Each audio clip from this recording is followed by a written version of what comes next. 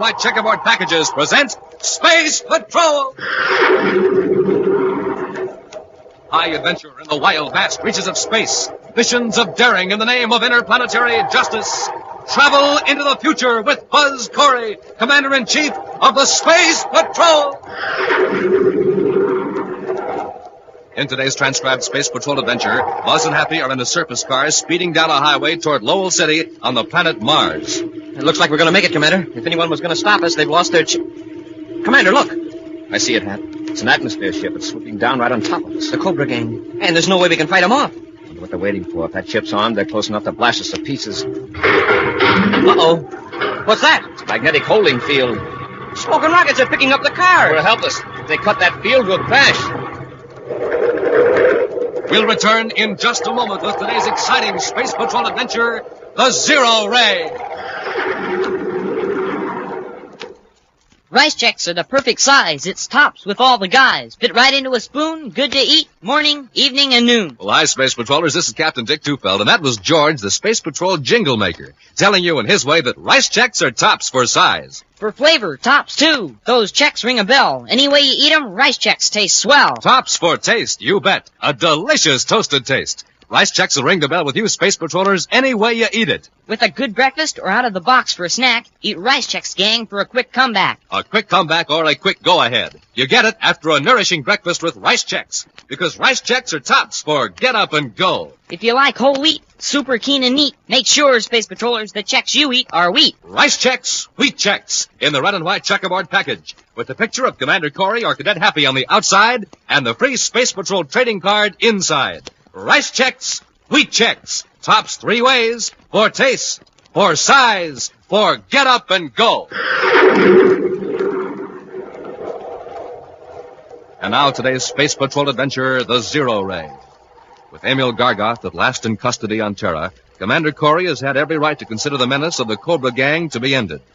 Even if Gargoth should stubbornly refuse to name his henchmen, the brainograph could easily reveal their identities and every detail of the elaborate structure of the criminal organization. But something has happened to prevent the immediate use of the brainograph on Emil Gargoth. In his central office at Space Patrol headquarters, Commander Corry fumes at the delay. There isn't any excuse for this. I gave orders that Gargoth was to be watched every second. Well, maybe he really did get sick, Commander. Of course he's sick. Must have had some chemical concealed on him. Somebody slipped up when they searched him. Well, anyway, he'll be out of the hospital in a day or so, and then we can give him the brainograph test. By then, most of his important agents will know Gargoth has been captured. They'll have time to get away. I guess that's right. But at least they won't be operating as the Cobra gang. There'll just be a lot of individual rats running for cover. So much dependent on the fast closing in on Gargoth's leaders. I'll get that, will you, Ham? Yes, sir. Commander Corry's office. Cadet Happy here. Yes, Dr. Arnold. Yeah, he's right here. Commander, it sounds important. Yes, Dr. Arnold. What? But I posted a guard. I'll be right over. We've got to get over to the Terra Hospital right away. Gargoth has escaped. A few moments later, in the office of the superintendent of the Terra Hospital, Buzz and Happy listened to a greatly distressed Dr. Arnold. Before you question your guards, Commander, I want to accept full responsibility. Emil Gargoth was admitted here as a criminal and as hospital superintendent. Just a minute, Dr. Arnold. The matter of responsibility for Gargoth's escape is secondary right now. I want to find out where he is and how he got away. I'm sorry I can't tell you that, Commander. There was so much confusion at the time. All right, Doctor. Happy. Yes, sir? Bring those two guards in here. I'll find out why they left their posts at the door of Gargoth's room. I can tell you that, Commander. Now, hold it, Ham. All right, Doctor. They left their posts to move some patients that were completely helpless. Patients that I thought were in grave danger. Danger from what? Fire, explosion, I don't know. Things were in a turmoil here for a while. What do you mean, fire and explosion? Well, everything went crazy all of a sudden. From all over the hospital, patients were complaining that their rooms were too warm. The heating system was out of control. Then we discovered the water pipes were frozen. Frozen? Here on Terra? That's right. It's as though the electronic brain that controls our temperature systems had gone mad. Patients, nurses, even some of the doctors were panic-stricken. You say the temperature controls went mad. What caused it? I don't know. But I didn't want helpless patients to be hurt in a fire or explosion or whatever was threatening. I gave an order to my staff to evacuate the bedridden patients, and your Space Patrol guards elected to help. During the confusion, Gargoth disappeared. I have jurisdiction over this hospital, Commander. I declared an emergency, and your guards acted accordingly. I hope you won't be too hard on them. Technically, they deserted their posts, but I think under the circumstances I would have done the same. As it looks to me, Gargoth took advantage of an accidental situation, or his gang engineered the whole thing. I don't see how that could be. The hospital heating and refrigeration systems are automatic and virtually foolproof. After I talk to those guards, suppose we make a complete check. Happy, call those men in here. A few moments later, Commander Corry dismisses the guards and, with Dr. Arnold and Happy, examines the master temperature control unit in the sub-cellar of the Terra Hospital. This graph on the control unit tells a story, Commander. Up to 1,400 hours, everything was normal, almost a straight line. Yeah. Then the heating chart swoops up to 140 degrees. To freeze the water system and raise the room temperatures to the degree we experienced a while ago, well, the whole central regulating system would have to be out of adjustment. As you see now, everything's normal. Yes. Doctor, what's that device over there in the corner? Oh, frankly, I don't know. I never saw it before. Let's have a look at it. Judging by the handles on it, it was meant to be portable. It isn't very heavy, sir. Well, Dr. Arnold doesn't know what it is, and it doesn't resemble anything I'm familiar with. Me either, Commander. We just take it to the security lab for a check. In the rear view scope of a private space cruiser, the bright circle that is Terra grows smaller and smaller. Two men watch it intently, moment after moment, without speaking. Then, with a sigh of relief, the larger of the two men turns to his companion. The screen's clear, Razzler. If anyone was after us, we'd have spotted them by now. I guess we made it, Mr. Gaga.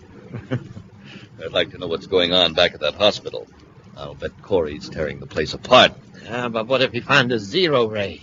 Well, what if he has? Does that mean he can trace it to you? Well, does it? No, of course not. At least not right away. Wait a minute. Do you mean there's a slight chance that the zero ray can be traced to you? Now, look, Mr. Gargon, didn't I take a big chance getting you out of the hospital? Would I be hiding you out at my place at Meteor Lake if I thought the Space Patrol would reach out and grab me? It's my policy to trust nobody. You may be sincere, Rensler, but you're not infallible.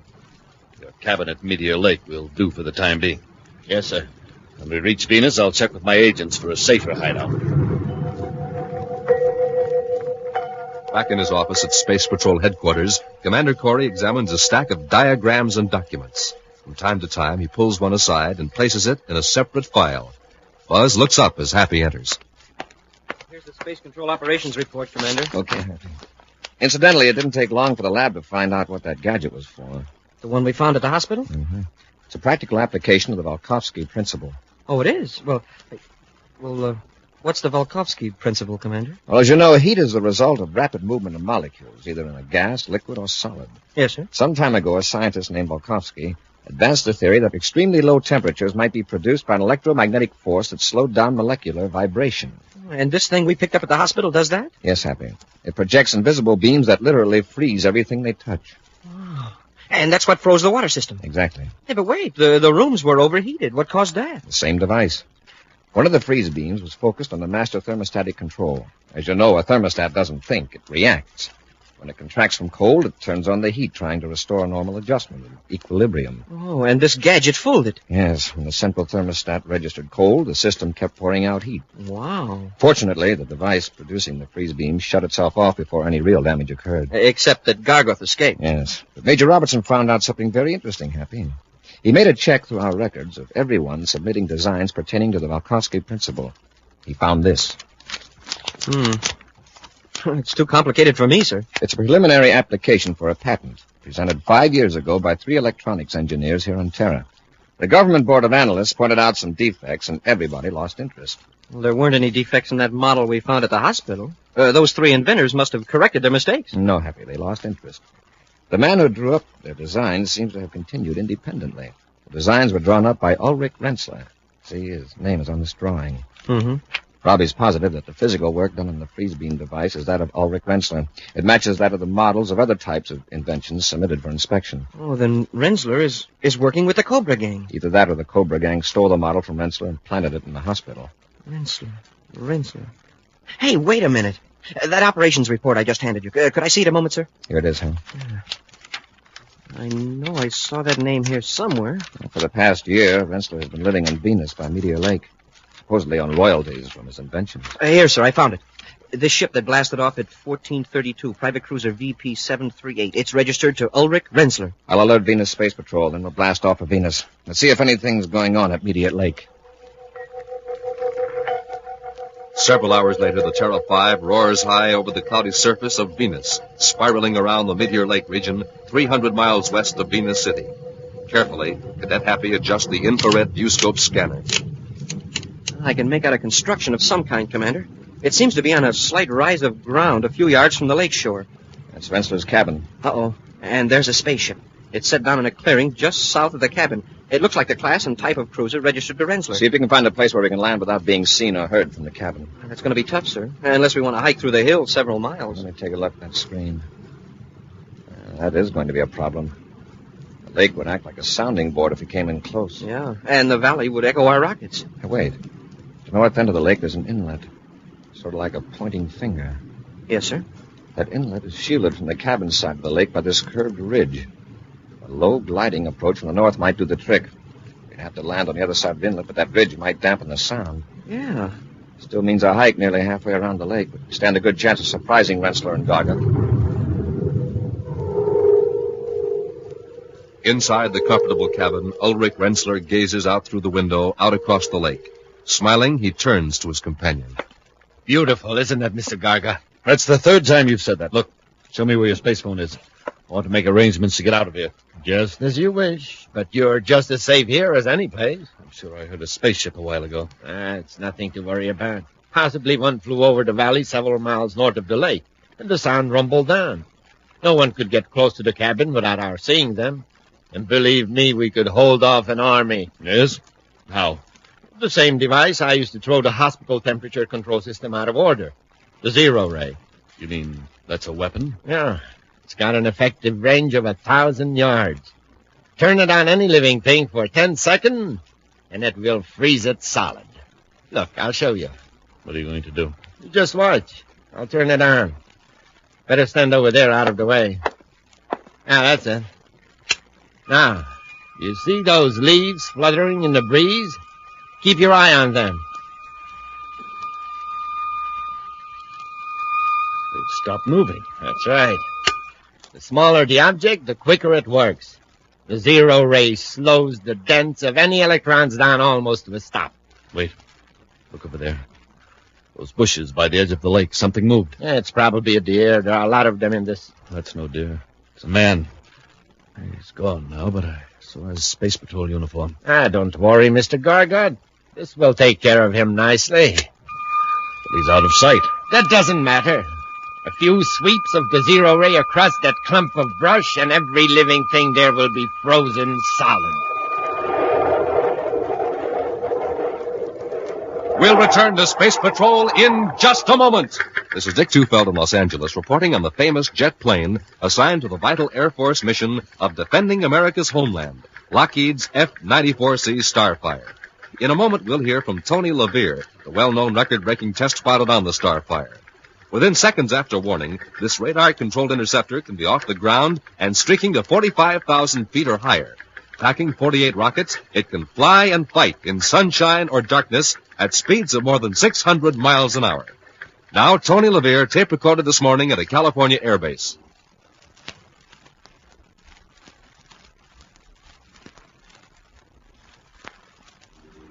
You know, good health is important to a test pilot, and I have to stay in top condition.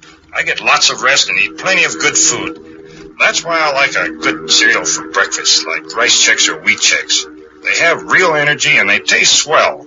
Why don't you try them? Make sure you keep yourself ready for action, the way Tony LaVere and lots of other famous test pilots do. Eat Rice Chex or Wheat Chex every morning. The cereals that are tops three ways. Tops for taste, for size, for real get up and go. That's Chex, wheat or rice. And remember, they're tops with America's top pilots. And now back to today's Space Patrol adventure, the Zero Ray. Emil Gargoth, leader of the Cobra Gang, escaped from the Terra Hospital with the aid of Ulrich Renzler. And now the two men are hiding in Renzler's cabin at Meteor Lake on the planet Venus. Hoping to take the two criminals by surprise, Buzz and Happy are cautiously making their way through the brush along the lakeshore, unaware that they've been observed. From the cabin, Rensler is sweeping the deadly zero-ray beam over the vegetation, planning to freeze the two space patrollers literally in their tracks. Something happened. I could do with the rest. This heat is really something. Yeah. Look at these leaves and branches. What about them, sir? A moment ago they were swaying in the breeze. Now they're rigid. Yet the breeze is still blowing. Uh-huh. It's rippling the water on the lake. Hey, look out, Happy! Commander, if you hadn't warned me, that limb would have hit me. Happy, look at these leaves and twigs. Smoking rockets, they shattered, just like glass. And feel the limb. Cold. Cold as ice. Yes. In the tropical weather of Venus. This is a perfectly healthy branch. Now, why would it break off in a little breeze? Because it's brittle. Hap, look over there to your right. See how those leaves suddenly stop fluttering? Yeah. It's as though something were passing over them and freezing them. Hap, quickly. Under the bank and jump off into the water. Hurry.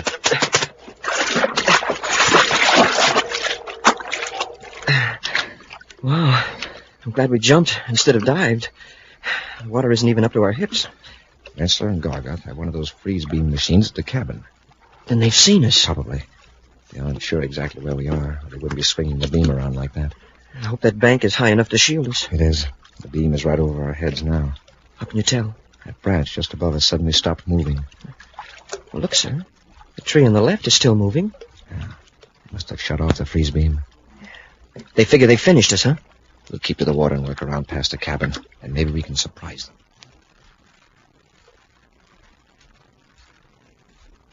See? There's not a sign of them. They're somewhere in that brush, rigid as statues. Let's go and find them. No. We're getting out of here right now. What for? Nobody will bother us now. Are you crazy?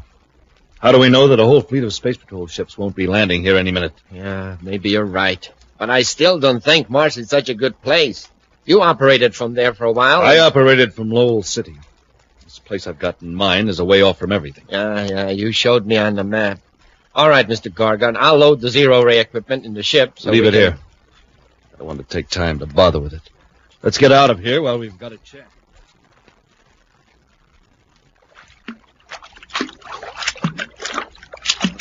Wait a minute, Hap. Don't go any farther. I can see the roof of the cabin now. Got to be careful not let Gargoth and Rensler see us. It's going to be rough, passing the front of the cabin. The bank isn't very high, and there's no vegetation. Smoking rockets! There's a spaceship blasting off. Oh, they got away. I guess they knew that we dodged the freeze ray. Not necessarily. See, they're nearly out of sight already. And it'll take us at least an hour to get back to our ship. Let's go to the cabin instead. Leave the spaceophone Venus City to alert patrol ships to look for Rensler's cruiser. I hope they haven't smashed their spaceophone transmitter. Now, come on, Hap. Keep under cover as much as possible. For all we know, somebody may still be at the cabin. Cautiously, Buzz and Happy work their way toward the cabin, then softly approach the door, which stands wide open. Maybe somebody's in there after all. The door's open. Well, I've got to come out in the open now. Come on. I'll go in first.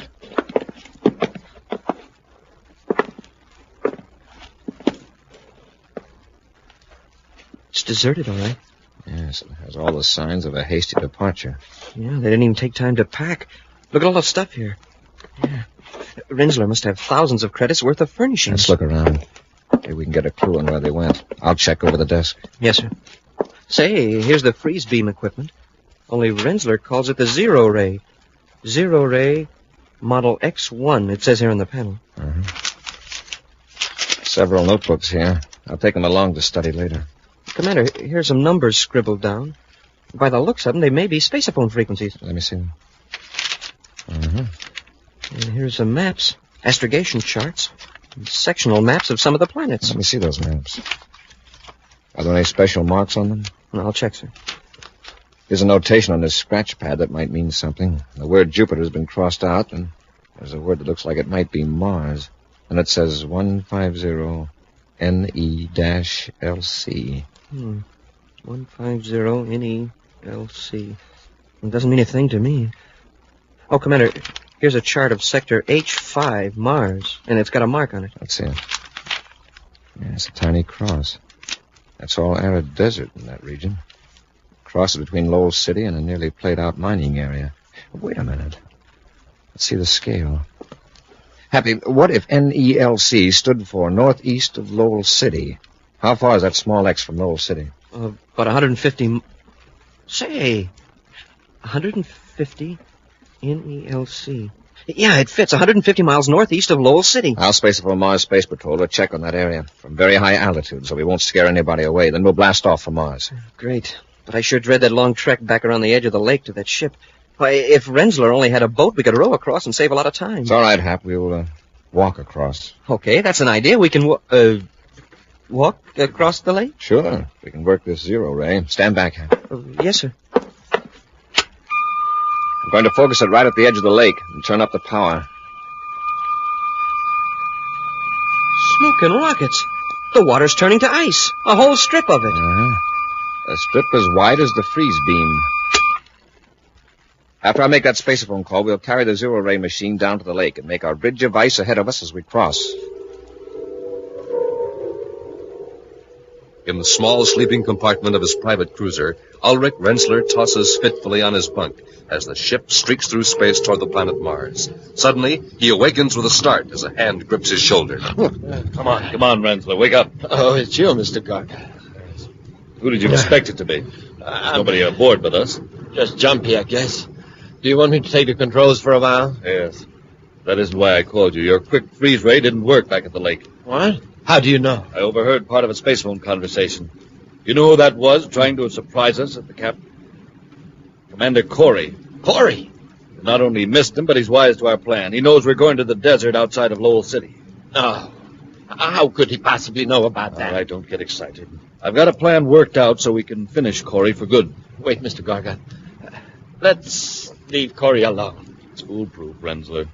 Corey's going to search the desert in a surface car. He figures he can pass for somebody connected with one of those mining outfits in that area. Yeah. We'll switch to an atmosphere ship at Hubble Settlement on the other side of Mars. Then we'll take care of Corry. With Lowell City far behind them, Buzz and Happy roar over the Martian desert highway in a sand-scarred surface car. From their rough work clothes, they appear to be a couple of mining engineers on their way to one of the lonely quarries or mines on the Martian wastelands. Gee, Commander, we've come more than 50 miles and we haven't seen a soul. That's probably why Gargoth picked this region for a hideout. With this battered-up car and the surveying equipment, we ought to be able to get pretty close to his place without exciting suspicion. That's what I'm counting on, Hap. With all those tools back there, we could be independent prospectors if we have to. Commander, look. I see it, Hap. It's an atmosphere ship, and it's swooping down right on top of us. If that ship's armed, they're close enough to blast us to pieces. Hey, what's that? It's the ship's magnetic holding field. Smoking rockets. Hey, they're picking up the car. They're right off the highway. We're helpless. If they cut that field, we'll crash. Well, the ship's sure gaining altitude fast. Yes, it's too late to jump. Are you all right, Commander? It's Gargoth. Listen to me, Commander. Switch your space phone to 478.2 megacycles, and don't attempt to contact Space Patrol headquarters, or I'll cut the holding field and drop you. Understand? Yes, Gargoth, I understand. We are now 100 feet off the ground. Rensler will maintain this altitude until we are far away from Lowell City. Or over the hills, I shall cut the holding field and drop you into a most inaccessible spot, miles from a highway or road. Chances are the wreckage will never be found. Just how do you think you're going to get off of Mars? Every spaceport is being watched, and this is only an atmosphere ship. I have a spaceship ready, and it's miles from a spaceport, Commander. Now, if you'll excuse me, Corry, I'll keep a sharp lookout for space patrol ships. What a fix. Not a patrol ship in sight. No. Sure that spacephone switch is at the off position, Hap. I don't want Gargoth to hear us. Believe me, there are a few things I want him to hear. Gotta work fast, Happy. What can we do? We're suspended under the belly of a ship 100 feet off the ground, and Gargoth will probably take us higher before he drops us. Hap, reach back in that tool chest. Yes, sir. There's an atomo torch there? Yes, sir. Good. Now listen, right above us in Gargoth's ship is a small cargo bay. Now get busy with that cutting torch. There's no other ship in sight, Mr. Gargoth. Good, and we're at 250 feet altitude. That ought to make it nice and permanent. All right, Rensler. Cut the holding field. There they go. I'll bank the ship so we can watch that surface car crash. Boom! Some smash, eh, Mr. Gargon? Well, that takes care of Corry and his cadet. It sure does. There's no doubt about it this time. We really... Mr. Gargon. Rensler, what's the matter with you? Have you... Corry, don't stand there gibbering, Rensler. Shoot them. No, you don't.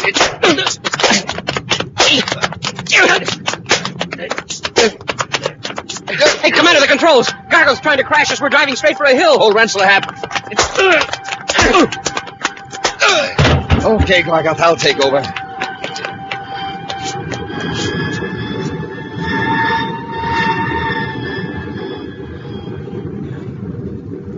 Oh, you pulled her out just in time. I'll take the ship into Lowell City, Hap. This time we'll make sure Gargoth doesn't pull any tricks and escape. No, sir. He won't get a chance to dodge the brainograph test by going to the hospital either. Yeah, Gargoth, you're going to the brainograph with a clear head if I have to knock you cold. An action preview of next week's exciting Space Patrol adventure in just a moment. Space Patrollers, you all know what sound effects are. You hear them all the time on your radios. But listen to these musical sound effects and see if you can guess what we're doing with Rice Chex and Wheat Chex. Yep, Space Patrollers, there's a big bowl filling up with Rice Chex or Wheat Chex. Man, oh man, it even sounds delicious. And it tastes even better. Those triple oven-toasted biscuits are tops for taste. Now we're pouring on the cream. Listen, you can almost hear those crisp, crunchy Chex filling up with that cream. And then for the first bite, wow, what a bite! Size just right. Because Chex are made in that modern bite-size design, makes them tops for size.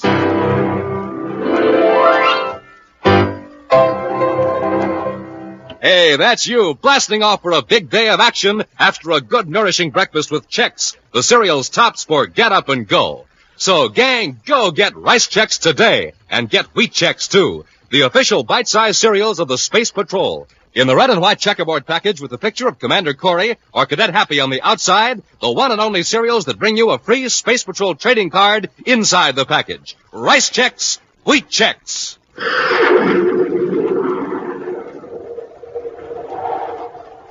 Now, a preview of next week's exciting Space Patrol adventure. Buzz and Happy are in their spacesuits, advancing across the rocky surface of the planet Mercury toward the hideout of an escaped criminal. Hold it, Happy. Something moved up there ahead of us. It looked like an animal of some kind. An animal on Mercury? Maybe that's right. Well, whatever it is, there's another one. Hap, it's a small robot. Castro is probably using them to observe us. Yeah, they look like turtles, except that they move a lot faster. You go back a few hundred yards and figure out another plan of action. Hap, look behind us. We're surrounded by them. Yes, sir. Oh, my leg! It's some kind of weapon. They're shooting plane rays right through our spacesuits. They're closing in on us. Dozens of them. Commander, I can't move! Be sure to join us next week for the thrilling story, The Super Brain of Volmer Castro, when Rice Chex and Wheat Chex again present Space Patrol! Space Patrol, created by Mike Moser, starring Ed Kemmer as Commander Corry and Lynn Osborne as Cadet Happy, was written by Lou Houston, produced and directed by Larry Robertson, executive producer Mike Devery. Other players were Ken Mayer, Norman Jolly, Baylor Kovach, and Stephen Robertson. Dick Tufeld speaking. Now, don't forget to tune in next Saturday and every Saturday when Rice Chex and Wheat Chex again present Space Patrol! Be sure to see another exciting Space Patrol program on your local ABC television station. Consult your local paper for time and channel. This program is broadcast to our armed forces overseas through the worldwide facilities of the Armed Forces Radio Service. Space Patrol came to you transcribed from Hollywood. This is ABC Radio Network.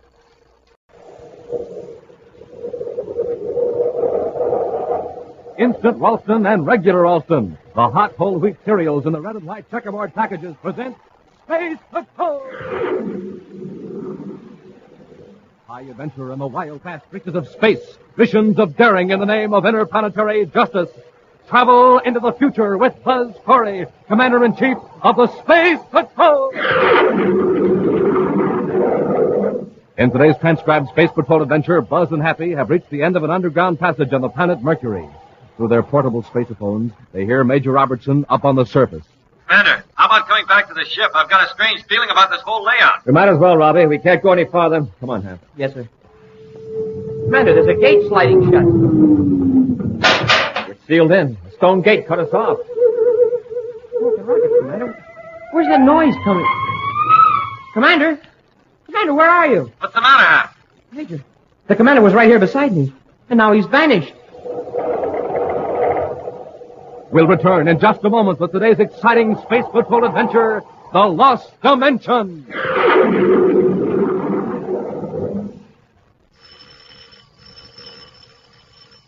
Hi, this is Captain Dick Tufeld, Space Patrollers, ringing your doorbell today with an extra special message from Commander Corry for all you Space Patrollers about the brand new, sensational Monoview Outer Space Helmet.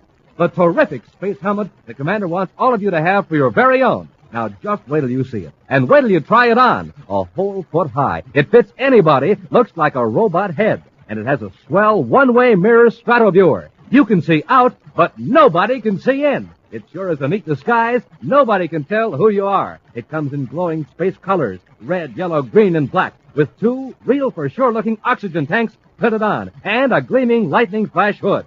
Now, here's how to get yours. Buy a package of good hot Ralston.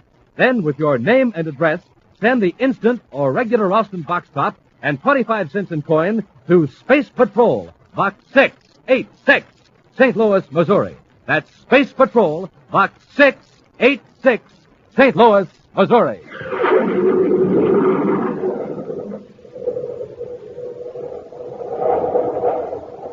And now, today's Space Patrol adventure, The Lost Dimension. North of the equator of the planet Mercury is a low dome of rock known as Gombine's Knoll, named for its eccentric owner, Boris Gombine. His exact source of income is unknown, even to his closest associates. But he has a reputation for backing fantastic schemes and allowing himself to be imposed upon by men of doubtful worth. Even his confidential secretary, Mart Duncan, occasionally feels called upon to offer Gombine a word of caution. It's not that this Dr. Farandol is dishonest, Mr. Gombine. He's wasting your money. Well, not to change the subject, Duncan, but did you hear about the Planet X Resources project? Yes, sir. The company must mean business. They've put up a $2 million credit bond to guarantee that they'll complete some basic developments there inside of a year. Well, I'm not interested in Planet X. I'm interested in that 2 million credits. Why should it lie there in the vault of the Terra Bank when I could use it?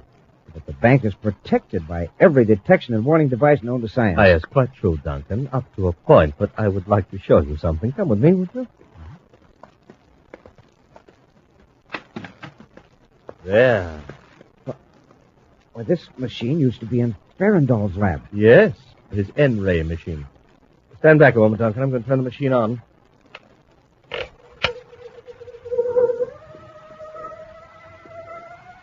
Now, watch that wall over there. What? Dr. Farandol.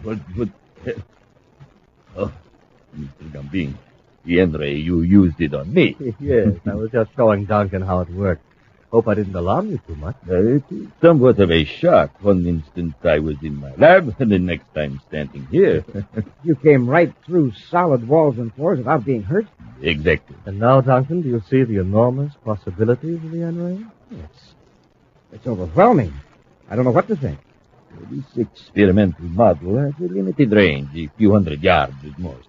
However, a more powerful N-ray generator can move objects from one planet to another. How much money would be needed to construct such a generator? Oh, a prohibitive amount for any private person. About 2 million credits. 2 million, eh? Perhaps that amount is not so far beyond reach as it seems. Not nearly so far. Several days later, on the man-made planet Terra, Commander Corry and Cadet Happy are in a storeroom in the security lab in Space Patrol headquarters. Suspended on racks are several new type spacesuits, which Happy is seeing for the first time. Notice the helmet particularly, Happy. It was especially designed for Space Patrol use. Officially, it's called the Monoview Outer Space Helmet. It looks great, sir, except, well, what about the facepiece? Why, is something wrong? Well, it's got solid metal over it. How can you see where you're going or what you're doing? Maybe you'd better test it. Here, try on the helmet. The facepiece sure is metal, but well, what is it? Silver or polished Endurium? Neither. It's a new plastic. Oh, a face piece you can't see through. That doesn't seem like a very Smoking rockets, I can see through it after all. Then it's all right? Hey, it's wonderful. I can see you in the lab just as clearly, and hey, you must have made an adjustment on the helmet when I put it on. No, Hap. Take it off and see for yourself. Okay. Hey, it looks like solid metal again. That's the Mystic Strataviewer, Hap. That eyepiece is a unique feature of the Monoview outer space helmet. The wearer can see out, but no one can see in. Hey, that's terrific. That would sure be an advantage on a secret patrol. You bet it would. In outer space, the Mystic Strataviewer lens cuts out harmful ultraviolet rays. And this new helmet is going to be a regular issue to all space patrols? Right, Hap. I suppose Major Robertson has tested the helmets already. Yes, he thinks they're great. Oh, Robbie, I'm just showing Happy the new Monoview outer space helmet. Commander, I've just learned 2 million credits have disappeared from the vault of the Terra Bank. Huh? Disappeared? How? Now, that's a mystery. No alarms were tripped. There's no trace of forced entry. An inside job. It's got to be. Only 3 bank officials know the combination of the vault. Not one of them could have opened the vault without the knowledge and cooperation of the other 2. This morning, the 3 bank officers entered the vault in presence of witnesses to look for a missing document. They found the document, all right, exactly where one of the officers had put it by mistake, in the Planet X Resources Project vault. But the money was gone. 2 million credits can't disappear without at least one clue, and we're going to find it. Elsewhere, back on Mercury, Boris Gombeen places a stack of credits in his private safe. He locks it and then turns to his assistant. Well, there we are, Duncan. Thanks to the N-ray, we've 2 million credits. I'm glad it's over. I could never go through that again. Oh, there was nothing to it. Not for you, maybe. But to be in a surface car on the street 1 second, and to be inside a bank vault the next. To pass through Endurium walls like water through a sieve. But think what we can do now, with money enough to build a super powerful N-ray generator. What about Farrell? He won't know I'm using it until after he's constructed the big generator. Come in. Oh, yes, Dr. Farrell, what is it? I've been doing considerable thinking about further financing of my N-ray, Mr. Oh, but that is my department, Doctor. All you need do is work on a technical area. I know, but it occurs to me that the United Planets government might be glad to help out, now that we have a working model. For the time being, it's best that I handle the financing my own way. The government doesn't even know about your invention. But it already does. What? Some months ago, I sent a preliminary description of the N-ray principle to the security division of the Space Patrol. You mean they know about the N-ray? No, not the full theory. I didn't have it thoroughly worked out at that time. That was very foolish of you, Farrell. Were you working here on Mercury when you sent that message? Yes, I had just arrived. Oh, this hurts me deeply. I advise you to send another message immediately telling the security division that the N-ray principle was entirely wrong. Why should I do that? It isn't true. It works. Well, suppose some government scientists should go to work on your theory. If they independently produce a workable N-ray machine, where does that leave me? What chance would I have to get back my investment? Now, is that gratitude, Farrell? I never thought of it that way, Mr. Gombe. Without realizing it, I didn't say. Biting the hand that feeds you. Well, I would play benefactor to an impractical, self-centered genius. Please don't feel that way, Mr. Gamble. I'll send a message. I'll tell him I reply. Hours later, in Space Patrol headquarters on Terra, Buzz and Happy carefully go over the brainograph reports from the Terra Bank employees. Find anything, Happy? Oh, no, sir. None of these employees know any more about how that money disappeared than I do. Oh, that reminds me. I was supposed to give you this copy of a message that was sent to the security division. Who gave it to you? Major Robertson. Dr. Michael Farrell, Gombeen Knoll, Sector L24 Mercury. Professional pride prompts me to report the proven fallacy of my previous communication in regard to the transmission of solid objects by means of ultra-electronic vibration. I regret that my theory of the so-called N-ray operating in another dimension through hyperspace was announced prematurely. Why did Robbie want me to see this? He didn't say. I guess he thought you needed a laugh. Well, what does it mean, if anything? I don't know. Any man who comes out and admits he was wrong is entitled to respect and consideration. Yes, sir. I'm going to see that Dr. Farrell gets a reply the first thing in the morning. Now, let's go over this lab report on the robbery. The calm serenity that has reigned in Gombeen Knoll and Mercury has suddenly been broken. Boris Gombeen paces the floor of his study while his assistant Duncan futilely tries to pacify him. Oh, confound those stupid officials. Ordinarily, that money wouldn't have been missed for months. Doesn't matter, does it? There aren't any clues. Oh, no clues, except in the files of the security lab, that's all. You mean Farandol's N-ray theory? Yes, and the message I made him send. That'll start the Space Patrol to thinking, and it won't take them long to put two and two together. Oh, I don't think they'll associate the two events. Oh, you don't. Duncan, look here, they're faced with a robbery that couldn't have been committed by any known method. And then we come along and suggest a method, Farandol's N-ray, the possibility of transmitting objects through hyperspace. Practically a blueprint with my name on it. I don't see what we can do about it now. I do. We'll put the N-ray back in my spaceship and blast off for Terra, and you're going to get Farandol's original report out of the security file. Next morning, in one of the file rooms of the security lab, Commander Corry and Cadet Happy stand in front of a cabinet containing reels of microfilm. The chief clerk was right, sir. It's not here. But it was entered in the master journal. Farandol's theory was received, microfilmed, and filed in this cabinet. Well, his hyperspace theory was no good anyway, so I guess it doesn't matter. Well, there's other information on that reel, Happy. It's very important if anything is missing from these files. Well, maybe it's just a mistake. It'll turn up. Major Robertson doesn't think it was a mistake. Well, he did look pretty worried, but I thought it was about the missing 2 million credits. Happy's still here. Pretend to be busy with the file. I thought I saw somebody close the door to the next file room. Oh, but who could be in there? We're the only one. Talking over there. Stay with me. Let's see if anyone's in the next room. I get it. Well, I'll look through this cabinet once more. It's got to be here. Of course, it might have been filed under some other heading. Stay right where you are. I've got to get out of here. What's the matter with Gambine and the N-ray? There it is. Blast.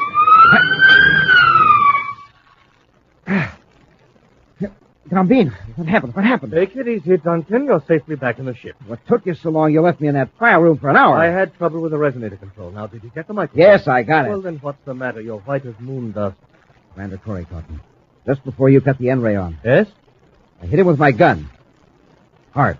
Well, if you finished him, so much the better. And now get hold of yourself, Duncan. We're blasting off back to Mercury. We'll return to Space Patrol in just a moment. A man from the moon, a Martian monster, or a citizen of Saturn. That's you, Space Patrollers. Yes, sir, that's you when you put on your new Monoview outer space helmet. Now, when you get it on, take a look in the mirror. Wow, you won't even recognize yourself. And nobody else will know you either because you can see out, but nobody can see in. Yes, sir, gang, that one-way mirror stratoviewer is real magic. Space magic. Oh, think of the fun you'll have playing Space Patrol, equipped with Commander Corry's own official Monoview outer space helmet. Just like a real spaceman. You're ready to go any place in space because your helmet comes complete with two real-looking oxygen tanks fitted on and a swell lightning flash hood. It's colored red, yellow, green, and black. Real space colors and a whole foot high, and it fits anybody. Now, Space Patrollers, send for yours today. Buy a package of good hot Ralston. Then, with your name and address, send the instant or regular Ralston box top and 25 cents in coin to Space Patrol, Box 686, St. Louis, Missouri. That's Space Patrol, Box 686, St. Louis, Missouri.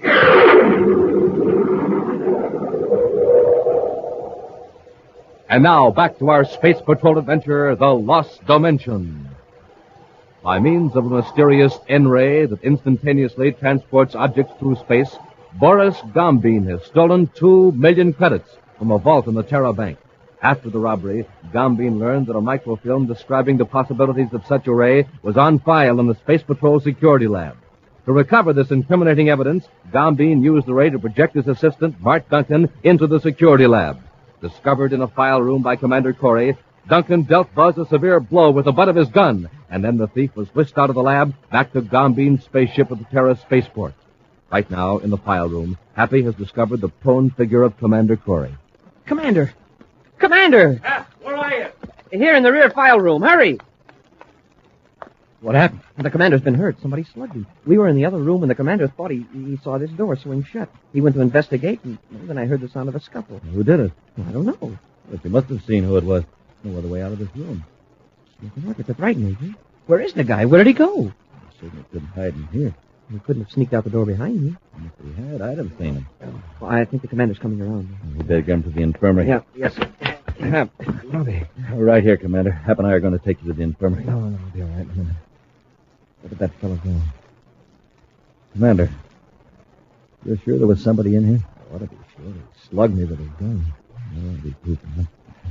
He's not here now. There's no way he could have escaped. There was no way for that microfilm deal to disappear from the files or for the 2 million credits to vanish from the bank.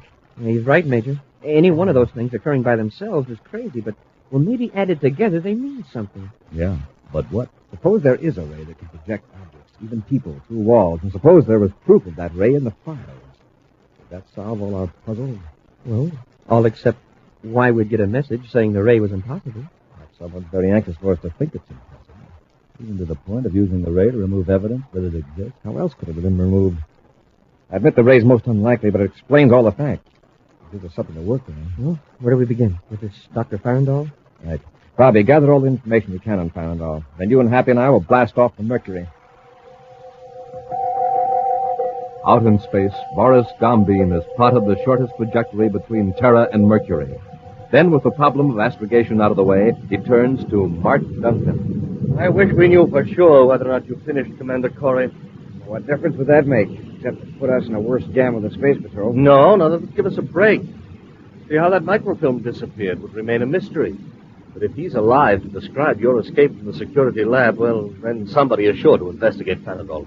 Well, then why head back to your place on Mercury? Leave Farandall around to blab everything he knows? Besides, the 2 million credits are at Gombean Knoll. You don't want to leave that fortune there, do you? Not if we can get away safely. Oh, surely we can. Remember, we've a weapon the Space Patrol is powerless against. The N-ray. How can you use it as a weapon? You'll see. I'll need a little instruction from Farandall first. Suppose he won't cooperate. Just leave that to me. Now, stop worrying. When we get to my place, we'll carry the N-ray machine out of the ship and set it up in my study again.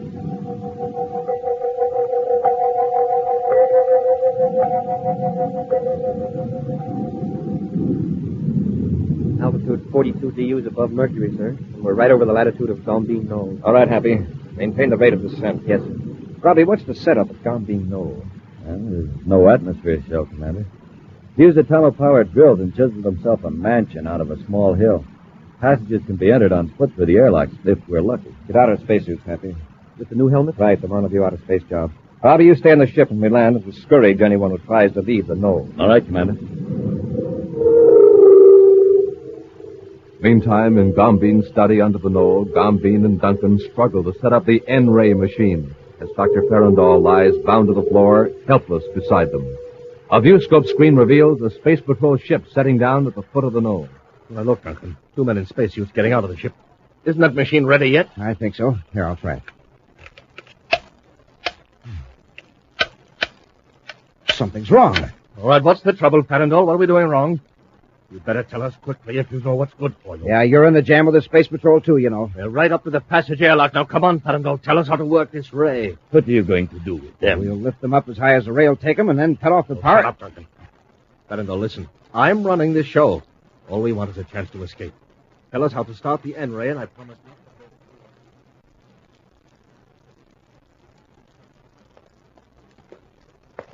Yes, okay in the passage, Hap. Open your helmet faceplate. All right, Commander. Well, the passage branches off to the left here. Which way do we go? Take the widest branch. Straight ahead. Be sure to keep your suit space phone on so Robbie can hear us. Yes, sir. How is everything in there? All right so far, Robbie. Any sign of anybody from your position? I don't like the looks of it. Looks like you took the wrong turn, Happy. The passage comes to a dead end here.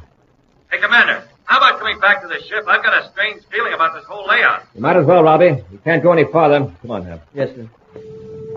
Commander, there's a gate sliding shut. We're sealed in. The stone gate dropped and cut us off. The rockets, Commander. Where's that noise coming from? Commander, where are you? What's the matter, Hap? Major, the commander was right here beside me, and now he's vanished. A fraction of a second after he vanishes from the sealed passage, Commander Corry suddenly appears in Gombean's study. The pulsating sound of the N-ray fades, his vision clears, and he looks into the muzzle of a blast gun. Stand right where you are, Corry, and get your hands up. We only got one of them. Oh, perhaps just as well for the present. The other one's still sealed in the passage. Now, Corry, I'm going to turn off your suit spaceophone and don't move. There. I assume you're Boris Gombean. Yes, that's right. You pilot the machine there. He's the one who slugged me back at the security lab. It was a pleasure. Enough of these formalities. Duncan, keep Corry covered while I focus the N-ray. What are you going to do? Well, you're going to transfer me to the control compartment of Corry's ship. Yes, that's right, Corry. I'll take care of that pal of yours so fast he won't know what's happening. You aren't going to leave me here. Oh, no, of course not. You can bring the money when I spaceophone you from Corry's ship. Corry, take off your spacesuit. Come on, make it snappy. Watch him closely, Duncan. I am. All right, reach over and cut on the N-ray. It's all focused. And then cut on the spaceophone. Okay. See you later, Duncan.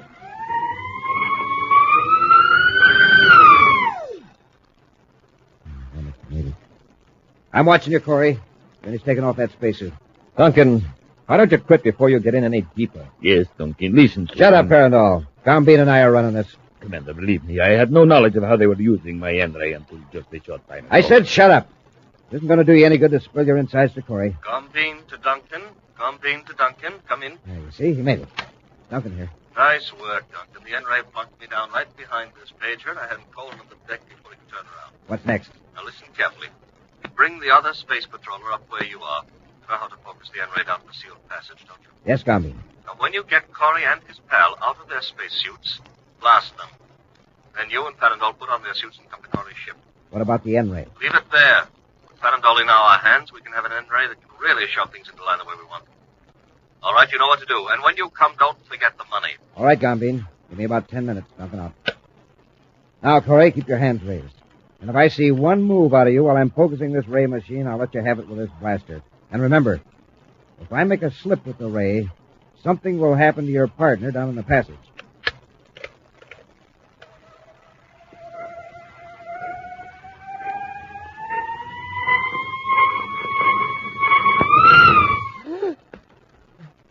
Smoking rockets. Hey, where am I? Hey, Commander, how... Just drop that ray gun, Cadet. Keep your hands up. Do what he says. Yes, sir. For all a man who's so nervous, he leaves the vertical rectifier control out of bias on an N-ray is sure to be triggered. Huh? What's that? Go ahead. Overmodulate the whole hyperspace coordinate synchronizer.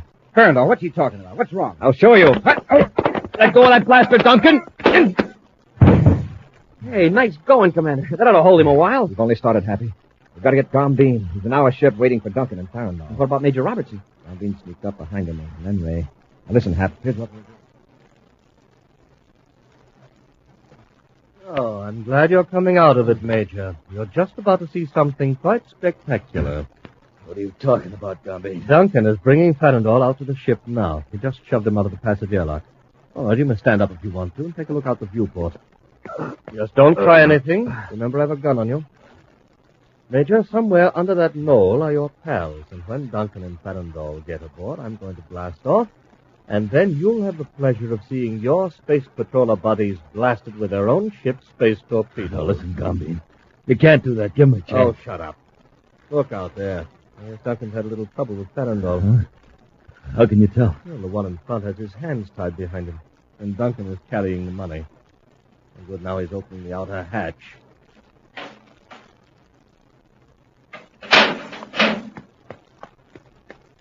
Nice work, Duncan. Put the money down and then take off your helmet and enjoy the show.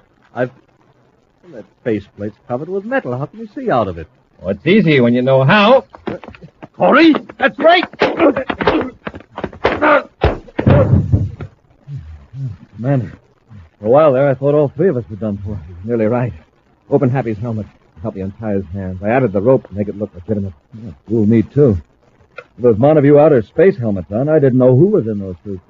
Thanks, Major. We'll lock Gambine back aft. When it happened, I'll go back to Duncan and Farandol. Yeah, when we left, Farandol was begging us to destroy his N-ray. He was?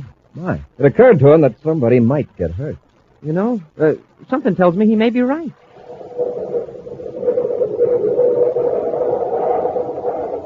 An action preview of next week's exciting Space Patrol adventure in just a moment. Did you hear that, Space Patrollers? Did you hear how the sensational Monoview outer space helmet saved the day today for the Commander, Cadet Happy, and Major Robertson? That's right, Dick. It's the finest piece of equipment ever developed in the Space Patrol laboratories. And that's why I want all you Space Patrollers to have a helmet just like mine. It's a whole foot high, makes a wonderful disguise, because that one-way strataviewer lets you see out, but nobody else can see in. Has 2 full-size oxygen tanks and breathing tubes printed on, and a gleaming lightning flash hood.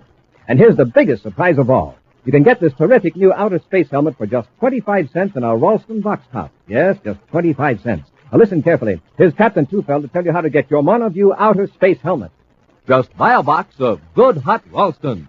Then, with your name and address, send 25 cents in coin and the instant or regular Ralston box top to Space Patrol, Box 686, St. Louis, Missouri.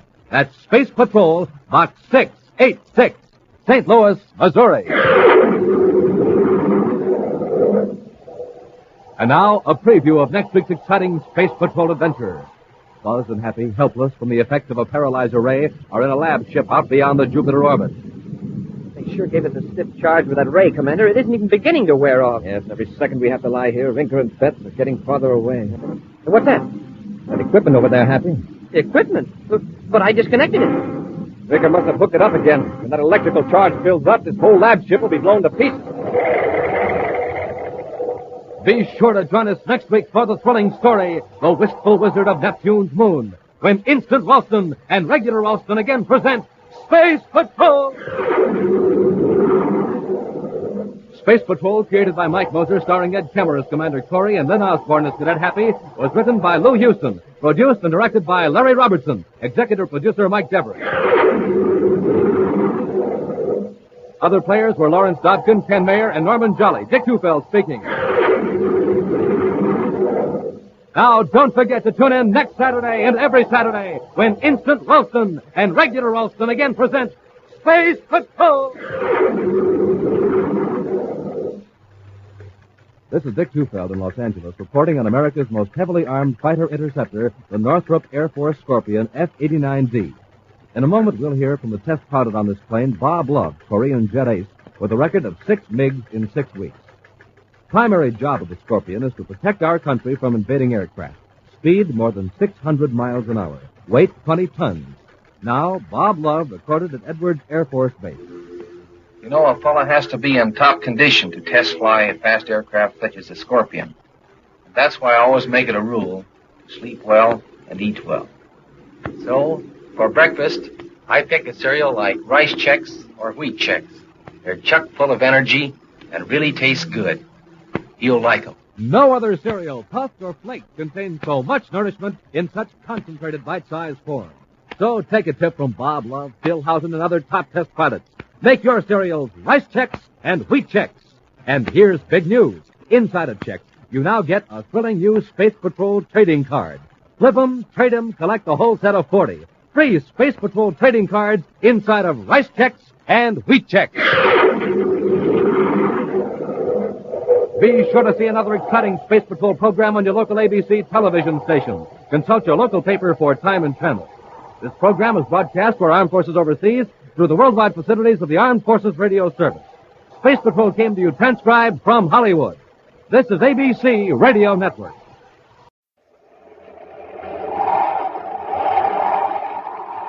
Wheat Chex, Rice Chex, and good hot Ralston present Space Patrol!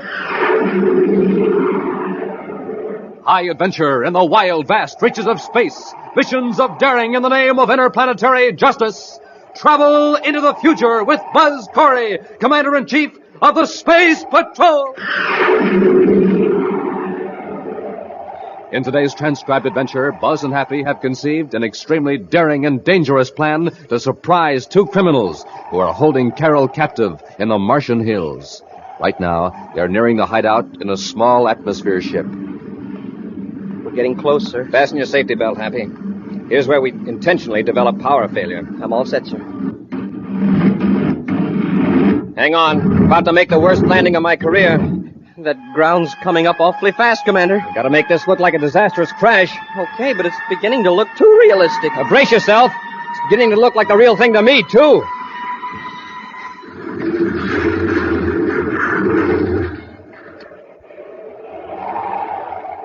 We'll be back in just a moment with today's Space Patrol story, Crash Landing. Yes, it's Space Patrol, but first, a direct broadcast from the yard of Public School number 10 on the planet Terra. It's recess here, gang, and I've got my eye on a fast-moving boy named Jeff Fisher. Man, is he supercharged. Hey, Jeff, come on over here and tell the gang how you get supercharged every morning. I just do it the way Buzz Corry does it. I eat a good breakfast with a checkerboard super cereal, like Rice Chex. Rice Chex? Say, that Rice Chex is real swell eating, right? I'll say, and it's bite-sized, too. Only bite-sized rice cereal in the universe. Only rice cereal for me, boy. It's plenty keen. You betcha. So, boys and girls, don't you think it's about time you tried Rice Chex? Remember, to think fast, to act fast, you have to eat a breakfast that supercharges you. A power breakfast with a checkerboard super cereal. So today, make it Rice Chex, the delicious bite-sized super cereal that helps to supercharge you.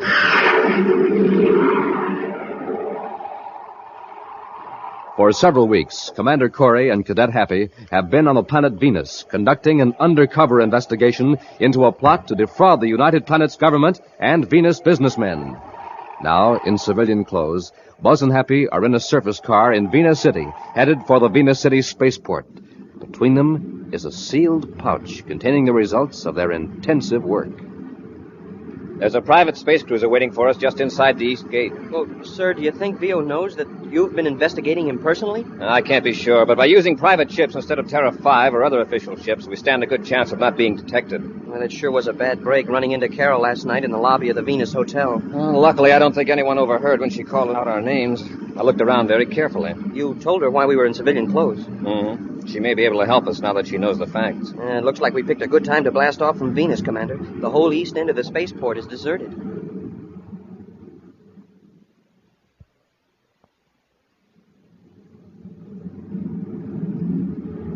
We're in luck, Mr. Veal. Corey's car is the only one on the side road. Well, we'll need a lot more luck to get that evidence away from him. That's a break for us that he picked this deserted end of the port. Speed up, Bob. We can pass him before he gets to the gate. Then inside the gate, I make a quick turn, slam on the brakes, and you tumble out of the truck. Yeah. Chances are Corey won't suspect anything when he sees that this is a regular Space Patrol maintenance truck. They're usually in a hurry anyhow. Pour on the power, Bob.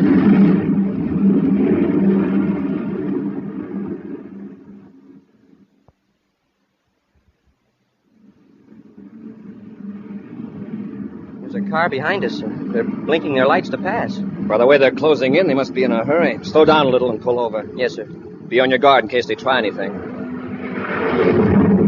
Wow, that guy drives like a maniac. Did you see him whiz past us? It's a maintenance truck. Yeah, I'll bet the driver's another one of those washed-out space pilots. They always drive like they're sore at the universe. Hey, look at him barrel through that gate. Commander, the fool's gonna turn. Abby, stop. Somebody fell out of the truck. Smoking rockets.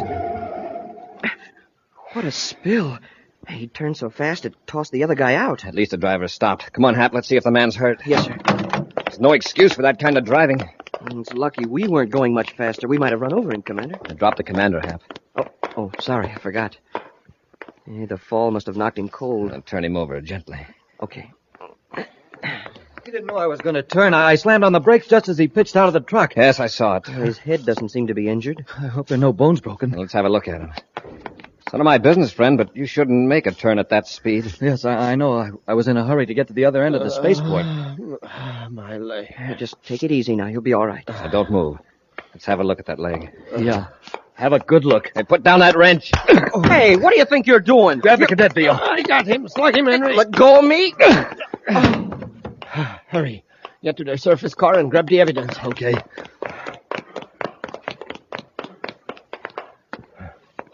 And there is a dispatch case in the seat of the car. That must be it. Take a look in the back, just in case. We want to get all of it. There's nothing back there, Veal. All right, come on. Let's get to the truck.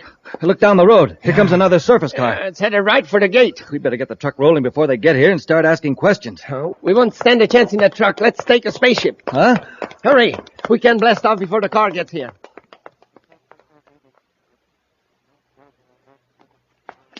Happy. Happy. Oh, my head. Hap, our car and their truck are still here, but our spaceship is gone. I thought I heard a blast off, but I figured it was inside my head. I heard another car approach, but it didn't come through the gate. It must have turned down the road paralleling the fence. Hey, the evidence, sir. Did they get it? Yes, it's not here. I guess our undercover work wasn't so undercover after all. That must have been Vio, and he and his partner have taken our private cruiser. Well, maybe we can get another ship and blast off after them. First, let's go to local headquarters and spread an alarm. You drive that truck, and I'll take the surface car. Commander, an all-planet space patrol bulletin on VO is being spaceophoned now. Good. I hope our units can intercept him before he has a chance to change shifts. We aren't going to stay here at Venus City headquarters, are we, sir? Right now, there's nothing we can do that the search units can't handle. Besides, I want to investigate this gadget we found in the truck VO was using. Oh, that funny-looking electrical device. What is it? It's a stimutron. A what? Stimutron. It's a high-frequency electrotherapy machine used to treat advanced cases of venous fever. Oh, you mean the blood condition that some people get from being in the Venus swamps too long? Yes. This machine is the only successful cure. There are only about 6 stimutrons in the solar system, all in hospitals or clinics. No private individual has one. Well, then what was this one doing in the truck? Stolen, probably. Stolen by someone who needs the treatments and who doesn't dare go to a regular hospital. You mean VO has Venus fever? Or one of his gang. I'm notifying all doctors to report anyone applying for stimutron treatment. Well, didn't VO spend a lot of time around those Zyrola plantations in the swamps, arranging crooked deals? Yes. If he's got venous fever, he made a bad bargain when he traded that evidence for the stimutron. Oh, by the way, sir, did you get that message from Carol? Yes, she called 2 hours ago. I guess she thought we'd be on our way to Mercury by now. But she checked out of the hotel. I just contacted the manager. Checked out? I thought she was going to stay here a week. I guess she suddenly changed her mind. She left orders for the hotel to forward her luggage to Mercury. They don't have any idea where she is. I wonder why she decided to go to Mercury all of a sudden. Well, I hope it isn't her plan to follow us. Well, if it is, she's going to get a surprise when she lands on Mercury and finds out that we aren't there.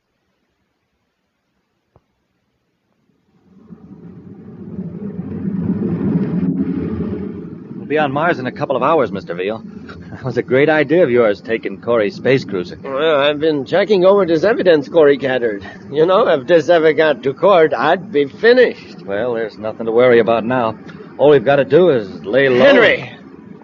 Oh, no. What's the matter, Mr. Veal? Oh, the stimutron. I left it in the truck. Oh, well, there's probably one in Lowell City Clinic on Mars. I can't just walk into the clinic with every space patrolman in the universe looking for me. I got to have those treatments. You know what that Venus fever does to me. Makes me helpless as a baby. Well, what are we going to do? We can't go back to Venus. Of course not. Henry, this is awful. Listen. What? I thought I heard the compartment door close back out. Oh, you're just nervous. Relax, Mr. Veal. You'll think of a way to get those treatments. Yeah, sure. I just got to. Buzz, Happy, I hope you won't be angry. What are you doing aboard? Well, I thought Mr. this Veal. was... It's the girl we saw at the hotel. Shut up, Henry. All right, miss. What are you doing aboard our ship? Your ship? This is Commander Corry's ship, Mr. VO. You know who I am. You have the advantage of me, Miss... Carlisle. Carol Carlisle. The Secretary General's daughter. That's right, and I demand you return this ship to Venus immediately. That's impossible. We can't keep her with us, Mr. Veal. She's dynamite. The smartest thing for us to do is drop her off somewhere and be sure she's safe. Yes, I know. You're right, Henry. But if we do, we're running a good chance of being captured. Why did you have to spoil everything by being aboard? I had some information to give Commander Corry about you, Mr. VO, and your friend Bob Henry. I was going to tell them where they could find you. Well, your attempt at playing detective has put you in a delicate position, and me in a dangerous one. Can't let anything happen to her, Mr. Veal. I'd say it's worth the risk to see she's returned safely. Wait a minute. Maybe this is a break for us after all. Yeah, some break. We can get this girl off our hands and still have a chance to avoid being captured. Henry, we'll go on to my hideout on Mars. I know how we can contact Corry without the risk of being captured.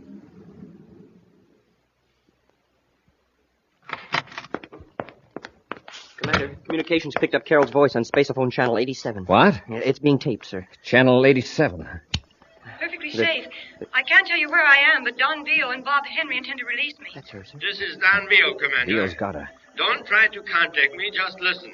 I've got Carol Carlisle, but it's her fault, not mine. That's true. I was aboard your private cruiser at Venus City Spaceport. After the ship blasted off, I came out to give you some information about VO and found him and Bob Henry at the controls. Just keep listening, Corry. Carol's voice and mine are on a microtape, automatically repeated from a robot-controlled rocket. It won't do you any good to locate the rocket. He's a tricky crook, all right. Get this, Corry. I want to get Carol off my hands. All I ask is a break. I've got Venus fever. If I don't get that stimutron back, I'm finished. Here's my proposition. Put a man in a spacesuit and drop him off in space at a point which I will give you in a moment. Withdraw your ship 10,000 DUs and wait 2 hours. I will pick up the stimutron from your agent and leave Carol near him. Also in a spacesuit, of course. Now get this. Carol's suit will be equipped with a cartridge that can be exploded by an electronic signal from my ship. Why, that space train. Quiet, Happy. If any attempt is made by your men to space a phone, you, before the 2-hour limit is up, I'll detonate the cartridge. Now, here's the point to drop off your men. Write this down, Happy. Yes, sir. Sector 4, Jupiter orbit, at intersection of celestial meridian 22, sun ecliptic angle 2 degrees, 23 minutes, 15.84 seconds. Got it, sir. If you agree to these terms, spaceophone your answer on 139 megacycles. I'll be listening. Stand by for a repeat of this tape. VO out. Cut it, Happy. The tape is on automatic rewind.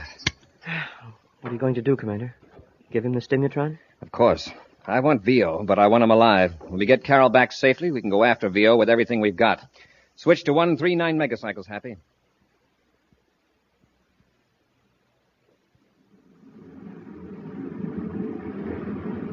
As I computed, Happy, this is the location VO specified. I'll reverse rockets and stop the ship. Right, sir. I'll get into my spacesuit. Now, there's the stimultron. Well, what about that gadget I'm supposed to attach to VO's ship? Oh, right here. Well, it's a miniature spaceophone transmitter. Uh-huh. With a magnetic attachment to hold it to the hull of the ship. It's set to start sending a signal 2 hours after it's fastened to the ship. All right, into the airlock, Happy. Don't waste your spacesuit transmitter until I contact you. Remember that explosive cartridge in Carol's suit.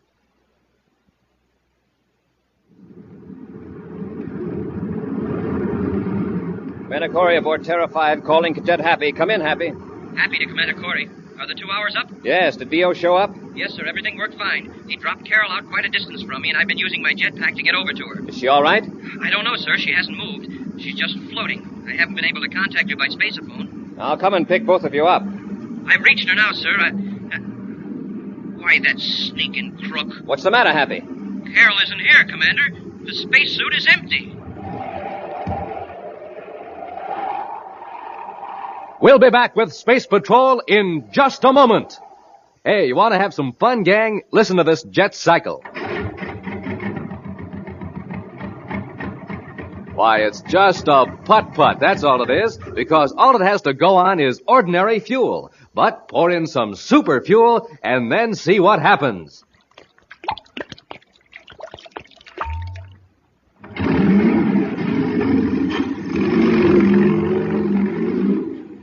Wow, that jet cycle is supercharged now. Yes, sir, when it comes to supercharging, there's only one answer. Super fuel. And the same thing holds true for you, especially in the morning when you haven't eaten for hours. To really get going, you have to get supercharged. Now, here's Buzz Corry's way of doing that. He eats a power breakfast with rice checks or wheat checks, the super cereals. And boy, oh boy, you ought to see how the commander dives into that checks. Yes, sirree, gang. Checks are really good. They're so good, you grab the biggest bowl you can find, you shake in the checks, pour on the milk, sprinkle on the sugar, and that's it. You're eating the best tasting cereal in the universe. And to make a good thing even better, rice checks and wheat checks have that modern bite-sized design for easy eating. Zip, zip, zip. That's how easy it is to eat checks. Now remember, gang, a rip-roaring breakfast with checks is Buzz Corry's way of getting supercharged. So get going in the morning the way he does. Get out a big bowl and fill it with rice checks or wheat checks, the super cereals that help to supercharge you.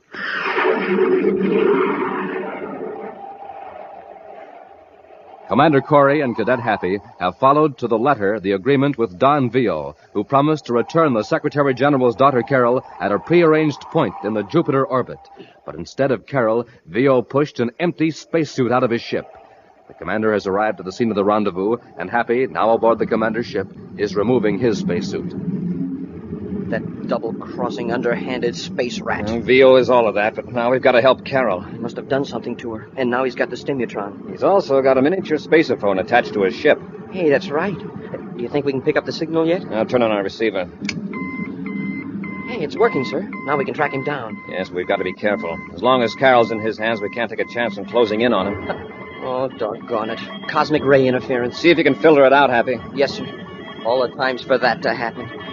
Well, it seems to be getting worse. We'll keep on this vector. Maybe we'll pick up the signal again.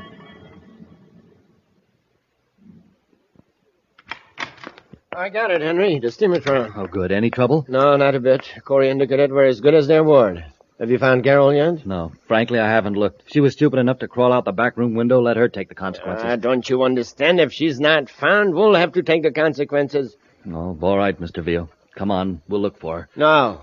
You look for her. I got to hook up the steamertron and take a treatment. I'm getting an attack of Venus fever.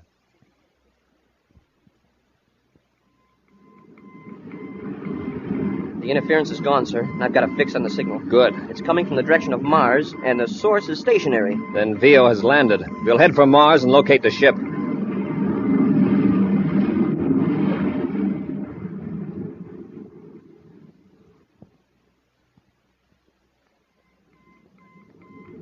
I've got it, sir. The ship's down in the Tharsis Hills. Let's scan the terrain with the viewscope, Happy. Yes, sir. There's the ship. Shall we come in lower, sir? No, not in this ship. We can't let Vio know we've located him. How about notifying other units and swoop in quick and surround him? Remember, for all we know, Carol's still safe. If Vio's cornered, there's no telling what he might do to her. Well, then we're stymied. No, not quite. There's one way we can land a ship fairly close to his hideout without making him suspicious. What's that, sir? Commercial atmosphere ships fly over this part of Mars. So we'll head for Lowell City and borrow one. Well, wouldn't Vio get suspicious if a commercial ship landed in that deserted section? Sure. If it was an ordinary landing. That's why I'm going to space-a-phone ahead and order a couple of crash suits. Crash suits? Uh-huh. We're going to stage an accident right in Vio's front yard.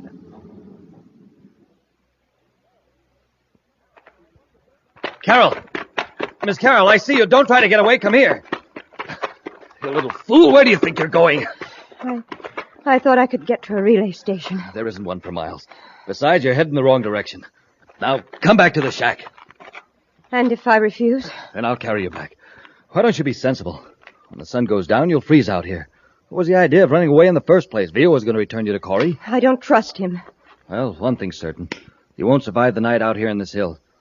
So you might as well trust us. It's to our advantage now to get you back safely. Well, all right. Well, now you're showing some good sense for a change.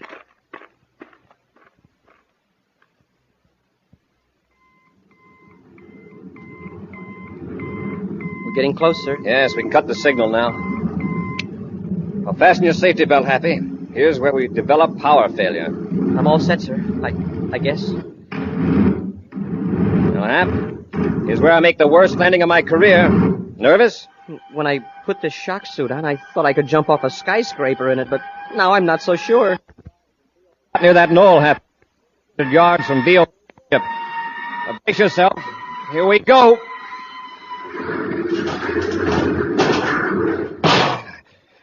Well, here we are. Everybody out. A very realistic crash, sir. Are you all right? I guess so. Except I can't move my right foot. It's caught in the wreckage. Does it hurt? No, sir. The padding of the suit protected it. It's just wedged in. Vio or his partner will be running out here very soon. Maybe I can pry that bent duralloy apart and get you out before they get here. Well, why don't we go ahead with our original plan? Leave me here in the ship while you circle around to the shack. Our original plan didn't call for you to be helpless. Well, that'll make it look all the more like a real crack-up. Besides, Carol may be in danger. Yeah, you may be right, Hap, but you'll be safer if you pretend to be unconscious. Yes, sir. I'll climb out the port. Hey, we did a good job. What a mess. If you're in trouble, use your miniature spacer-phone. I'll keep mine on. Here, where are you going? To the ship. Oh, no, you don't. I'll get back to the shack. But somebody might be hurt. We've got to help them. Nobody could be alive in that mess. Well, I'm going to see anyway. Carol, come back here. We've got to get Vio and blast off before the rescue ships arrive. Get Vio if you want. I'm going to help. Carol, come away from that wreck. It might explode.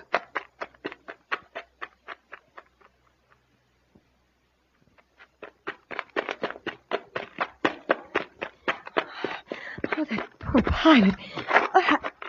I have to get him out. It's all right, Carol. Happy. Are you hurt? No, I'm okay. The commander and I planned it. Miss Carol, get away from that wreck. That's Bob Henry, Vio's partner. Pretend you don't know me. Miss Carol, if you don't get away from here... Pilot's unconscious. Why don't you go get Mr. Vio? Now, isn't it lucky he was wearing a crash suit? Stand back, Carol. Let me have a look at him. Oh, Corry's friend, the cadet. All right, snap out of it, cadet. Leave him alone. Quit playing possum. I heard you talking to Carol. All right. Quit shaking. I'll get out of the ship. I can't. My foot's caught. Oh, it is. Well, I guess you won't be much trouble. But just to make sure... What are you going to do? Give the cadet an anesthetic. Don't hit him. Oh, my hand. That blow never even phased him. It's the shock suit, stupid. And if you come near me, I'll clout you into the next sector of Mars. Yeah, there's no use bothering with you. Commander's probably around here somewhere. I've got a way to handle both of you. What are you going to do? Plant this cartridge in the wreckage where the cadet can't reach it. No. Give me that. Get away. Hey, don't shove her around like that. This'll get worse than shoving around in a minute. There. Now, if I have to detonate that cartridge, Cadet, well, with all these metal fragments and the remaining fuel trickling through the wreckage, there ought to be quite an explosion. Henry, you can't do that. And it's up to you to see that I don't have to. Come on, Carol. I'll get Vio in the detonating control. And, Cadet, if Corry's smart, he'll let you stay alive to see us blast off. Go on in, Carol. Hurry up. Yeah, good work. You found her. Did you hear that crash, Vio? Yeah, I saw the ship hit the other side of the knoll. I was going out when I saw you and Carol run over. No survivors, I suppose? Too many. Vio, we've got to get out of here. Corry and the cadets staged that crash. What? The cadet's pinned in the wreckage. Corry's probably around somewhere. Come on, then. We got to get to our ship and blast off. Wait a minute. Where's that detonator unit? The one that explodes these cartridges. It's on the shelf. What do you need that for? Let's get out of here. I've planted a cartridge in the wreck to take care of Corry and the cadet. Okay, now let's go. We'll have to take Carol with us for protection. Corry will send a flock of patrol ships after us. Come on, Carol, let's go. Take your hands off of me. Let go of her, Vio. Get your hands up. You too, Henry. Oh, Buzz. Corry, we're blasting off. Put that gun away and step aside. If you don't, I'll fix that cadet of yours for good. Buzz, he means it. Henry put one of those electronic cartridges in the wreckage. And all I've got to do is press this button and transmit a signal that'll blow that wrecked ship to bits. Play it smart, Corry. Give me that gadget, Henry. I warn you, don't come any closer. One more step and your cadet's a goner. We'll see. Right, press the button, Henry. Right. Oh, Buzz! Corry, I didn't think you'd make me do it. Oh, well, it was a wreck anyway. Happy, I thought that you... Carol, stand back. Rush them, Henry. Carol, get out of the way. Henry, get the gun. Oh, no, you don't. Oh! Have any more ideas, Vio? No. Buzz, I nearly died when that wreck exploded. I thought that Happy would be blown to bits. I caught a glimpse of Happy through the window. He'd already gotten out of the ship. I couldn't tip you off in front of these two. I pried myself out of the wreck with a hunk of loose metal. Happy, let's get these characters into their ship and take them to Terra. Yes, sir. Come on, Henry, on your feet. Vio, where's that pouch full of evidence you stole from us? They destroyed it, Buzz. They burned it. Yeah, at least we got ahead of you there, Corry. Now you can't convict us of larceny and fraud. That isn't going to help you, Vio. No, compared with what we've got on you now, larceny and fraud are going to sound like flattery. An exciting preview of next week's thrilling Space Patrol adventure in just a moment. But first... Hi, boys and girls. This is your commander reminding you to send in today for a pair of space binoculars. Send in today because this offer is soon going to end. You see, I don't want you to get left without one of these swell new binoculars. They're an item I want every single one of you to have. I just couldn't get along without my space binoculars. And for you to be a real space patroller, for you to be one of my own gang, you should have a pair of official Space Patrol space binoculars, too. So don't get left out. Send for your space binoculars today. They make everything in the distance look bigger and clearer.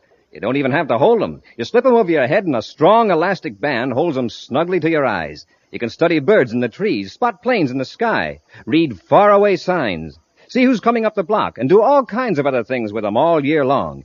Yes, sir, they're the real McCoy. 4-power space binoculars exactly like mine. Big plastic binoculars, 5 inches long and 5 inches wide. When you wear them, they stand out from your eyes 3.5 inches. So you see, they're not flimsy celluloid goggles or a mask. Now, don't get left out. This is the biggest value we've ever offered, and the offer soon ends. Captain Dick Tufeld, tell the gang how to get their space binoculars. Buy a box of Instant Ralston. Then, with your name and address, send 25 cents in coin and an Instant Ralston box top to Space Patrol, Box 686, St. Louis, Missouri. This offer good only in the USA and may be withdrawn at any time. Gang, if you don't agree your binoculars are tops, return them and we'll return your money. That's Space Patrol, Box 686, St. Louis, Missouri. And now, an action preview of next week's exciting Space Patrol adventure. Buzz and Happy have descended into a canyon on Venus to rescue a wounded space pilot. As they reach the injured man, a flash flood roars down the river, piling water up behind the dam above them. We gotta get him out of here quickly, Happy. The water's rising fast. Once we get him to the ledge, we shouldn't have any trouble carrying him to the top. It's a landslide. Press close to the dam and keep your head down. Smoking rockets, that was close. Hurry. We gotta get him up the path. There may be another landslide. Commander, look up there. Most of the ledge is swept away. We're trapped. Be sure to be with us next Saturday for the exciting story, The Mysterious Meteor, when Wheat Chex, Rice Chex, and Good Hot Ralston again present Space Patrol!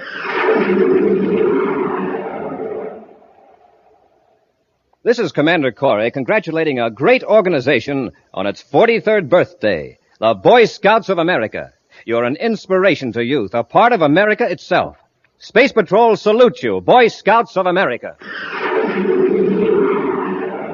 Space Patrol, an original Mike Moser production starring Ed Kemmer as Commander Corry and Lynn Osborne as Cadet Happy, was written by Lou Houston, directed by Larry Robertson.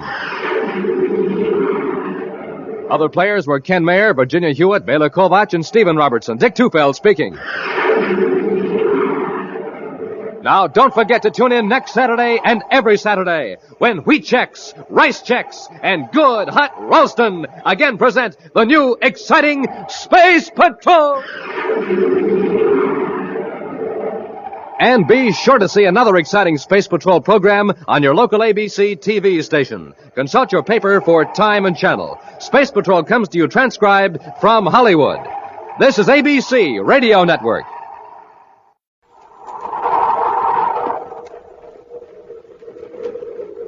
Rice Chex and Wheat Chex, the bite-sized cereals in the red and white checkerboard packages, present Space Patrol!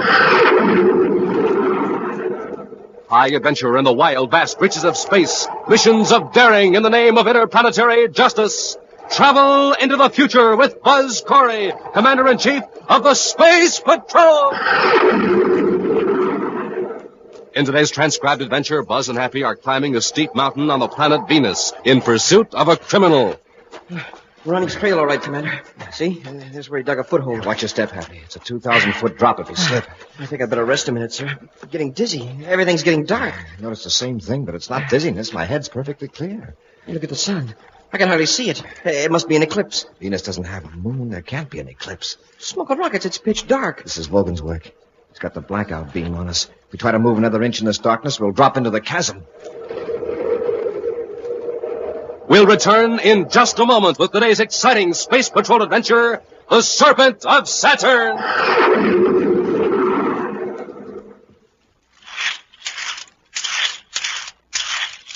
Here he comes, gang. Here he comes, the fastest boy on roller skates in the neighborhood. Get up and go, and look at him go. Wow! Now, there's a space patroller who really has it. He just got up from a good, nourishing breakfast. Just finished off a big bowl of rice chex with plenty of milk and sugar. He's packed full of action energy, the kind of action energy that'll help to make you a whizzer on rollers and help make you so alert that you can come up with the right answers in your classroom.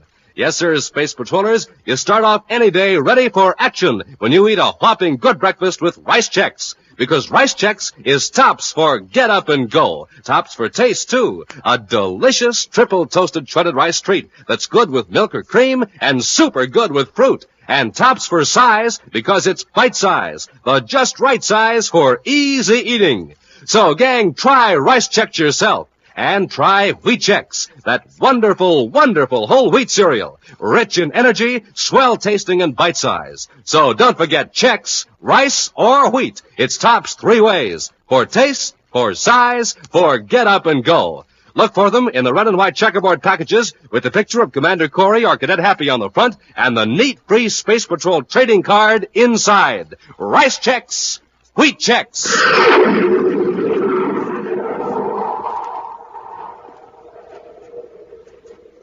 And now, today's Space Patrol adventure, The Serpent of Saturn. Ordinarily, the appearance of the monthly Space Patrol Bulletin is a routine event. It causes no excitement. except perhaps among the officers and men of the publications section who are charged with the responsibility of preparing this official monthly report on Space Patrol activities. But this time there is considerable interest in the document by every level of command. In his central office at Space Patrol headquarters on Terra, Commander Corry frowns and shakes his head as he examines a copy of the bulletin. Cadet Happy, returning from an errand in another part of headquarters, fails to notice the commander's unusually serious manner. Gee, Commander, everybody's sure studious all of a sudden. All over headquarters, people are reading the bulletin. Even the file clerks. I guess the editors added a page of jokes. There's certainly nothing funny in this issue of the bulletin, Happy. Oh, sorry, sir. Especially in the Secretary General's notes in the margin of this copy. Something wrong? Plenty. Those robberies, is that it? Partly, but it's more than that. You realize that in the past 10 days there have been 23 cases of assaults against space patrollers, and all apparently without reason. I heard about a couple of them, sir. One on Venus and another one on Pluto. Well, if we hadn't been so busy on Neptune the past week, I'd have alerted our men to take special precautions. Now, take a look at this breakdown here in the bulletin. All over the solar system. Lowell City, Jupiter City, the Lunar Fleet Base. And in every case, our men were the victims of unprovoked assaults. Jumped from ambush, beaten. But why? Well, I think it's part of a carefully organized attempt to demoralize the Space Patrol. You mean some sort of a gang is behind it, Commander? Yes. Looking at each incident individually, one might think that a group of hoodlums just decided to gang up on a space patroller. Uh-huh. When you put them all together, a rather interesting coincidence shows up. You notice whenever a beating occurred, a robbery followed within a day or two in the same locality. Oh, then you think the gang behind the robberies is also behind the beatings? That's about the size of it, Happy. Apparently the plan is this, to try to get our agents concerned about their own personal safety and reduce their efficiency. Well, if it keeps on like this, it might work. We're not going to let it. This gang has succeeded so far because it's well organized and evidently has spies in high places. What's the plan, sir? Well, the last attack on space patrollers occurred in Jupiter City at the spaceport, right? Yes, sir. Those two off-duty pilots. Oh, you mean if they follow the pattern, the gang may be planning a robbery at Jupiter City? Exactly. And the only thing we can do now is to alert our men in Jupiter City. Major Robertson to Commander Corry. Robbie's calling, sir. Yes, Robbie? Commander, we've got another one. A robbery? Yeah, and it's really serious. The model of the blackout beam has disappeared right out of the Jupiter City lab. Jupiter City? Hey, Commander, you sure called that one. Yes, but too late. Robbie, blast off for Jupiter City immediately. Yes, sir. Make a thorough check of security measures. I want a brainograph test made of everyone at the Jupiter City lab. Spaceophone a complete report to me. Meantime, in one of the finest buildings in Saturn City, capital of the ringed planet, a huge, broad-shouldered man sits behind a desk in a large but simply furnished office. Coiled on the desk, in a lifelike pose, is a startling example of the taxidermist art, a hooded cobra. The large man presses a button, and a moment later, a door opens, and Thad Vogan swaggers in. Yes, Mr. Gargath? Vogan, the Venus Express will blast off in half an hour. You will be aboard. Yes, sir. When you arrive in Venus City, we'll charter an atmosphere ship and go to our hideout at the base of Mount Janik. You will pose as a botanist collecting samples. I understand the Venus wildflowers are quite beautiful this time of year. You can admire the flowers while you wait for Preston. What's my business with Preston, Mr. Gargath? You will give him an instrument which you will find in the emergency tool locker of the atmosphere ship. The light neutralizer. Oh, you've got the blackout beam. Of course. Right out of the Jupiter City Space Patrol laboratory. I'll bet Corry's tearing his hair. Unfortunately for our cause, Corry is given to more direct and effective action. However, I think we can divert Corry's attention. That'll rough up some more of his men? This time I'll rough up Corry himself. That's taking on quite a job, isn't it, Mr. Gargath? It's time we struck at Corry before he strikes at me. Yes, but how? It's very simple. Corry will be informed that the Cobra will rob Automatic Factory R18 outside of Saturn City. But, Mr. Gargath, the Space Patrol doesn't even know your organization exists. Why tip them off? We can't hope to keep our operations a secret indefinitely. Corry must have figured out by now that these robberies have been masterminded by one organization. Yes, but to use our secret name. Why do you think I selected Cobra as my insignia? Well, you think I'm just being melodramatic, don't you? I selected the Cobra as an emblem because of its psychological effect. To the average person, the Cobra suggests something silent, ominous, and deadly. Isn't that right? Yes, Mr. Gargett. Here is a useful weapon. Before long, we will have the inhabitants of all 10 planets shuddering at the mention of the Cobra. Even the Space Patrol. How does that take care of Corry? You think Corry would miss a chance to capture the leader of a gang that has pulled off more than 20 daring and successful robbery? Oh, I don't suppose he would. That's why I'm going to lure him to Factory R18. Just how are you going to do that? There's a civilian clerk named Walter Reiner at Corry's headquarters on Terra. Oh, yes, he gave us some information once. Reiner isn't much use to us, too undependable. But I'm going to plant some information on Reiner and have Corry tipped off. Corry will think he's uncovered a plot. And fly right into our trap. Sometime later at Space Patrol headquarters on Terra, Happy enters the commander's office with an extremely nervous young man, Walter Reiner. This is Reiner, sir. Thanks, Happy. Sit down, Reiner. Yes, Commander, thank you. I'll tell you why I've brought you here. I've received 2 anonymous tips that you have some information about a robbery. A robbery?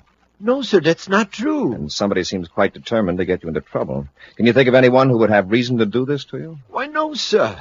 Believe me, if I knew anything about a robbery, I'd report it at once. According to these 2 informants, you're supposed to be carrying written information on you right now. Information that you're to pass on to someone else. But that's not true, Commander. You can search me if you want.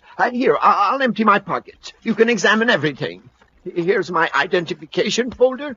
You can look through that. There is nothing in it but... Something wrong? It's a slip of paper. But I don't know how it got there. Let me see it.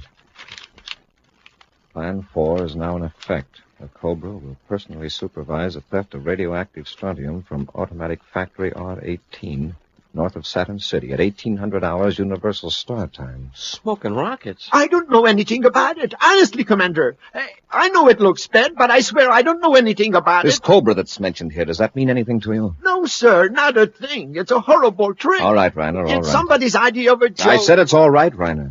You mean you believe me? Somebody was very anxious for me to find this on you. Just go back to your work and don't say anything to anybody about it, understand? Yes, sir.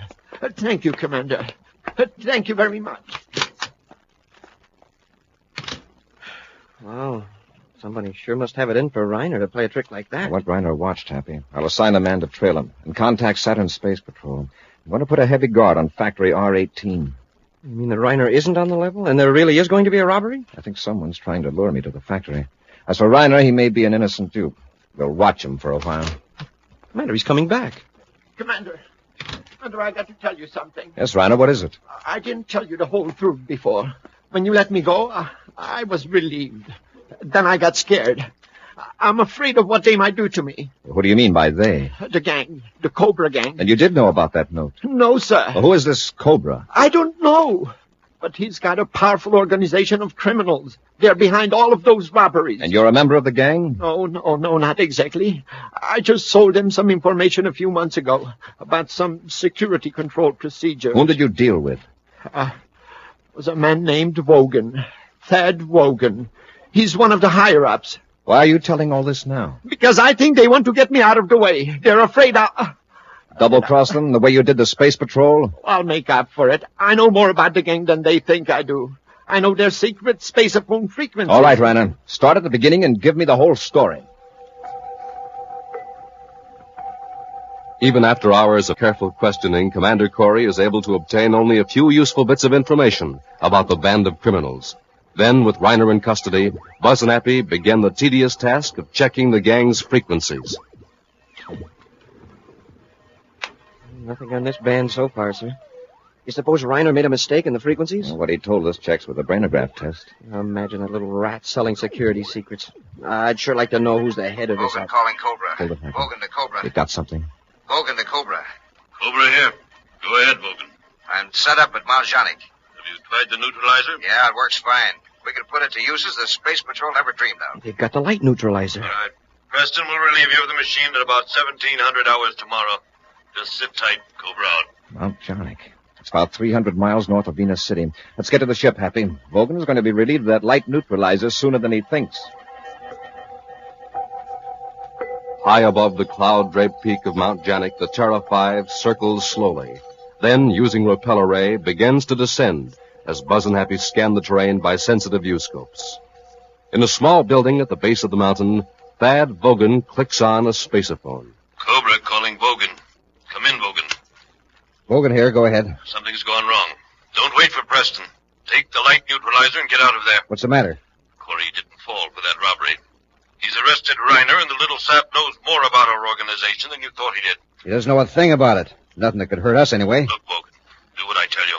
Get the neutralizer and get out of there. I'll contact you later. Cobra out. Now listen, boss. What's he getting all excited about? Everything was just fine and... Who could that be? Well, this paralyzer ray will take care of the situation.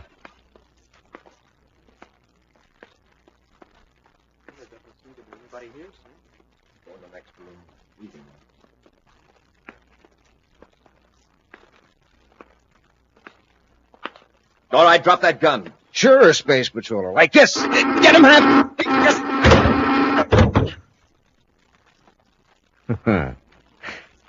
Now, while you're both relaxed, enjoying the effects of my paralyzer ray, I'm going to make sure I won't be bothered by you again. This building is quite flimsily constructed. Have you noticed? A few touches with this atomo torch, and this room will be a roaring inferno. We'll return to Space Patrol in just a moment. This is Dick Tufeld in Los Angeles reporting on a plane that can fly 1,000 miles without refueling, the North American FJ-2 Fury. In a moment, we'll hear from the well-known test pilot on this Navy jet plane, J. Ray Donahue, Jr. The Fury is a carrier-based fighter armed with 4 20-millimeter cannons. It flies 650 miles per hour, has an altitude mark of 45,000 feet, its length 37 feet. Now, J. Ray Donahue, Jr., recorded at Edwards Air Force Base. To fly at supersonic speeds, a test pilot must have plenty of energy. That's why I always get a good night's sleep and start the day off with a good breakfast cereal like Rice Chex or Wheat Chex. They have plenty of energy, and they taste mighty fine. And I know that you'll like them, too. No other cereal, puffed or flaked, contains so much nourishment in such concentrated bite-sized form. So take a tip from J. Ray Donahue, Jr., Bob Love, and other top test pilots. Make your cereals Rice Chex and Wheat Chex. And now back to our Space Patrol adventure, the Serpent of Saturn. Gargoth, who calls himself the Cobra, has organized a band of criminals that has successfully committed scores of daring robberies. Commander Corry and Cadet Happy traced Gargoth's chief henchman, Thad Vogan, to a hideout at the base of Mount Janik on the planet Venus.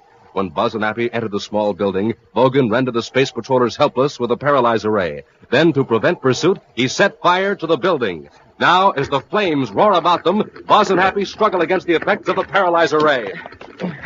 Hey, Commander, I can move a little. Try to stand up, Happy. The heat. This place is like a furnace. If we can't shake the ray effect off in a couple of minutes, we're finished. I can move my arms. I can't stand up. I made it. My legs are numb, but I can walk. Here, give me your hand. There. Lean on me. It's wearing off. I'm going to make it. A few more steps. We'll be outside the building. We made it. Wow. Yeah. I got a lucky break. The charge in Vogan's ray gun was fairly light. Commander, look back at the building. We got out just in time. Can you see Vogan anywhere? No, sir. The smoke is too thick. Hey, but he couldn't have blasted off yet. Would have hurt his ship. There he is, headed for his ship. I see him now. Hey, what's that he's carrying? Must be the light neutralizer. Oh, if my legs weren't so numb, we could catch him. Uh-oh, he saw us. I just wish he'd come back here. He acts like he's considering it. Well, he's not going to risk getting within range of our ray guns. I bet he wishes he'd taken them from us. He was so sure his fire trap was going to work. Hey, that's funny. He's not going to his ship after all. He's heading for the mountain. Come on, Hap, let's try to follow him. Yes, sir. Why didn't he go to his ship? We couldn't have stopped him from blasting off. Oh, it's an atmosphere job. Vogan probably figures we could space a phone for a patrol ship to go after him. Yeah, sure. He's taking a chance on losing us on the mountain. You have your miniature spaceophone, Hap? Yes, sir.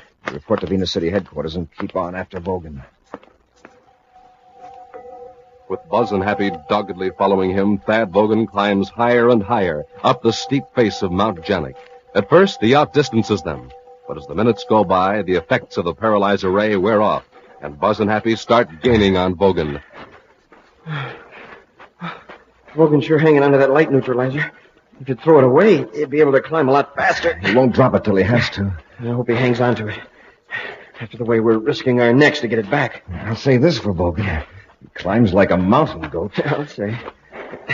Hey, Commander, is that model the only light neutralizer in existence? Yes. This model was to be tested, then if proved successful, a larger model was to be made into a spaceship. Well, does it really black out light completely? It can, but it's designed to reduce the sun's glare on ships making flights on sunward vectors, particularly between the inner planets. It sure would come in handy on construction jobs on space platforms. Hey, it looks like Vogan's going to take us clear to the top. Make sure he doesn't get directly above us and drop a rock on us. We're still on his trail, sir. See, here's where he dug a foothold. Watch your step, Happy. It's a 2,000-foot drop if you slip. I think I'd better rest a minute, sir. I'm getting dizzy. Everything's getting dark. I noticed the same thing, but it's not dizziness.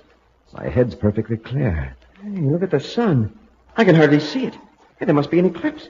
An eclipse on Venus? Yeah, that's right. Venus doesn't have a moon. Well, there can't be an eclipse. But something's shutting off the sun. It's a heavy fog, maybe. Don't move, Hap. Smoking rockets, it's pitch dark. Vogan's turned the blackout beam on us, the light neutralizer. If we try to move another inch in this darkness, we'll drop into the chasm. Well, isn't he in the same fix we are? Not necessarily. The neutralizer can be adjusted to dim out light all around you, or it can be focused in a beam. If we only had our atomo lights. They wouldn't work, Happy. The field of the neutralizer cuts out all light waves. What are we going to do? We can't go back down. We can't go ahead, and... Well, Vogan's got us at his mercy. There's one thing. He can't see us. He doesn't have to see us. All he's got to do is wait until we make a false move, and we're goners. Wait a minute, Hap. There's a good-sized rock here next to me. I can feel it. I'm going to try to give it a shove down the side of the mountain. When it drops, let out a yell. I get it. Make him think we've fallen. Right. Here goes. Hap, look out! Commander!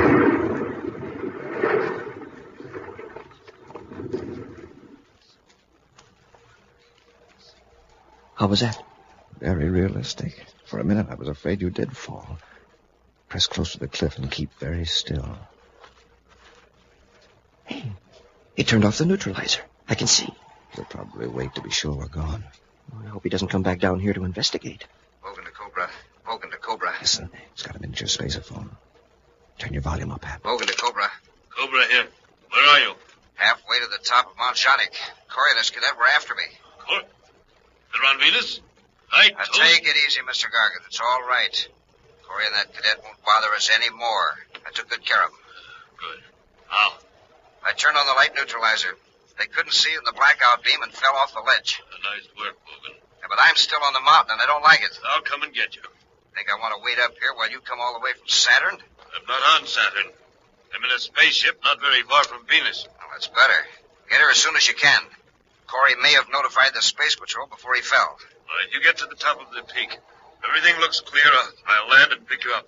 Cobra out. Hurry. So the Cobra's name is Gargan. Vogan thought he was on Saturn. Probably that's the headquarters of the outfit. It's possible. What do we do now? Tip off the Venus City Space Patrol? If we use our spaceophone, Vogan might hear it. Sure. We'll take a chance on sneaking up on Vogan. If we capture him before Gargarth gets here, we may be able to trick him into landing. And then we'll have the Cobra. Come on, let's go. Stay close to the cliff so he can't see it.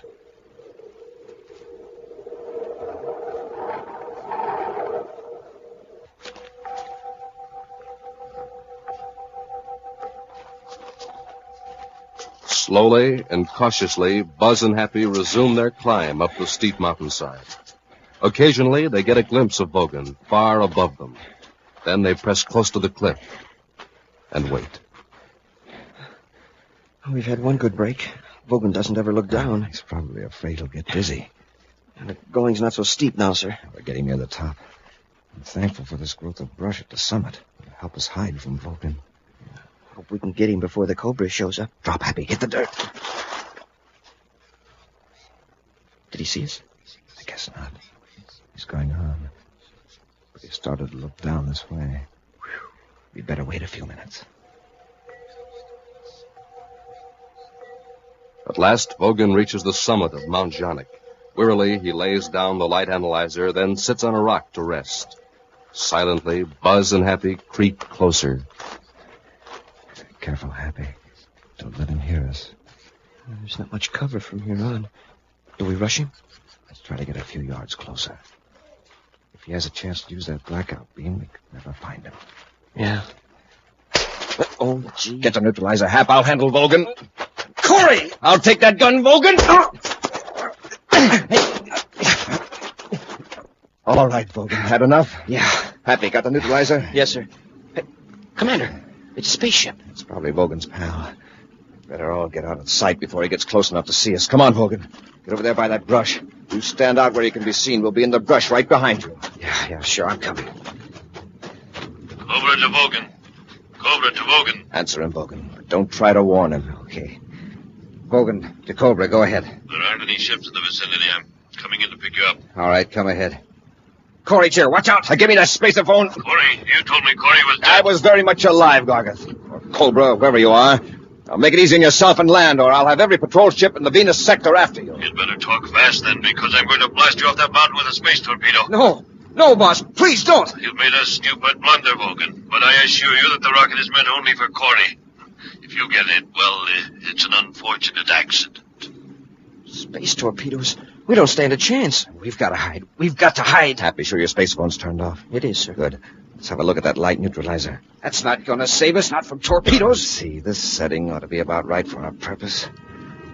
Now, we'll just set the neutralizer here on the ground. Now, come on. Get out of the field of darkness, quickly. I can't see. Of course you can't, stupid. Just do what the commander tells you. Come on. Hey. We're out of the field. He can see us. If you stay in the brush, just get far away from that field of neutralized light. Yeah, this should be safe enough. Commander, you've made a nice target. From here in the ship, the field of darkness looks like a black hole on the top of the mountain. A black round hole. Somewhere inside that hole you were hiding. So feudal, Commander. So pathetically feudal. He's making a pass right over us. He fired a torpedo.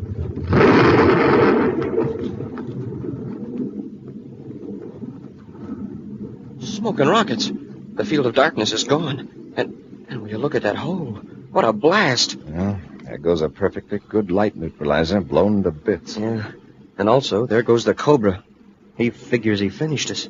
You sure he's not coming back? Doesn't look like it. I sure hate to see that crook get away. He'd better enjoy his triumph while he can, Happy. Because we're going after the Cobra, and we won't give up till we get him.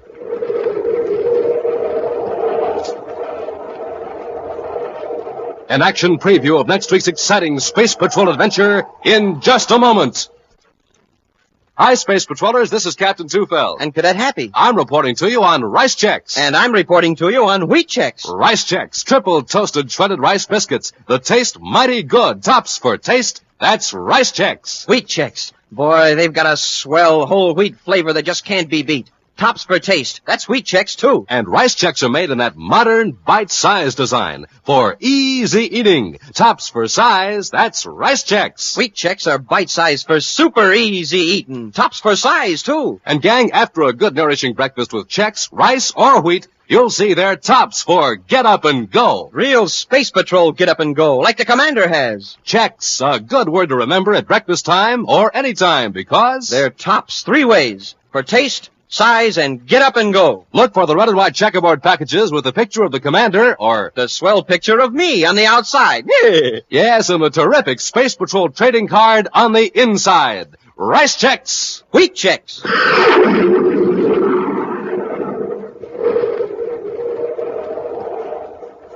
And now, a preview of next week's exciting Space Patrol adventure.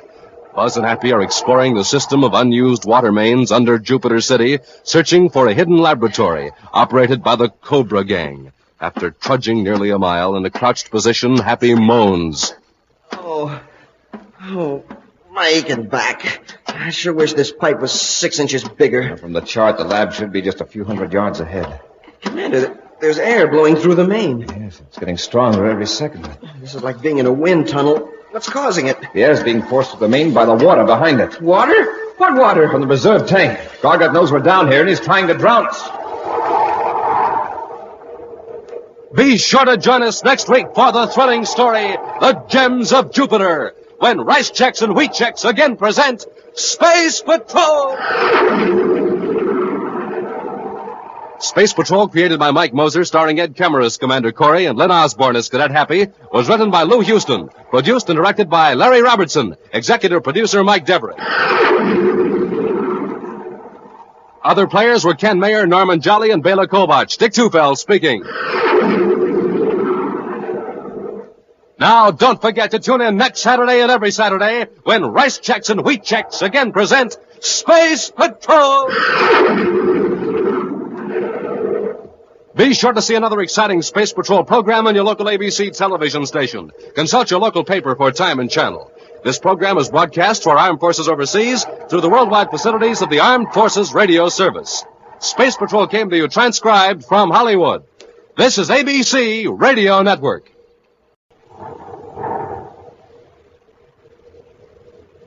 Rice Checks and Wheat Checks, the bite-sized cereals in the red and white checkerboard packages, present Space Patrol!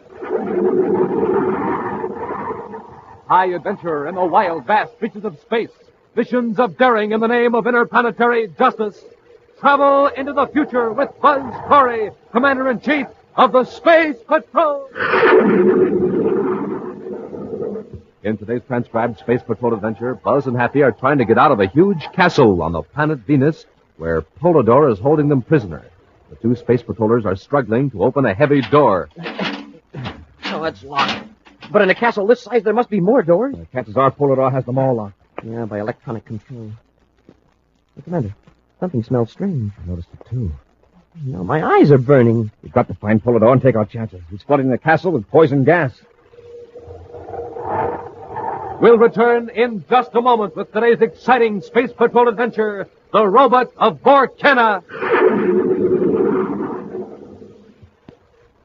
Hi, gang. Captain Dick Tufeld and the Man from Mars. Reporting to you on The Man from Mars Totem Head with Magic Forehead Vision. And, gang, this is the very last time we can offer you this terrific totem head on Space Patrol. So you better hurry. Get your box tops and quarters in the mail right away. Space Patrollers, this is Cadet Happy. Alias the Man from Mars. And Smoking Rockets, get yourself a totem head. Put it on, and you can be a man from Mars, too. With magic forehead vision and two faces, one in front and one in back.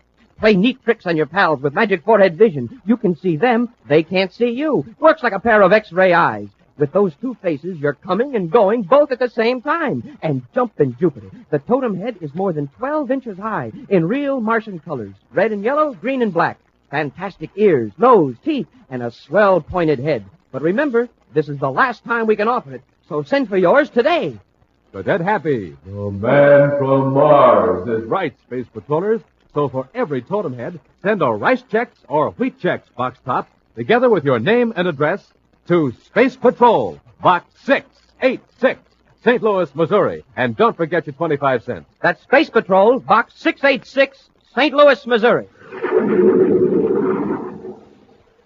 And now today's Space Patrol adventure, The Robot of Kenna. The Secretary General of the United Planets has just sent a spaceophone message from Jupiter asking Commander Corry to deliver some important documents to the Secretary's daughter, Carol. Right now, Buzz and Happy are in the Secretary General's home on the man-made planet Terra. The commander hands the sealed pouch to Carol. Since you're going to Jupiter in your own ship, Carol, I think it'd be a good idea if I assigned a Space Patrol agent to go with you. Surely no one but Father, you and Happy know that I'm carrying the papers, so what's there to worry about? Lately, a lot of things we thought were secrets turned out to be otherwise. He means Polydor, Carol. Oh, Polydor. I'm sure he's after more important information than what I'm taking to Father. Carol, there's information in this pouch that could be worth millions of credits. And Polydor isn't the only crook who'd like to get his hands on. Buzz, you sound so serious. I just want you to realize that with those papers in your ship, it's no longer a pleasure trip. It's government business. Of course. Well, don't worry. I'll get them to Dad at the governor's conference. Buzz, did Father suggest a bodyguard for me? No. If he had, there'd be one aboard your ship, and no argument. I suppose an escort would be a tip-off if this was an official trip. Yes, it would, since you usually make space trips by yourself. That's another reason I'm not insisting. Well, Hap and I'd better be going. Oh, do you have to? It's getting close to 2200, Carol. Isn't that when you were planning to blast off? Golly, Moses, I had no idea it was so late. I still have some last-minute packing to do. Of course. Come on, Hap. Yes, sir. Have a nice trip, Carol. Oh, thanks, Happy. Goodbye, Carol, and be careful. Goodbye, Buzz. And thanks.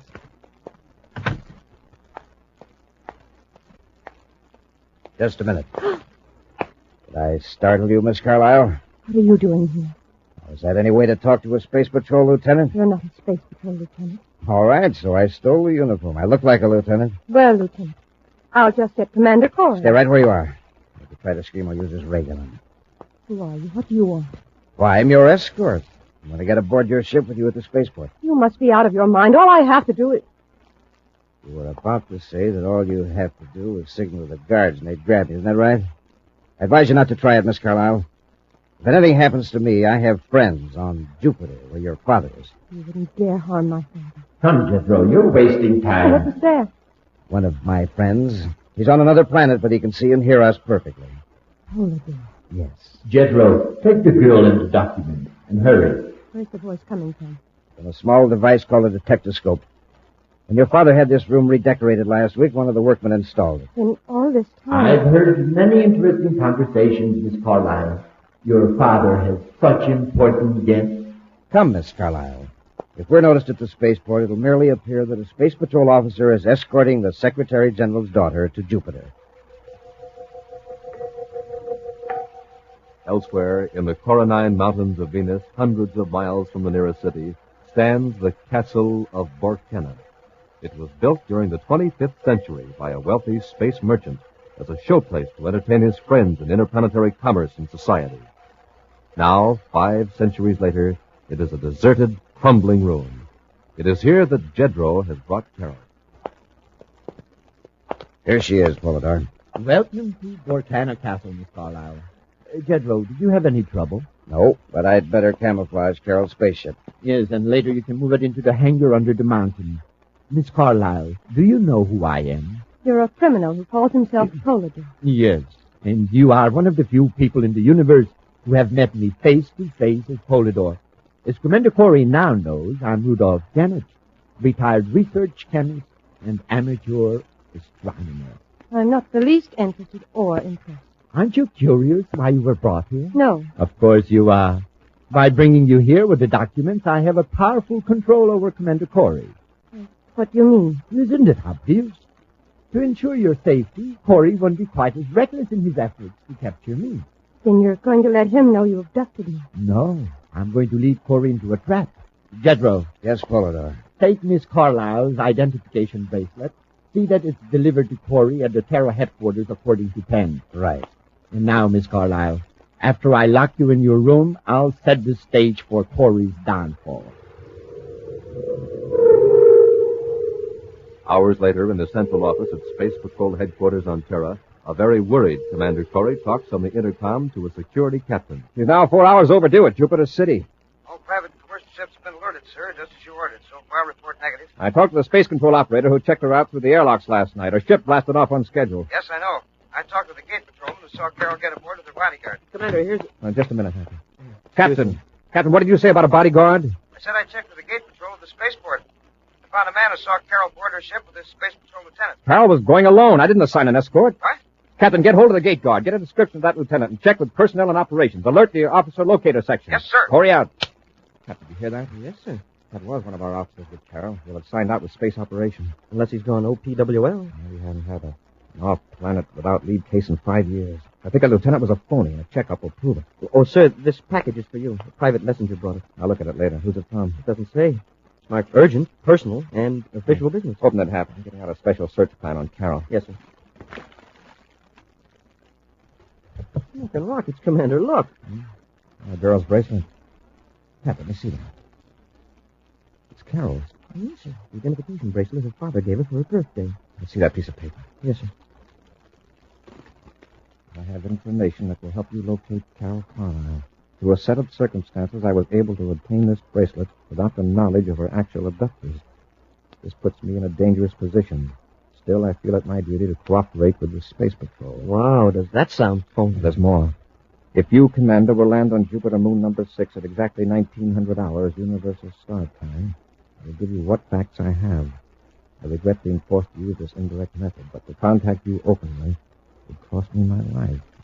He just happened to find Carol's bracelet. Does he think you're going to fall for that? Under the circumstances, there's only one thing to do. We're blasting off for Jupiter number 6. At 1900 hours Universal Star Time, Buzz lands the Terra 5 on the airless surface of Jupiter's sixth moon at a point directed in the anonymous message. Moments later, a small private cruiser arcs in and hovers until Buzz and Happy step out of their ship in their spacesuits unarmed. The cruiser settles slowly down to the rocky satellite and cuts rockets. For long minutes, the space patrollers wait. Then, slowly, the cruiser's hatch opens, a ladder is lowered, and Buzz and Happy stride forward. I'll go first, Hap.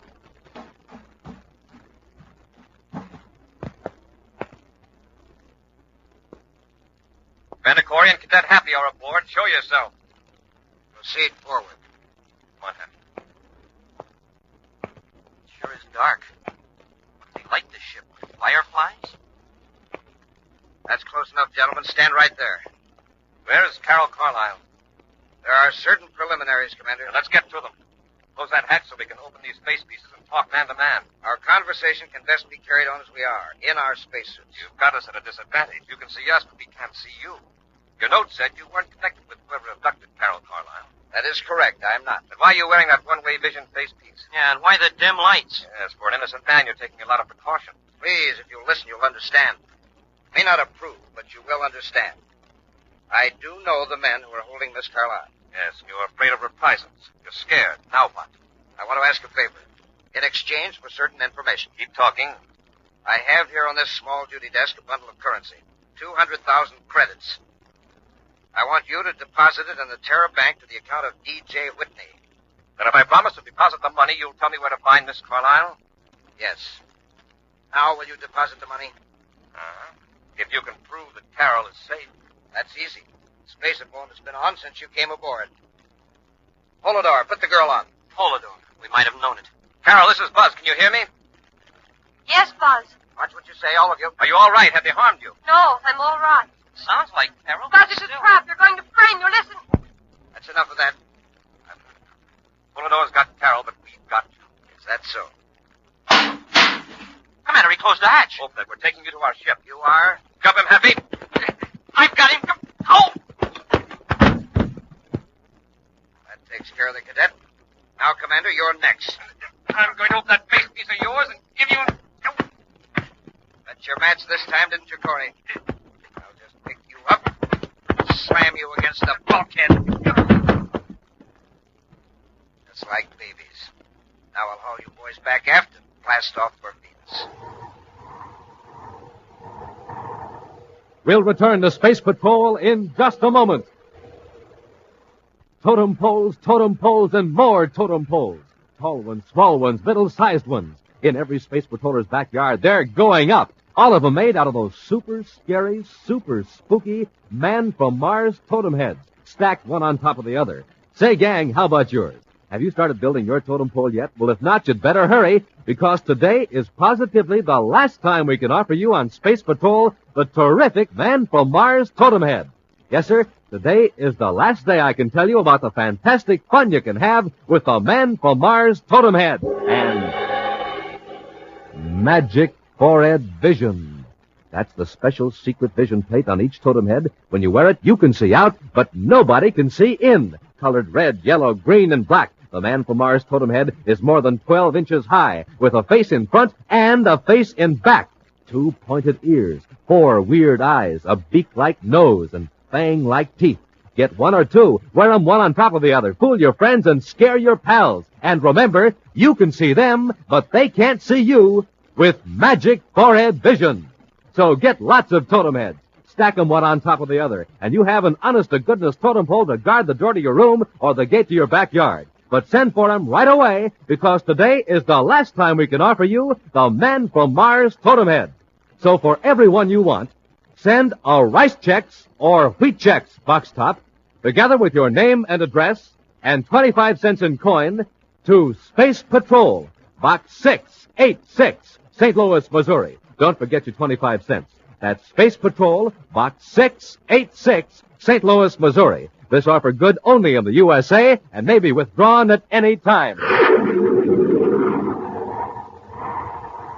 And now back to our Space Patrol adventure, the robot of Kenna.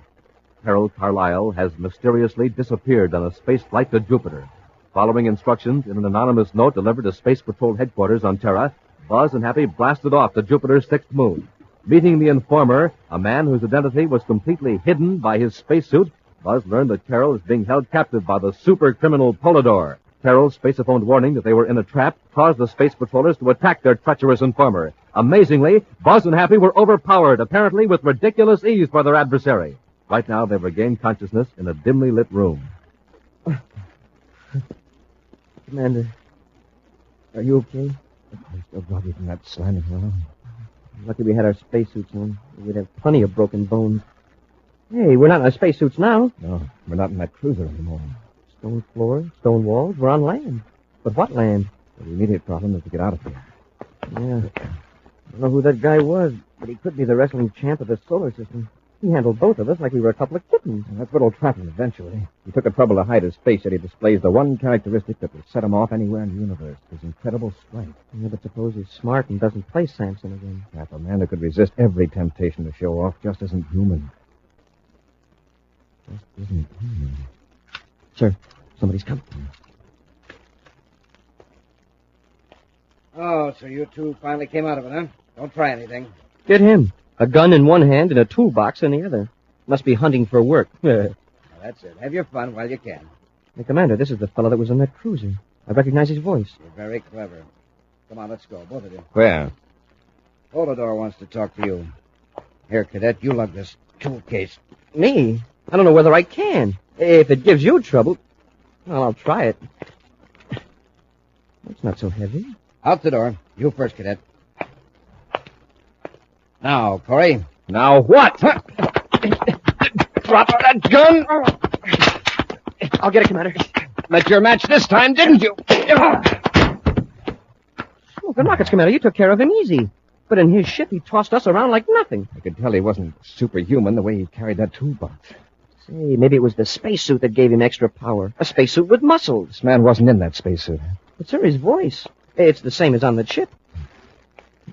Somebody's coming. Give me that ray gun. Stand back.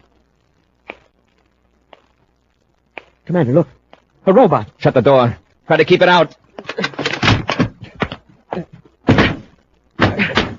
That's no use, sir. He's stronger than both of us together. This is what licked us before, the robot. It's coming after us. I'll try the ray gun, but I don't think it'll work. Never even phased it. Hand over the weapon, Commander. Polydor's voice, coming out of the robot. The gun, Commander. Or do you want the robot to take it away from you? That could be quite painful, you know. Okay. Catch. He caught it. No, testing the robot's reflexes, weren't you, Corry? Like his strength, they're superhuman. What have you done with Carol? You are going to see her in a moment. She's in the other part of the dungeon. Dungeon? Of course. You were in Vorkana Castle on Venus. And now, since you have knocked my friend out, the robot will escort you to Miss Carlyle's suite. So, the robot was wearing the spacesuit. Now I don't feel so ashamed of getting licked. Chedro was here in the castle all the time. You heard his voice through the detectoscope on the robot's head. The robot piloted the ship from Jupiter's sixth moon here to Venus. Yes. The robot is quite clever, provided he's controlled by a clever man. Out the door, gentlemen, and left to the corridor. Let's go, Hap.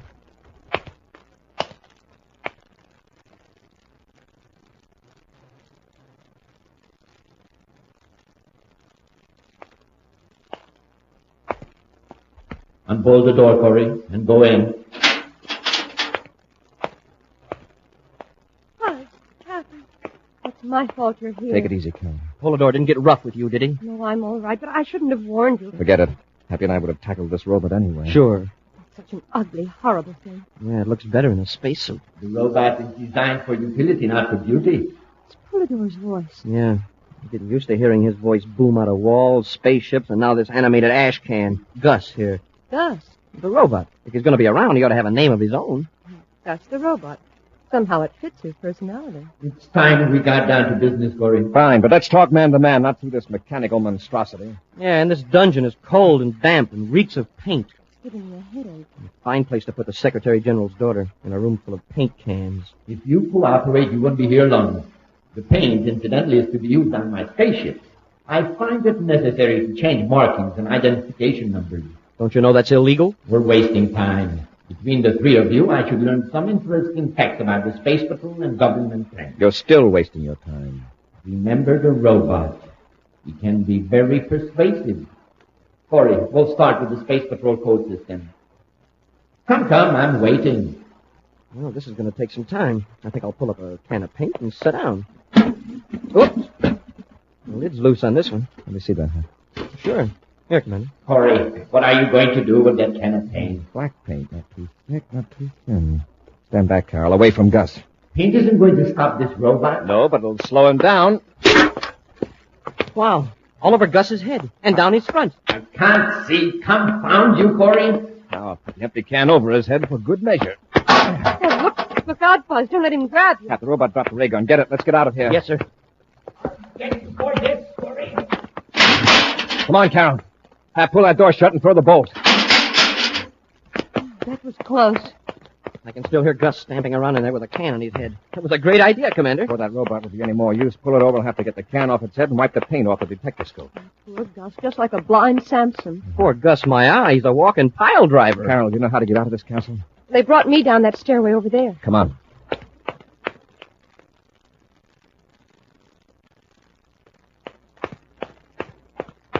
Try the door, Hap. That's locked. A castle this size, there must be more doors. Chances are Polidor has them all locked. Yeah, by electronic control. I was hoping to get Carol to a safe place and then search this castle till we found Polidor. Buzz, something smells strange. I noticed it too, sir. My eyes are burning. Yeah. Polidor's flooding the castle with poison gas. Now we've got to find him.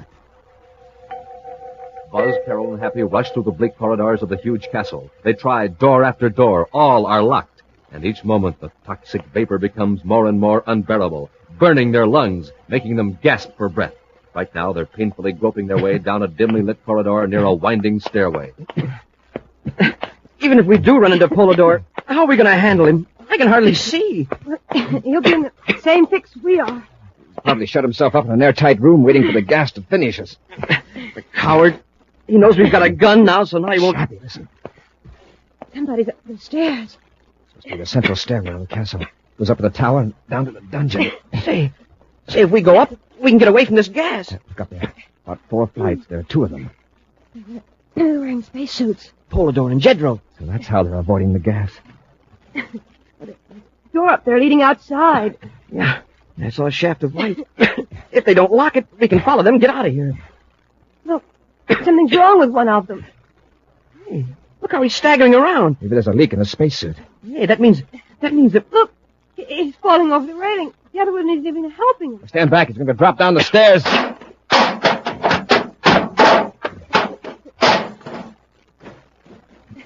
Happy, you stay here with Carol. There isn't much chance he's alive, but we can't leave him there. Sure, sir. Listen. Someone's coming up the stairs. Carol, who else is in the castle? I don't know. Just Jedro and Polidor, I thought. Smoking rockets, Commander. Look. It's Jedro. Yeah, it's me, but don't worry, I'm not. Get me out of here. Hey, wait a minute. You're here, and one of those men in the spacesuit was Polidor. Who was the other one? The robot. Yeah, that's the one that fell down the shaft. How do you know? Because Jedro made him fall, isn't that right? Yes. Polidor ran out of me, left me here to die, but I got this. It's one of the robot control mechanisms. Polidor had the other. We were fighting for control of the robot. Polidor up there and you down below. Yes. That's why he staggered. But why would he take the trouble to put the robot in a spacesuit? Perhaps to confuse us in case we caught up with him. And he figured Gus was more used to him now than Jedro. Come on. Let's go up the stairs and out that door. You can't. It won't open. Polidor had the only key. Well, maybe we can break it down. It's no use. You mean we're locked in this castle? Yes, Polidor thought of everything. We can't even shut off that poison gas. Got to break that door open. But Jedro says we can't. Jedro, down at the bottom of the stairwell is something that might help us, the robot. Gus?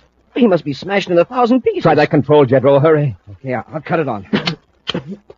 Might work at that. See this little screen that just lit up?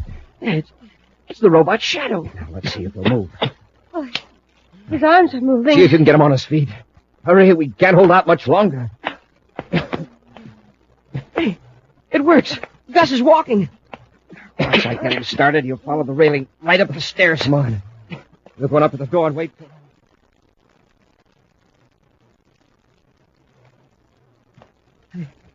Oh, Gus is still coming. Try the door, just in case. It's no use, sir. Buzz, I feel faint. Keep fighting, Carol. Jedro, can you get any more speed out of that robot? There he is, coming up the last flight. He's hardly damaged at all. It's a big dent in the helmet, but outside of that, he's all right. Stand back and give him room. Go ahead, Jedro. Yeah. Sure. Commander, catch him. I've got him. What a time for him to pass out. I've been watching him work the controls. Let's see if I can operate, Gus. That's it. He's raising his arms. Here goes. Keep out of the way. He's going to start swinging. Attaboy, Gus. Give it all you've got. Hooray. Good boy, Gus. We're free. Happy, you take care of Jedro. Bring him out into the air. Come on, Carol. You'll be all right in a minute. Oh, I'm fine now, Buzz. That air. Hey, all we got to do now is go down these steps outside the castle and... Well, come on, Jedro, on your feet. Thanks. Hey, Polidor. He's getting away in a spaceship. Where's the document? No, he hasn't got him. I sneaked him away from him and hid him. Where? Inside the robot. That's why I tried to get control of it. A gang of cutthroats. Polidor runs out on you. You double-cross Polidor. And it looks like the only decent guy in the outfit is Gus. Hey, Commander, did you work the robot control just then? No, why? Gus moved. Maybe he's got a short circuit from the fall. He's holding out his right arm. Happy, you just paid Gus a compliment. I think he wants to shake hands. Huh? Well, put her there, Gus.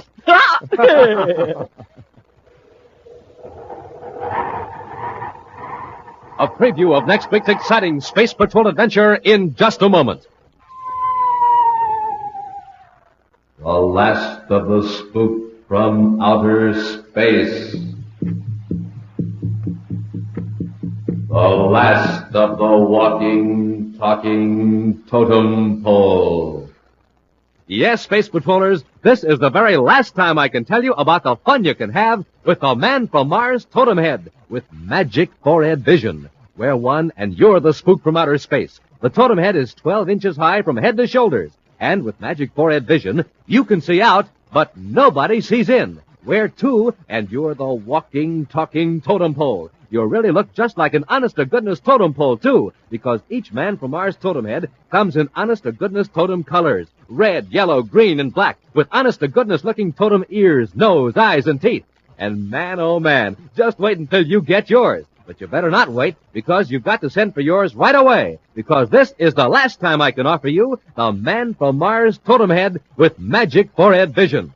Now, for each one you want, send a Rice Chex or Wheat Chex box top, together with your name and address, and 25 cents in coin, to Space Patrol, Box 686, St. Louis, Missouri. Don't forget your 25 cents. That's Space Patrol, Box 686, St. Louis, Missouri.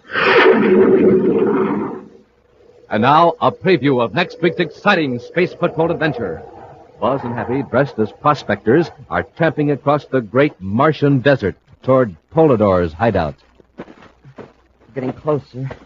That must be the hideout right over that dune. Can't expect to sneak up on him. Surprising. Best we can hope for is that we can get close before he recognizes us. Uh-oh. I see him. He sees us. Just keep walking. Can't tell whether it's Polidor or not, but he's got a gun. Oh, what do you want? Our car's back in the desert about 2 miles. That's too bad. You won't be needing it anymore. Drop Happy. He's got a blast gun.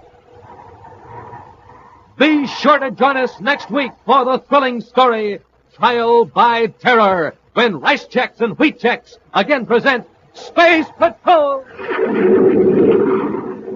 Space Patrol, created by Mike Moser, starring Ed Kemmer as Commander Corry and Lynn Osborne as Cadet Happy, was written by Lou Houston, produced and directed by Larry Robertson, executive producer Mike Devery. Other players were Virginia Hewitt, Bela Kovach, and Norman Jolly. Dick Tufeld speaking. Now, don't forget to tune in next Saturday and every Saturday when Rice Chex and Wheat Chex again present exciting action on Space Patrol! Be sure to see another exciting Space Patrol program on your local ABC television station. Consult your newspaper for time and channel. This program is broadcast for Armed Forces overseas through the worldwide facilities of the Armed Forces Radio Service. Space Patrol came to you transcribed from Hollywood. This is ABC Radio Network.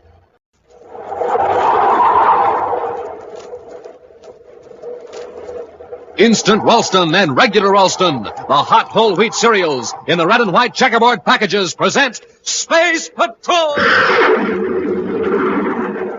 High adventure in the wild, vast reaches of space. Missions of daring in the name of interplanetary justice. Travel into the future with Buzz Corry, Commander-in-Chief of the Space Patrol! In today's transcribed Space Patrol adventure, Buzz and Happy are on the planet Mars, searching for Carol in an underground storage room filled with ancient, musty books. Suddenly, a sound that's more than a sound presses down upon them.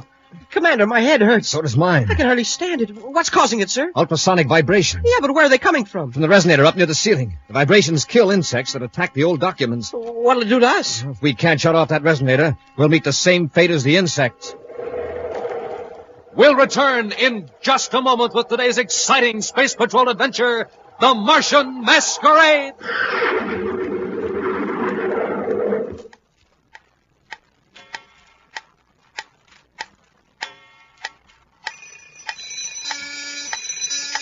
Time's up, Space Patrollers. This is the last call for the terrific MonoView Outer Space Helmet.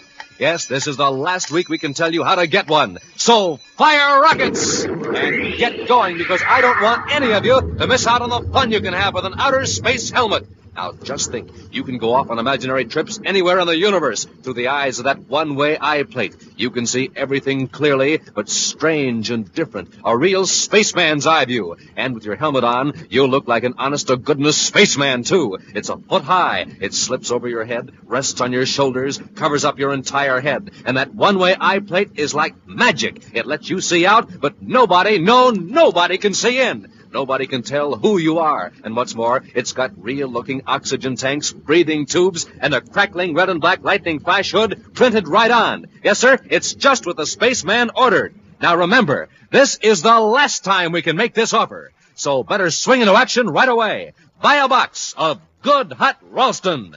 Then with your name and address and an instant or regular Ralston box top, send 25 cents in coin to Space Patrol, Box 686, St. Louis, Missouri. That's Space Patrol, Box 686, St. Louis, Missouri.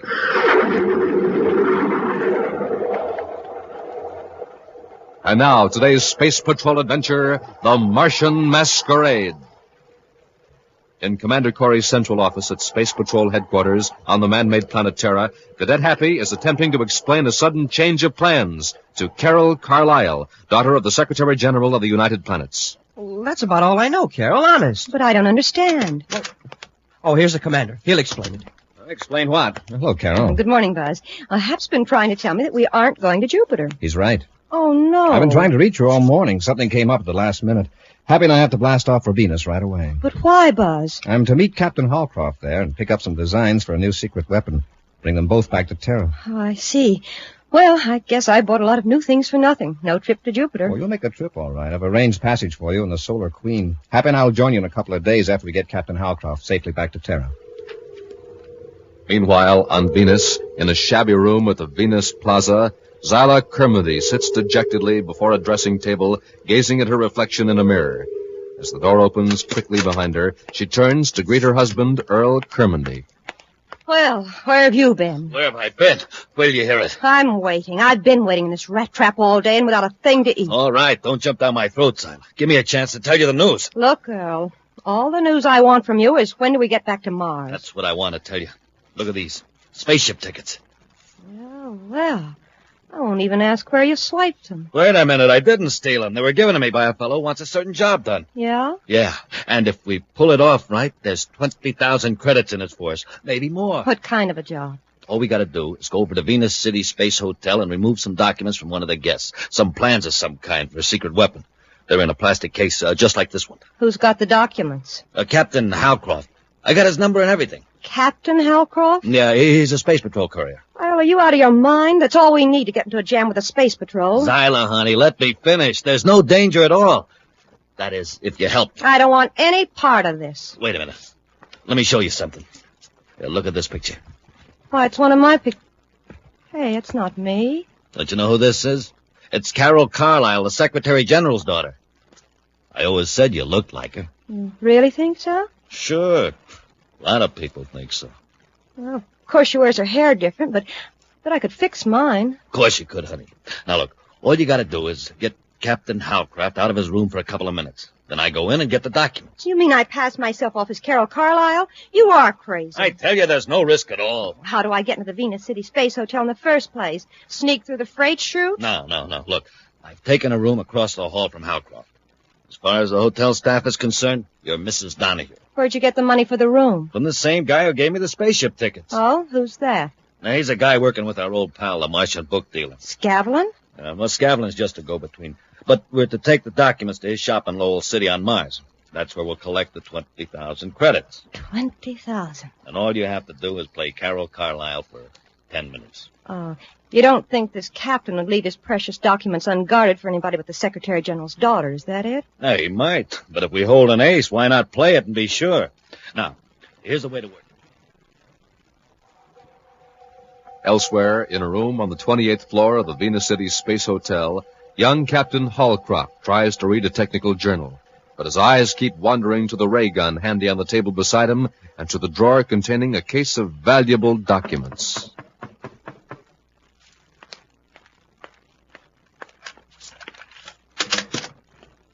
Yes? I hate to disturb you, but I wonder if I could ask you a favor. Oh, what kind of favor? I seem to be locked out. The electrolock's stuck, I think. Oh, I see. Well, I'll tell you what I'll do. I'll phone down to the desk and have them send a man up. If the lock's jammed, you'll need an expert. Oh, that's just what I was trying to avoid. It takes such a lot of explanation. You see, it's not my room. Some friends of mine, the Donahues, have the room across the hall. But they're out for the evening, and I left a package in there. Oh, I see. Oh, I know it sounds strange, but calling downstairs and explaining would cause such a commotion. Oh, not on account of me, but because of my father. Your father? I see you don't know who I am. Does the name Carlisle mean anything to you? Carlisle? Your father's a Secretary General. Of course, Miss Carlisle. I recognize you now from your pictures. Well, you can imagine what would happen if the hotel staff found out I was here. There'd be such a fuss. I was hoping I could just pick up my father's present from the room and leave quietly. Sure, I understand. Well, it's the room just across the hall, you say? Just one door down. I'd be so grateful. It'd only take a minute. Why, sure, Miss Carlisle. It'll be a pleasure. I do hope Mrs. Donahue gave me the right key. Luckily, I saw them in the hotel dining room. Well, if it was the right key, it should work. Yeah, we'll try it. There you are, Miss Carlisle. Oh, now why did I have all that trouble? Oh, thank you so much, Captain. No, not at all. Well, if you excuse me, I'll have... just one more favor, if you don't mind. If you'll wait here just a minute, I'll give you the key and you can leave it with the clerk later. I'll only be a minute. All right, Miss Carlisle. Where is that package?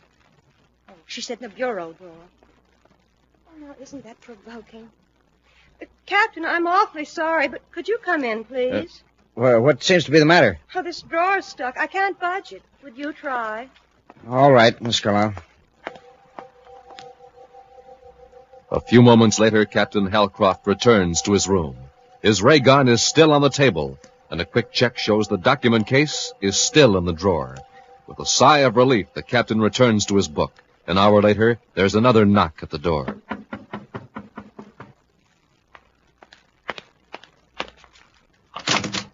Captain Halcroft? Commander Corry, come in, sir. Thanks. Captain, this is Cadet Happy. How do you do? How do you do, Captain? Wasn't expecting you so soon, Commander. But believe me, I'm very glad you're here. Any trouble? No, sir. I'll take the plans, Captain. But you're still to follow your original orders, just as though you still had them. Yes, sir. Here's the case, Commander. I'll remove the plans so you can take the case with you. It's empty. Huh? Smoking rockets. I don't understand. That case hasn't been out of my sight since it was given to me. Have you left your room since you checked in here? No, Commander. I stayed here on guard except a couple of minutes. Where did you go? Well, just across the hall, but I wasn't gone for more. Well, why did you go across the hall? Well, I guess I'd better tell you the whole story. Miss Carlisle needed help getting into a room. Who is Miss Carlisle? Well, the Secretary General's daughter, Carol Carlisle. Captain, Carol Carlisle is on her way to Jupiter.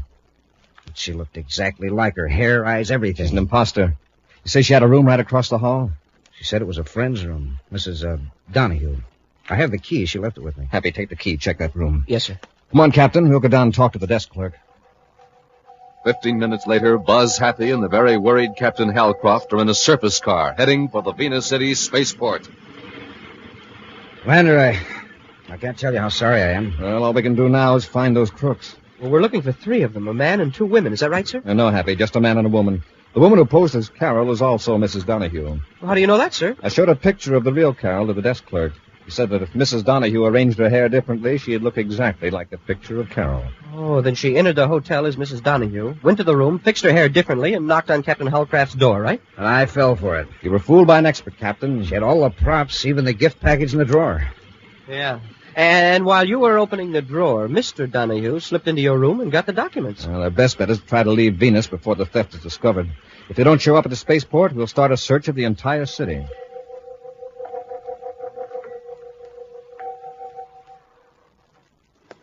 What are we standing around for? Why can't we get aboard the spaceship? I told you, Zyle, it's going to be late blasting off. There's nothing to worry about. Just relax. In a few hours, we'll be at Scavelin's place in Lowell City. Look, there's that Captain Halcroft, and he saw me. You're just imagining things. Calm down. I tell you, Earl, it was Halcroft. He was walking right behind us. Now what'll we do? Don't get panicky. Wait till he gets farther away, then we'll duck into this freight room. Sorry, Commander. She's here, all right. Where? Standing over there by the freight section. Hey, I see her. Smoking rocket, she sure looks like Carol, all right. Uh-oh, she ducked through a door. Come on, Happy, we'll follow them. Captain, you wait outside. Here's the door she ducked into, sir. Inside, quickly. There doesn't seem to be anybody here. She must have gone through into another part of the freight office. Somebody's behind those crates over there. Come on.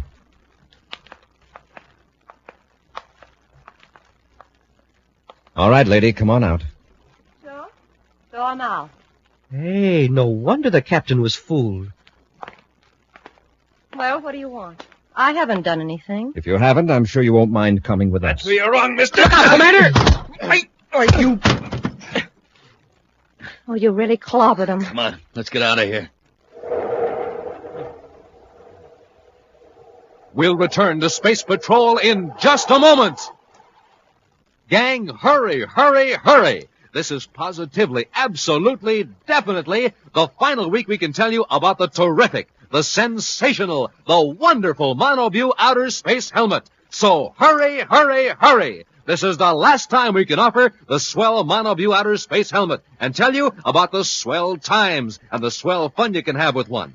You know, it's the one and only outer space helmet that keeps your identity a complete secret. Because that one-way eye plate lets you see out, but nobody else can see in. It's got special outer space ear plates, too. Everything you hear sounds like it's coming from way out in space. And don't you forget about those real-looking oxygen tanks, breathing tubes, and neat lightning flash hood printed on. So hurry, hurry, hurry. For only a quarter, 25 cents on a box top, you can get a Monoview Outer Space Helmet. Just buy a box of good hot Ralston. Then with your name and address and an instant or regular Ralston box top, send 25 cents in coin to Space Patrol, Box 686, St. Louis, Missouri. That's Space Patrol, Box 686, St. Louis, Missouri.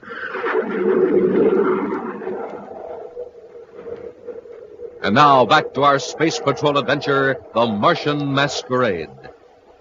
Taking advantage of her striking resemblance to the Secretary General's daughter, Zyla Kermody helped her husband steal plans for a secret Space Patrol weapon from Captain Halcroft.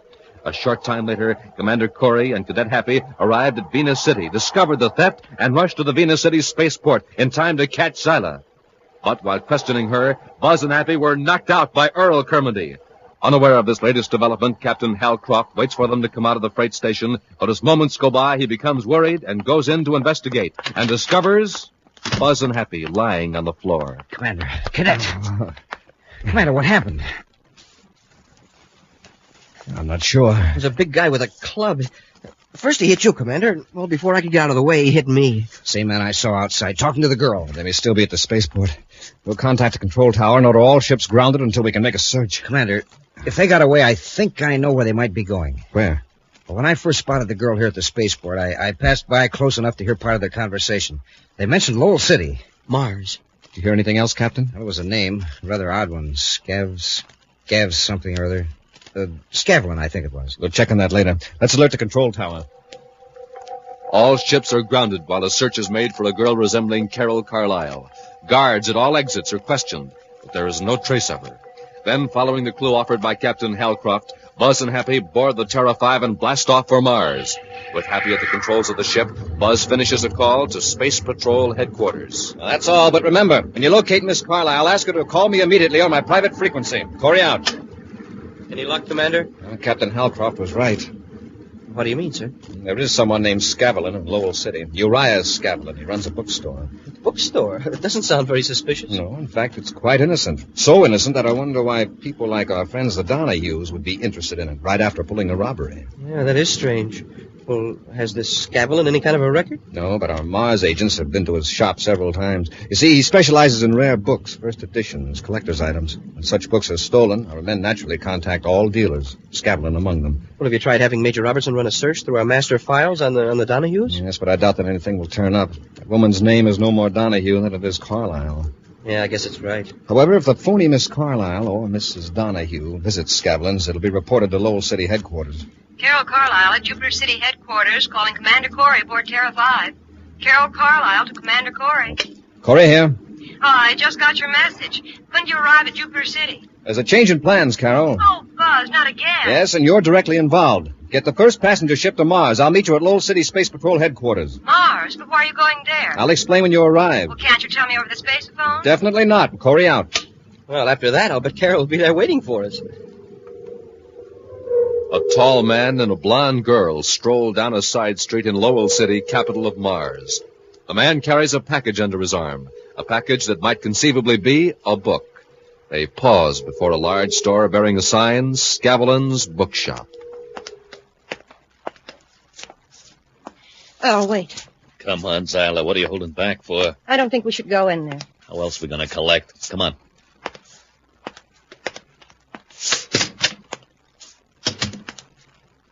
No, here he comes. Let me do the talking.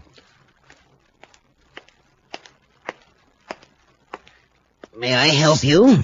I brought in that rare document I mentioned the other day, Mr. Scavlin. Oh, let's see it. I'll unwrap it.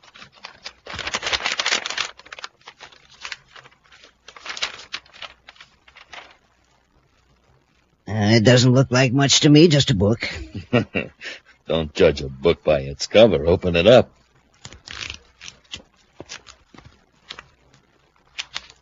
This is a rare item. Yeah, and it's genuine. I'll drop back in a few days after I have a chance to examine it. Say, what about our money? Where's the 20,000 credits? Oh, you don't understand. I haven't the money to pay you for this document, but I do have potential buyers. If they are interested, they will pay me and I will pay you. Look, Scavlin, we ran a lot of risk to get those plans. Alec, let's do as Mr. Scavlin says. Oh, right. I don't like the setup. Mr. Scavlin's perfectly reliable, dear. Now, until he contacts me, you and I better split up. Split up? What for? We stand less chance of being caught if we're not together. Now, you go to our old place and wait for me to call you. Just a minute. Where will you be? Don't worry, I'll keep in touch. Now, you run along. Hours later, in Space Patrol headquarters at Lowell City, Carol listens to Commander Corry's account of the theft.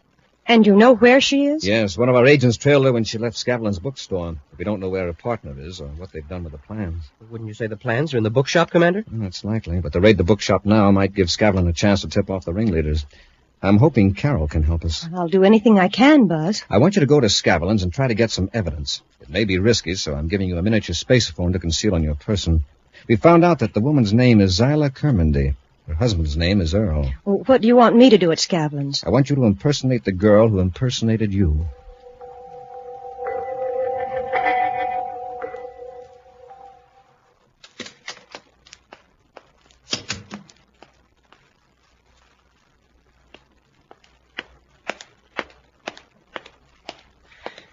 Yes, ma'am. May I help you? Have you got the money? Money? You remember me. I was here the other day with my husband, Earl. Oh, yes, I remember. I asked you, have you got the money? The arrangement was that I am to contact Mr. Kermody. Yes, but Earl changed his mind. He's tired of waiting. He can sell the plans himself. He wants you to hand them over to me, now. Why is he in such a hurry? And why didn't he come? He's afraid he's being watched. If he came here, the Space Patrol would get Earl and you too. Well, if that's the way it's got to be, just wait here a moment, Mrs. Kermody. Oh, sure.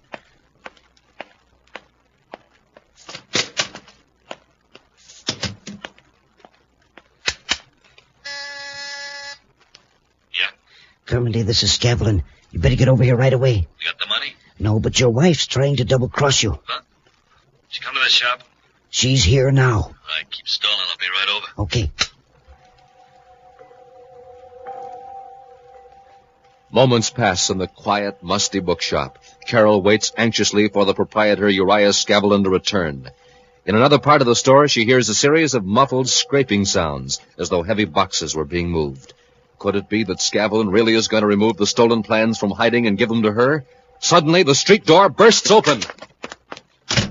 You are here, Siler. I'll fix you, you double-crossing little... Go, you're hurting I never me. thought you'd try to pull a trick like this. Wait a minute.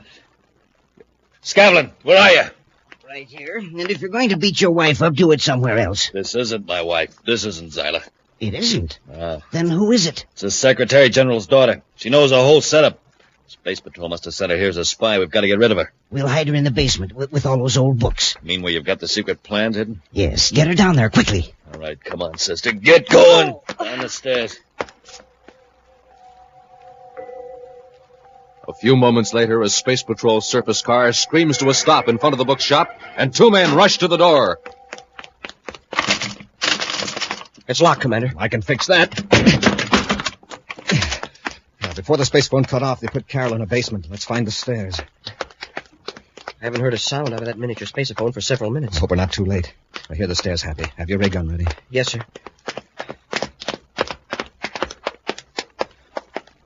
Gee, this place is musty. Yeah. Carol! Carol, where are you? Oh, Buzz, is that you? She's down this way, sir. Buzz, Happy. And the spaceophone worked after all. When they threw me down here, they broke it, and I was afraid you didn't hear me. Where are they now? They said something about getting a truck. We'll get you out of here, then come back and look for the plans. Yeah, before Scavlin and Kermody get back. What's that? The door closed. Uh-oh. Looks like the boys are back. We're locked in here. Oh, Buzz. Now, don't worry, we're still all right. Captain Halcroft will realize there's trouble when he doesn't hear from us. Yeah, and... Commander, my head hurts. It's some terrible pressure. What's happening? It's ultrasonic vibrations. Where are they coming from? From a resonator up near the ceiling. Vibrations kill the insects that attack these old books. Yeah, well, what'll it do to us? Well, if we can't shut off that resonator, we'll meet the same fate as the insects. Buzz, I can't stand it any longer. The pain's driving me crazy. Cap, we've got to act fast. I can hardly move, and it sound's getting louder. It isn't the audible sound that's hurting us. It's the higher cycles. Happy, if we can move that ladder, raise it up, crash it against the resonator. I'll try it, sir. It's heavy, awful heavy. Commander, I can't hold it. Here, I'll try it, Hap. It'll only reach. Hey, Commander, maybe I can climb it. You'd lose your balance, sure. You're getting it, sir. The top of the ladder is right next to the resonator. Push it hard, sir. You did it, sir. It's off. You broke the circuit. Yeah. Hey, Commander, Carol fainted. I know. She'll be all right. That gives me an idea. Listen. Is there anything in there, Scavlin? Of course not. The walls are insulated. But I can guarantee there isn't anything alive in that room. 1 minute of those ultrasonic vibrations is all a human being can take. You've had 5. I'll cut the switch. Now we'll open the door and take inventory.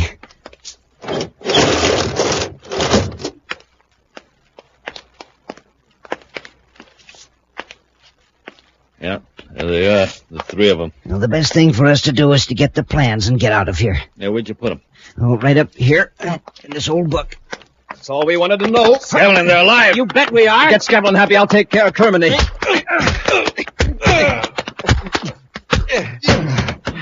Keep an eye on him, Happy, while I take care of Carol. I'm all right, Buzz. Here, I'll help you up. Oh, thanks, Buzz. Well, Happy, I thought I told you to keep an eye on our prisoners. Oh, excuse me, sir. I was just noticing a book here. A real old one, printed way back in 1955. 1955? Well, that's 1,000 years old. Commander, can I take it with me to read in the ship on the way back to Terra? It looks real interesting. Oh, what's the title? Why Man Can Never Visit Other Planets.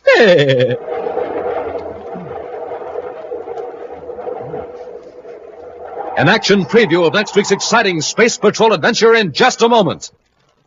Space Patrollers, this is your commander. Now, I want every one of you to listen carefully to this message on the reminder meter.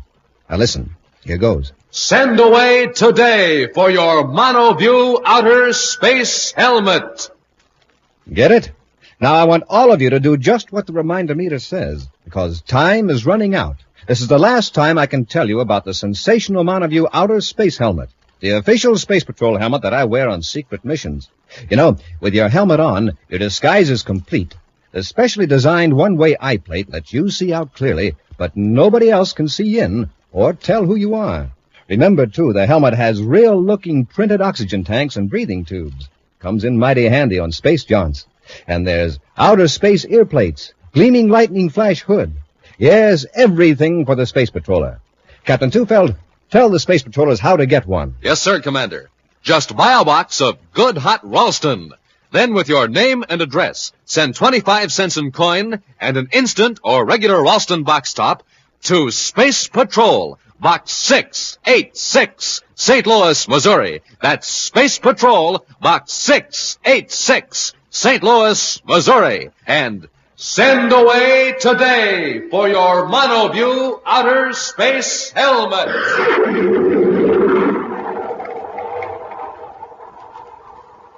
And now, a preview of next week's exciting Space Patrol adventure. Buzz and Happy are searching through an abandoned spaceship, half buried in a landslide in the mountains of Venus. Whatever forced this spaceship to land certainly wasn't the lack of fuel. Just look at all these drums bolted to the racks. They all seem to be full. Commander, the ship's moving. The dirt's getting away. We're sliding down the slope. Commander, the fuel drums are breaking loose. Run for the next compartment. If one of the drums hits us, we'll be crushed. Commander! Be sure to join us next week for the thrilling story, The Treasure of Mount Rollcab, when Instant Ralston and Regular Ralston again present Space Patrol! Space Patrol, created by Mike Moser, starring Ed Kemmer as Commander Corry and Lynn Osborne as Cadet Happy, was written by Lou Houston, produced and directed by Larry Robertson, executive producer Mike Devery. Other players were Virginia Hewitt, Ken Mayer, and Norman Jolly. Dick Tufeld speaking.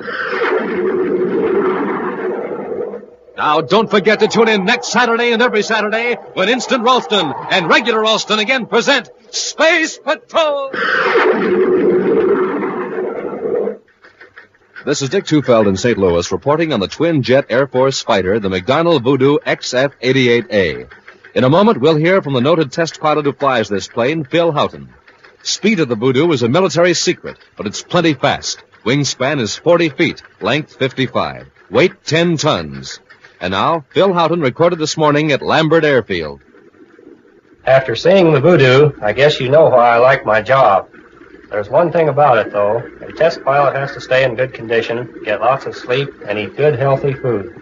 That's why I like rice checks and wheat checks for breakfast. They've got plenty of energy in them, and they really taste swell. I think you'll like them, too. No other cereal, puffed or flaked, contains so much nourishment in such concentrated bite-sized form.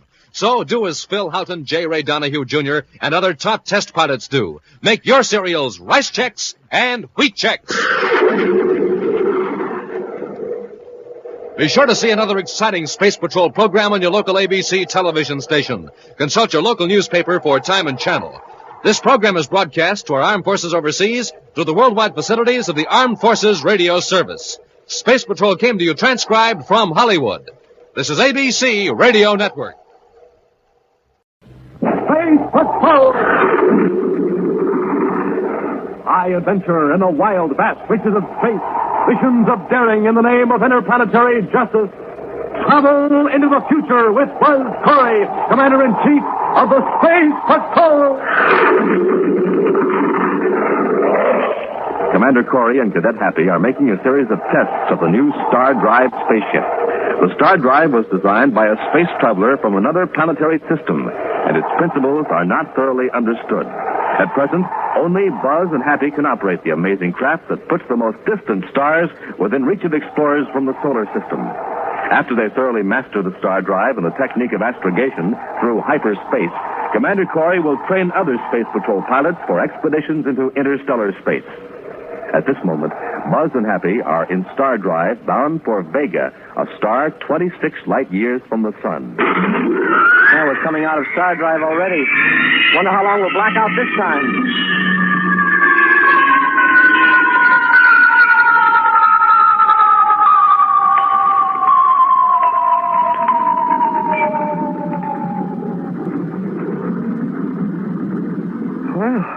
That time I didn't black out completely. Just got a little dizzy. Evidently, we're getting used to the pull in and pull out of the star drive. Hey, Commander, that must be Vega. Wow, that white-hot light. Check the instruments, Hap. Let's get a reading. Yes, sir. Well, the star is 6 million DUs distant, sir. And the radiation intensity scale reading is 9.1. That's exactly what Vega should be at that distance. Smoking rockets, look at that. A spaceship off our starboard. Seems they're awfully close, or it's a monster. Get a viewscope reading on it, Hap. For size, distance, and vector. Yes, sir. If you can, find out if they're carrying armament. Yeah, that's right. We're in a strange solar system. Maybe these people don't like visitors. They're on a parallel vector, sir, and matching our velocity. Just looking us over. It's a big ship, all right. 5 times the size of this one. Hey, look. They're flashing a light. Now watch closely. See if we can detect a pattern. 3 flashes. 3 flashes. And another 3 flashes. That must be a code of some kind. I'll send the flashes exactly as they did. 3 groups of 3. 3. 3. And 3. Now, let's see what the next move is. Uh-oh. They're really signaling now. Flashes all over the place. They're closing in, Hap. I'd feel a lot easier if we had some space weapons. Right now, that ship is so close we could blast it. Oh, what's wrong with our rockets? It cut out. And our lights are dimming. Something must be wrong with the main power supply. Auxiliaries should cut in automatically, Hap. That other ship is causing the trouble. Well, even if we had space torpedoes, we couldn't fire them. Evidently, that's the idea, Hap. Those boys from Vega aren't taking any chances. Say, look now, sir. A hatch is sliding open. Mm-hmm. Something is being thrust out. It's a platform or a ramp of some kind. Something's moving. Well, it's a man in a spacesuit. Walking out on the ramp with both arms held out. It's a universal gesture. Showing us he isn't armed. And what's he doing out there? It said he wants to come aboard. You gonna let him? Right now, they're calling the planes, Hap. Press the outer hatch control. When his ship pulls closer, he can step into our airlock. Yes, sir. He may be unarmed, but there's something hanging from the belt of his spacesuit. Some sort of a box. It may be a spaceophone or a weapon. You'll find out very soon. Open the hatch. We're going to have company. The huge spaceship maneuvers alongside the star drive craft, and a moment later, a light flashing on the control panel tells Buzz and Happy that their visitor is in the airlock. Buzz presses a button, and the outer hatch closes. Then, at a nod from the commander, Happy opens the inner hatch, and in strides a figure in a spacesuit. Commander, what does he want? I think he wants us to talk. Jeka, well, Vaidik, Ubrasta, da. He seems sort of pleased about the whole thing, anyway.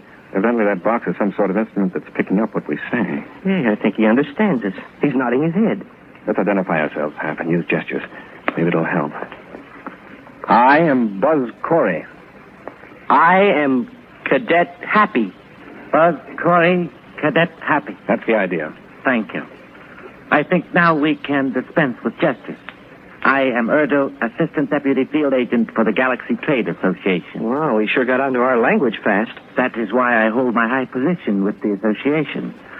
Of course, this device here helps considerably. It is sensitive to brain waves and translates thought images into symbols of your language. An electronic translator? Yes. I've made contacts with 20 different planetary systems in the galaxy, and neither the translator or I have failed yet. I suppose you want to know why we're in the Vega system. Or do you already know that? I know that, like myself, you're on a peaceful mission. And you seem to be slightly lost. You're from another part of the galaxy, aren't you? Yes.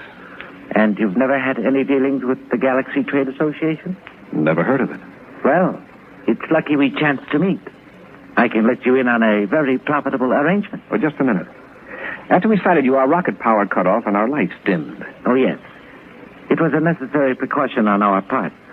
We couldn't identify you, and you didn't know our code, so Crexor ordered the inhibitor beam to be focused on you. As you may have noticed, some of your controls have already been restored to use. Who is Crexor? The deputy field agent for the Galaxy Association. I'm his assistant. Crexor is captain of our ship, the Charka. And you're from one of the planets in the Vega system? Oh, no. We're from Charka, a star 100 light years from here. Vega has 5 planets, and they're all members of the association.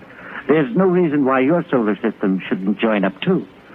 Just come aboard the Charka, and Crexor will draw up the contract. Oh, not so fast, Urdu. In the first place, what's the purpose of the association?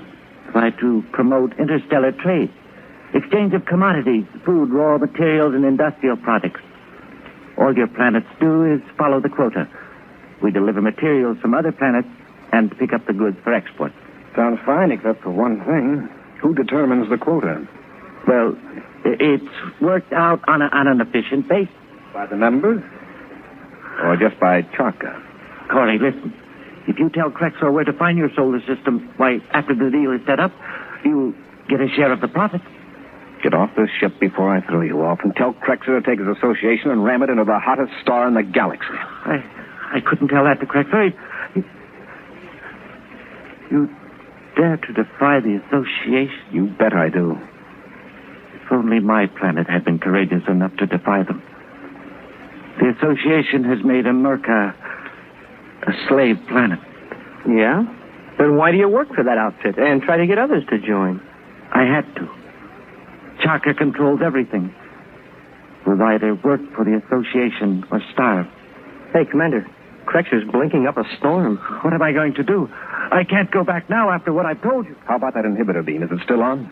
No. No, when he figured it was safe, Crexor would cut it off. Save power. I'll have it going to blast away from here. What's the range of that beam?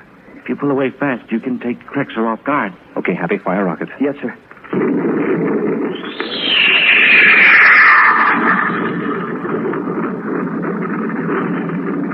Gotta have a destination to get into Star Drive. Where's this home planet of yours, this America? It's in the Radmit solar system, 15 light years from Vega. In what direction? Come on, take a look through the nose port. Can you point it out? Let me see. That's Antares. Crexor's gaining. There's Radmit, just under Antares. About 10 degrees right. We haven't time for a fine adjustment of the hyperspace computer. 15 light years, Urdu? Yes, Corry. We're going into Star Drive.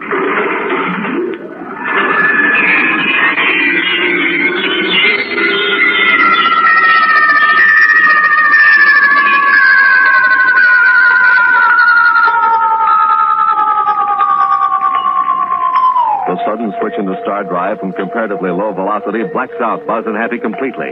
When they regain their senses, the light of a yellow sun is blazing in through the nose port. As they check their instruments, Urdu calls out excitedly. It's Radmit. We made it.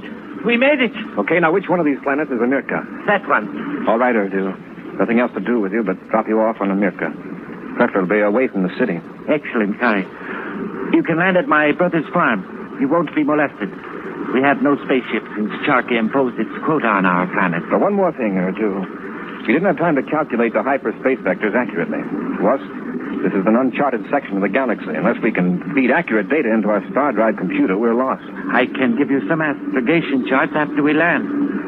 My father wanted to be a space pilot until the association forced him into operating a farm. And this is the kind of an outfit you tried to get us to join?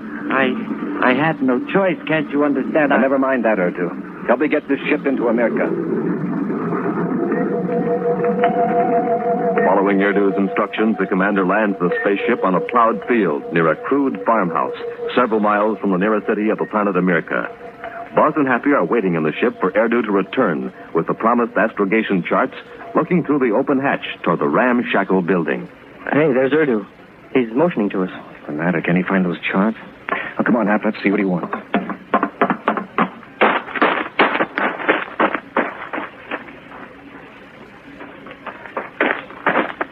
What's the trouble, Urdu? Where are the charts? There's been a slight change in plans, Corry. Oh, there has. For you, maybe, but not for us. Don't make a move, either of you. This is quite a powerful weapon. Hey, what's the big idea of pulling a gun on us? Of all the ungrateful... Gratitude is a luxury I can't afford. Not till I am free from the power of Charka. Not till the people of America drive out the association. What's that got to do with us? We can use your ship and your knowledge. Don't move. I'll show you what this gun can do. See that tree over there? Watch what happens.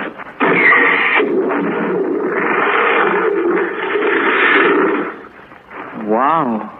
If it can do that to a tree, think what it could do to a man. Now, both of you, inside the house. Make one false move and you're finished.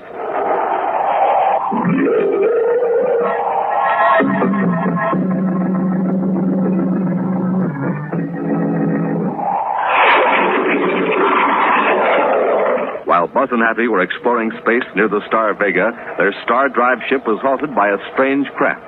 They were boarded by a man named Erdu, who told them of an interstellar organization called the Galaxy Trade Association, and urged the commander to bring the United Planets into the agreement. When Buzz refused to consider the proposition, Erdu broke down and admitted that the commander's suspicions were correct, that the association was a ruthless combine, bent upon enslaving the inhabitants of all planets in the galaxy. Blasting away from the other ship, Buzz and Happy returned Erdu to his home planet Amirka in the Radmus star system. After tricking them into leaving their ship, Erdu produced a powerful weapon and forced the space patrollers to a farmhouse where they're being held at gunpoint. Now, look, Erdu, face facts for a minute. How do you expect to drive off the Chaka outfit with one spaceship? With one spaceship, we can capture another. Then with two, we can capture two more. With four... But our ship isn't armed. I know. But the factories here in America manufacture armament for the Chaka ships. Great. With the association keeping close tab on your production, how are you going to get the weapons out of the factories? The association spies can't watch all of us all the time. Bit by bit, piece by piece, we can smuggle parts out of the plant. A while ago, you told us that the people of America had no spaceships of their own. The minute a Chaka cruiser sees our ship, they're going to ask questions. My brother will know what to do. For years, he has been waiting and hoping for such an opportunity. While you've been helping the Chaka gang rope in more victims, more slaves? Yes, and learning how the Charkans operate. Now I can turn that knowledge against our oppressors. Hey, what's that noise? It's my brother. His truck is coming down the road. I'm sorry, Erdu, but here's where we leave you. Let go of that gun. Hey, that was fast work, Commander. Run for the ship, quick. Here comes the truck, sir. But it's stopping. Erdu's brother probably thinks we're from Chaka. He won't try to stop us. Stop them, Barbara! Stop them! Commander, it's Erdu. Got his gun, but his brother may have one. Up the ladder, Hap.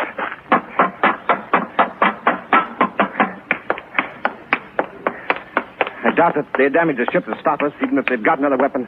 We won't take any chances. Close port. Yes, sir. Port's closed, sir. Fire rockets. Up, ship and away.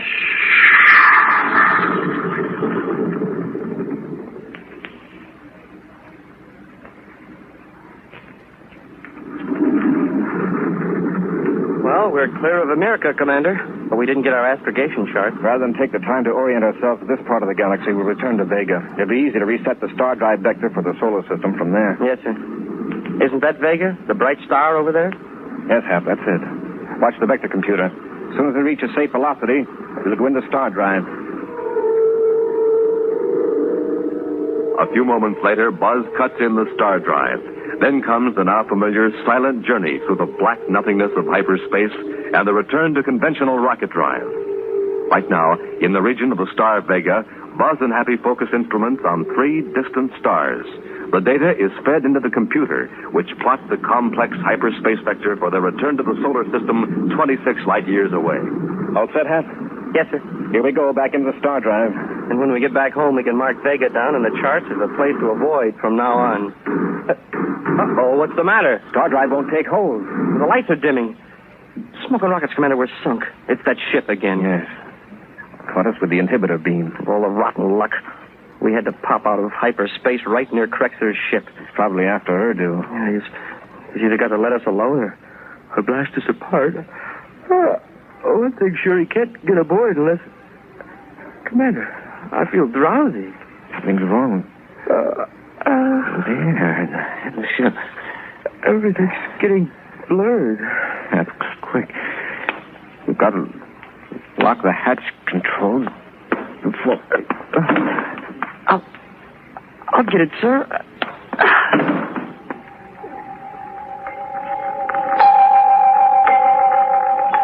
Silently, the Star Drive ship hurtles through space in free fall near Vega as a huge spacecraft draws closer.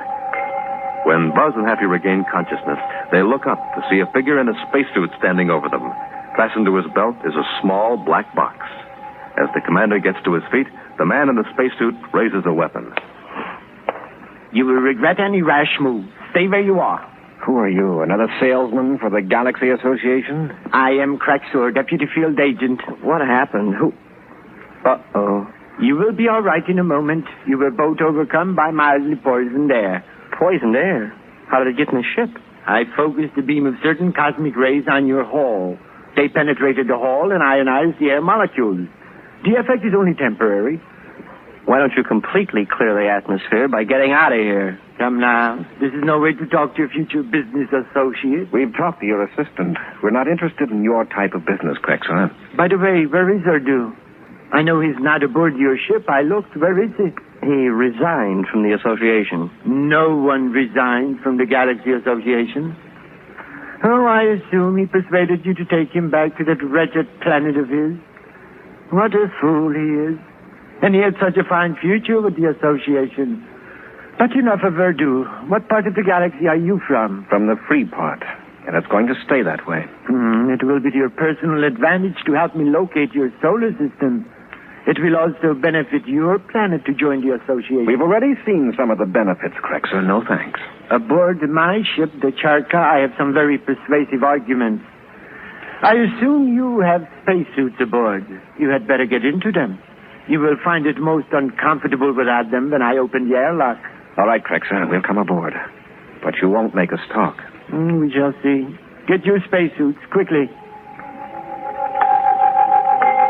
With Crexor holding his weapon ready, Buzz and Happy don spacesuits and walk across the ramp into the Charka. Crexor forces them down a corridor and into a compartment filled with instruments and equipment of strange design. Crexor gestures that they're to raise their helmet face pieces. This is a good-sized ship, Crexor. How many men do you have aboard? That is information divulged only to association members. There are more than enough, however, to handle you two in the event you try to escape. This equipment, does it work? Or is it just to impress your clients? It all has a use. That device there, for example, will enable me to learn the location of your solar system. Once the electrodes are placed on your head, any knowledge you possess will appear upon the screen. Well, it's like our brain graph. Crexor, just how gullible do you think we are? Why, you've already seen our translator. If it hadn't been able to detect your brain waves, we wouldn't be communicating now. This device is more powerful. It penetrates into the unconscious. Nonsense. Nonsense, is it? All right, then. If you think this machine is a fraud, you might as well prove it by letting me test it on you. Oh, it'll work, all right, but not the way you say it will. It's some torture device. Torture device? Of course. When you attach those electrodes to us, you'll turn on a current and keep increasing it until we either talk or pass out. So you think the device is a torture machine, do you? Yes, and you can't prove it isn't. Not to my satisfaction. I can prove it. That is, if you're not a complete idiot. Suppose I attach the electrodes to my own head and let you turn on any controls you want. Will that convince you? I don't know. You mean we can adjust the controls? Yes, yes. Now, I got the electrodes pressed to my temples. Go to work. Personally, I think you're bluffing, but we'll see. How do you turn it on? Just pull down that red lever on the far left of the panel. There. Feel anything? Of course not. Well, go on. Make your test. The machine is foolproof. Fortunately. I'll hold them, Hap. You watch your brainograph screen. Right. Let go. Okay, Crexor. What do we do to keep your men out of the corridor and away from the airlock? You fool! Do you think I'd tell you that? No, but you're thinking it. It's on the screen. Commander, there's an image of one of the panels here, and a button is pressed 4 times. Which button? Think of it, Crexor. No, I won't. I've got it, sir. I know which one it is. What happens if that button's pressed 4 times, Crexor? What do you see, Hap? He's trying to cloud the screen with other thoughts, but I see a whole bunch of men lining up in formation. It's a great big compartment. Must be a midship somewhere. Good. Probably general inspection. Press that button, Hap, 4 times. That'll pull the men away from the escape hatch in the outer corridor. Yes, sir. Don't press that button. Relax, Crexor.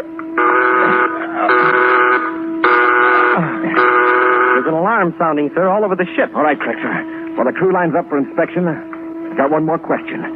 If you were our prisoner aboard this ship and you wanted to escape, what would you do? What's on the screen, Happy? An image of Crexer knocking us out and running out this door, down an empty compartment to the hatch, across the ramps, and into our ship. Thanks, Crexer. I'm finally convinced your device does read subconscious thoughts after all. Now, your suggestion for escape seems a little rough, but after all, it was your own idea. Wow, Commander, you should have seen the stars on that brainograph screen when you socked Crexer. Come on, Hap. I'll take Crexer's gun just in case. Let's hope that corridor's empty.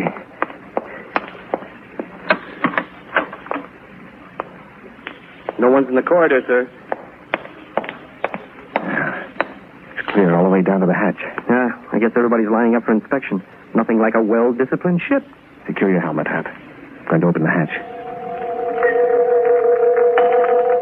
Boarding their ship, Buzz and Happy quickly blast off, anxiously watching the diminishing image of Crexer's craft in their rear-view scope. As their acceleration increases, Buzz idly monitors the spacephone receiver.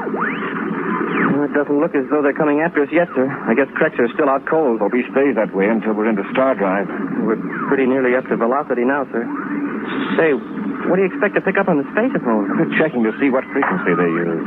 Naturally, we couldn't understand. Galaxy Trade Association, field ship Charter to headquarters. Field Deputy Crexer here with 1201 report. Crexer? But how come he's spacephoning in English? Strange. Wait. What's that lying on the desk at your feet? A transmitter box. In the excitement, I must have grabbed it. Usual ship drills have been conducted as per schedule, including extra general inspection on deck 5 amidship. Crew, deportment, and morale excellent. Why, the big fake? In reference to message 0562 broadcast earlier concerning the spaceship from an unknown origin, I have now completed interrogation of its occupants and have ordered them to depart. Is he talking about us? In my expert opinion, further contact with that solar system would not be to the best of interest of the Galaxy Trade Association. Deputy Field Agent Crexer out. Well, Hap, imagine they don't want to trade with us. Well, I don't see why not. Didn't we prove that we could give them the business? Stand by for star drive.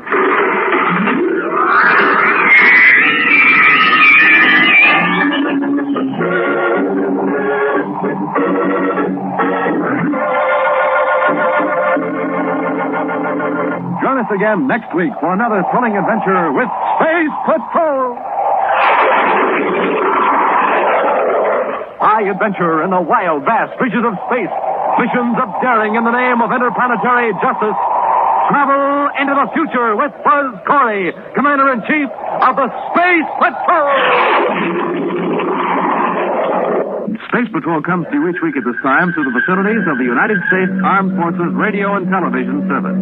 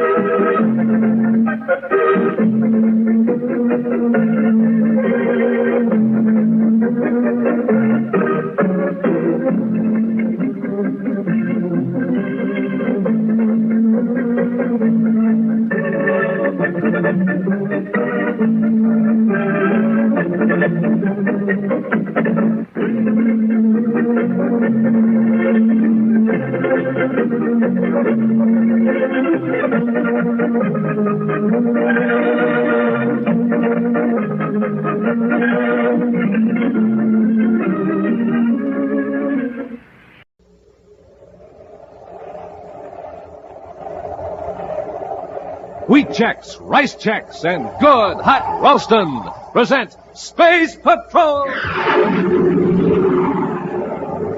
High adventure in the wild, vast reaches of space. Missions of daring in the name of interplanetary justice.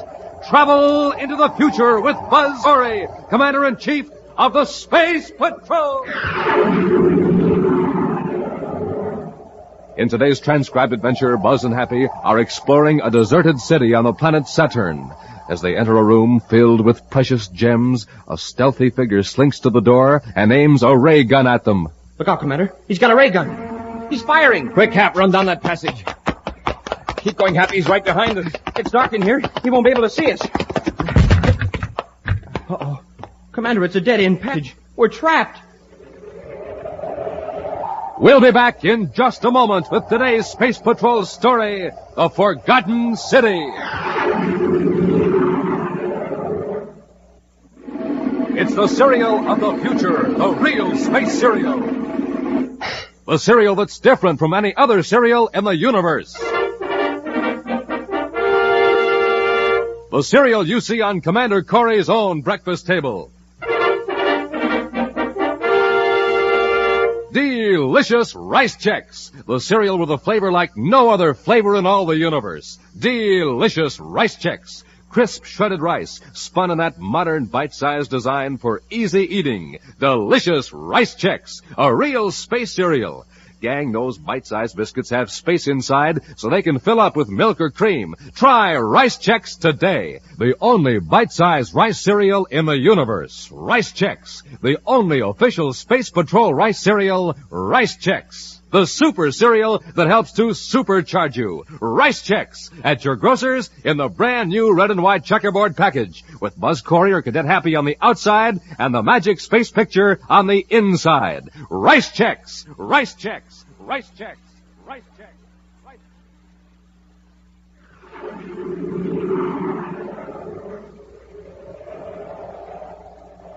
And now, today's Space Patrol adventure, The Forgotten City. Buzz and Happy are flying low over the Cinder Mountains on the planet Saturn, searching for a trace of a meteorology specialist believed to have crashed in his atmosphere ship in the rugged region. So far, their spaceophone receiver has failed to pick up a signal from the automatic transmitter carried by the scientist, Byron Stearns. Professor Stearns' transmitter must have finally conked out, Commander. According to Space Control Saturn, we're very close to the point from which the signal came. Watch your viewscope, Hap. We may be able to spot the wreckage. It must have been a pretty good crash to knock out that automatic transmitter. Well, let's hope Stearns had time to get a spacesuit. His ship's hull was smashed. He couldn't survive very long in this part of Saturn. Well, what was it he was trying to tell Space Control just before the emergency transmitter cut on? Well, there was a lot of interference, Happy. Almost like a jamming signal, according to Space Control.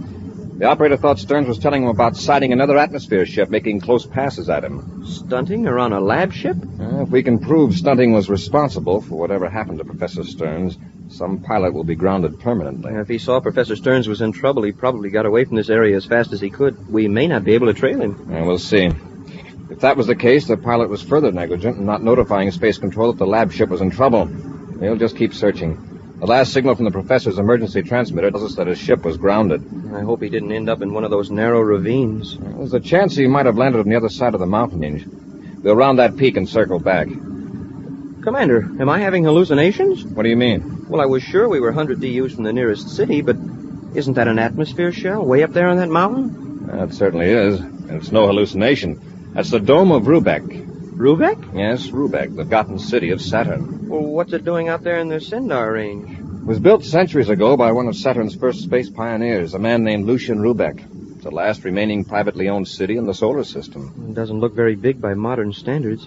Still, it's pretty impressive, stuck way up there in the mountains. It's been deserted for nearly 100 years, Happy. Lucian Rubeck's descendants lived there for several generations, and they gradually drifted away to the largest cities on the planet. The Forgotten City. I'd like to visit it sometime. It's pretty interesting. I understand it may be reopened by the government as a museum or put to some other use. That is, if none of the surviving Rubeck family object. Well, why should they object? They are using the place. Technically, it's still their property. The government's legal staff has been trying to locate the Rubeck heirs, if any are still alive. Space Control Saturn calling Commander Corry aboard Terra 5. Space Control Saturn calling Commander Corry. Corry here, go ahead. Commander, a Space Patrol ship has located Professor Stearns. Is he all right? Oh, yes, sir. He was wearing a spacesuit and wandering around in the Vulcan range, dazed and shaken. The Vulcan range? That's 100 DUs from the Sindar region. Yes, sir. The automatic transmitter could have been out of adjustment. I'm glad he's been found. Did he say how he crashed? He wasn't able to give much information, Commander, and we haven't found the wreckage of his ship. Where is he now? He's being brought to Saturn City Hospital. He's under the care of a space surgeon in the patrol ship. Withdraw all patrols except a squadron in the Vulcan range. And proceed with the search till Stern's ship is found. Yes, Commander. Corry out. That's rather strange, isn't it, sir? About Stern showing up in the Vulcan range? Yes, sir. He was probably confused about his exact location. The important thing is he's safe. Yeah, and very lucky. His best bet would have been to stay with the wrecked ship instead of wandering through the mountains. We'll give Stearns a chance to recover from his ordeal before we question him. In the meantime, are you still curious about the Forgotten City? Yes, sir. Then get out our spacesuits. We'll land outside the dome and do a little investigating.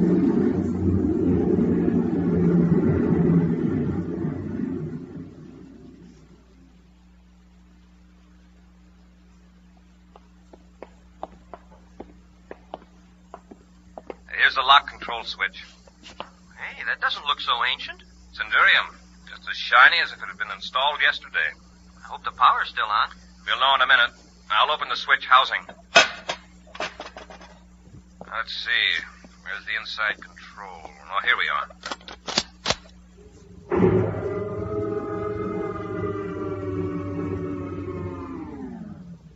Well, so far, so good. Now let's try the inner lock and go into Rubik City.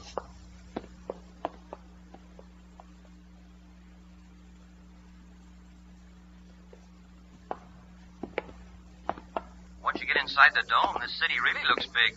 100 years ago, Rubik City was one of the most important settlements on Saturn, Happy. Yeah, and now it's completely deserted. Hap, check your atmosphere indicator. Yes, sir. Say, that's funny. According to the indicator, the city's air is fit to breathe after 100 years. And then we can open the faceplates of our helmets. Say, the air is really fresh. How do you account for that, Commander? Well, there are two explanations. The dome is so well constructed that none of the poisonous Saturn air has leaked in, or else the atmosphere washing plant is still in operation. After 100 years? Well, it wouldn't have to work very often. Everything inside the city's shell to use up the air. Say, that's right. Smoking rockets, this is some city. Look at that tower up there. Rubek Tower. Lucian Rubek designed it himself. He had his headquarters on the top floor. And now Rubek is a ghost city, completely deserted. Yeah. Makes you realize how impermanent human beings are. Uh-oh. What is it, sir? What'd you find? A small bottle lying on the sidewalk. Oh, probably thrown there by one of the last people to leave Rubek. It's a medicine bottle.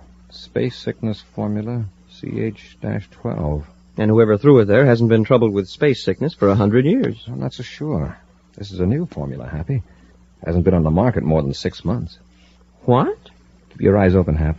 Evidently, Rubek City isn't as deserted as we thought.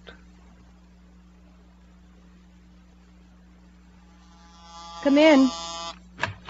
Lena. There are visitors in the city. I know, Shefka. I've been watching them from the tower room. They're space patrolmen. What are they doing here? We got to get rid of them. Don't get excited, Shefka. By their casual attitude, they must think the city's deserted. But no one ever comes here. They must know something. If they suspected what we're using the city for, they'd have brought more men with them. Let them snoop around.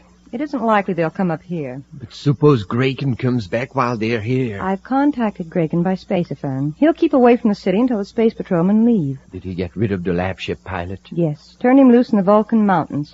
Pilot's already been picked up. Suppose he tells them he was shut down near Rubek. Oh, he's in a very dazed, confused condition. Graken saw to that.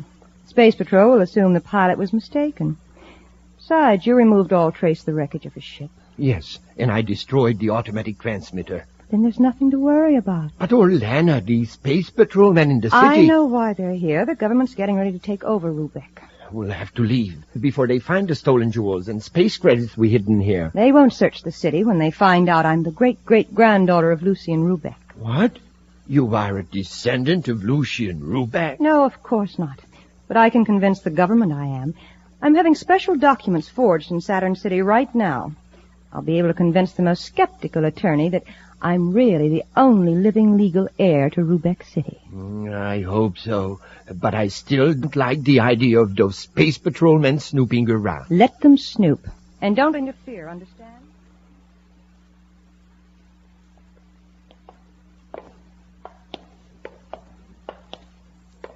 Hey, this is some building, Commander. Yes, Happy. Rubek spent a fortune on this one building alone. Here's the elevator, sir. Shall we go up to the tower? We could get a real good look at the city from there. Just a minute, Happy. Look at the carvings on this door. I'll bet anything Lucian Rubek had this imported from the planet Earth. Mm-hmm. The looks of it, the door was taken from an ancient Oriental temple. From a deserted city on Earth to a deserted city on Saturn. It's a massive handle. You don't see metalwork of this kind anymore, Happy. I wonder where this door leads. Commander, there's a light on in there. It flashed on automatically when I opened the door. Let's have a look. We'll go up to the tower later. Yes, sir. Say, this must have been Lucian Rubeck's treasure room. It's amazing. Look at those gold and silver goblets and old-fashioned candlesticks. And look, an ancient platinum electric lampstand. I thought Rubeck's descendants had cleaned out everything of value from the city, but apparently I was wrong. Imagine all this stuff sitting here for hundreds of years and with no lock on the door. Hold on a minute, Happy. This object isn't 100 years old. Why, it's a model spaceship, studded with jewels. Yes, and a very recent model, too. Look at it. Diamonds and rubies. Happy, listen. I heard a sound at the door. Uh-oh. Somebody's out there. Look out, Commander. There's a man with a ray gun. Hold your fire. We're space patrolmen. That's why I am shooting. Quick, Happy, down this passage. You aren't going to escape that way. Keep going. Happy's right behind us. Yes, sir. It's dark in here. He won't be able to see us. Commander, it's a dead-end passage. We're trapped. That's right. You're trapped. And I'm going to wait right here and pick you off, one at a time. We'll return to Space Patrol in just a moment. Hi, gang. Captain Dick Tufeld speaking from the planet Earth. Doing a Man on the Street broadcast this morning. And to see what some of these kids here on Earth think about the 3 official Space Patrol breakfast cereals. Now, here's a sharp-looking lad. Say there, what'd you say the very first time you tried bite-sized wheat checks? I said, mmm. And here's another fine-looking chap. Son, what did you say the very first time you tried bite-sized rice checks? I said... And here's still another youngster. Tell me, what's your opinion of Instant Ralston, the hot super cereal made of rich whole wheat? Man, oh man, oh man, oh man. Try 'em yourself, gang. You'll say the very same thing. Mm-hmm. Man, oh man, oh man. Yes, get 'em today, boys and girls. Rice checks, wheat checks, good hot Ralston. And remember, checks now have a brand new package with Buzz Corry or Cadet Happy on the outside and the magic space picture on the inside.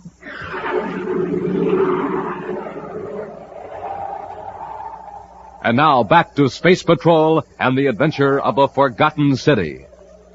Buzz and Happy were searching for an atmosphere ship crashed in the Cinder Mountains of Saturn near the deserted city of Rubeck. After learning from Space Control that the missing pilot has been found 100 DUs away, Buzz and Happy decided to visit the deserted city. They entered the atmosphere shell without any trouble, but unknown to the space patrolman, Rubeck is being used by a woman named Orlana as a hideout for stolen jewels. While Buzz and Happy were examining a treasure room in the base of a tower, they were fired upon by Orlana's henchman, Shefka. Now Shefka has them cornered in a darkened passage and is waiting to shoot them with his ray gun. Happy. Yes, sir. He can't see us. Lie down flat on the floor and then make a scuffling noise with your boots. When he fires at the place he thinks you are, I'll rush him. Yes, sir. Don't try to sneak up on me. I can hear every move you make. I warned you. I'll take that ray gun. Have you got him, sir? No, stay down, Happy. He broke loose. After him, Hap. Yes, sir. There he goes through that door. He's locked that door on us. We're in a spot. It's opening, sir. After him, quickly. He's in the elevator, Commander. Come out of there. Oh, he's going up to the tower. We'll take the stairs. Come on, Happy.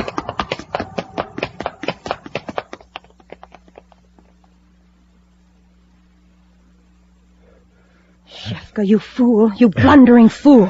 But they were in a treasure room at the base of the tower. What if they were? I could have explained everything that's there. I'm going to have a difficult time now after your idiotic interference. I'm sorry, Orlana. I only did what I thought was best. Attacking space patrolmen. They'd never have known anyone was in the city if you'd obeyed my orders. What are we going to do now? I'll have to face them and make an explanation. They're probably searching the tower now. If you get me another gun, I could still fight them off. No. Get in the next room and contact Graken. Tell him to come in whether the space patrol ship's outside the shell or not. I thought that... You've done all the thinking you're going to do. From now on, just do what I tell you. If I can explain our presence here, I can explain Graken. If the space patrol's skeptical, well, Graken's a good man to have around. Yes. Graken can handle them. If you keep your mouth shut, we won't need Graken. Now go on, make that spaceophone call. Yes, Orlana. I'll go out and look for our visitor.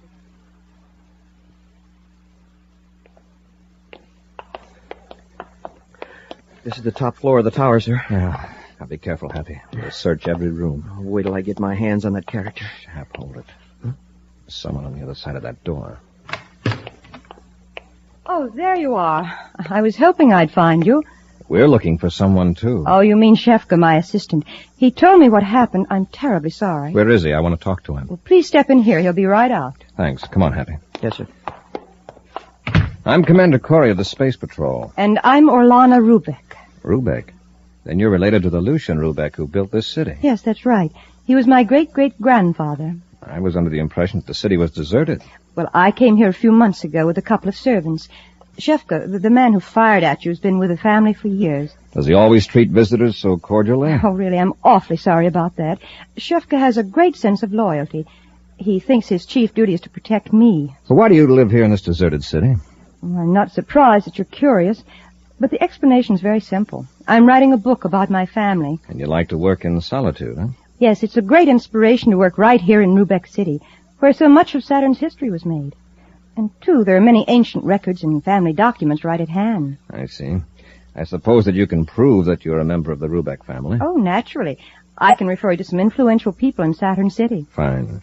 Now, would you bring your servant out here, please? Well, yes. I'll be only a moment.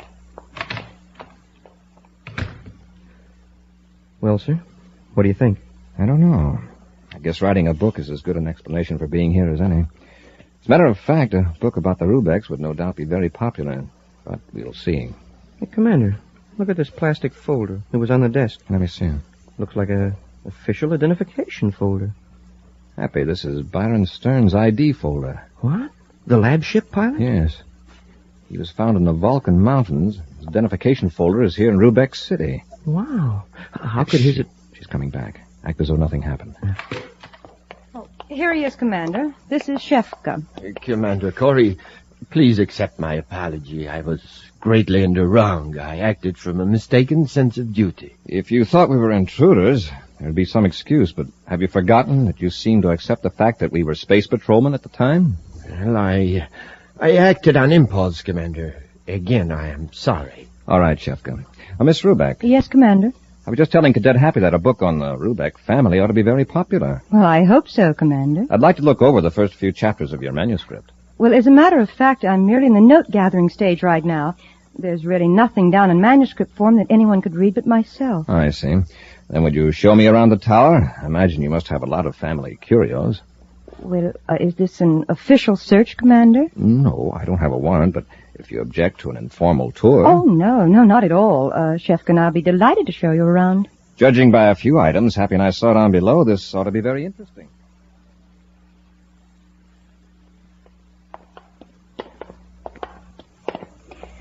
But I think you've seen just about every room in the tower, Commander. How about that room over there? Oh, that's just a closet for cleaning supplies. Would you mind opening it? Well, really, Commander, Or I could come back with a warrant and a squad of patrolmen. Very well, if you insist. But there's really nothing in there. Unlock it, Shefka. But Orlana... Open it, Shefka. All right.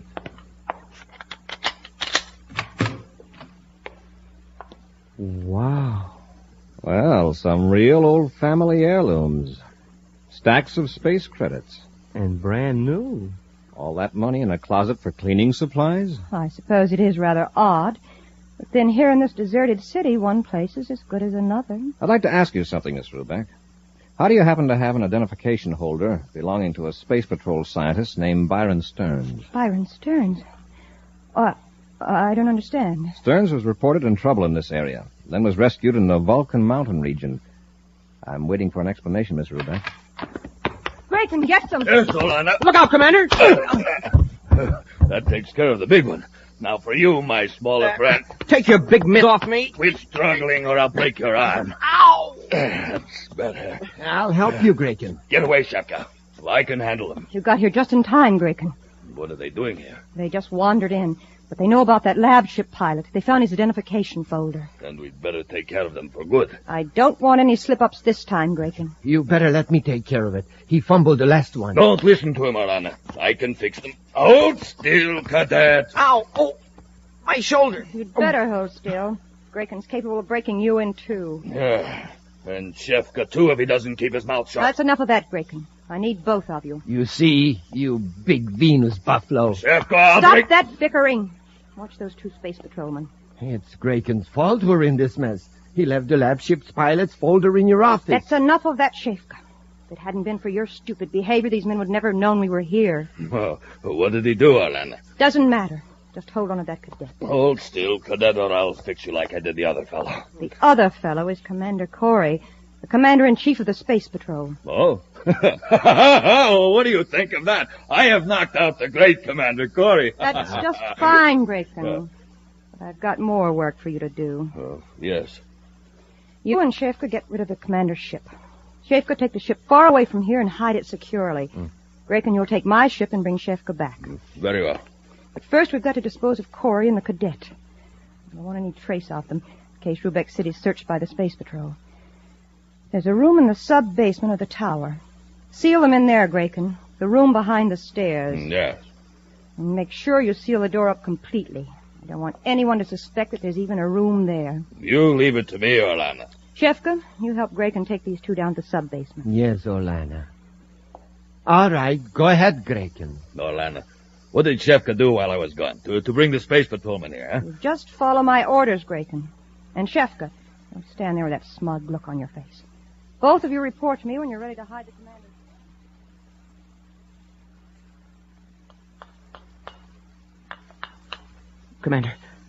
Commander. Yes, Happy. We've got to do something quick. Where are we? In a room in the sub-basement of the tower. Orlana has one of her men sealing us up in here. Then they're going to get rid of our spaceship so nobody will come looking for it. That big bruiser is out there. See, you can see him through the window. Is there anything in this room we can use as a weapon? No, sir, I've checked. All there is, there's some old books and filing cases. There's Graken grinning in here at us. He's getting ready to seal over the window. He's a monster of a man. He certainly is. He carried me down here under one arm. What are we going to do, sir? Well, if we only get him to open the door for a moment. But whatever we do, we've got to do it quickly. I don't see what we can do, sir.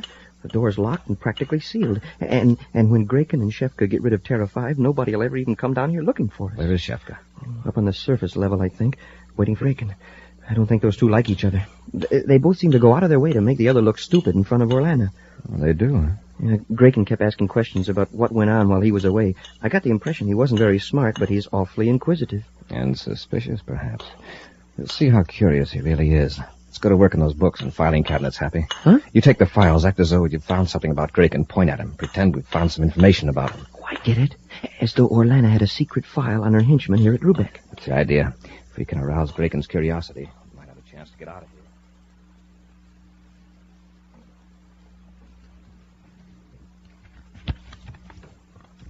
Is he watching us, Happy? He sure is.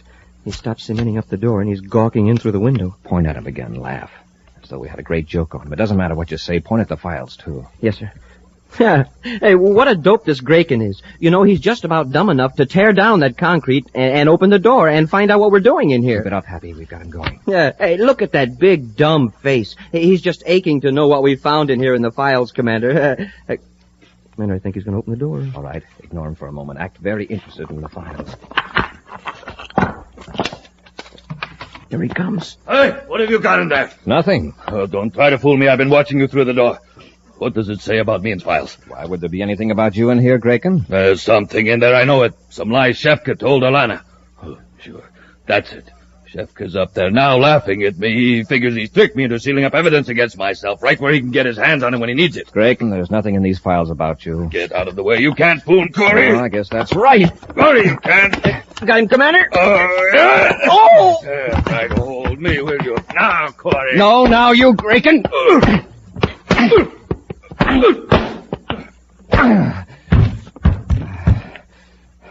Happy. Yes, sir. Hey, Commander, you knocked Graken cold. Yeah. Let's get out of here before he comes to. Shefka, hasn't Graken finished sealing up that room yet? No, Orlana, but I could have done it in half the time. That clumsy oaf. We've got to get Corry's ship away from Rubeck City right away. While Graken and I are gone, you might hide the stolen money and jewels just in case the Space Patrol squad comes here. It's a good idea. We won't take any chances. Go down to the sub-basement and see what's taking Graken so long. I'm afraid that Graken got a little too curious, Orlana. Corry! Shifka, do something. Come back here, Shifka boy. Get him, Happy. Let go of me. Come on, Shifka. I've got him, Commander. Take Shefka's ray gun. Go down, bring Draken up here. Yes, sir.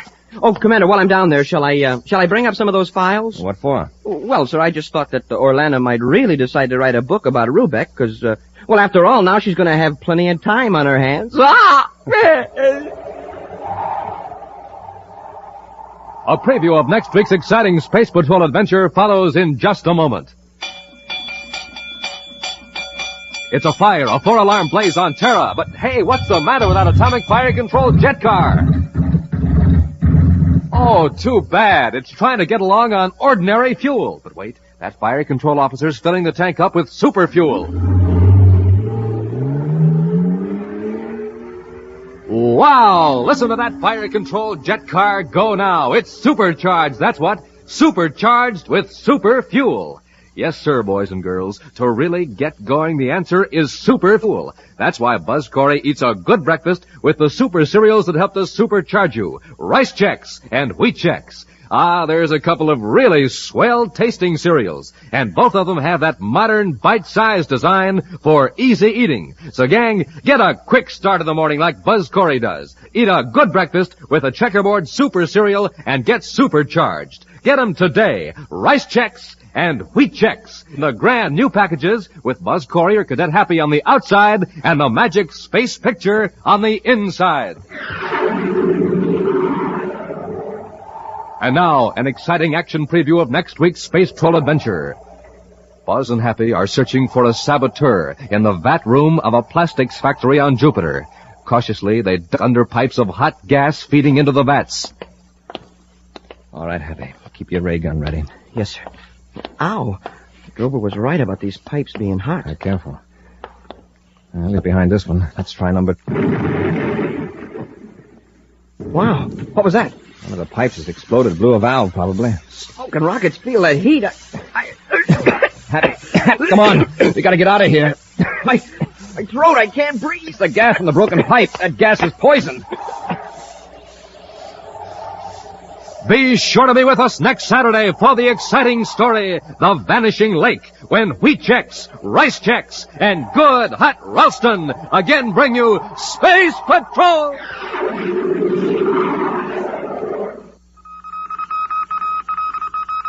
Special bulletin for boys and girls in Oklahoma City, Oklahoma, and Knoxville, Tennessee. Buzz Corry's own space battle cruiser, the Ralston Rocket, will be in your area next week. Don't miss it. The Ralston Rocket. Space Patrol, an original Mike Moser production starring Ed Kemmer as Commander Corry and Lynn Osborne as Cadet Happy, was written by Lou Houston and directed by Larry Robertson. Other players were Bela Kovac, Ken Mayer, Virginia Hewitt, and Stephen Robertson. Dick Tufeld speaking. Now, don't forget to tune in next Saturday and every Saturday when Wheat Chex, Rice Chex, and good hot Ralston again present the new exciting Space Patrol. Be sure to see another exciting Space Patrol program on your local ABC television station. Consult your local paper for time and channel. Space Patrol comes to you transcribed from Hollywood. This is ABC Radio Network.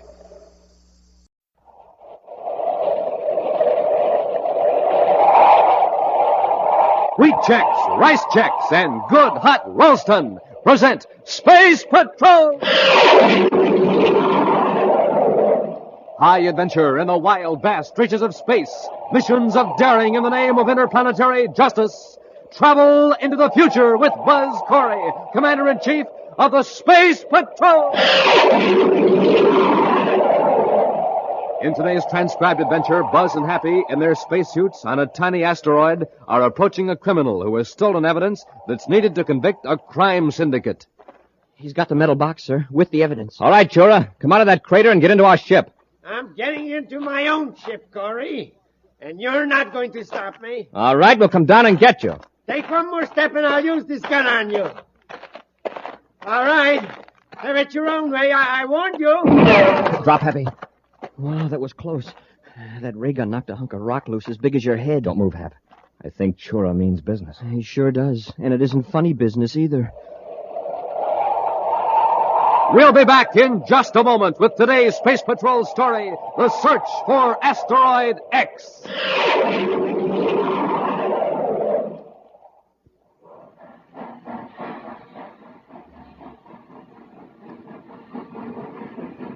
Say, did you hear that, gang? That was the Terra Express train trying to get up speed on ordinary fuel. Not very speedy, was it? But now listen to that same train with super fuel in its tank.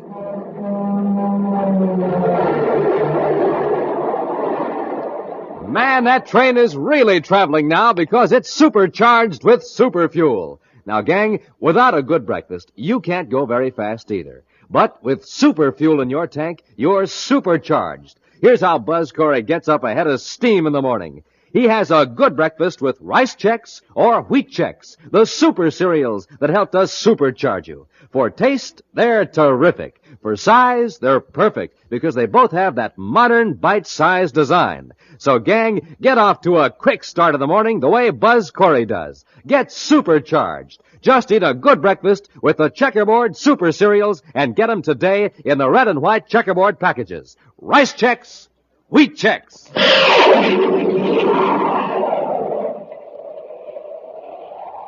After months of careful investigation, Space Patrol agents have gathered evidence against the leaders of the notorious Saturn Syndicate. This gang, for months, has been victimizing honest businessmen on the outer planets of the solar system. Commander Corry has been awaiting the arrival of an agent with the evidence that will convict the leaders of the syndicate.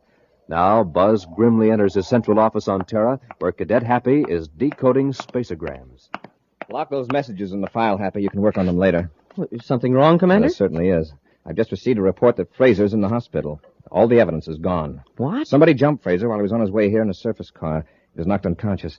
Every scrap of evidence was stolen. Documents, microfilm, everything. Do you have any idea who did it, sir? No, I understand the doctors won't let our security people see Fraser yet. Is he badly hurt? Unfortunately, no. The loss of that evidence puts us right back where we started 3 months ago in the Saturn Syndicate investigation. Come on over to the hospital with me. As soon as the doctor's okay, I want to ask Fraser some questions.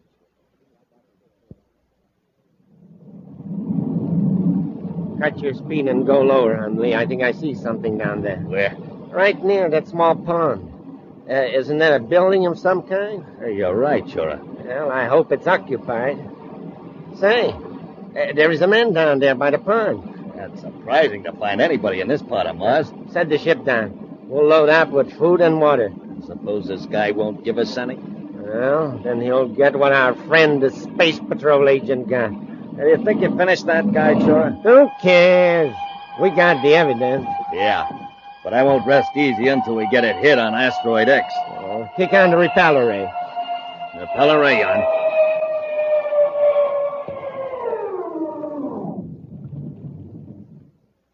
Well, we're done.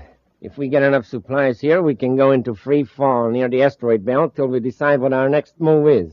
I wonder who this guy is. He sure must like solitude. Now, we don't want any trouble if we can help it, Hundley. Let me do the talking. Don't you always? all right, let's go.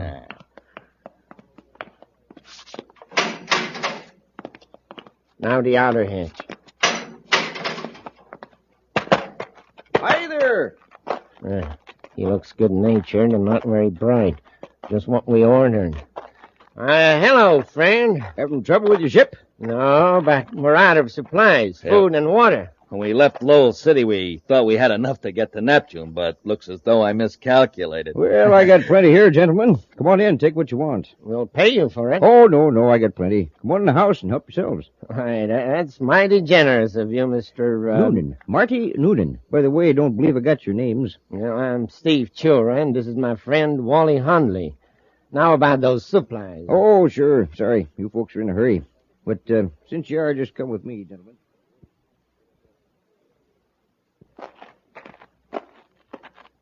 I brought this extra box of rations, gentlemen, just in case of emergency. Here, I'll pass it up to Chura. All right, Hundley. Come aboard. I sure wish you fellas could stay a while. Don't get many visitors. So do we, Mr. Noonan. But we got to get going. Well, I understand. Well, very much obliged, Noonan. Oh, no trouble at all. So long. Take care of yourself. Goodbye. Better stand back and watch our rockets. We're going to blast off. Sure, a couple of swell fellas.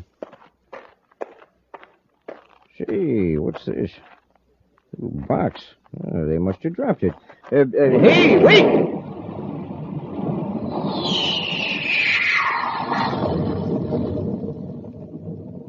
Oh, this looks pretty important. Microfilm Reel 14B, property of Space Patrol. Investigation Squad Number 3, Space Patrol Headquarters, Terra. Gosh, they're Space Patrol agents. I'd better call headquarters right away. Commander, will you take this spaceophone call? It's something about a can of microfilm a fellow found on Mars. All right, Happy. Corry here. Go ahead, please. Commander, my name is Noonan. Yes, Mr. Noonan? A couple of your agents dropped a can of microfilm on my land. Want to know how to go about returning it. Well, what does it say on the label? Reel 14B, Investigation Squad Number 3. Oh, just a minute. You say Space Patrol agents dropped it? Yes, sir. I think it fell out of one of the men's pockets. Happy. Squad 3 was on the Saturn Syndicate case. Mr. Noonan, what were these agents doing on your land? They ran out of supplies on the way to Neptune. Did you see their credentials?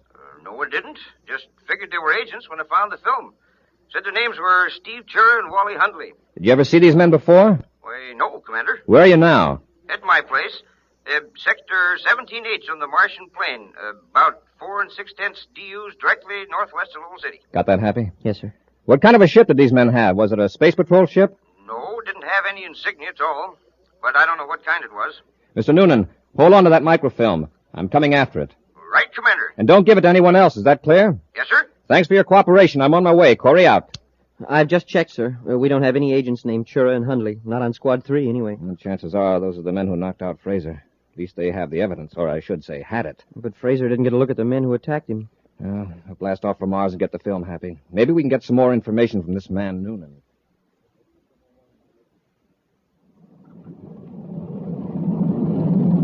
I finished decoding the patrol unit messages, sir. Good. Will you read them, Happy?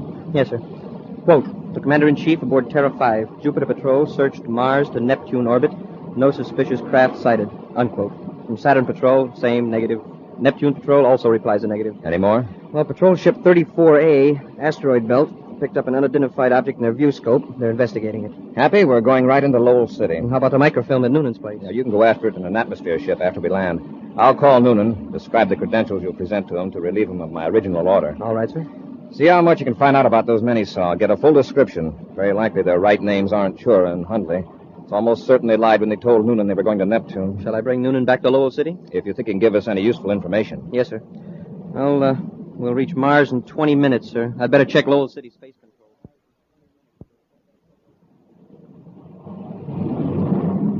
Better get the evidence ready. We're nearly to Asteroid X. All right, sure. What a terrific place to hide it. Even if somebody knew it was on an asteroid, how would they know which one? Now remember, Hundley, when we get to the asteroid, be sure to mark the exact universal star time to the 10th of a second. Why? Well, otherwise the orbit computer can pinpoint its location when we want to find the asteroid again. Yeah, I get it. Have you got the evidence ready to unload? Yeah, all except... Uh-oh. What's the matter? A reel of microfilm. I had it in my pocket. It's gone. Huh? What was it doing in your pocket? That spilled out when we took the stuff from the agent's surface car, so I just stuck it in my pocket. Oh, well, probably doesn't matter. What do you mean it doesn't matter? That reel might be just the one to convict the boss. And us. How did you happen to lose it? I don't know. Oh, wait a minute. Back at Noonan's. Huh? Yeah, it may have fallen out while I was bending over to pick up the box of food or water containers. How could you be that careless? Well...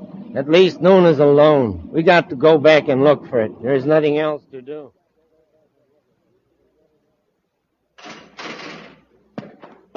Hi there.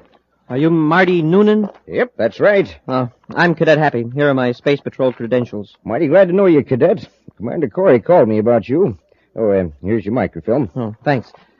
There are several questions Commander Corry wanted me to ask you about these men. Chura and Hundley? Well, I'll tell you what I can. Suppose we go in the house and have a bite to eat while we talk. All right, fine. It's a mighty fine-looking little atmosphere ship. How fast will she go? Oh, probably 1,200. On this trip, though, I averaged about 832. From Lowell City to here, 9 minutes and 54 seconds. Say. Yeah, about that. Let's see. I took off at... Hey, how did you figure that out so quick? Oh, I don't know. Answers just sort of come to me. Don't have to think about it. It's lucky, too. Because if I had to tell you how to do it, I'd get all confused and come up with the wrong answer. I have to figure everything out on paper or use the electronic computer in the ship. Well, first, Mr. Noonan, can you give me a description of these two men? Well, Chura's about 45, 6 feet tall, weighs about 210 Earth standard. Well, Mr. Noonan, you've given me a very complete description of these crooks, and their ship was very likely a Class C private cruiser from the way you describe it.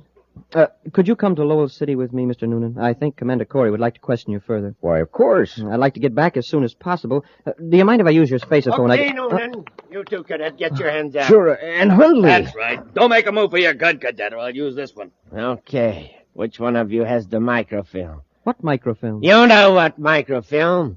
Noonan must have found it or you wouldn't be here.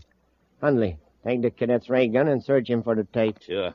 The film's in my jacket pocket, and it's going to stay there. You want to play rough, eh, Cadet? You let him alone.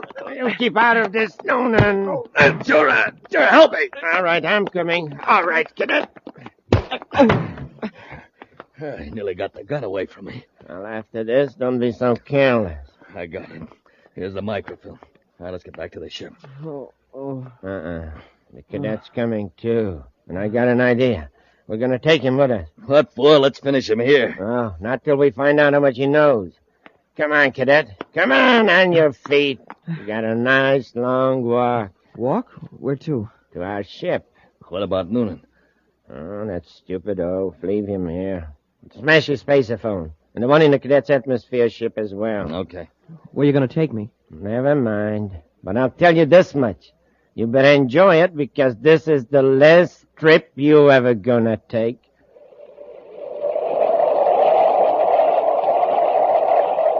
We'll be back with Space Patrol in just a moment.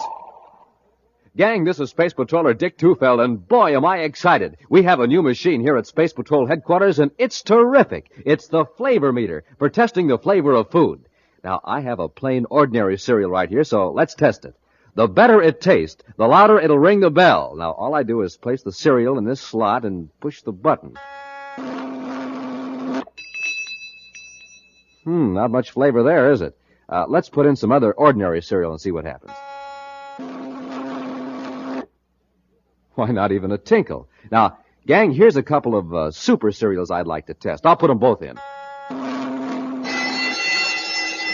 Wow, that did it. Those cereals really ring the bell for flavor. You bet. They were Rice Chex and Wheat Chex. Chex, the cereals with that modern bite-sized design. Chex, the super cereals that help to supercharge you. Test them yourself, gang, in your own cereal bowl. And believe me, they'll really ring the bell for flavor. Rice Chex, Wheat Chex.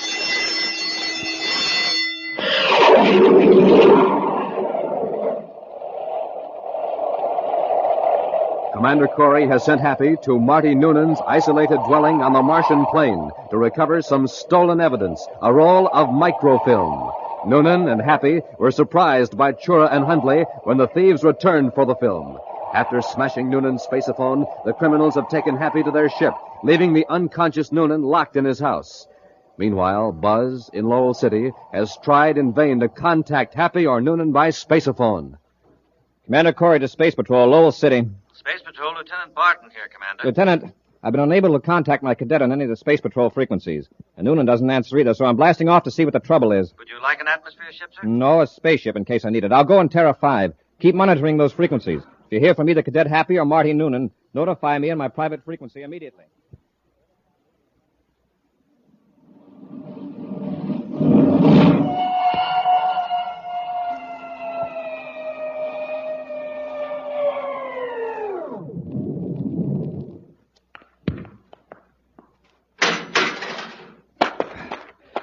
Hello there. Are you Marty Noonan? Yes? I'm Commander Corry. Where's Cadet Happy? Chura and Hundley. They took him away, and they got the microfilm. I tried to stop them, Commander, but they knocked me out. They smashed my spaceophone and the one in the cadet ship there, too. Do you know where they took him? No, by the time I came to and broke out of my house, they'd blasted off. They'd locked me in. Did you hear anything that would give us a clue as to where they were going? No. All I remember was that one of them said we ought to be able to get there by 1,500 hours, but I don't know where they meant. How long ago did they blast off? About an hour and a half ago. Say, Commander, I'd like to help you find them. All right, come aboard. Thanks, Commander. Maybe with the astrogation charts and the computer, I can figure out an approximate radius of where Chura's ship might be by 1,500 hours. Well, if they're going to any planet, it'd have to be Jupiter. Why do you say that? Well, considering the speed of spaceships and the present positions of the planets, and the approximate arrival time of 1,500 hours, it just has to be Jupiter. Oh, it does? Yes, it wouldn't need that much time to get to any of the inner planets like Earth and Venus, and they'd need much more time to get to Saturn. You may be right, but as a double check, I'll work it out on the computer. The computer will give us the answer in a few seconds. Here we are. Now, let's see. Well, what do you know? What'd you say, Commander? Mr. Noonan, this is amazing.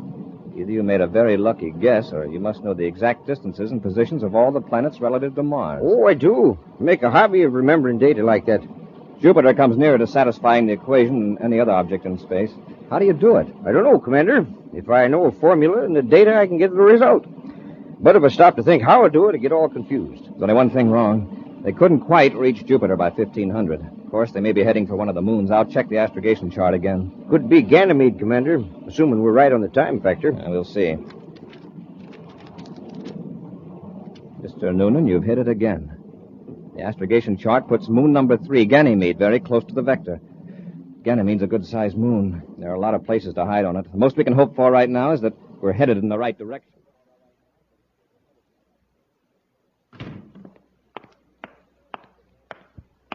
I just talked to the boss. What'd you tell him? Just that we got the evidence against the gang away from the space patrol, and that we're on Ganymede. And the boss is going to stay on Saturn, now that he's safe from prosecution. How long do we stick on Ganymede? Until the excitement over the stolen evidence dies down a little. Say, where's the cadet? Sitting over there, Nick. He's gone. I told you to watch him. The spaceophone. Look in the next room, quickly. And I'm being held on Ganymede, Sector 9J. Hey, get away from that spaceophone. Grab him, Hundley. Sector 9J. Hey. I'll teach you, Cadet. Now, watch him after this. That was Happy. He was cut off. Sounded to me like somebody hit him. Sector 9J. That pinpoints the location, Mr. Noonan. We'll make a slow glide approach and land with repeller ray. Maybe Chura and Hundley won't hear the ship.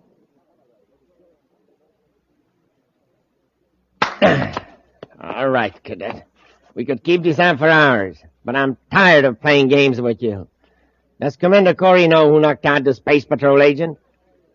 Now, come on, answer me. Oh, you're wasting your time, Chura. I'm all for getting rid of the cadet right now.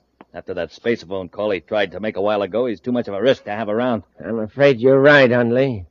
We'll take him away from the building and use the ray gun on him. Now, let's get at it. Get your hands up, you two. Corry! Commander, you got here just in time. Mr. Noonan put me on the right track, then we heard your spaceophone call. Chura, where's the Saturn Syndicate evidence? It's where you'll never find her. They put it on an asteroid, sir. Somewhere in the asteroid belt, but I couldn't tell you which one. There are thousands of them. I'll untie your hands, Cadet. Thanks. Look out, Noonan. Too late, Corry! Shoot, Commander! I can't. He's holding Noonan as a shield. So long, Corry! Are you all right, Noonan? I'm sorry, Commander. That's okay. After him, quick. He's locked the door. Hundley, have you got a key to this door? Sorry, Commander. Chura has the only one. Search him. I'll see if I can smash the door. I've got my hands loose now, Commander. I'll help you. All right, Happy. Can't find a key on him, Commander. Just this slip of paper. Uh-oh. It's Chura's ship. He's getting away. Well, we still have you, Hundley. Hey, Mr. Noonan, don't throw that paper away. That's the coordinates of the asteroid. All right, Cadet. I'll hang on to it. Once more, Happy. The door's giving. There she is. Escort our friend Hundley to the ship. Come on, let's get after Chura.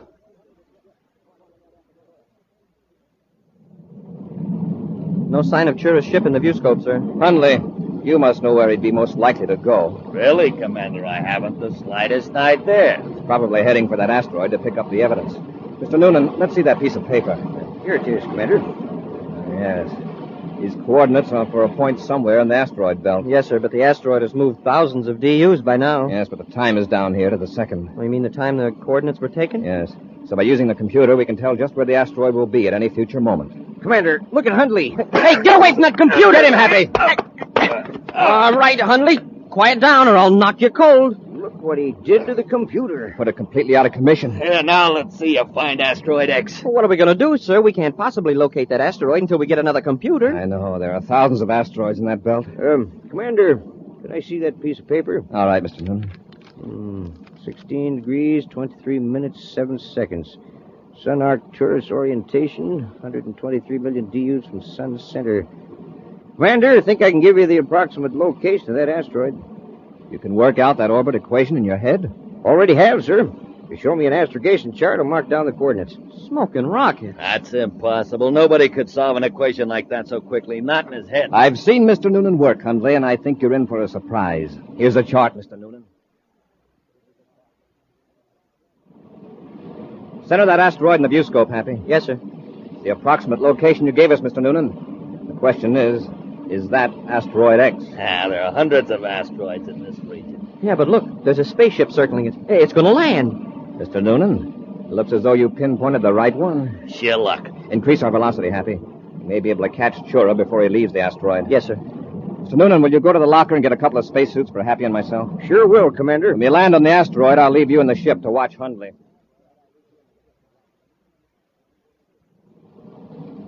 There's Chura, sir, in that small crater. You'll set down between him and his ship. Cut rockets. Rockets out, sir. Hit repeller ray. Repeller ray on, sir.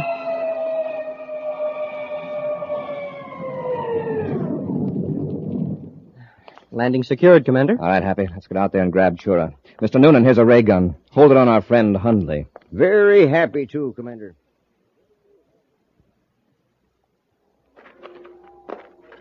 He's got the metal box, sir, with the evidence. All right, Chura. Come out of that crater and get into our ship. I'm getting into my own ship, Corry, and you're not going to stop me. All right, we'll see about that. Now take one more step and I'll use this gun on you. I warned you. Drop, Happy. Oh, that was close. That blast knocked loose a hunk of rock as big as your head. Next time I'll widen the angle, and I won't miss. Shall we rush him, sir? Don't try it. Move 1 inch closer, Corry, and you're finished. There's nothing we can do. Back to the ship, Happy. Yes, sir. Commander, isn't there any way we can get him? Just get into the ship. Close the hatch. Yes, sir. Well, he can't hold out there very long without food and water, sir. Do we just wait? He'd have to give up eventually. But he destroyed the evidence before he surrendered. I guess there's nothing to do but blast off. Turn your transmitter signal to low output so Chura can't hear us. Yes, sir. All set. Hey, Commander, he'll have to pass right by this hatch to get to his own ship. Yes, there's one weapon that might work. Right here in this container. Liquid air. But how is... Unfasten the bracket. Oh, yes, sir. Now, as he passes the hatch, open it as quickly as possible. And I'll open the valve on the nozzle. We'll squirt a jet of liquid air at Chura. But what good will that do? Is the pressure strong enough to knock him down? No, but the temperature out there in that asteroid is minus 240 degrees. Liquid air freezes at minus 218. Yeah, but I still don't see... There he is. Open the hatch, Happy, quickly. Good shot, sir. It's hitting him. I'm trying to spray it over his hand. Hey, Corry, what are you trying to do? Fight with a water pistol? There, I got his hand. Turn it off, Corry, or I'll put a blast charge into your ship. I can't raise my arm. That's right, Chura. Your gun hand is encased in a mass of frozen air. Yeah, that'll hold him, Happy. Hey, he's just standing there like a statue. Let's go out and bring him into the ship. He's harmless now. Well, what's funny, huh? He thought he was hot stuff, but now he'll have to be defrosted.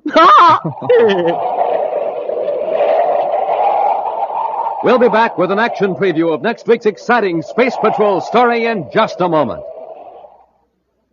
Say, gang, did you ever hear the robot mastermind work? It's the amazing Space Patrol machine with a mechanical brain. It knows the answer to everything. Now, listen while I ask it some questions. What's the only hot cereal Buzz Corry ever eats? The hot wheat cereal that helps to supercharge him. Instant Ralston. Right, Instant Ralston, the hot super cereal that helps to supercharge you. And when you want a hot cereal that's really delicious, what do you ask for? Instant Ralston. Right, Instant Ralston. And when the morning's cold and you want to warm up your motor? Instant Ralston. Yep, the robot mastermind is right on the beam. So remember, to get supercharged, eat a good breakfast with... Instant Ralston. Hey, the robot mastermind answered for me. Instant Ralston. I can't stop it. Instant Ralston. Instant Ralston. The robot mastermind has the right idea, so get it today. Instant Ralston. Instant Ralston. Instant Ralston. Instant Ralston. And now for a preview of next week's exciting Space Patrol story. Buzz and Happy have been locked in a building by two criminals who have blocked their only means of escape by pouring sodium-potassium alloy on the stairs. The liquid metal has burst into flame on contact with the air. Commander, the heat is terrible. We're going to face something worse than heat when the automatic fire extinguishing system starts to work. But, sir, the water will put the fire out and we can escape. Not with this alloy, Happy. It burns in air, but when water hits it, it explodes. What? The second that spray starts working, this whole building will be blown to bits. Smoking rockets, unless we find a way out, that means we'll be blown to bits, too. Be sure to be with us next Saturday for the exciting story, The Lady from Venus, when wheat checks, rice checks, and good hot Ralston again bring you Space Patrol! Now, gang, a word from Commander Buzz Corry. Can you answer this question? What group of boys and girls are doing all they can to get grown-ups to donate more blood? These boys and girls are helping their country and having fun, too. They're my Space Patrol blood boosters. And I'd like you to join them today, right now. And here's something else I'd like you to do, too. Tell your mom and pop to buy the Christmas seals that the National Tuberculosis Association mails out. Christmas seals help fight TB. Just think, TB kills one person every 17 and a half minutes. So join the fight. Buy the beautiful Christmas seals of the National Tuberculosis Association. Space Patrol, an original Mike Moser production starring Ed Kemmer as Commander Corry and Lynn Osborne as Cadet Happy, was written by Lou Houston and directed by Larry Robertson. Other players were Bela Kovach, Ken Mayer, and Norman Jolly. Dick Tufeld speaking. Now, don't forget to tune in next Saturday and every Saturday when wheat checks, rice checks, and good hot Ralston again present the new exciting Space Patrol! And be sure to see another exciting Space Patrol story on your local ABC television station. Consult your local paper for time and channel. Space Patrol comes to you transcribed from Hollywood. This is ABC Radio Network.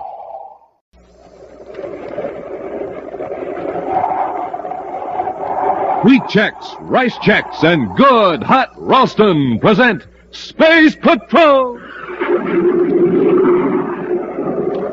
High adventure in the wild, vast reaches of space. Missions of daring in the name of interplanetary justice. Travel into the future with Buzz Corry, Commander-in-Chief of the Space Patrol! In today's transcribed adventure, Buzz and Happy have joined airlocks with a spaceship in which two criminals are holding Carol captive. Although the outlaws have meekly surrendered over the spaceophone, Buzz is still wary. I'm going to open the inner hatch, Happy. Have your ray gun ready. Yes, sir. You got us, Commander, with our hands up. Keep them that way. You can put those guns away, because you can't see. Happy, the lights. They're blinding, Commander. Let them have it, Trembo. They can't see. They're helpless. We'll be back in just a moment with today's Space Patrol adventure, the Cosmic Ray Detector. Gang, it's terrific. It's sensational. It's new, different, thrilling. It'll pop your eyes wide open in amazement. It'll have you whistling like you never whistled before. It'll have you yelling with excitement because, gang, this is it. The swellest regulation Space Patrol equipment you ever had the chance to own. I'm speaking of the Space Patrol Pocket Projectoscope.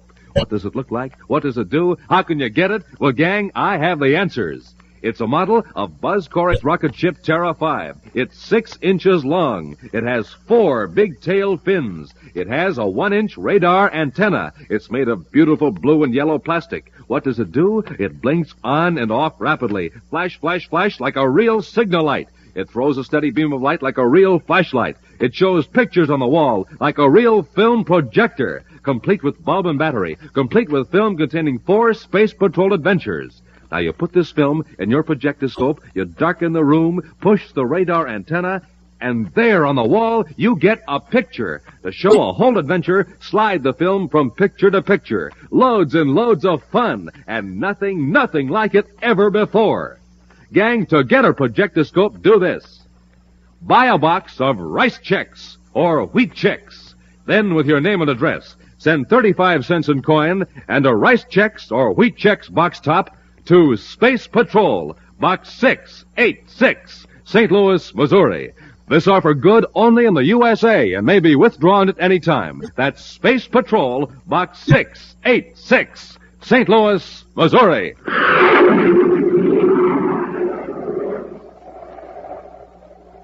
And now, today's Space Patrol adventure, the Cosmic Ray Detector. In Commander Corry's central office at Space Patrol headquarters on Terra, Cadet Happy is checking through a file of search mission reports from the Venus Command as the Secretary General's daughter, Carol, enters. Hi, Happy. Oh, hello, Carol. Hey, that's some outfit. You like it? Dad got it for me especially for this trip to Jupiter. Hey, it looks great. What time does your ship leave? In about an hour. I'm going on the SS Space Queen. Traveling in style, eh? Well, I wanted to fly my own ship. But Dad talked me into taking the passenger transport. Is the commander around? Oh, he stepped out about a half hour ago. I don't know when he'll be back. Oh, gosh, I hope he didn't forget. Say, that reminds me. He said this folder was for you. Oh, good. It's the data for my talks at Jupiter University. What are you going to talk about? Opportunities for youth in interplanetary government service. Well, that shouldn't give you any trouble. Well, I imagine the commander's notes in the Space Patrol will be a big help. Well, I'd better get over to the spaceport and see what's happened to my luggage. Okay, Carol. Good luck. Thanks, Happy. Oh, and thank the commander for these notes. Oh, sure.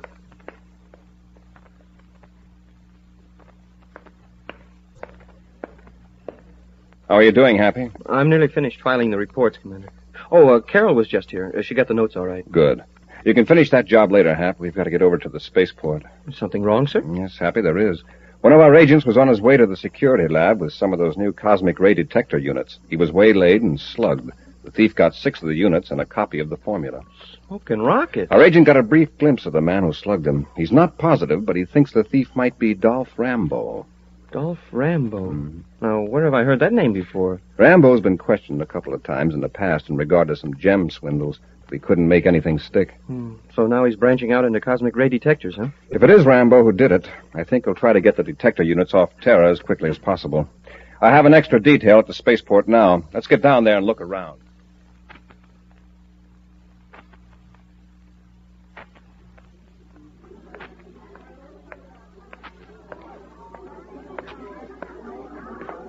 Oh, excuse me. Could you tell me where the interplanetary transport ticket office is? Yes, I'm headed that way myself. Follow me. Why, thank you. Got the detectors, Hensley? Yes, in a jewel case right here in my pocket. No one's watching. Hand it to me. Better be careful, Rambo. The terminal is swarming with space patrol men. So what? Didn't you fix the detectors into a necklace the way you planned? Yes, and it's a beauty. It would take an expert to tell the real gems from the ray detector crystals. What about the formula? It's hidden under a false bottom of the jewel case. Then slip it to me. In 10 minutes, I can be aboard the Space Queen. I think these Space Patrol agents are looking for somebody. If they get suspicious, they'll hold the gems for a careful examination. But they wouldn't hold me, Hensley. I've got those identification papers you fixed for me, showing that I'm a representative for Jupiter Gem Importers. It's too big a risk, Rambo. I wouldn't be surprised if everyone who is getting on the ship was thoroughly searched. So what are we going to do, stay here on Terra? Ah, that's risky, too. Say, look over there. Isn't that Carol Carlisle, the Secretary General's daughter? Where? Over there, checking her luggage. Yes, it is. Looks like she'll be aboard the Space Queen, too. Well, now, I doubt very much if her luggage would be searched. Now, what do you mean? Just this. You go on ahead. I'll wait here. And as soon as I can, I'll slip the jewel case into one of her suitcases. And after the ship gets to Jupiter, you can steal it back from her. Yeah, that's a great idea, Hensley. All right. But watch your step. Go on now. Get aboard. I'll take another ship to Jupiter and join you there.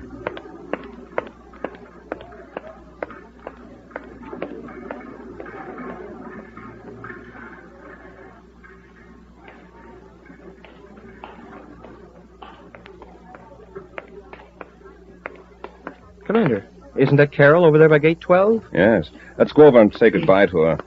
It'll explain our presence here in case the thief is watching us. That's about 15 minutes until the Space Queen blasts off. Mm-hmm. While we're talking to Carol, we can get a line on the other passengers. Uh-oh. Come this way, Happy. Just saw somebody I'd like to talk to. That fellow with the briefcase. Who is he, sir? Rambo. Get on the other side of him in case he tries to make a break.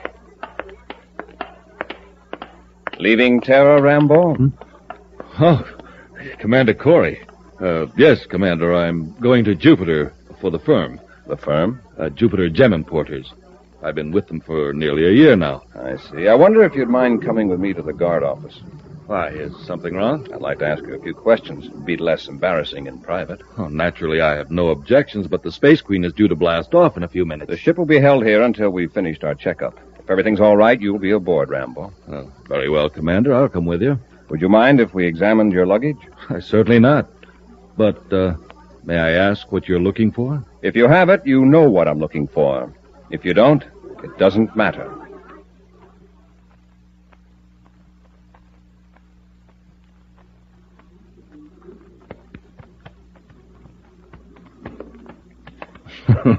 Satisfied, Commander? Oh, not quite, Rambo. What did you find out, Happy? All the luggage has been checked, sir.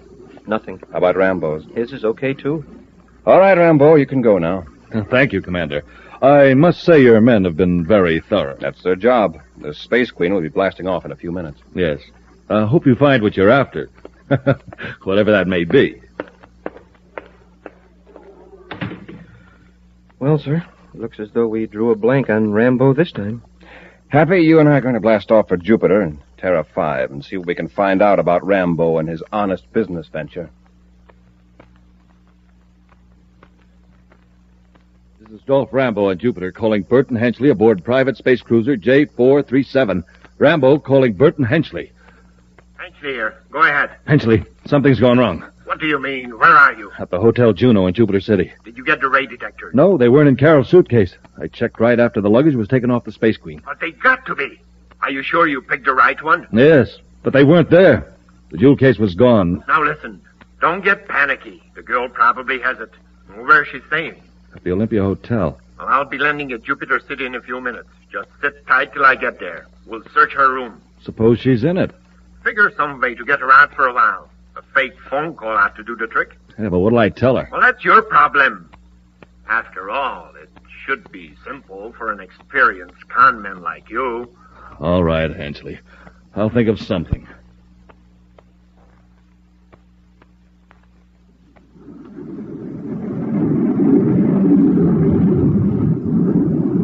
Happy?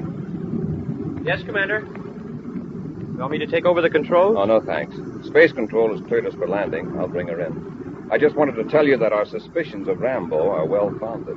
Oh? You mean he's the one that slugged our agent and took the ray detector? He might be. At any rate, this gem importing firm he works for has a dubious reputation. Space Control just relayed some information on it. Jupiter Gem Importers is run by a man named Burton Henchley. And Henchley blasted off from Terra right after the Space Queen. Did they find anything aboard his ship, sir? No. Henchley was clean. Very likely he was the one who was talking to Rambo at the spaceport. Well, I wonder why Rambo didn't go with Henchley. If they're both going to Jupiter, it would have saved a fare in the Space Queen. Well, maybe business is so good they don't have to worry about credits. Well, it could be that Rambo intends to pick out a future victim among the passengers.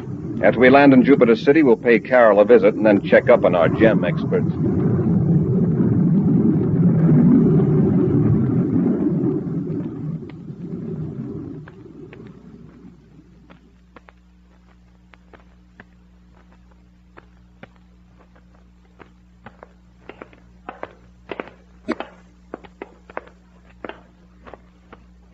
This is Carol's room, Henchley, 1209. Is anybody looking, Rambo? All clear. It's locked. We'll have to use the magna key.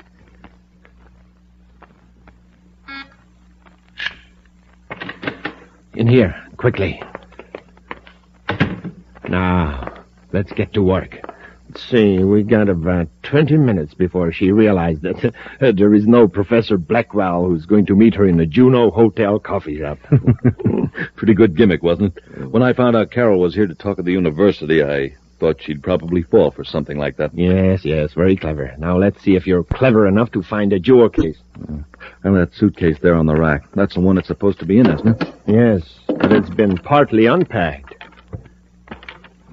I'll see, like I told you, it isn't here. She must have found it on the ship. Look. Here on the dressing table. That it? Oh, it's the case, but the necklace is gone. She's either wearing it or she had it locked up in a hotel vault. Now, what are we going to do? Well, we'll have to wait till she gets back. Yeah, but suppose she's turned the jewels over to the Space Patrol. See now. See if the formula is still in the case. Yeah, it's still here. Well, my guess is she's wearing the necklace. After all, she'd never suspect that some of the gems are really ray detector crystals. Wait, what's this? A spacegram. Look, she started to send a message and was interrupted. To Secretary General Carlisle, Terra. It's to her father. Dear Dad, what a wonderful surprise. I found a necklace when I opened the suitcase on the ship. You really shouldn't have. That's all the farther she got. Calling my phone call as Professor Blackwell interrupted her. Oh, that's a break. Supposing she'd send this spacegram. Yeah. I'll just take this message. Listen, someone's at the door. It's probably Carol. We won't get rough unless we have to, but we're going to get her out of here.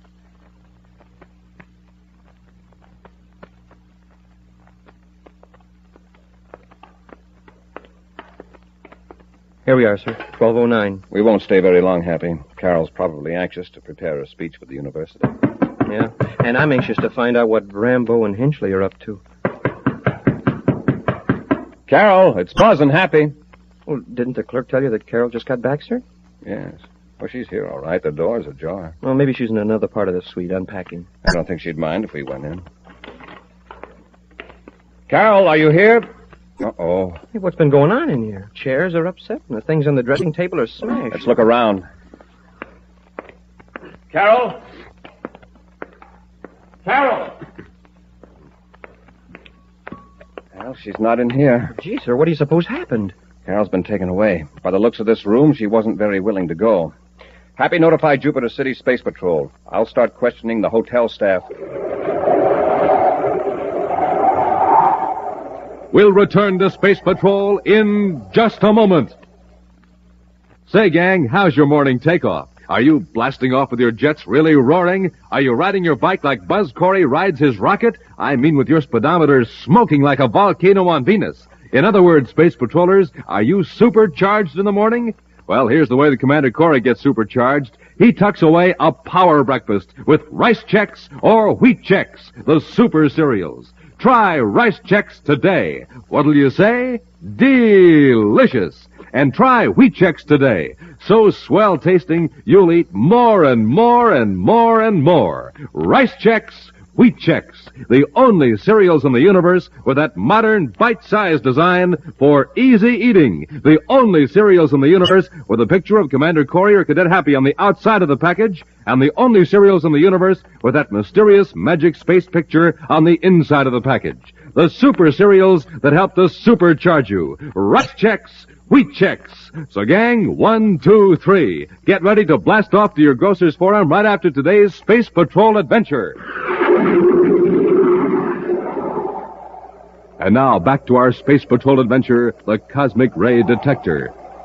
Buzz and Happy are investigating the mysterious disappearance of the Secretary General's daughter, Carol, from her hotel room in Jupiter City. Knowing that Carol's luggage would not be thoroughly searched for the stolen Cosmic Ray Detector crystals, the two thieves, Burton Hinchley and Dolph Rambo, had put the crystals in one of Carol's suitcases. They intended to retrieve them before the luggage could be removed from the Jupiter City spaceport to the hotel. But their plan misfired when Carol accidentally discovered the crystals, which the thieves had disguised by working them into an expensive-looking necklace. While Happy examined Carol's hotel room for clues, Commander Corry has finished interrogating the hotel staff. Find anything, Happy? No, sir. Maybe one of the lab experts could make something out of these smudged fingerprints. I can't. 2 technicians are on their way over now. I finally located a maid that's pretty sure she saw Carol. She was with 2 men. They were going down the rear stairs. Did she say Carol was struggling? According to the maid, she didn't appear to be. Of course, they could have held a ray gun on her. The maid thought it was strange they didn't take the elevator. Now, here's one thing I found. It may not mean much, sir, but Well, it was in the wastebasket. Here it is. It was all wadded up. A spaceogram. Carol's father. She must have decided to rewrite it. It isn't finished. Dearest Dad, I opened my suitcase on the ship to get a book to read, and there was this beautiful necklace. I was so surprised. Necklace? That could be a motive, all right. Someone in the ship may have seen it. Rambo. Possibly. Rambo doesn't go in for strong-arm methods. Besides, taking the necklace would be one thing, but forcing Carol to go with him, well, that's something else. Well, maybe she didn't have the necklace with her, and the crook was making her take him to where it was. But where else would it be? Carol just arrived here. It would be here in a room or in the hotel vault. I'll check with the manager. That phone call, I wonder. Phone call? The desk clerk said a Professor Blackwell of the university called Carol shortly after she checked in. She told the clerk she'd be back in an hour, but came back much earlier. Happy, let's go over to headquarters. Yes, sir. We'll check with the university on Professor Blackwell, and then I'll space-phone the Secretary General for a description of that necklace.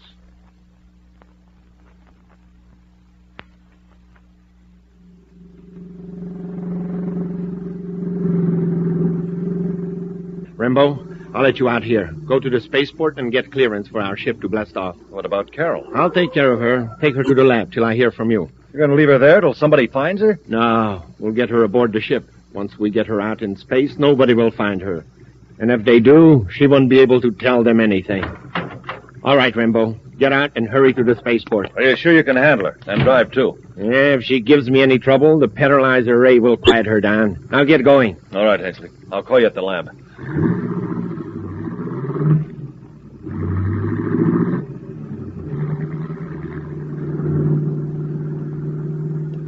It's only a few blocks to the jewelry lab, Carol, so don't make it difficult for yourself. Well, I don't understand why you're forcing me to come with you. You could have tied me up in the hotel room and gotten away with the necklace. Of course. And within an hour, you'd have the space patrol looking for us. All right. Take your hands off that wheel. Stop that. You idiot. And now, see what you've done, you. Come back here. Get back in this car. Thanks for the ride. Come back here. Come back.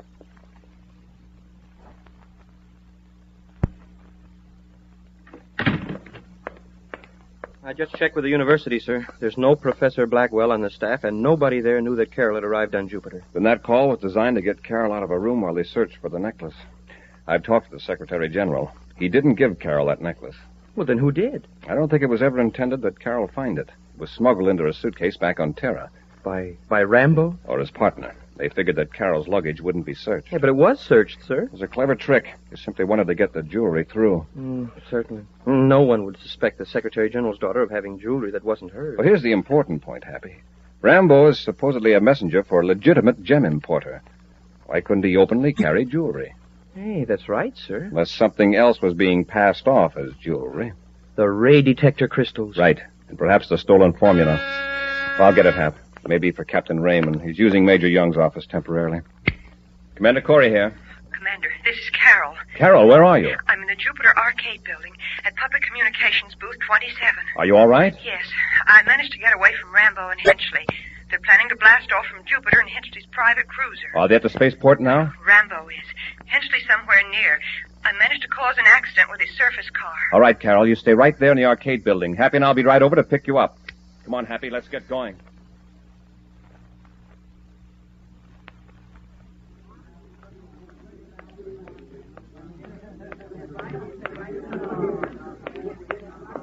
Expecting someone, miss? Hinchley. Don't spread any alarm, Miss Carol. I've got something here that's more painful than a paralyzer ray. Now quietly to my car. Rambo should have my ship ready by now.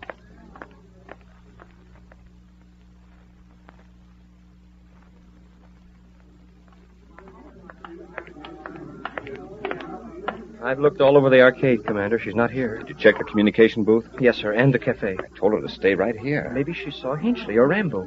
That's what has me worried. Oh, but they wouldn't try anything here in this crowd. If they suspect that Carol called me, they're desperate enough to try anything. Get into our surface car, Happy. We're going to the spaceport.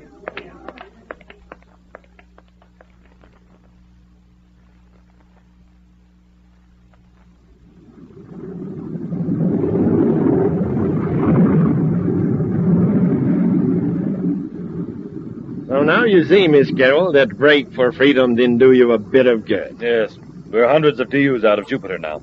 Where are you taking me? Well, your part of the trip is just about over. We have to get rid of you. It's regrettable. Hensley, look at the rear view scope. Huh? Looks like something's coming after us. Spaceship. Increase the sensitivity. Let's see if we can identify it. It's a Space Patrol battle cruiser. Commander Corry. Now, I am glad I brought you along. Corry won't dare fire on us now. Commander Corry aboard Terra 5, calling Henchley and Rambo aboard private cruiser J437. Commander Corry to Henchley and Rambo. What are we going to do? That's Corry's problem. Let him worry about it. Corry to Henchley and Rambo. I'm right behind you. Stand by to be boarded. Here, I'll talk to him. Henchley to Corry. Let me give you some advice. Turn around and go back, and keep the rest of your space patrol away from us. We got Carol Carlisle aboard. I'm giving you a chance to surrender, Henchley. Better play it smart. Corry, if you come any closer, we're going to push Miss Carlisle out into space without a spacesuit. I thought that would cool you off. Rambo, stop her. She's running back up. Hey, you come back here. Rambo, grab her quickly. I'm warning you, we mean business. Come out of that compartment. Open up, you little fool. Open up or I'll break the door down. Go ahead. Rambo, did you catch her? She locked herself in the compartment. What are we going to do now? The only thing you can do is give up. You can't harm Carol now. Well, what's your answer? All right, Corry. You win. We'll cut our velocity and stand by to be boarded. I'm coming up to join airlocks. Check. Henchley out. If you'd cut off the space phone, Corry had never known we couldn't carry out our threat. We're not through yet, but I want Corry to think so. Yeah, but what can we do now? Listen, get a couple of high-powered atomo lights. Rig them up so they're focused on the inner hedge. Atomo lights? Yeah. Stand in front of them. Then when Corry comes through the hedge, step aside. Before he can recover from the glare, we'll take care of him for sure.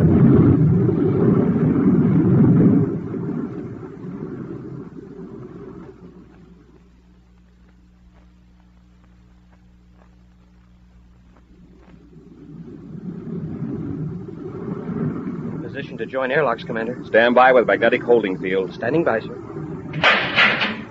Airlock secured. Apply holding field. All right, Happy. Into the airlock. Yes, sir. You think they'll try anything, sir? We're going to be prepared just in case they do. Have your ray gun? Yes, sir. All right. Open the outer hatch. Now into their airlock. I'll go first. You got us, Commander, with our hands up. Yes, you can put those guns away. Because you can see. Happy, the lights. My eyes! Let them have it, Rambo. I've got the cadet. Oh, yeah? Where are you, you coward? Right here. If I could just see where you were so I could get my hands on you. Where are you, Hap? Over here, sir. Then this must be Henchley. Hang on, Happy, I'm coming. Thanks, sir, but I think this'll do it. Nice going, Hap. Oh, for a while there, I thought they had us. That was close, all right. Buzz, Happy, are you all right? Yes, Carol, and you? Oh, I'm fine. Oh, Commander, here's the necklace. I found it in Hinchley's pocket. Oh, good. Hang on to it. Hey, but which ones are the ray detector crystals? We'll let the lab experts figure it out. Oh, Buzz, look at the time. How long will it take us to get back to Jupiter? I don't know exactly.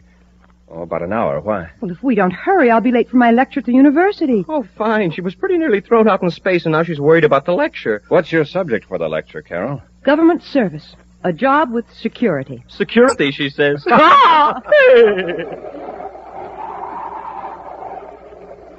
preview of next week's exciting Space Patrol adventure in just a moment.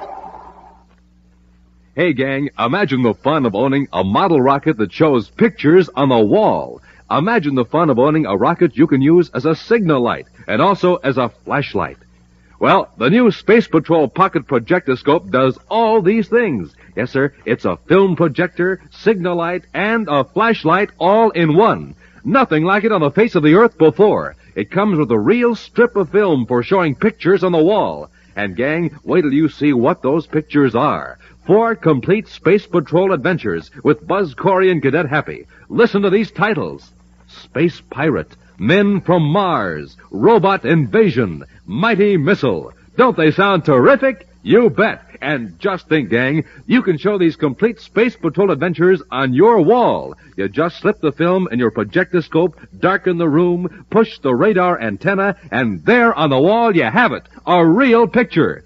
So, gang, don't wait not a single day. Send for this wonderful new Space Patrol Pocket Projectoscope just as soon as you can. Remember, it's a film projector, it's a signal light, it's a flashlight, all in one. A 6-inch blue and yellow plastic model of Buzz Corry's own rocket ship. And it comes to you complete with bulb, battery, and film. To get a projectoscope, buy a box of Rice Chex or Wheat Chex, the cereals that bring you the magic space picture.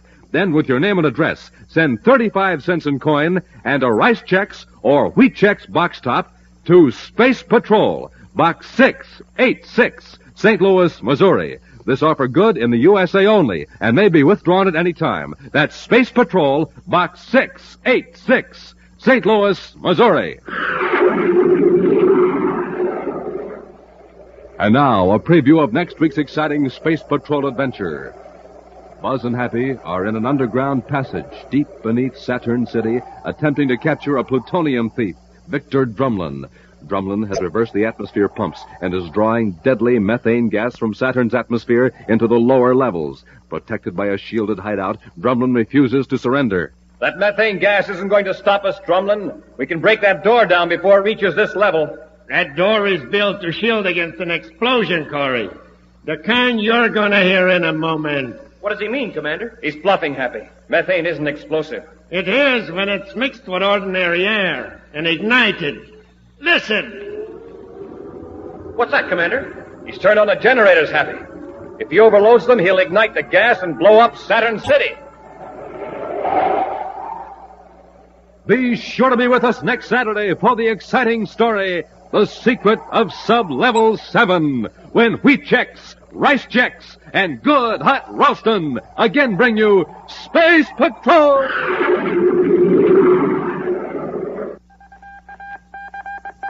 Special bulletin for boys and girls in Dayton, Ohio and Baltimore, Maryland. Buzz Corry's own space battle cruiser, the Ralston Rocket, will be in your area next week. Don't miss it. The Ralston Rocket. Space Patrol, an original Mike Moser production starring Ed Kemmer as Commander Corry and Lynn Osborne as Cadet Happy, was written by Lou Houston and directed by Larry Robertson. Other players were Bela Kovac, Ken Mayer, and Virginia Hewitt. Dick Tufeld speaking. Now, don't forget to tune in next Saturday and every Saturday when Wheat Chex, Rice Chex, and Good Hot Ralston again present the new exciting Space Patrol.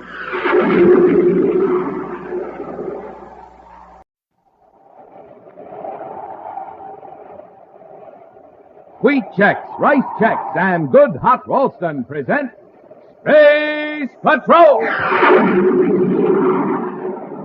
Transcribed high adventure in the wild, vast reaches of space. Missions of daring in the name of interplanetary justice.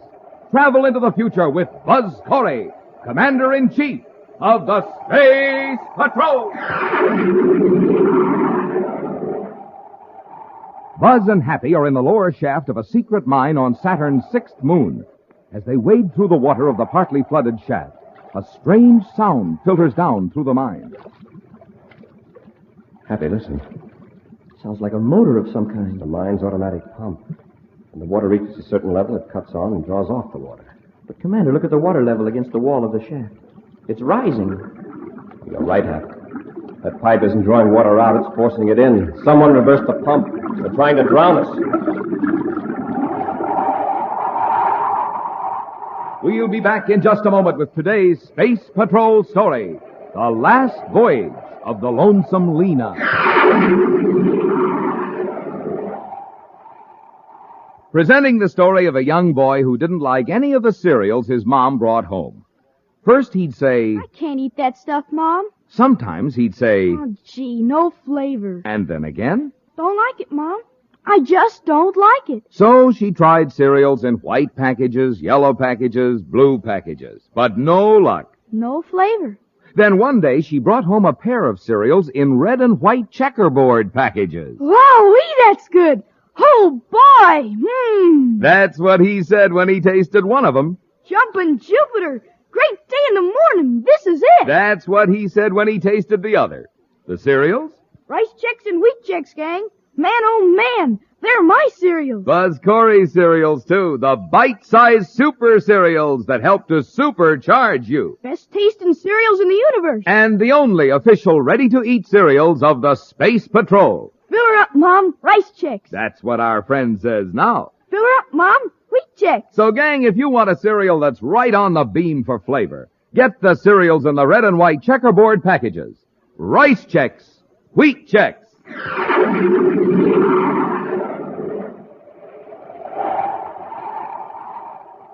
Saturn's number 6 moon, Titan, has become increasingly important to the commerce of the outer planets.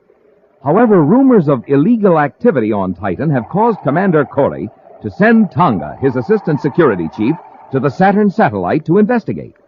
Now, Buzz and Happy aboard Space Patrol battlecruiser Terra 5, headed for Titan, are talking to Tonga by spaceophone, as she reports from the satellite's chief settlement, Titan Center. So you find that the chief black market items are processed foods and medical supplies, huh? That's right, Commander. What about those reports we received in the uranium mine? Was there anything to the sabotage rumors? Well, there was no actual sabotage, but about 2 weeks ago, a couple of men did try to get inside the guarded area. Were they captured? No, they got away. But there haven't been any recent incidents. Have you found out who's behind this black market food situation? No, but there's a lot of talk about a Captain Kruger.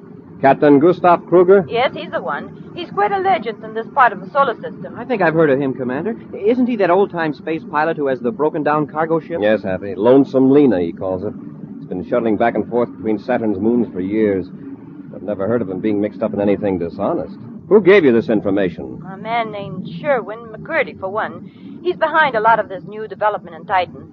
Kruger has given McCurdy some trouble, but I don't think McCurdy takes the old gentleman too seriously. Have you met Kruger? No, not yet.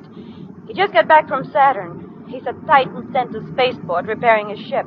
We'll have a talk with him when we land. Meet us at the spaceport and we'll go over together. Yes, sir. Corry out. Well, stand by for landing, Happy. Standing by, sir. Kill rockets. Rockets out. Hit repeller ray. Repeller ray on, sir.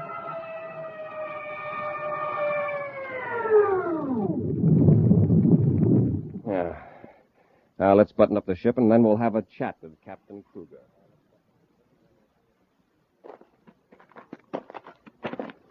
So that's the Lonesome Lena. Boy, that ship must be 100 years old. Well, not quite, Happy, but it has seen a lot of service. It's so patched up. And look how it's pitted with meteor hits. Only a real space pilot could keep it in operation. Is that Kruger coming down the ladder? Yes. Captain Kruger!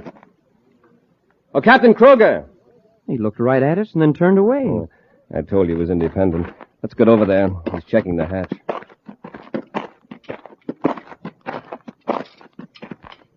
Well, how's the ship, Captain? Good for another 50 billion GUs. With you handling it anyway. Remember me, Commander Corry? Yeah, I recognized you. This is my cadet, Happy. Very glad to know you, Captain. Have some calcium seeds, Cadet? Some what? Calcium seeds. Great unraveled orbits, Commander. Don't tell me this new crop of space cadets doesn't know what calcium seeds are. Never heard of them, Captain. Your education sure has been neglected. They grow on Venus, Happy. They used to be very popular on space flights. Yeah, you never get space sickness if you chew calcium seeds. Not only that, but they keep you from blacking out at high acceleration. Oh. And out in space, you'd never mind the absence of gravity as long as you chew calcium seeds.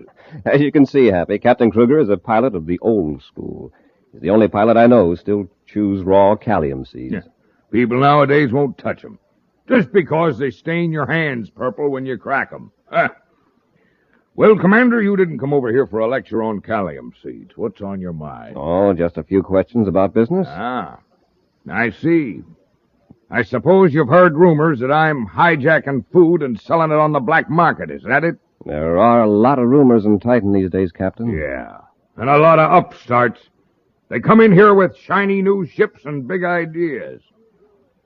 They act like I don't belong. I'm getting shoved around, Commander. But I'm not going to take it. I never have. I'm not going to now.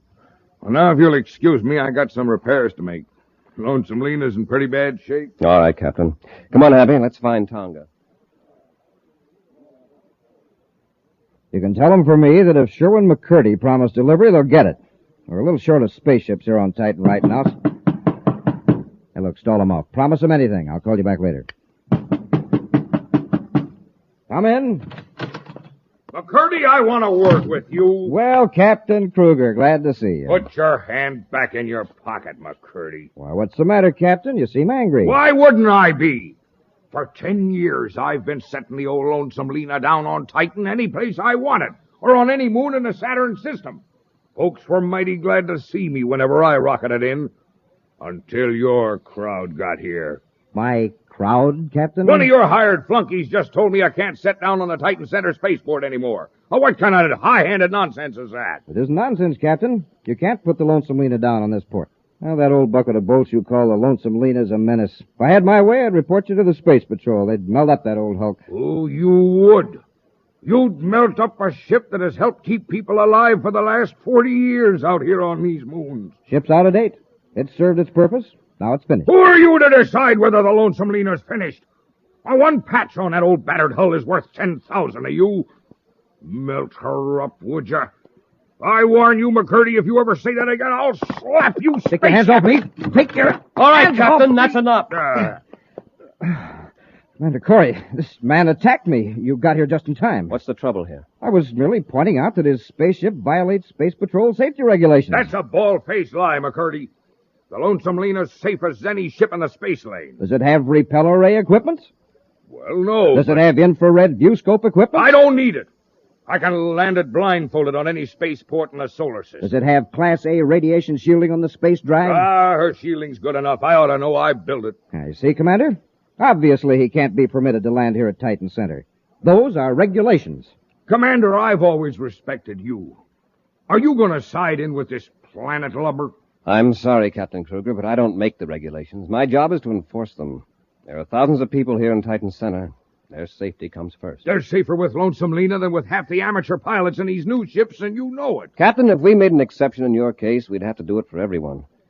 However, we won't be concerned if you have these safety devices installed. But that takes money, Commander. I haven't got it. I'll never be able to get it if I can't land here to load and unload freight. Well, perhaps you can work out some arrangements to land outside a 10-mile radius of Titan Center. 10 miles?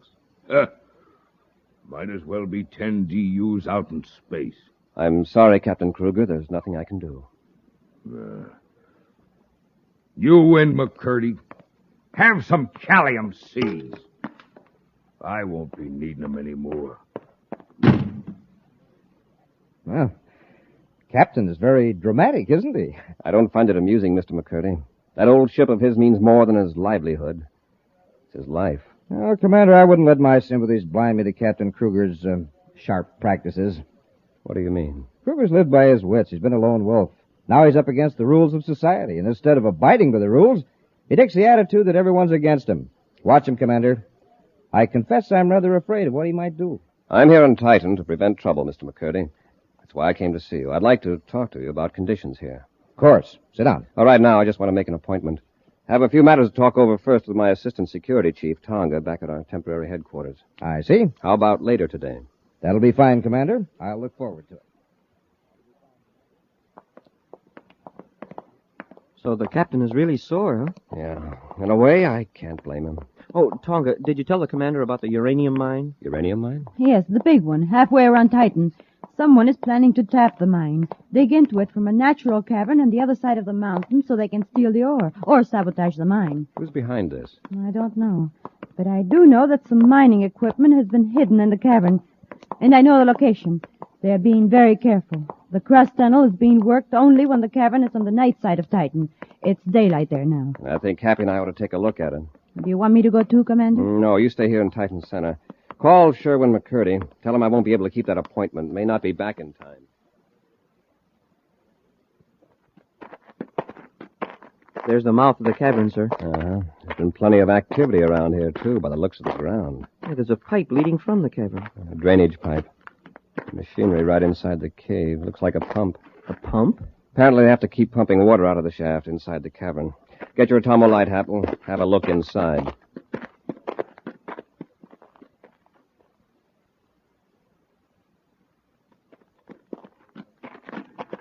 Don't bump your head when you go through this opening, Happy. I wonder how close we are to the regular mine. It's hard to tell. Hey, we're in water over our ankles. The shaft can't go much farther. We must be halfway into the mountain by now. The water's getting deeper, sir. It's nearly up to my waist. Listen. Sounds like a motor of some kind. Must be back outside the cavern. The automatic pump engine. When the water reaches a certain level, it cuts on and draws off the water. But, Commander, look at the water level against the wall of the shaft. It looks like it's rising. You're right, Hap. That pipe isn't drawing water out, it's forcing it in. Someone reversed the pumps. They know we're down here, and they're trying to drown us.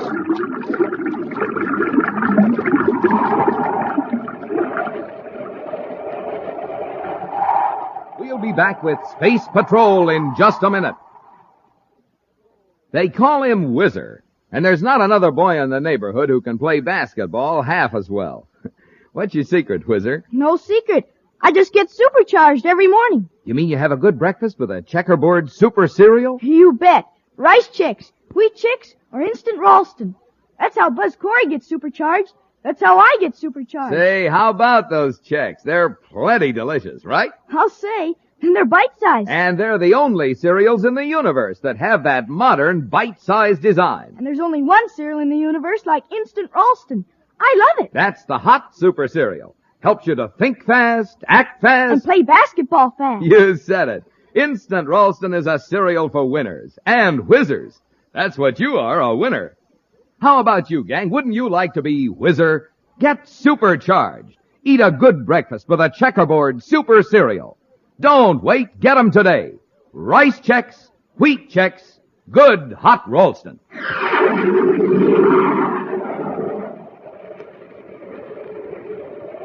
Buzz and Happy have entered a cavern on Titan, 6th moon of the planet Saturn, to investigate a hidden shaft that they believe leads to a uranium mine. After crawling through a narrow opening far under the ground, they suddenly noticed that the water in the bottom of the shaft seemed to be rising. Then they heard the sound of the pump echoing down from the cavern opening, and realized that water was being deliberately pumped into the mine shaft to drown them. With the water up to their chests, they flashed their atomolites around them, searching for a way to escape. Hey, wait, Hap. Listen. I don't hear the pump anymore. Maybe it's been shut off. No. The water's still gushing in from that pipe. We don't hear the pump because the water's over the narrow opening. Well, then how are we going to get through? We'll dive under long enough to get to a place where the water doesn't fill the shaft. All set, Happy? Yes, sir. Dive deep.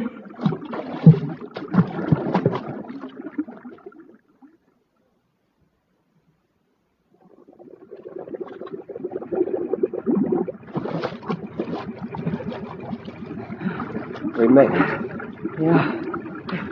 Hey, the water's not even up to my hips here. We're on an upward slope of the shaft. Come on, Happy. Let's get out of this place.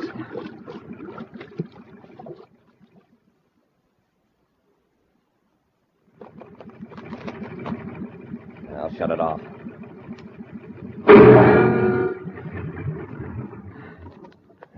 There's no sign of a ship around here, sir, except ours. Whoever did this has certainly finished us off. I'd sure like to find out who it was. Happy. Look there on the ground. See what's scattered around the pump? Callium seeds. Right. Well, I guess we know who turned the pump on, sir. I've known Captain Kruger a long time. I can't imagine him doing a thing like this. Shall I pick up some of these seeds, sir, for evidence? Yes.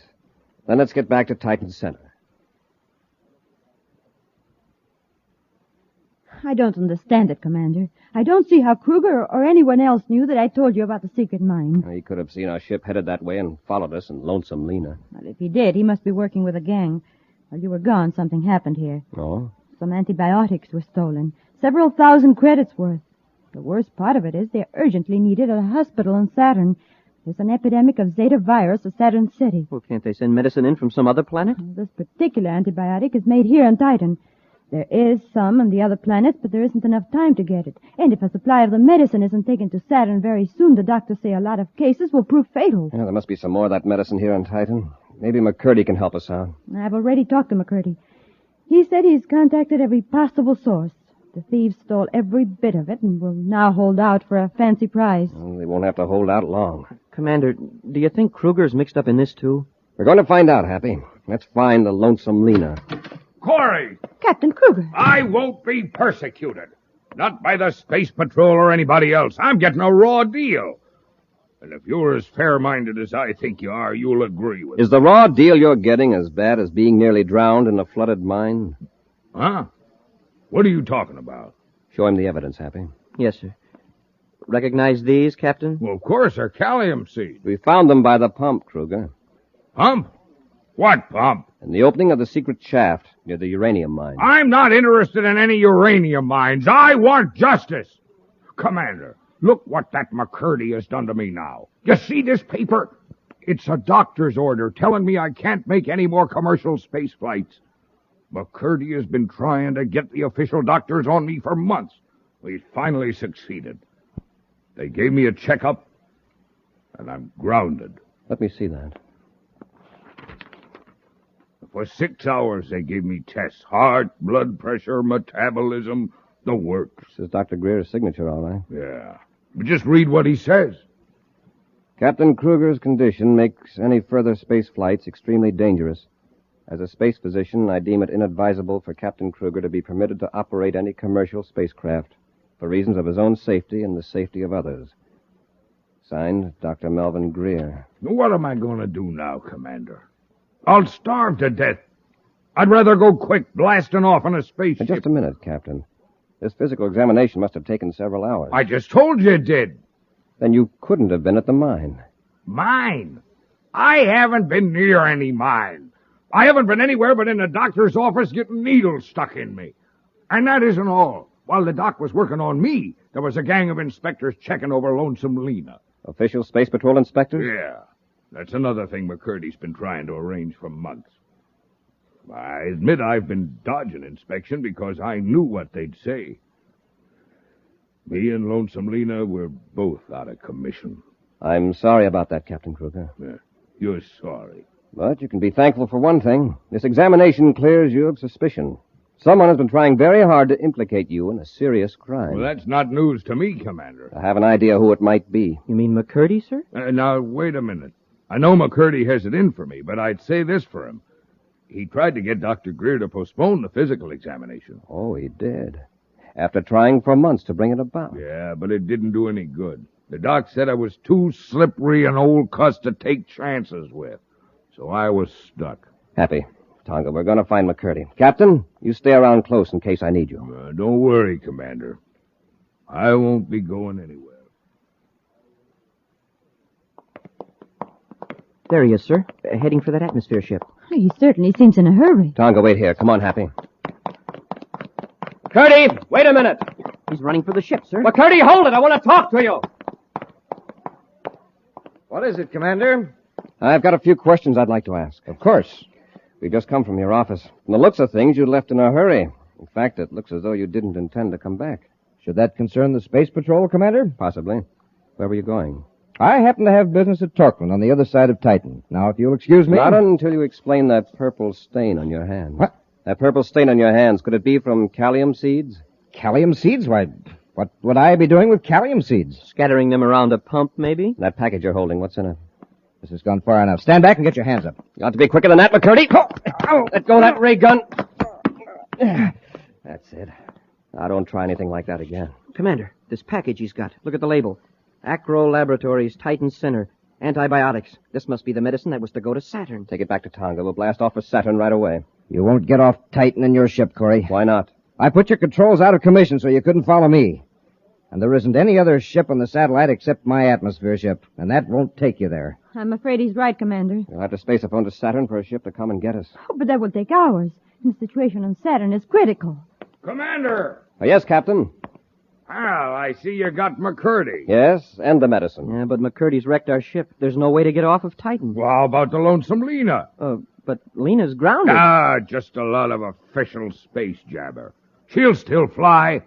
And by Jupiter, I'm taking you all to Saturn. You'd better let me take your ship, Captain, after what the doctor said. Commander, I know you're the best pilot in the solar system, but Lena's sort of, well, temperamental. She's got a lot of quirks and things. If she isn't handled just right, well, she just might go all to pieces. Are you sure you're willing to risk a blast-off in Lena after what the doctor said? Commander, I'm safer in Lonesome Lena than anywhere in the universe. Then let's go. Come on, McCurdy. We're taking you with us. Not in that pile of junk. It isn't safe. Get going. The ship's condemned. You have no right to endanger my life. Why, you low-frequency crook. As though your life was worth a allium seed. Let's go. Bring the medicine, Happy. All right, everybody. Sit tight. We're going to blast off. Look at those controls. Why, well, they're just patched together. Keep quiet, McCurdy. All right, Captain, when you're ready. Wait just a minute. I got a few more adjustments to make here. Like I said, Lena's temperamental. You sort of got a sense what to do. I admit I've never seen a control set up like this. Are you ready, everybody? Yeah. All set. Let her go. And here we go.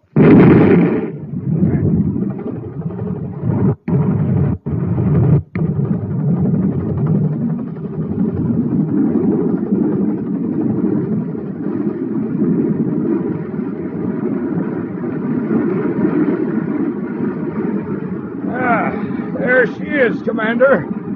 We're spaceborne. An excellent blast-off, Captain. Yeah, just like I said. Captain, what's wrong? My heart. Tonga, get the first aid kit, if there is one. He's passed out. Now what are we going to do? Happy. Yes, Commander? Help me lift the captain out of the pilot's seat. Yes, sir. There. Happy, you and Tonga see what you can do to make him comfortable. I'll take the Lonesome Lena into Saturn.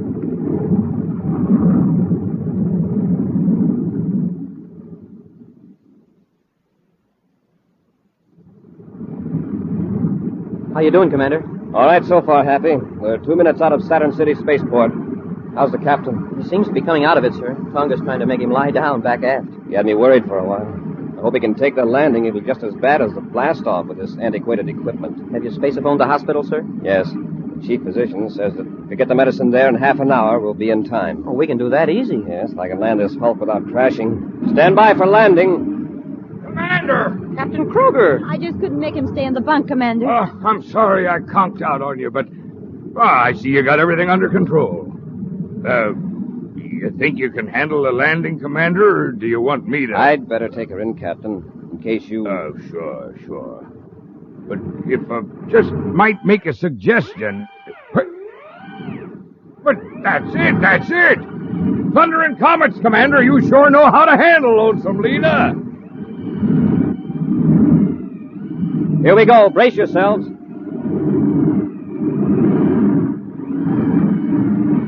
That's it. You got it.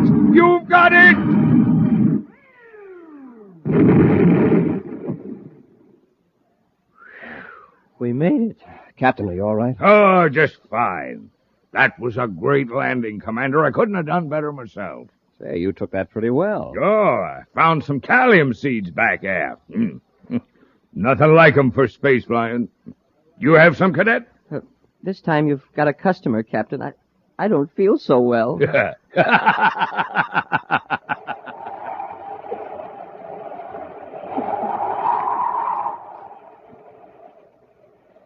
This is Commander Corry. And Marvin Miller. Reminding you that pulling up to your breakfast table is like pulling up to a filling station. Give him our example, Marvin. A jet cycle has just pulled into a filling station to get its tank filled. The man has it filled with ordinary fuel. Listen.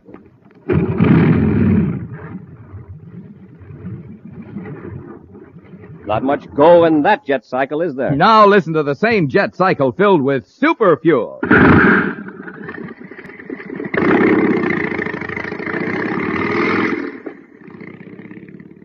That cycle's flying like a rocket now because it's supercharged with super fuel. Same thing is true for you, gang. To get going in the morning, you need super fuel, too. So get supercharged the way space patrollers do. Eat a good breakfast with Instant Ralston, the hot super cereal. Instant Ralston helps you to think fast. And act fast. So remember, when you pull up to your breakfast table, it's just like pulling up to a filling station. You're there for fuel. Super fuel. So you can get supercharged. Take a tip. Eat a good breakfast with Instant Ralston and get supercharged. Get it today in the red and white checkerboard package. Good hot Ralston.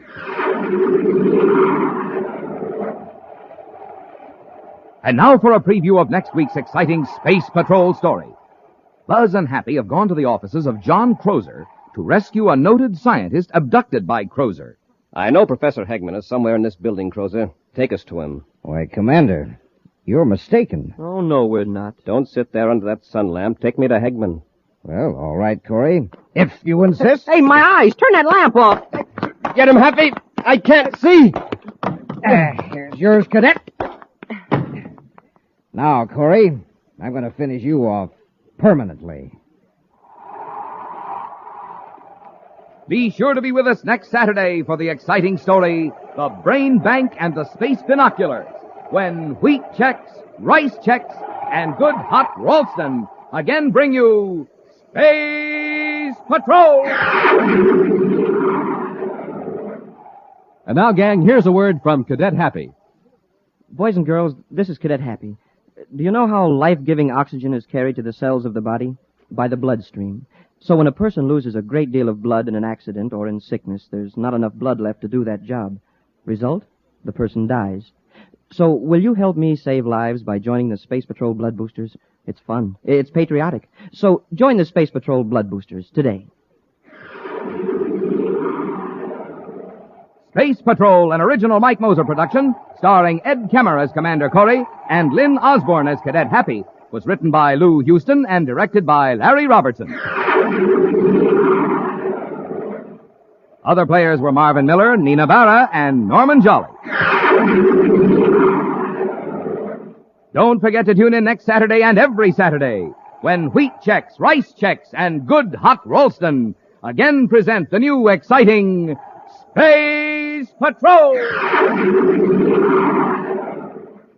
Be sure to see another exciting Space Patrol story on your local ABC television station. Consult your local newspaper for time and channel. Space Patrol comes to you transcribed from Hollywood. This is ABC Radio Network.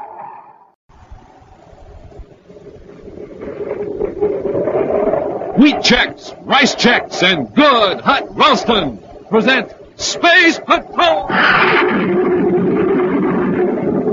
High adventure in the wild, vast reaches of space. Missions of daring in the name of interplanetary justice. Travel into the future with Buzz Corry, Commander-in-Chief of the Space Patrol. In today's transcribed Space Patrol adventure, Buzz and Happy are in an underground passage deep beneath Saturn City, attempting to capture a plutonium thief, Victor Drumlin. Drumlin has reversed the atmosphere pumps and is drawing deadly methane gas from Saturn's atmosphere into the lower levels. Protected by a shielded hideout, Drumlin refuses to surrender. That methane gas isn't going to stop us, Drumlin. We can break that door down before it reaches this level. That door is built to shield against an explosion, Corry. The kind you're going to hear in a moment. What does he mean, Commander? He's bluffing, Happy. Methane isn't explosive. It is. When mixed with ordinary air and ignited. Listen. What's that, Commander? Turn on the generators, Happy. If he overloads them, he'll ignite the gas and blow up Saturn City. We'll return in just a moment with today's exciting Space Patrol adventure, The Secret of Sub-Level 7.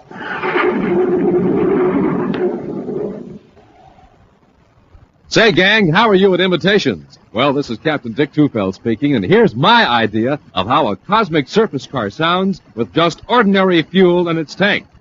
But. Now here's that same car with super fuel in its tank.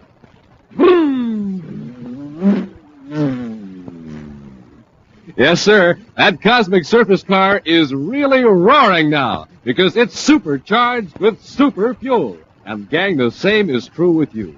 What happens when you have ordinary fuel for breakfast? Well, you move like this. What. That's right, you're just a putt-putt. But when you fill up your tank with super fuel, man, you're supercharged. So eat a power breakfast with rice checks or wheat checks and get supercharged. Flavor galore in every bite-sized biscuit. So get the super cereals today, rice checks, wheat checks. And remember, inside of each package, you get a mysterious magic space picture. And now, today's Space Patrol adventure, The Secret of Sub-Level 7. All day long, huge crowds have thronged United Planets Park on the man-made planet Terra. All the leading scientists from Mercury to Pluto have been demonstrating improvements in spaceship equipment, in surface cars, also in such home appliances as the Diatronic Chef, which will prepare any one of 1,000 different dinners in 30 seconds merely by dialing a number. Cadet Happy has been a fascinated spectator at most of these exhibits. But now he's returned to Commander Corry's office at Space Patrol headquarters. Commander?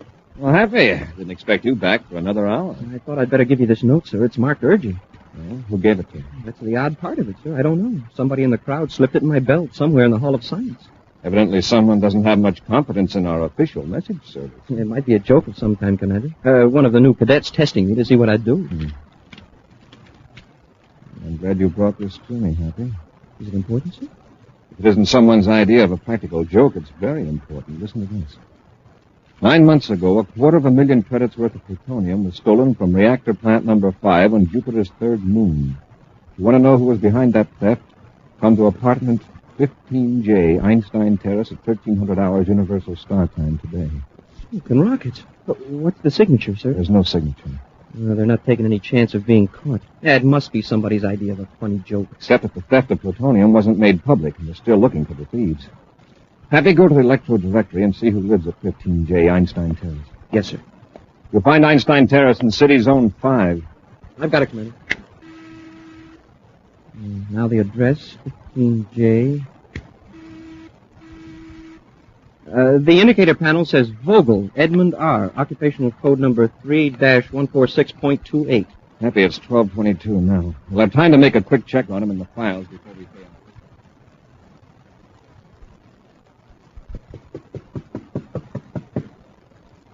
This is a pretty fancy neighborhood for a production analyst.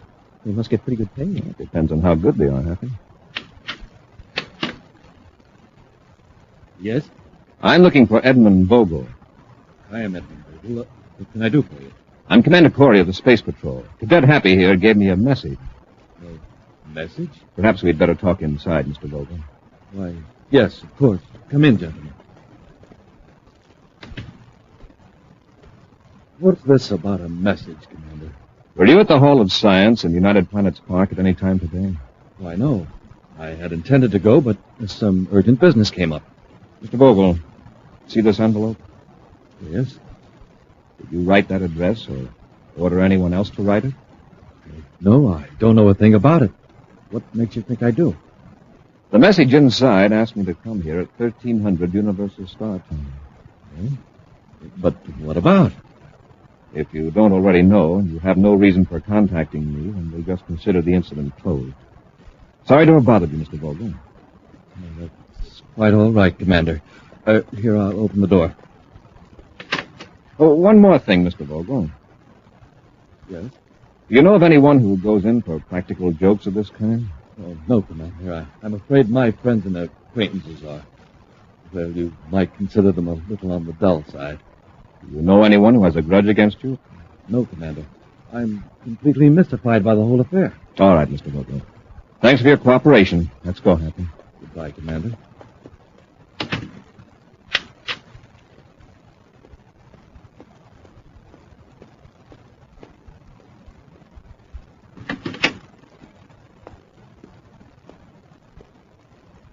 Well, they're gone, Mr. Drumlin. I know. I heard the whole thing. Did you think I handled it very well? Yes, but you could have handled it better, Vogel, if you hadn't written that note in the first place. But I explained it to you. I needed the reward money. You haven't given me what you promised. I couldn't even find you. I got your message all right, but I couldn't risk answering them. However, I had my men watching you just in case you tried informing the Space Patrol, which was a lucky hunch on my part. I've told you I was sorry. But now that you've promised me my money and I've denied writing that note, everything's all right again, isn't it, Mr. Drummond? Yes, as long as you watch your step. I will. I promise. I'll give you the money right now. But remember this. I couldn't have taken the plutonium without the help of the information I got from you. But at the time, I didn't know why you wanted it. Yes. I'll try to make Corry believe that. Here's your money. Thank you. Thank you very much. And don't forget, this definitely makes you a party to the crime. Think that over the next time you feel like sneaking notes to one of Corry's men. It won't happen again. I'm sure it won't, Vogel. In fact, I'm...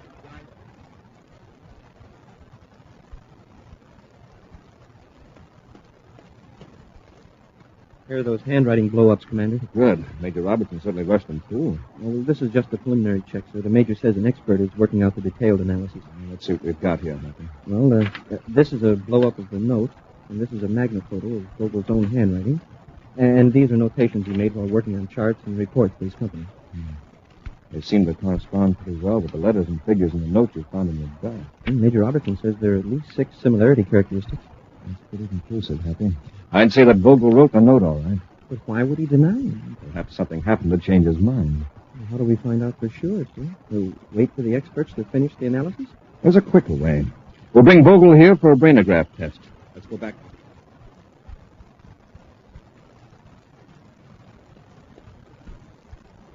It doesn't seem to be home, sir. I'll try the door. Locked. We'll use the magna key and have a look around.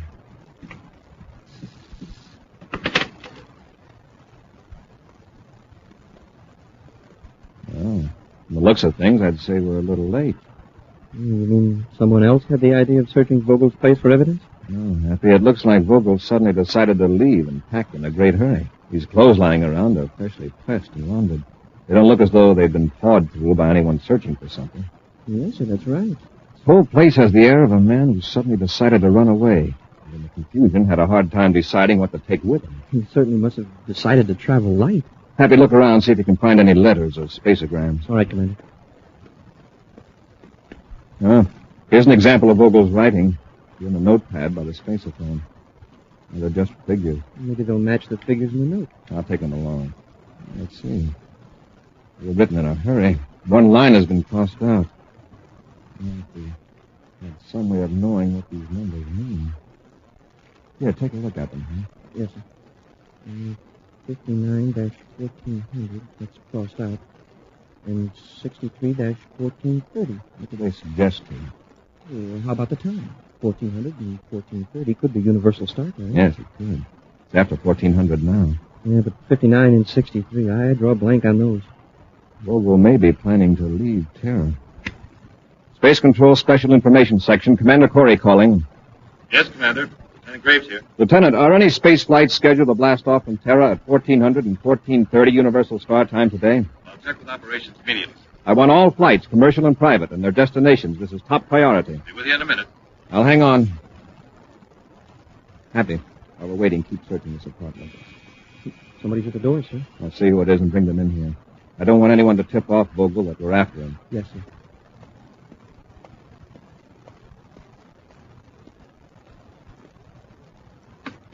Vogel, Oh, sorry. I must be in the wrong apartment. Will you step in, please? Look, obviously I have made a mistake. Sorry to have bothered you. My orders are to bring you to Commander Corry. What's this all about? You'll save yourself a lot of trouble if you just come in. How about it? Sure. Anything to oblige.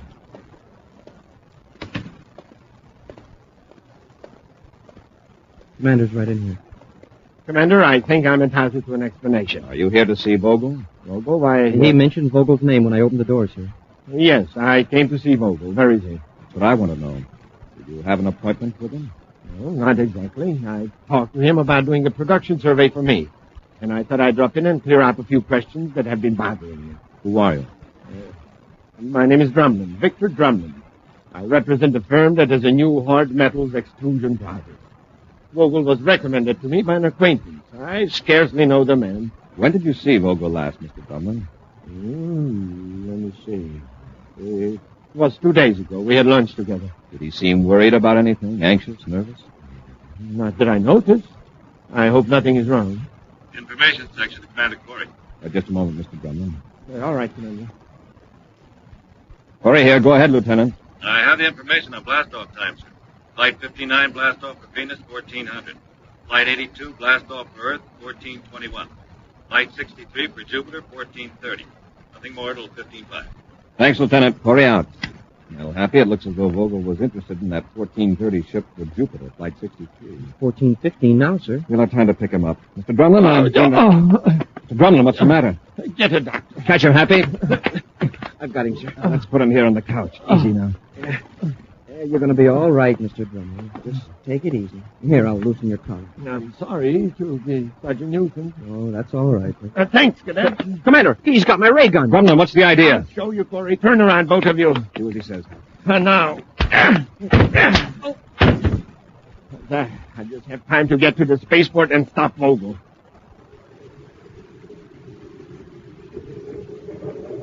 We'll return to Space Patrol in just a moment. Say, gang, ever hear the story of the boy who heard music every time he ate something that tasted real good? A piece of cake, and he'd hear drums.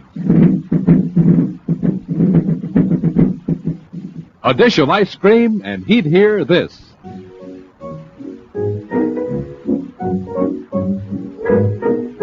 And when he tried Rice Chex and Wheat Chex, the super cereals, he'd not only hear drums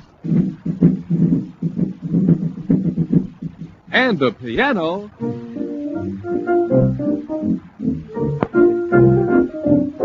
he heard the whole band. And no wonder that boy heard a whole band. Chex are terrific. Rice Chex is crisp shredded rice in that modern bite-sized design. And Wheat Chex is golden shredded whole wheat in that same wonderful, easy-to-eat, bite-sized design. And hey, each one of those bite-sized biscuits is loaded with zing and zip. A good breakfast with Chex and you're supercharged.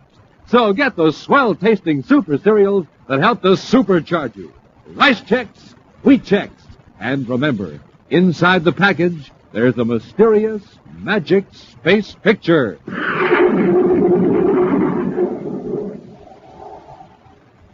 And now, back to our Space Patrol adventure, The Secret of Sub-Level 7.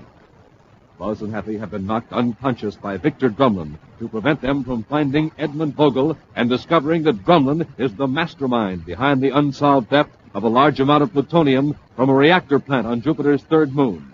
Leaving Buzz and Happy in Vogel's apartment on Terra, Drumlin has raced to the Terra spaceport to keep Vogel from boarding a Jupiter-bound spaceship. Calmly, casually, Drumlin scans the crowded terminal, then approaches a nervous-looking man pacing near a row of public communications booths. Going away, Vogel? Mr. Drumlin, I hope you're not planning on taking the 1430 ship to Jupiter. How'd you know that? From Commander Corry. And if I hadn't interfered, he would be here now instead of me. What have you done? What have you got me into Now, take it easy.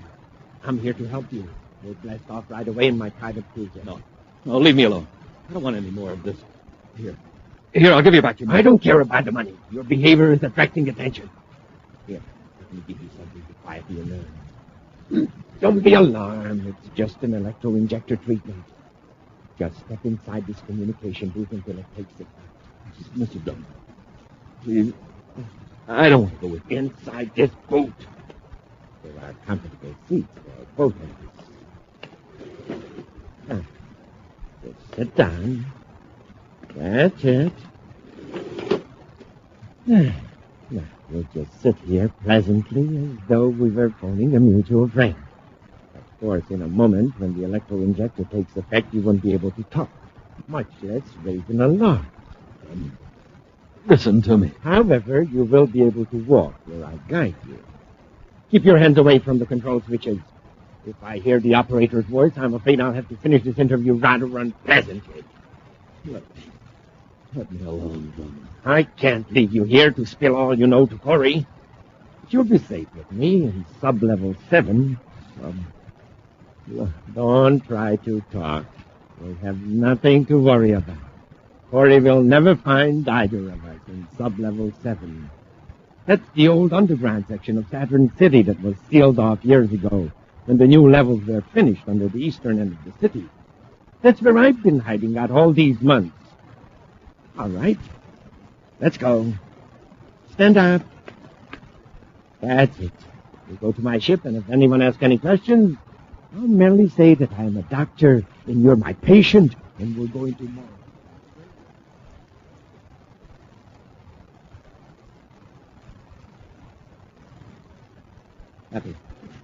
Happy. What happened? Pal Drumlin knocked us out. My head feels like a meteor hit it. We'll exchange symptoms later. Look at the time. It's 14:55. We're too late to stop Vogel. Let's hope Grumman is too late to warn him. I'll call Space Control to hold Flight 63 when it lands at Jupiter City, and we'll get over to headquarters and see what we can find out about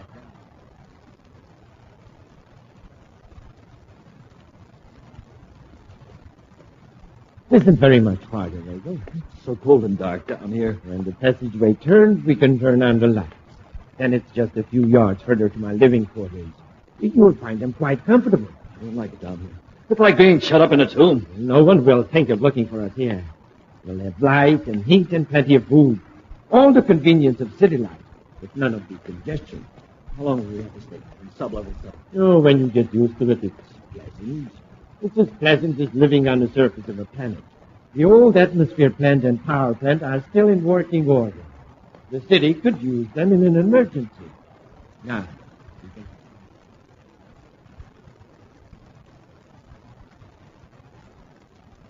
Happy, has anything come in about Vogel while I've been out? Not a thing, sir. Except that he definitely wasn't on the ship to Jupiter. And I haven't been able to locate much information about this Grumman either, sir. Grumman must have been in on this plutonium theft with Vogel. Well, maybe Grumman's the brains behind all this. If he is, he won't hesitate to remove weaklings like Vogel if they threaten his safety.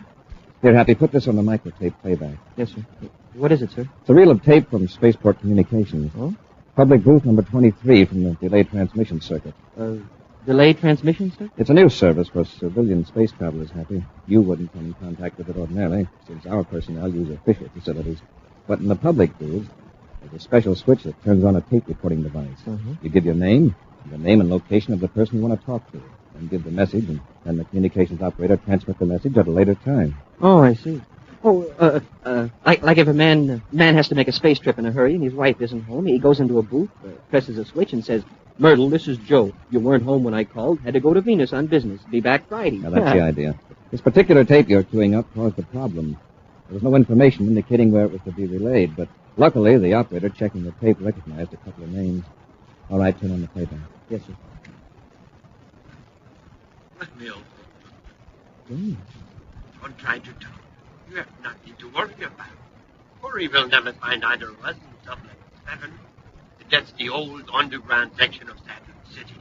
It was sealed off years ago when new levels were finished under the eastern end of the city. That's where I've been hiding out all these months. All right, Vogel. Let's go. Stand up. That's the end of it, sir. It's Vogel and Grumman, all right. But how come their voices are on a delayed transmission tape? They must have gone into a booth for the sake of privacy. By the tone of Vogel's voice, he wasn't too happy about it. No. Either one of them accidentally kicked the switch that turned on the recorder, or Vogel managed to kick it on without attracting Grumman's attention. They're in Saturn City. Down in the 7th level. Well, we can space it from Saturn City and have them surrounded in no time. Yes, if we didn't care about what happens to Vogel. Huh?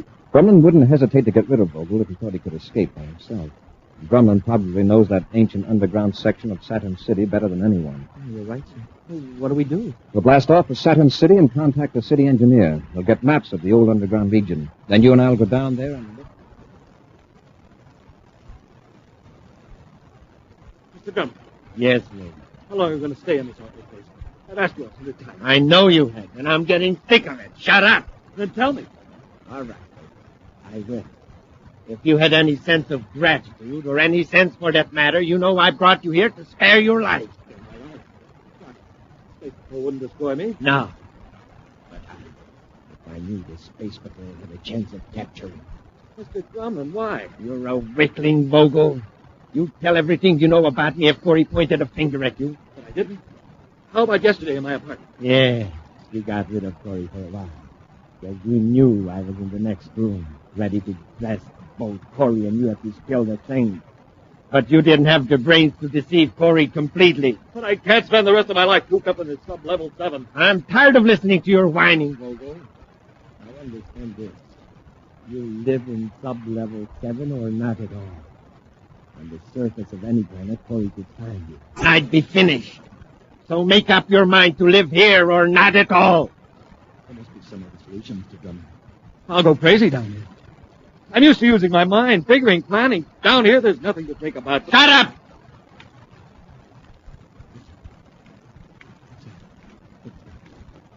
Warning, system has picked them up. Somebody's here in sub-level 7.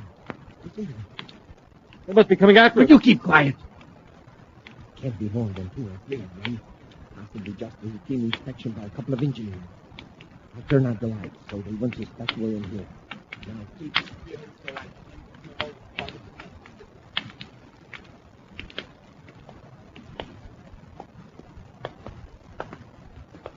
We must be getting close to me. Yes, according to the chief engineer, the most likely place for Vogel and Drummond to hide out. The old engineering living room. It's right around this next turn. What do we do? Rush them? Maybe our best bet. Draw your ray gun. Ready, sir. Yeah. The door to the living quarters is just a few yards around the corner. Let's get them. All right, Corry. Hold it. Hold it right where you are. Better go back the way you came, Corry. You can't get on. Go on. Get going. Drummond, can you hear us? You bet we can hear you. Then listen. All the entrances to the upper levels are guarded. You're trapped. If you don't believe me, just try to escape. Listen, I know ways out of this top-level region that the engineers don't know about. You're the one who's trapped. Listen. Do you hear that, Corry? Yes. Those are the old atmosphere pumps. Right now, they're pumping raw ammonia and methane into the lower levels and separating the methane. Cut them off, Drummond. I'm coming through that door. I wouldn't try it. That door is built to shield against an explosion. The kind you're going to hear in a moment. What does he mean, Commander? He's bluffing, Happy. Methane isn't explosive. Neither is ammonia. Not by themselves. You couldn't explode raw Saturn atmosphere. But, Commander, I'm pouring pure methane into the lower levels. And I'm going to explode that methane. I'm going to ignite it. Even if you could, you wouldn't be such a fool. You'd blast all these lower levels apart. That's right. And I can do it. Listen. Hear that, Corry? Drummond, what are you doing? Those are the old generators. I can overload them. Somewhere in the lower levels, something will blow out. The spark will ignite the methane. Drummond, listen to me. You'll blow yourself up. No, I won't. You and the cadet will get it first. Then the explosion will spread through the lower levels. There'll be panic up above. On the surface, and I can escape. Who's going to worry about capturing me and Vogel when the whole city's exploding underground? Turn off those generators! Commander is blowing up. Unless we turn those generators off, he'll blow up the entire city. That was the 10th sublevel. It's only a matter of seconds. Come on, Happy. Let's charge that door. What's more, Happy? I'm increasing the power, Corry. With all your weight now, Happy? Yes, sir. They're broken in. Run for it, Vogel. I'll get Drummond, Happy. Turn off the generator. Yes, sir. You're too late, Corry. Nothing you can do there. Need some help, Happy? I found the switches, sir. There. Well, that does it, Happy. The danger's over. I'll handle Drummond. You hold Vogel. Yes, Commander. Commander, this man Drummond threatened my life. He forced me into the whole thing. He stole the plutonium. Yes, Vogel. When we get back to Terra, you can write us another note. And this time, Vogel, do us a favor, will you? Sign your name.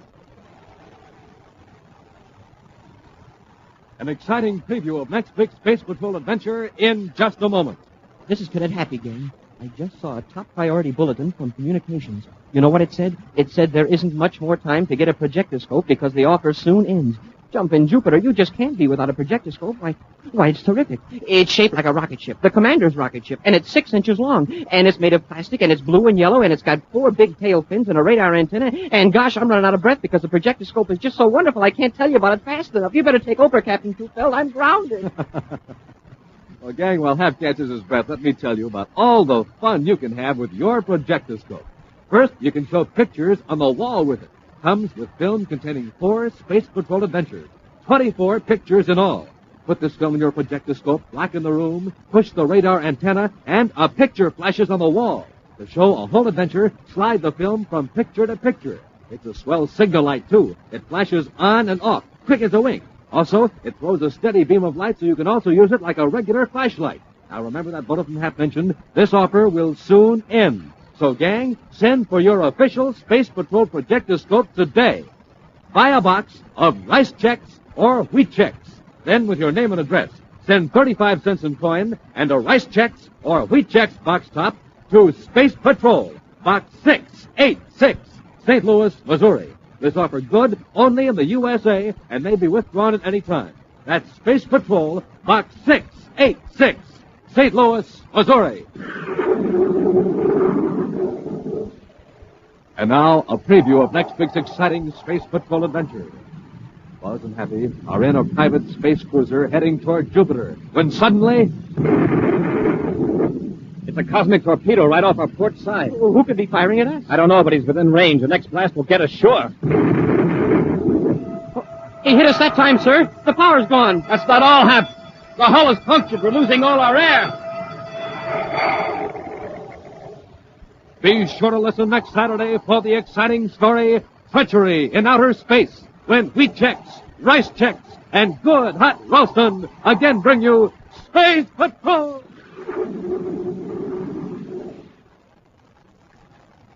Special bulletin for boys and girls in Dayton and Columbus, Ohio, and Baltimore, Maryland.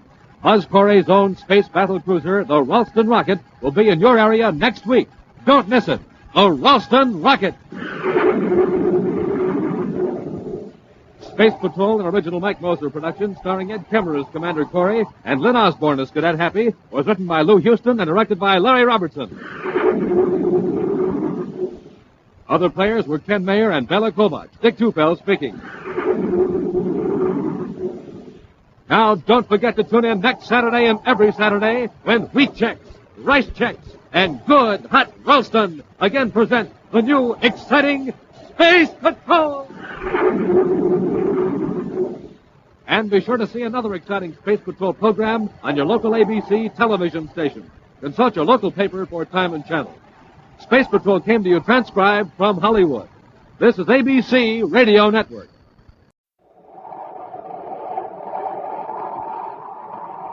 Wheat Checks, Rice Checks, and Good Hot Ralston present Space Patrol!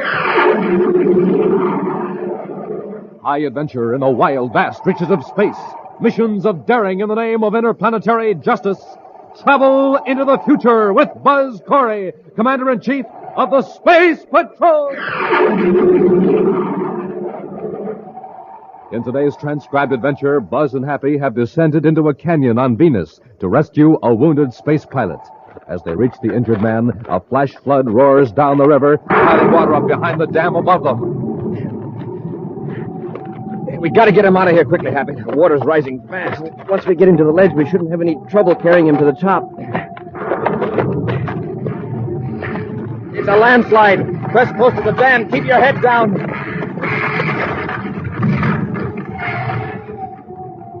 Smoking rockets. That was close. Hurry. We gotta get him up the path. There may be another landslide. Commander, look up there. Most of the ledge is swept away. We're trapped. We'll be back in just a moment with today's Space Patrol story, The Mysterious Meteor.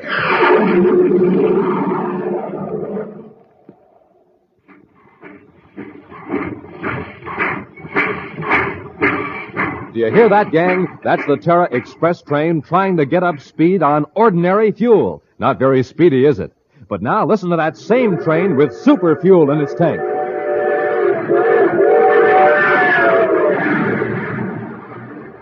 Yes, sir, that train's really traveling now because it's supercharged with super fuel. And gang, without a good breakfast, you can't go very fast either. But with super fuel in your tank, you're supercharged. Here's how Buzz Corry gets up a head of steam in the morning. He has a good breakfast with Rice Checks or Wheat Checks, the super cereals that help to supercharge you. For taste, they're terrific, and for size, they're perfect, because they both have that modern bite-sized design. So, gang, get off to a quick start in the morning the way Buzz Corry does. Get supercharged. Just eat a good breakfast with the Checkerboard Super Cereals, and get them today in the red and white Checkerboard packages. Rice Checks, Wheat Checks.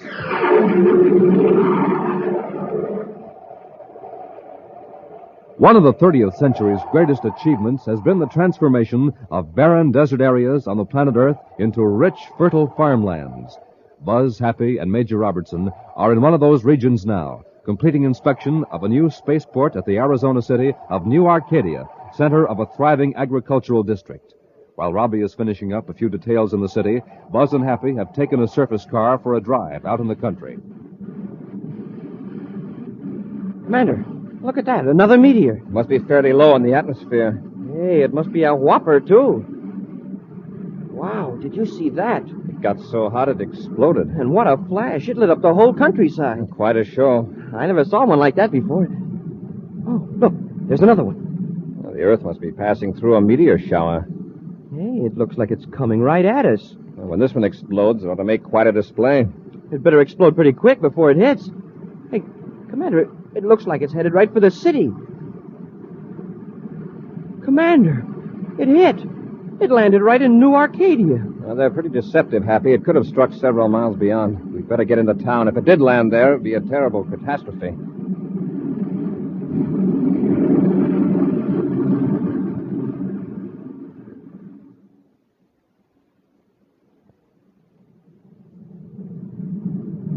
We're getting close, Commander. There's a whole area roped off up there. And the people are jammed around it. And we'll have to stop here and get out, Happy. We can't get through the crowd with this Serpent's car. Hey, look. There's Major Robertson. Commander, I'm glad you're here. What happened, Robbie? A meteor landed right in the middle of the park. Anybody hurt? No, by a lucky chance. But a few people got showered with dirt, and a couple of hundred got the scare of their lives. Well, how big is the meteor? It's hard to tell. Dug a crater about 20 yards wide. The meteor's way down the bottom of a deeper pit, glowing and red hot. Well, let's get through this crowd and have a look. Right, Commander. All right, make way, please. Space Patrol coming through. What a crowd. Oh, there she is. Hey, it looks like a huge red eye. We don't know how large it really is. Part of it's buried by the dirt that fell back into the pit. Look at the size of the crater, Robbie. A miracle it landed where it did. A very lucky miracle. Well, they're bringing up the Tomo power shovel now. Well, aren't they going to wait until it cools off before they try to pull it out? Professor King wants to uncover it so he can make some tests. Professor King? Yes, sir. Professor James King, the meteorite expert. Hold it right there. Hold it. That's the professor shouting at the shovel operator. Professor King's been lecturing at the university here. Oh, I recognize him now. I met him a couple of years ago on Mercury. Well, apparently he's seen you. Here he comes. Commander Corry, isn't this most fortunate? Oh, hello, Professor. Yes, it is fortunate. It could have been a terrible calamity. Exactly. If I had followed my usual custom, I would have been home in my study. But something urged me to go for a stroll, and I was only half a block from the park when this green streak rolled out of the sky. I was thinking it might have killed someone. That would have been tragic, of course. But think of it. A rare meteor falling right at my feet, so to speak. Commander, do I have your permission to test it? Of course.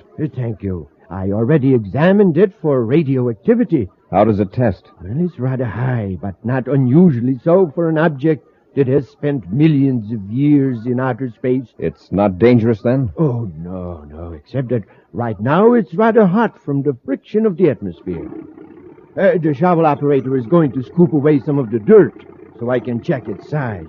Would you care to watch? Of course, Professor King. Oh, by the way, this is Cadet Happy. How do you do, sir? Oh, glad to know you, Cadet. Your first meteor?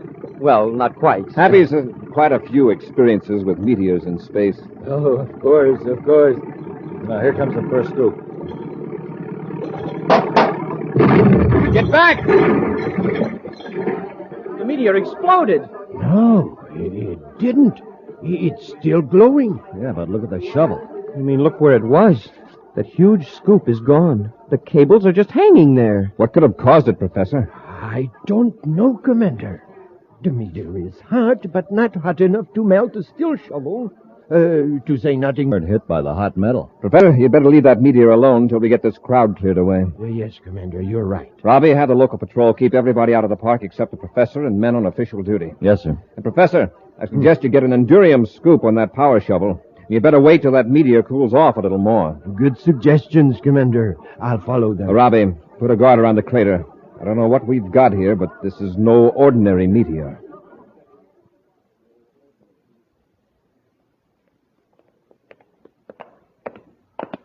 It's going to be a hot day, Commander. Yes, but it was cool last night. I hope the meteor has lost most of its heat.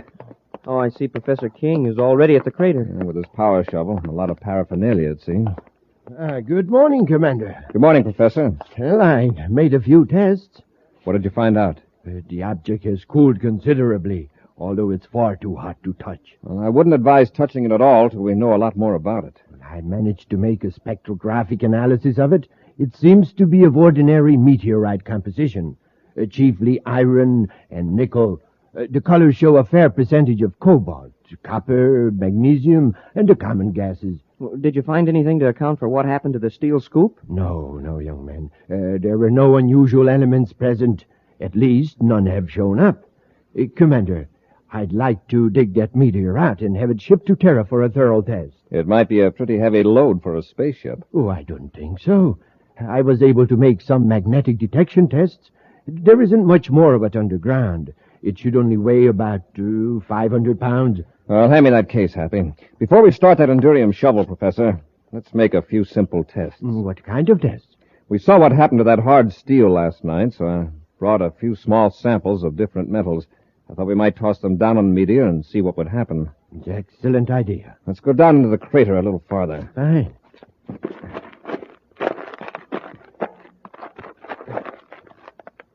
Well, not too close, Happy. We can hit it from here. Yes, sir. Here's a piece of steel. Try that first.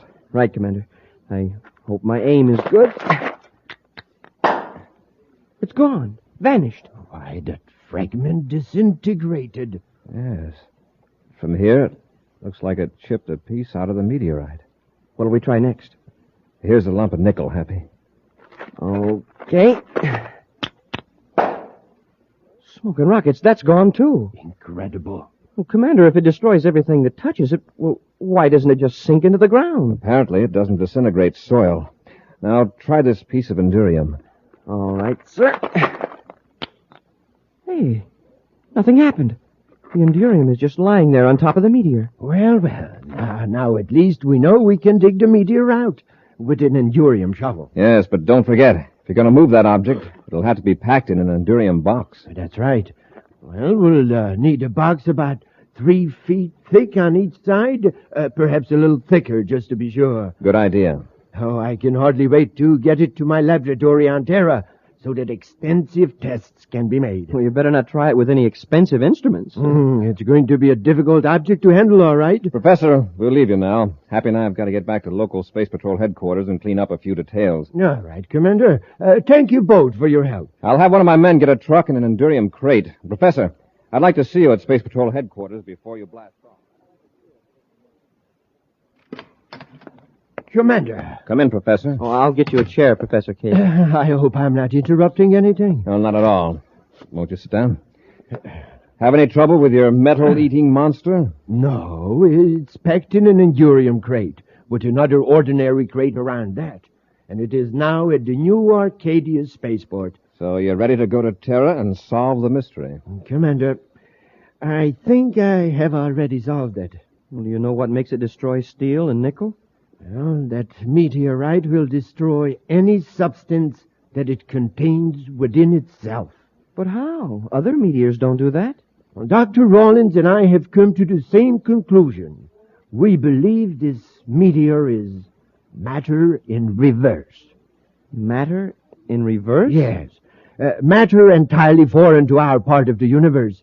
It may have come originally from a galaxy millions of light years away, where matter is formed in an entirely different way. But you said it appears to be iron and nickel and other substances with which we're familiar. Yes, that's how it appears.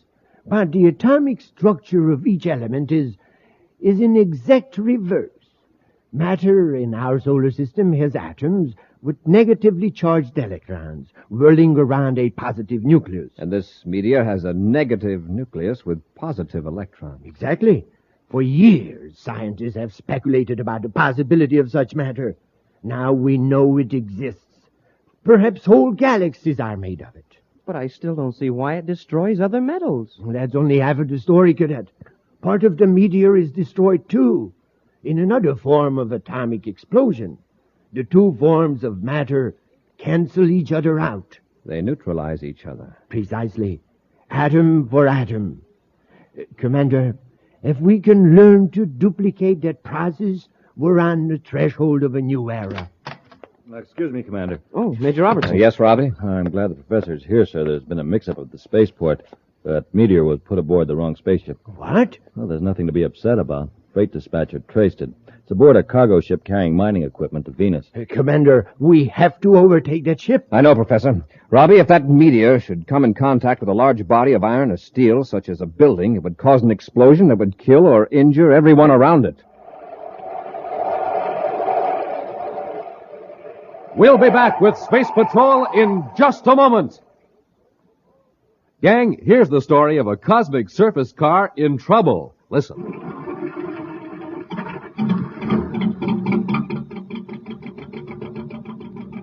The trouble, it's got nothing to go on but ordinary fuel. But you hear that? The driver's filling up the tank with some super fuel. Something's gonna happen now.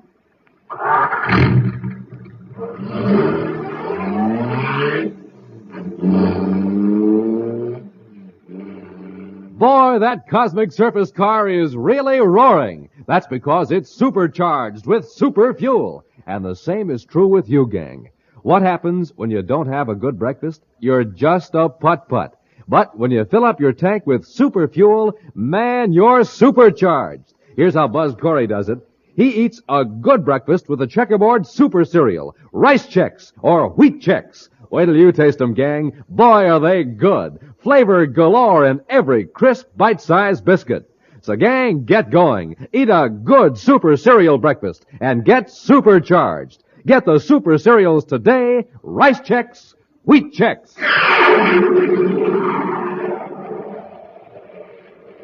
While Buzz, Happy, and Major Robertson were in Arizona on the planet Earth, a strange meteor hurtled out of the sky and buried itself in a city park. Attempts to dig it up resulted in steel digging tools being disintegrated in a blinding flash. So far, only the metal endurium has resisted the strange destructive force. It's now believed that the meteor is composed of matter with reversed electrical charges, matter from outer space that can destroy matter as it's known in our solar system. By mistake, the endurium crate containing the meteor was put aboard the wrong ship. Right now, Buzz and Happy are aboard the Terra 5, racing to overtake the cargo ship carrying mining equipment and the strange meteor to Venus. Happy, keep the freighter in the view scope. Yes, Commander. Hey, if he's headed for Venus City, he's losing altitude pretty fast. That's been worrying me, Hap. I'll contact him again by spacerphone. Commander Corry aboard Terra 5 calling cargo ship EC-349. Commander Corry to pilot Bill Craig aboard cargo ship EC-349. Craig here. Go ahead, Commander. I was just wondering why you're coming in so low. I wanted to tell you, but I've been too busy to call, Commander. I'm sure you know your business, but those Torlock Mountains aren't exactly anthills. You bet they aren't. Believe me, I'd enjoy being about 3 miles higher. Having trouble with your ship?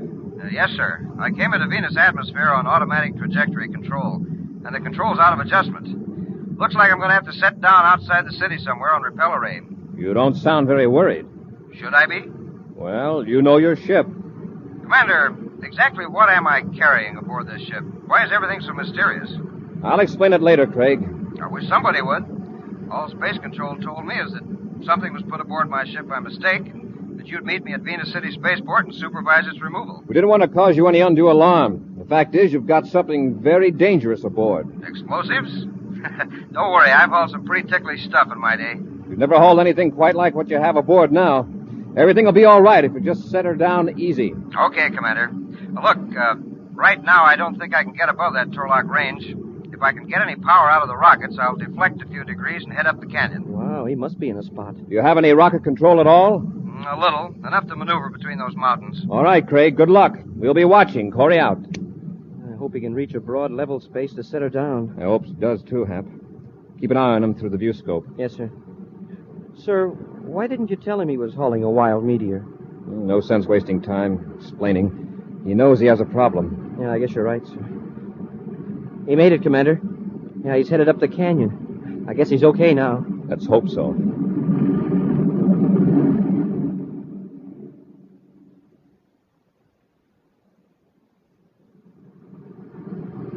Hey, his speed's dropped way down, sir. He's losing altitude. Corry aboard Terra 5 calling Bill Craig.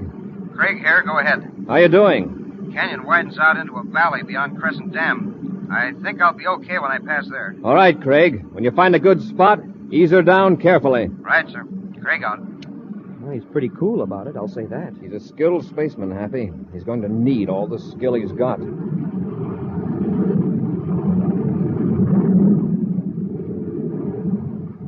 There's the dam up ahead. He's getting awfully close to that canyon wall. Yeah. He isn't going to clear the dam by more than a few... He hit the side of the hill. His ship's skimming along that shoulder. If it'll only hold together. Smoking rockets, Commander. I can't look. Did he hit the dam? Not quite. It's a bad crack up. It broke the hull open. It's hanging over a rock halfway down the side of the canyon. At least the meteor didn't explode. The seal on the Endurium crate must have held fast. We'll set the ship down on that flat stretch on the other side of the dam and get to Craig as quickly as possible. Looks at that sky, there's an ammonia storm brewing. I hope it holds off until we get Craig.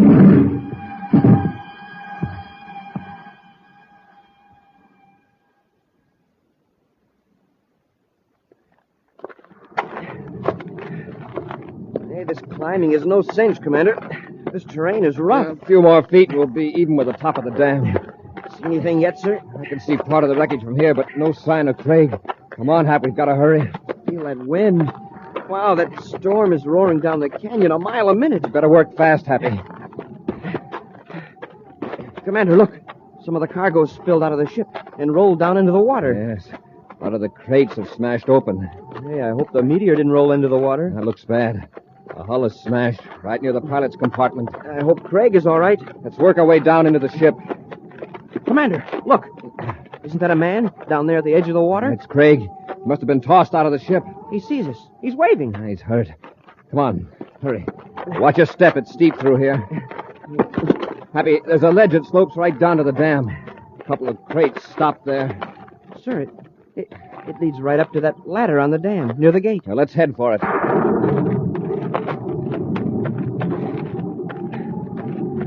Sure lucky we trailed Craig into Venus instead of going on ahead to meet him at Venus City. All right. Hey, look at that water level. There must be a flash flood up the canyon. Smoking rockets. It's nearly up to where Craig's lying. It's rising fast. You got to get him out of there. Now, take it easy climbing over that Endurium crate, Happy. That's the meteor. Hey, the seal's broken. The meteor's part way out of the crate. We're in luck. Fortunately, none of those pieces of machinery came in contact with it. All right, let's climb down the face of the dam. Watch that ladder. It's going to be slippery.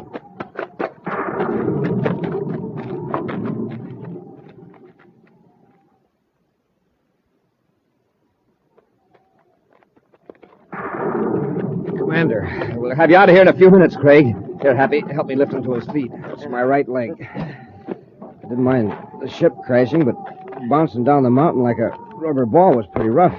Can you put any weight on that leg, Craig? I'll try. I think I can make it. All right, put your arms over our shoulders. Rest most of your weight on us. How do we get him up over the dam, sir? The tough part will be the ladder.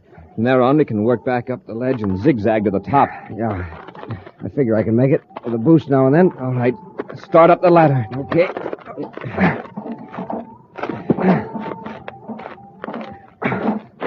It's okay. I can make it. Look at that water. It's rising fast.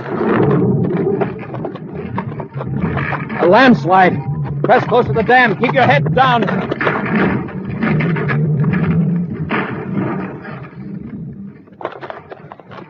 Smoking rockets. That was close. Look at that. If you men hadn't come for me, I'd be buried under several tons of dirt right now. Let's get out of here. There could be another landslide. Commander, look up there. How are we going to get out? The landslide has swept away most of the ledge. He's right. We can get as high as a sluice gate, but from then on, it's sheer wall. Let's get up to what's left of the ledge. We'll be out of the water at least.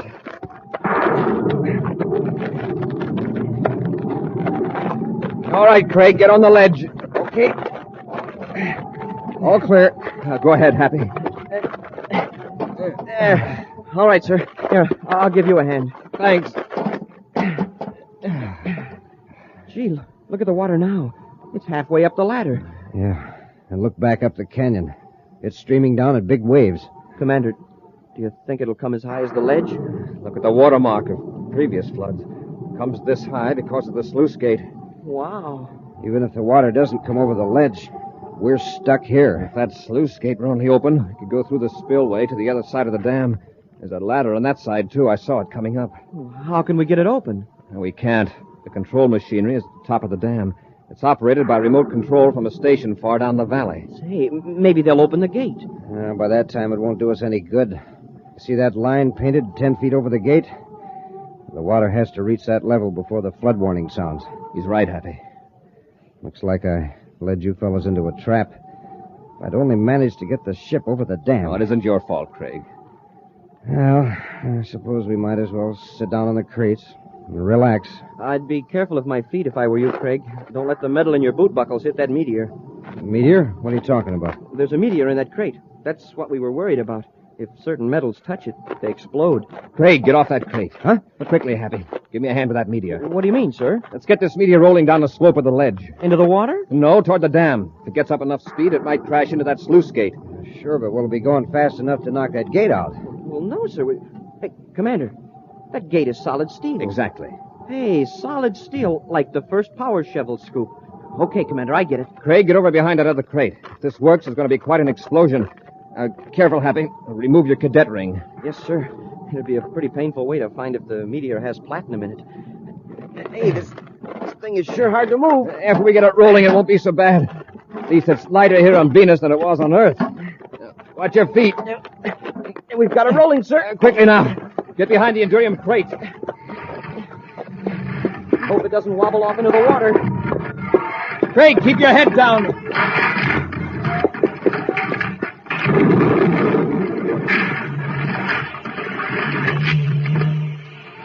Commander, it worked. There's a great big hole in the sluice gate. Come on, let's get off this ledge into the spillway. Yeah, let's get through before the water does. Hey, Commander, can you see through the dam to the valley? There's our ship. Now, that's a beautiful sight. Commander, what about Professor King? What's he going to say? I'm afraid the professor will have to be content with telling another story about the big one that got away. An exciting preview of next week's thrilling Space Patrol adventure in just a moment. But first, gang, here's something that's more fun than anything you ever owned. Something that rates as the biggest value we have ever offered. Something new, different, exciting. I'm speaking of that wonderful new thrill, Space Patrol Space Binoculars. I call it a wonderful new thrill because this amazing piece of Space Patrol equipment makes it possible for you to see houses, buildings, cars, and people way off in the distance.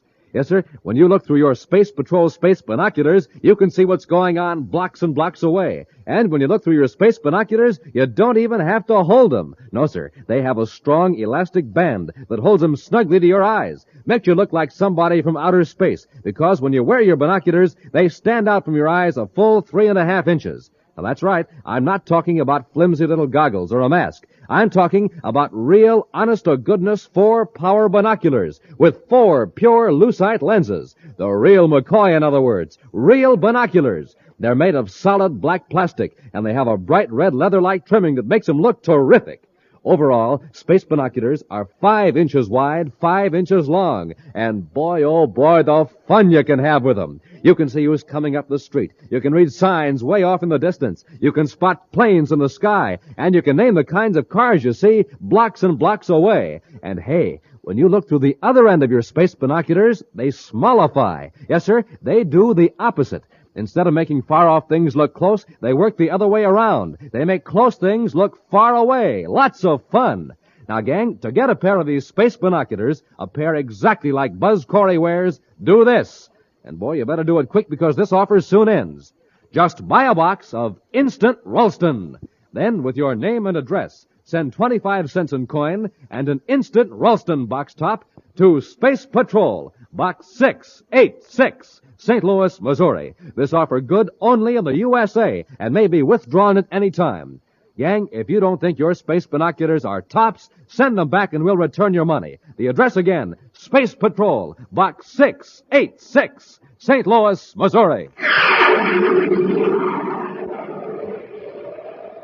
And now, a preview of next week's exciting Space Patrol adventure. Buzz and Happy are on the 3rd moon of Jupiter in their spacesuits, attempting to pull Major Robertson out of a crevice into which he's fallen. Buzz has lowered Happy into the crevice where thousands of beetle-like insects are swarming, impervious to the cold and lack of atmosphere.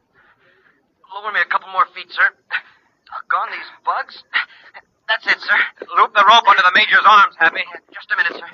Till I brush off some of these insects. Some of them just won't brush off. They're awful. They're on my suit, too. Yes, and all over the Major's. Hey, Commander, they're eating through our spacesuits. We gotta get the Major out of there and get back to the ship. If these insects puncture our suits, we're finished. Be sure to be with us next Saturday for the exciting story, The Moon Beetles, when wheat checks, rice checks, and good hot Ralston again bring you Space Patrol! High adventure in the wild, vast reaches of space. Missions of daring in the name of interplanetary justice. Travel into the future with Buzz Corry, Commander-in-Chief of the Space Patrol! Space Patrol, an original Mike Moser production starring Ed Kemmer as Commander Corry and Lynn Osborne as Cadet Happy, was written by Lou Houston and directed by Larry Robertson. Other players were Norman Jolly, Ken Mayer, and Bela Kovac. Dick Tufeld speaking. Now, don't forget to tune in next Saturday and every Saturday when wheat checks, rice checks, and good hot Ralston again present the new exciting Space Patrol! Be sure to see another exciting Space Patrol story on your local ABC television station. Consult your local paper for time and channel. Space Patrol comes to you transcribed from Hollywood. This is ABC Radio Network.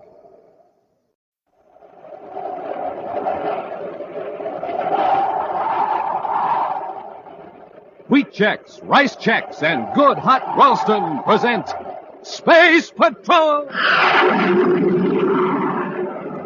High adventure in the wild, vast reaches of space. Missions of daring in the name of interplanetary justice.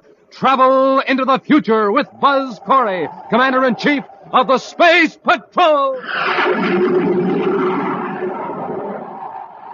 In today's transcribed adventure, Buzz and Happy are approaching a building where the Secretary General's daughter, Carol, is held captive. Suddenly, they become aware of a painful, tingling sensation and a ringing in their ears. It's hard to walk. It feels like a big weight on me. Yeah, I can hardly move. Happy, Nora's using some kind of a ray on us. Paralyzer ray? Oh, it's worse than that. With an ultrasonic beam. Run back to the ship. Get out of its range quickly. I can't. Happy, get up. Here, I'll help you. I can't even crawl. My head, there's 1,000 needles in it. If we don't get out of that beam, it'll shake us to pieces. We'll be back in just a moment with today's Space Patrol story, The Sleepwalker. And now, gang, here's some terrific news. Here's how to get a pair of the Space Patrol Space Binoculars, the most unusual binoculars ever designed. You wear them like official outer space headgear. That's right, a strong elastic band holds them snugly to your eyes, leaving your hands absolutely free. Now, these are not flimsy celluloid goggles, not a mask. They're the real McCoy. Big, full-size, solid plastic binoculars you can see way off in the distance with. Overall, they're a complete 5 inches in width, a complete 5 inches in length. And when you wear them, they stand out a full 3.5 inches from your eyes. Powerful? Oh, you bet. These are 4 power binoculars with 4 fixed-focus, pure lucite lenses. You can spot airplanes in the sky, watch for your dad coming home from work, read signs way off in the distance. Truly, the greatest Space Patrol value in all our experience. The most sensational offer we have ever made. Now, here's how to get a pair. Buy a box of Instant Ralston. Then, with your name and address, send 25 cents in coin and an Instant Ralston box top to Space Patrol, Box 686, St. Louis, Missouri. If you don't agree that your space binoculars are absolutely tops, return them and the Ralston Company will cheerfully refund your money. The address again is Space Patrol, Box 686, St. Louis, Missouri.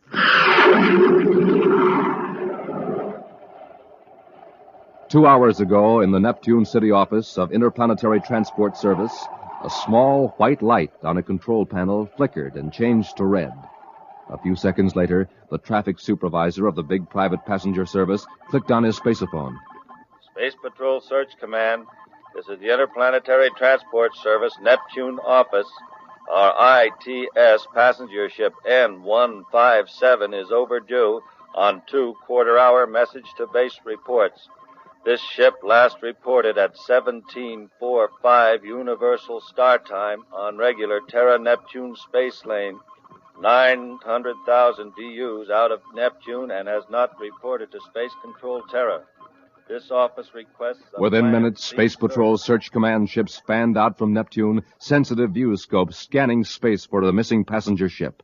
90 minutes later, in Commander Corry's central office on Terra, Cadet Happy sits before a spaceophone, tensely waiting a report from Neptune. Happy. Nothing new so far, sir. Cut down the amplifier. Thanks.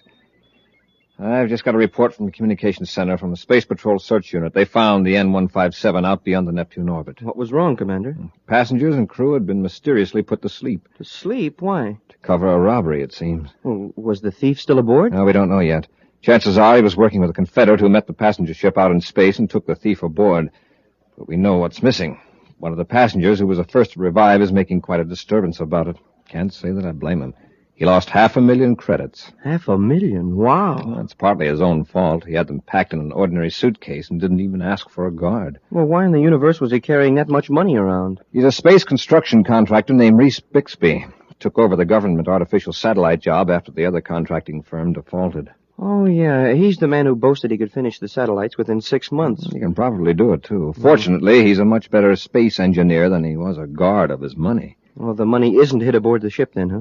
Apparently not. The ship has been searched. The only clue so far is that 2 passengers are missing. We don't know who they are until all the passengers revive, so interplanetary transport can check the passenger list. And then we'll know who's missing and who took the money. Unless the thieves were traveling under assumed names, which they probably were. To me, this looks like the work of the sleepwalker. Oh, the crook who's been stealing plant payrolls by putting people to sleep. Right. Up till now, at least, he hasn't committed any other form of robbery. Yeah, it seems that this sleepwalker walks in other people's sleep. Yeah, that he does. Interplanetary Transport Service, Neptune office calling Commander Corry, Space Patrol Headquarters, Terra. Corry here, go ahead. This is Interplanetary Traffic Supervisor Jenkins, Commander. The 2 missing passengers are a man and a woman. The man is listed on the roster as William Knight. And the woman? My assistant is checking the names now, Commander. You hurry with that, please? William Knight. Make a note of that, Happy. Yes, sir. I have the other name, Commander. I can't believe this. What is it, Jenkins? The missing woman is the Secretary General's daughter, Carol Carlisle. What? Was on the amended passenger list, a last-minute change transmitted from Terra, which is why we were so long in finding out. Jenkins, stand by for further instructions. Yes, Commander. Happy, get the ship ready. We're blasting off for Neptune immediately.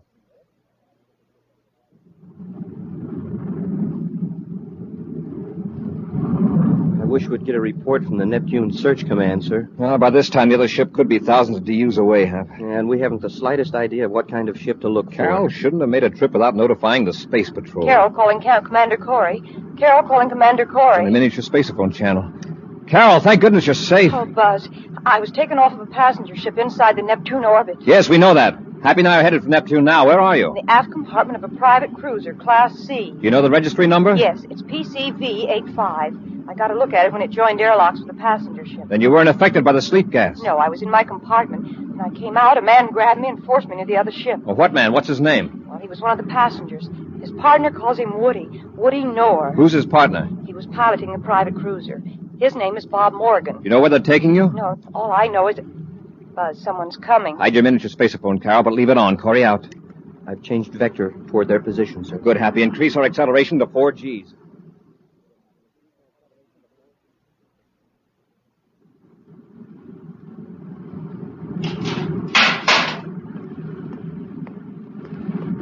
We came in to have a little chat with you, miss.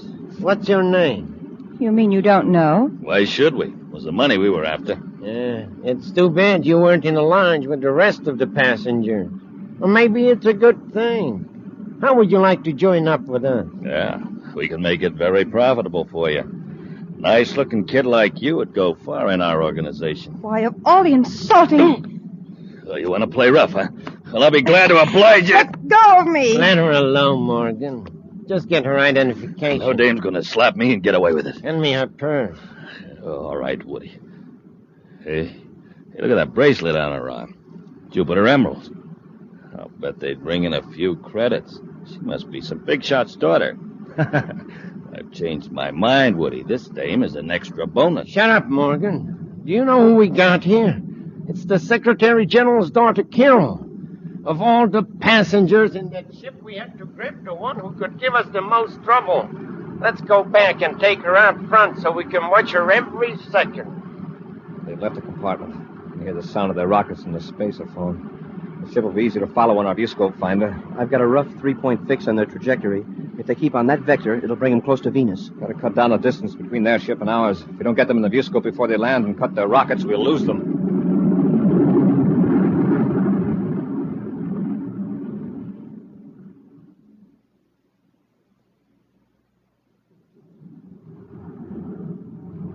All right, Morgan, send her down. Venus. By the looks of the landscape, we're near the Southwest Sea, close to the Tycho Mountains. That's right, Miss Carlyle. Nobody will ever find this hideout. Cut your rockets, Morgan, and don't overshoot the rocket port.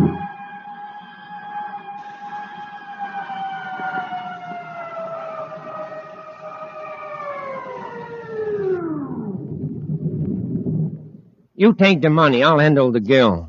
Come on, we got to decide what to do with you.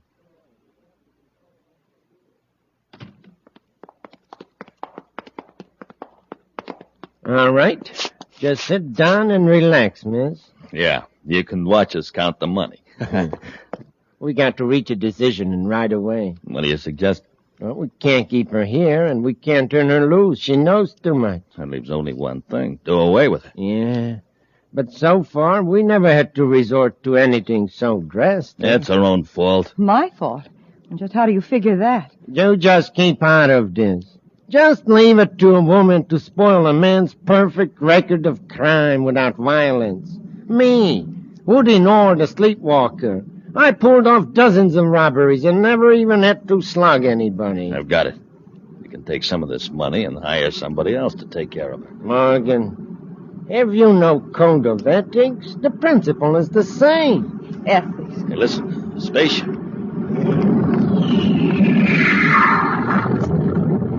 It's a space patrol ship. It's Terra 5, Commander Corry's ship. Blast him. How did he train us here? What are we going to do? Take it easy. I'll turn on the ultrasonic beam. What will that do? Just watch.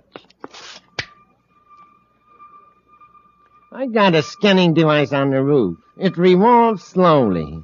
And when a beam is interrupted by a moving object, ultrasonic waves are focused on it.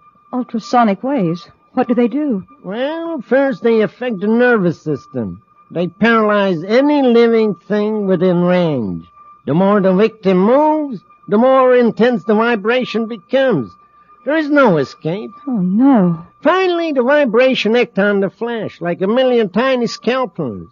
I won't use it, except that I'm forced to in self-defense. Stop showing how much you know. Let's get this over with. All right, come to the window if you'd like to watch.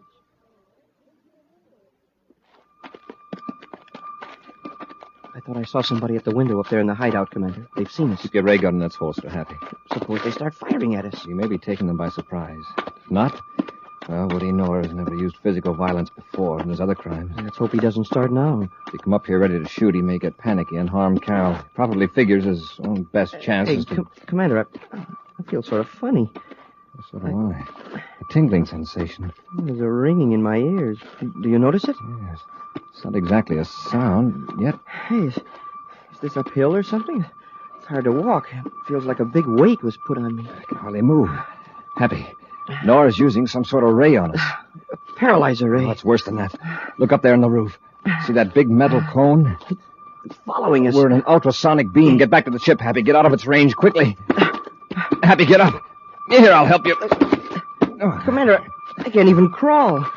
My head, it feels like it's got 1,000 needles in it. If we don't get out of this beam, it's going to shake us to pieces.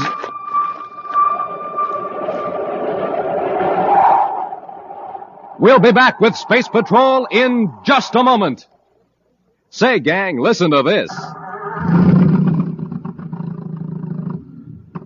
Poor old motor. It's got nothing to go on but ordinary fuel. I say, but listen to this.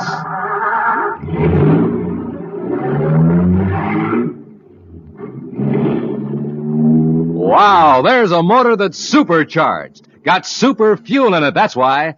Now, gang, you know the same is true of you. When you have ordinary fuel for breakfast, what are you? Just a putt-putt. But when you have super fuel for breakfast, Well, that's when you can be a super somebody, because you're supercharged. So, gang, eat the super fuel Buzz Corry has in the morning. A power breakfast with wheat checks or rice checks, the bite-sized super cereals. Good? Ah, wait till you try 'em. The swellest tasting cereals in the universe. And the only cereals in the universe with that modern bite-sized design. So don't be a putt-putt. Be a super somebody. Eat a breakfast that supercharges you. A power breakfast with the super cereals, rice checks, and wheat checks.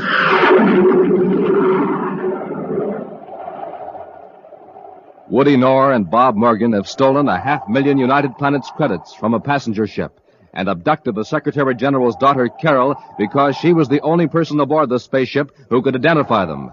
However, Buzz and Happy were able to follow the thieves' spaceship by tracing through Carol's miniature spaceophone. As the commander and his cadet walked toward Knorr's hideout on Venus, Knorr turned on an ultrasonic beam. The beam could first paralyze and then destroy them. Right now, barely able to move, Buzz and Happy lie on the ground as the high-frequency sound vibrations rack them with pain. Maybe we can roll away from the beam, sir. It's getting more intense. In a few seconds, we'll be completely paralyzed. Our ray guns, maybe we could hit the cone. Ray guns wouldn't affect it. Wait a minute. That cone tracked us, followed us. Yes, sir. It must be controlled by an electric eye. If we can blind that eye... Blind it? You mean throw something at it? No. Our atomolites. Shine your atomolite on the round unit on top of the cone. I'll use mine, too. If I can move my arm. Got to, Happy. Quickly, while we're able to move at all. I'm getting it good. My hand is shaking so much I can't hold the beam steady. It's working, though. My beam's in focus. Yeah, that got it, sir. The cone's turning all around, back and forth and up and down. We've confused it. Keep your atomolite on it, though. It'll find us again. Can you get up, Happy? Pretty shaky, but I'll try it. Keep your light steady. That's it. Wow. I'm as wobbly as a burned-out rocket. Come on. We gotta get in there before Noah thinks up something else. This time we won't hesitate to use our ray guns. They're getting up. You might as well give up. Buzz and Happy are more than a match for you two. Shut up. We're not through yet. Morgan, you hold him off. I'll take the girl into money. We'll slip out the back way. Oh, sure. Leave me to face the music alone. Nothing doing. Well, we both can't get away. And if I have the girl, I can force Corry to let you go. How do I know you'll do it? Don't argue, you fool. Corry and the cadet are pretty shaky from the sonic beams. You can handle them. I'll take Corry's ship, and when you get out, you take mine. There they are. Hold him off. All right, miss, let's go. Come on. Stop it. Let go of me. I said, come on. Oh. Hey, Woody, you got a ray gun. Now, use that iron bar and lock this door behind us. Once more, Happy. That did it. Wow, I'm so weak I can hardly stand. Take it easy, Hap. They're probably hiding down this hallway. Hey, I think I hear somebody in this room, sir. I'll open the door. You cover me from the side. Yes, sir. Empty. Try the next one. Now, Happy, I'll continue searching the house. You go out and see if there's a back door. They may try to sneak. Smoking rockets, we're too late. They made it to their ship. Their ship, nothing. Look out the window. Terra 5. They took our ship. And we'll take theirs. I don't think you will. Commander, look out! Why, you... Give me that bar. Stand back, Cadet. Oh, shoulder. Next time it'll be your head, just like the commander got, only not so easy. All right, now I'll take those guns. Hey, the commander's hurt bad. He'll be all right. Well, Cadet, let's carry out the commander's order. Huh? He wanted to get in our ship, so pick him up. Come on, you're going to have to carry him.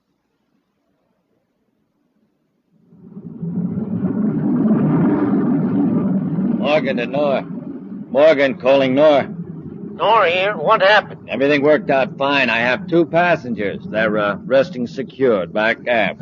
Good work, Morgan. You blasted off without any difficulty then. A little. Everything's fine now. What's next? Say, if we're going to talk business, switch over to the scramble circuit. Okay. Go ahead. Well, we'll rendezvous near the uncompleted artificial satellite. What about our passengers? Well, unload yours on the satellite in spacesuits, and without the jetpacks. Then I'll transfer to our ship. What about the girl? I'll leave her in Terra 5. All comfortable and secure, except for one little thing. All right, Corry, Cadet. Get into the airlock. You aren't going to drop us off in empty space. If I was going to do that, I wouldn't have shut off the rockets. When you open the outer hatch, you'll step right off onto the unfinished artificial satellite, the one swinging around Venus. What about Carol? Is Nora going to leave her with us? She won't be far away. Now get out. Close your helmets and step out. I want to know what you're going to do with Carol. You're going to get a blast of this ray gun if you don't move. I'll tell you about Carol when you're outside the ship. There's Terra 5, sir. But why is Nora stopping it so far from the satellite? Happy, stand clear of Morgan's ship. I think he's getting ready to blast away from the space platform. That's right, Corry. Gonna pick up Nora and we'll be on our way. What about Carol? Leaving her and Terra 5 several hundred yards away. But we're leaving a time bomb in the ship with her. What good is that going to do you? If the ship's destroyed, there'll be no chance of it being sighted by another ship. No one will look for you two on this unfinished space platform. Not for weeks. Why can't you give Carol a chance? Put her here with us. Wouldn't you prefer to have her go quickly instead of suffering from hunger and thirst? Besides, Nora and I like to think of you two watching, waiting for that explosion. It'll give you something to think about while you wait for your own finish. Nora's ship is nearly out of sight, sir. Yes, the contemptible cowards. And there's Terra 5. So close, and yet it might as well be several DUs away for all we can do about it. Commander, this is Woody Nor, with just a final fond word of farewell. Nora, listen. Did you really leave a bomb in our ship? Well, you just wait and see. Incidentally, I can barely hear your signal from the spacesuit transmitter. I doubt that a spaceship could hear you or reach you in time to save the girl. Oh, yeah. Don't forget to keep your magnetic boots turned on full, or you'll float off into nowhere. Goodbye, Commander. Nora. Oh, the dirty rats. We're about as far from the regular space lanes as we could be. Yeah, that's why the satellite is being built here. If we only had our jetpacks. But here we are with no way of moving off this platform in a set direction. Sitting here in a scrap pile of tied-down metal, waiting for that bomb. Happy, wait a minute. That's not a scrap pile, not to us. It's rocket fuel. Rocket fuel? Why, it's just chunks of metal. Uh-huh. Here's a big, broad plate of endurium. That'll serve as a space raft. Space raft? Get busy and pile some of these scraps on the plate. Well, sure, sir, but I don't get it. We're going to make a man-powered rocket. A man-powered rocket? Remember that summer on Lake Azure when you stood up in the canoe and threw a rock at a leaping fish? Do I? I went over backwards out of the canoe into the lake. Exactly. You demonstrated Sir Isaac Newton's third law of motion. For every action, there's an equal and opposite reaction. Sure. That's the principle that rockets and all spaceships operate on. Right.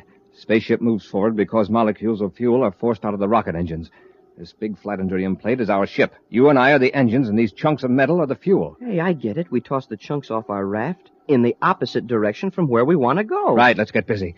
Don't know how much time we've got left.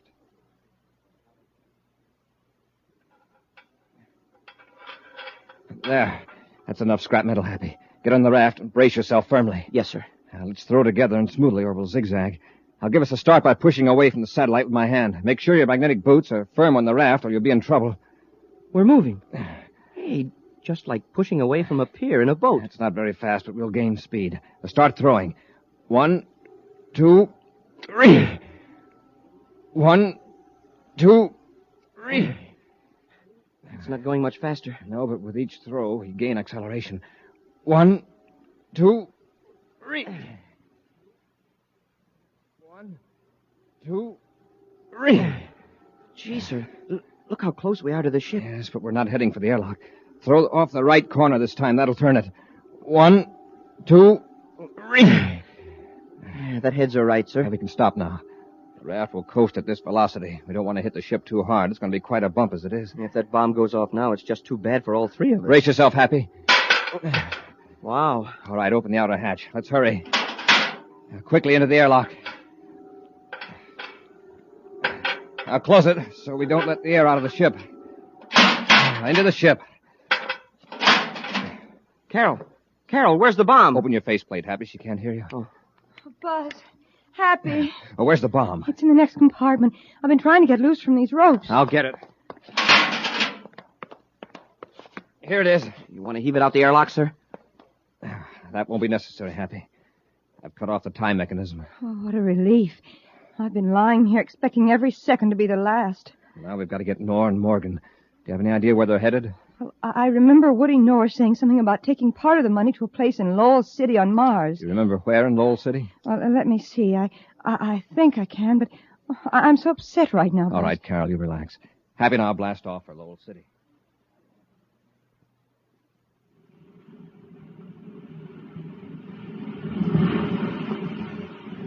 All right, pull the surface car up here, Morgan. Okay. Hello, City sure looks good to me. Hey, you sure this guy can get rid of these credits for us without getting caught? Oh, yeah. He's got a perfect setup. He spreads the stolen credits among the bank's funds. Gives us other money for the hot stuff. Less 10% for his services. Okay, let's get out of the car. I'll bring the loot. Help you with your luggage, gentlemen? Corry. Run for it, Morgan. Oh, no, you don't. Hey, let go of me. And this one's for that sonic beam. If that's a gun you're reaching for, drop it. I've got Morgan, sir. Hang on to him, Happy. Get up, Noah, on your feet. All right. Don't hit me anymore. You got off that space platform, but how? Didn't the ship explode? No. We got to the bomb about 2 minutes before it was set to go off. Somebody rescued you. It's impossible. There wasn't a ship near enough to get you in time. No living person could help you off that satellite. Yeah, you're right, Nor. No living person did. But somebody did help us. One of the greatest scientists who ever lived. A man whose name was Sir Isaac Newton.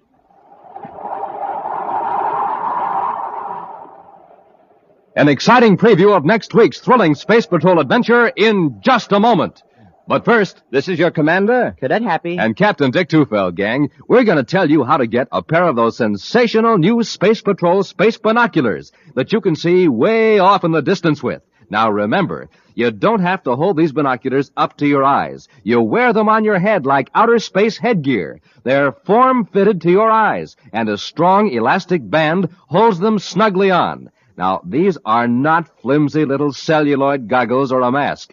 They're real, full-size, 4-power binoculars with 4 pure lucite lenses. Real binoculars 5 inches long, 5 inches wide, made out of solid black plastic with a bright red leather-like trimming. And when you wear them, these big, handsome space binoculars stand out from your eyes a full 3.5 inches. Remember, these are 4-power binoculars. This means they make objects way off in the distance look 4 times closer. You can spot airplanes in the sky, boats on the water, far-off objects on land. Your space binoculars will smallify, too. Yes, sir, when you reverse them, they make things look real little and far away. Lots of fun, right, Hap? You bet. And boy, oh boy, these binoculars have that real outer space look. Gosh, when people see you wearing your space binoculars, why, they'll think you just stepped out of a rocket ship from Mars. Gang, send for these valuable Space Patrol space binoculars today. Without a doubt, the greatest value we have ever offered on Space Patrol. To get a pair, do this. Buy a box of Instant Ralston. Then, with your name and address, send 25 cents in coin and an Instant Ralston box top to Space Patrol, Box 686, St. Louis, Missouri. This offer good only in USA and may be withdrawn at any time. If you don't think your space binoculars are really tops, return them, and the Ralston Company will refund your money without question. That's Space Patrol, Box 686, St. Louis, Missouri. And now, a preview of next week's exciting Space Patrol story. A strange fever, the wandering fever, has struck the planet Neptune, and people are leaving by the thousands. Happy, who's been on Neptune with the commander, has caught this strange fever and taken off alone in a spaceship. As he flies under the influence of the fever, he mutters to himself and is unable to heed the voice of Commander Corry coming over the ship's spaceophone receiver. It's beautiful out here in space. All the planets of the solar system and the stars beyond. Commander Corry calling Cadet Happy. Listen, Happy. There's that voice again. Over and over. So far away. So far away. Happy, this is urgent. Listen. The ship you're flying has no landing control unit. Oh, why don't I go to Pluto? Yes, I'll head for Pluto. Happy, listen to me. You're in serious danger. If you try to land that ship, you'll crash. Be sure to be with us next Saturday for the exciting story, The Deserted Planet, when wheat checks, rice checks, and good hot Ralston again bring you Space Patrol! High adventure in the wild, vast reaches of space. Missions of daring in the name of interplanetary justice. Travel into the future with Buzz Corry, Commander-in-Chief of the Space Patrol. Space Patrol, an original Mike Moser production starring Ed Kemmer as Commander Corry and Glenn Osborne as Cadet Happy, was written by Lou Houston and directed by Larry Robertson. Other players were Ken Mayer, Virginia Hewitt, and Bela Kovach. Dick Tufeld speaking. Now, don't forget to tune in next Saturday and every Saturday when Wheat Chex, Rice Chex, and Good Hot Ralston again presents the new, exciting Space Patrol. And be sure to see another exciting Space Patrol program on your local ABC TV station. Consult your paper for time and channel. Space Patrol comes to you transcribed from Hollywood. This is ABC Radio Network.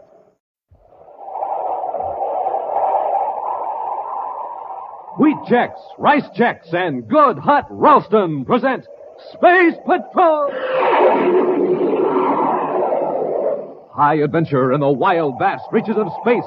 Missions of daring in the name of interplanetary justice. Travel into the future with Buzz Corry, Commander-in-Chief of the Space Patrol! In today's transcribed adventure, Buzz and Happy have just entered a spaceship in Neptune City Spaceport in search of a traitor against the United Planets. They pause in the open hatch a moment. He may be up forward, tampering with the controls. Wrong guess, gentlemen. Commander, look out! Stay where you are, Cadet. Oh, yeah? Cardo, put down that gun. Don't try to get to your feet, Commander. You'll get what the Cadet got. What are you doing in this ship? Preparing it for its last voyage. There's an explosive hidden aboard, timed to go off 2 hours after blastoff. And you, my friends, will be aboard. We'll be back in just a moment with today's Space Patrol story, The Queen of Space. Gang, this is Space Patroller Dick Tufeld at an Aquajet boat race on Mars. Now, my favorite is the Shooting Star. But hey, it doesn't have a chance. That driver's filling up the tank with ordinary fuel. You see what I mean? No zip, no zoom. Hey, but wait, the driver's now putting in some super fuel.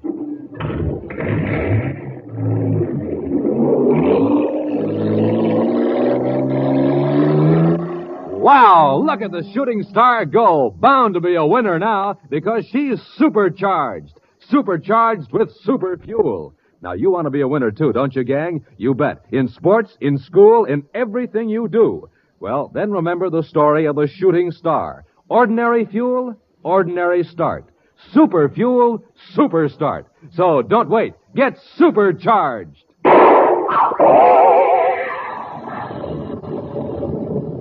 And gang, get supercharged the way Buzz Corry does. Eat a good breakfast with a checkerboard super cereal, like Rice Chex or Wheat Chex. Some cereals, yes, sir. If you want flavor, just get Chex. If you want something different, just get Chex. C-H-E-X, Chex. Right for a bite because they're bite-size. Get them at your grocer's today in the red and white checkerboard package. Rice Chex, Wheat Chex. The bite-size super cereals that help to supercharge you. Commander Corry, Cadet Happy, and Tonga, Assistant Security Chief of the United Planets, are on the planet Uranus to investigate a series of accidents that have occurred to passenger ships. In the chart room of the Space Patrol office, Buzz is briefing Happy and Tonga. You two have made a lot of flights between the outer planets, so I don't have to impress on you the tremendous distances involved. No, sir. And you know that here in Uranus, we're outside the orbits of 7 of the 10 planets of the solar system. And yet we're barely halfway between the sun and Pluto. That's right. Now, everyone realizes that the companies running freight and passenger ships between Uranus, Neptune, and Pluto are working under handicaps. Yeah, the long hauls cut down on their profits. Right. A freighter could make 16 trips from Earth to Mercury, for example, while other freighters make only 1 trip from Neptune to Pluto. But that doesn't explain all these accidents on the outer planet runs. No, it doesn't, Tonga. At least not entirely. Unless the companies are cutting down on safety checkups to save money. Robbie and I thought that was the explanation at first. However, it's a pretty short-sighted company that would cut corners on inspections, especially when it keeps losing ships like Spaceways Incorporated. Now, one good thing, no passengers have been lost. No, not yet. It's our job to find out what the trouble is before any human lives are sacrificed. Well, from the reports, Spaceways Incorporated have had most of the accidents. Yes. Of course, they are a new concern. They haven't had the experience that transorbit lines have had. Commander, isn't Transorbit operated by a woman? Yes. And she's a very capable manager, according to all reports. Her name is Jelna Fenton. Well, I thought Transorbit just handled the inner planet surface. Yeah, they did until recently. But now they have half a dozen ships on the runs between Uranus, Neptune, and Pluto. Have they been having trouble, too? A little, but not nearly so much as Spaceways. Now, our regular Space Patrol inspectors haven't been able to find the source of the difficulty. So we're going to do a little undercover work. That's where you come in, Tonga. Yes, Commander. You'll pose as a writer for a magazine, gathering material for a series of articles on living conditions on the outer planets. Good. Then I can make trips from planet to planet without arousing suspicion. Yes, it'll give you a chance to observe conditions around spaceports and watch the personnel. What do you and I do, Commander? Well, for the time being, we'll just make routine inspections of Space Patrol bases and keep in touch with Tonga. How do you want me to contact you, Commander? Use your miniature spaceophone. Keep it with you at all times. I will. And don't use it when there's anyone around. When do I start? Immediately. There's a Spaceways passenger ship leaving Uranus for Pluto in the morning. Be aboard it. Right, Commander. Happy now blast off in Terra the 5th a few hours after your ship leaves.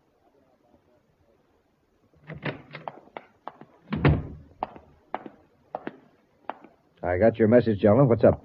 You can cancel that trip to Mercury, Cardo. You're staying here on Neptune. What about that Spaceways ship I was supposed to, fix? I've already arranged it. Oh, what happens this time? Does the oxygen reclaiming unit give out? No, we won't use that one again for a while. I've got a better one. Yeah? What? The orbit computer. It's been tampered with, so it'll give the wrong vector. Oh, that's not so serious. Oh, isn't it? On a run to Pluto with a full passenger list, you know how little reserve power those Spaceways ships have. Hey, that's right. They'll run out before they can get back on course. Unless they get a spaceophone fixed from space control. They won't be able to. Halfway to Pluto, their spaceophone power unit will fail. A few more accidents like this, and nobody will get aboard a Spaceways ship. Which means that Transorbit will have all the business. I've sure got to hand it to you, Jelna. At first, I thought you were crazy to take on these outer planet runs. It would have been crazy if we were merely going to be satisfied with a few crumbs that Spaceways didn't want to be bothered with. If you keep on, Jelna, you'll be known as the Queen of Space. Queen of Space.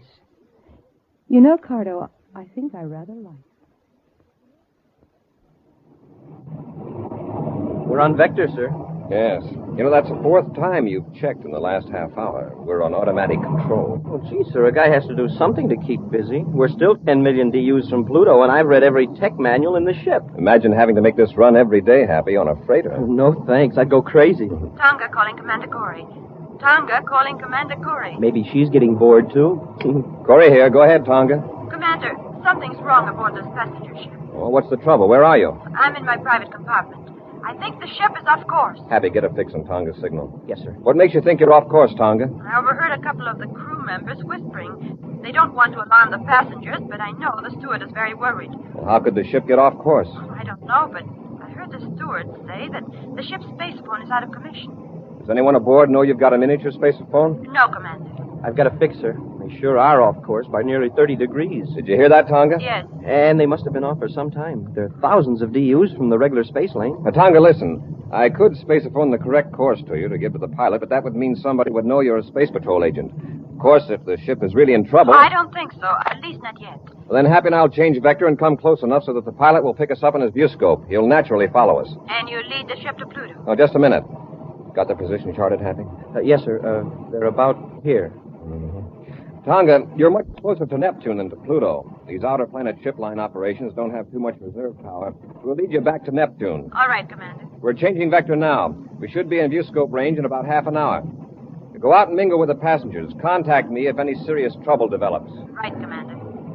Corry out. Well, Happy, what was it you were saying about this Pluto run being boring?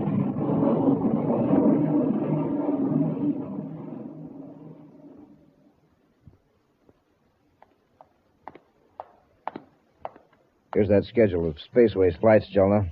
Most of them are inward bound from Pluto. Spaceways Comet is due this afternoon at Neptune City Spaceport. Leaves for Neptune's moon tomorrow morning. That doesn't give us much time. True, but it might give us a fine opportunity. How do you mean?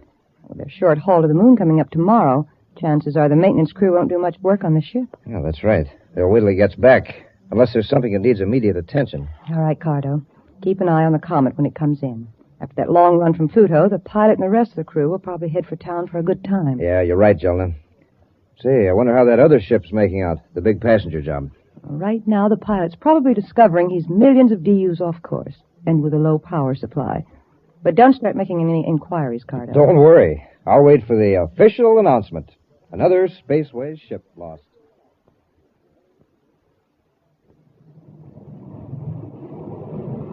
Do you think they see us, sir? They ought to. They show up strong enough in our view scope. Well, I hope the pilot has sense enough to follow us. He'll probably be very glad to, Happy. I want to change vector now. Watch the screen, see if he follows us. Yes, sir.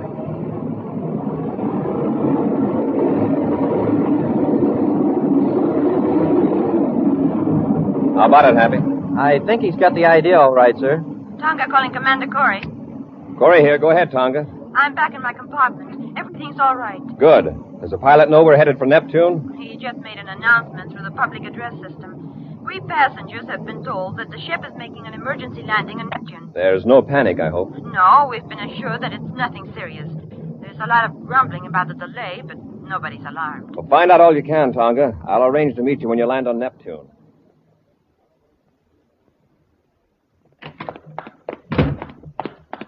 Jelna, something went wrong. What do you mean? That ship that was supposed to get lost on the run to Pluto Well, what about it? just landed here on Neptune, of all the rotten breaks. But the orbit computer did fail, didn't it? Yes, but a space patrol ship happened along, and the pilot followed him to Neptune. Did you say happened along? Yes. Apparently, the space patrol ship didn't even know the passenger ship was in trouble.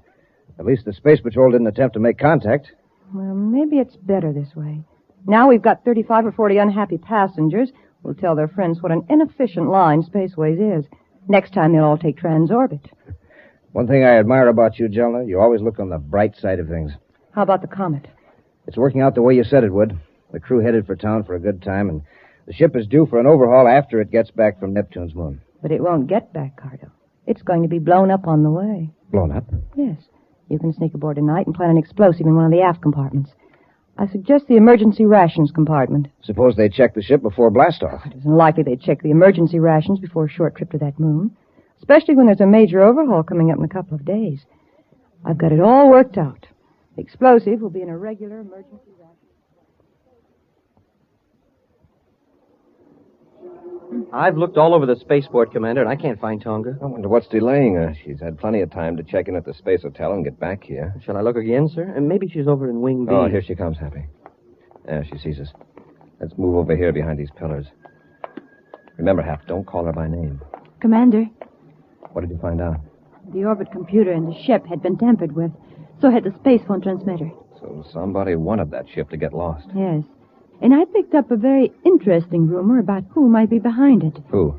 I've been talking to some of the Spaceways employees. They think Transorbit is trying to run them out of business. Well, that's a serious charge. Do they have any evidence? No, but I heard a certain name mentioned. Brox Cardo. Brox Cardo, huh? Yes. Cardo works for Jelna Fenton of Transorbit. And what's Cardo supposed to do? I couldn't learn anything specific, but I get the impression that Cardo would do just about anything. Transorbit's main offices are here in Neptune City. Happy, maybe you and I can check up on this Cardo. Yes, sir. And Tonga, the best thing for you to do is go ahead with our original plan. You mean go on to Pluto? Yes. When is the next passenger ship leaving for Pluto? Spaceways hasn't any scheduled until day after tomorrow. But there is a Transorbit ship leaving tomorrow morning. And take that one. Oh, and by the way, this might be a good time to start gathering material for those magazine articles you're supposed to be writing. Oh? See if you can get an interview with Jelna Fenton at Transorbit. All right, Commander. In the meantime, Happy and I'll check up on Brox Cardo.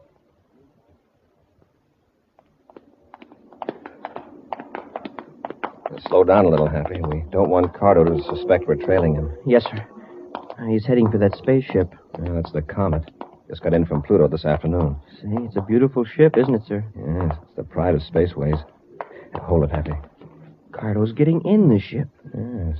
I'm very curious to know why a Transorbit employee is snooping around a Spaceways ship. What do you suppose he's got in that box he's carrying? Suppose we find out. Come on, Happy.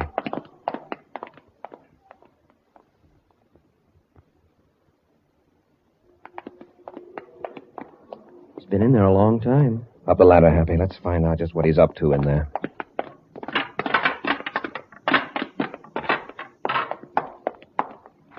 Which way, sir? Look up forward. He may be tampering with the controls. Wrong guess, gentlemen. Commander, look out! Stay where you are, Cadet. Oh, yeah? Cardo, put down that gun. I'll try to get your feet, Commander. Forget what the cadet got. What are you doing in this ship? Preparing the Comet for its last voyage. What do you mean? There's an explosive hidden in the aft compartment, timed to go off 2 hours after blast-off tomorrow. But there'll be passengers aboard. Yes, I know. It looks like there'll be 2 extra passengers, Commander. The cadet and you.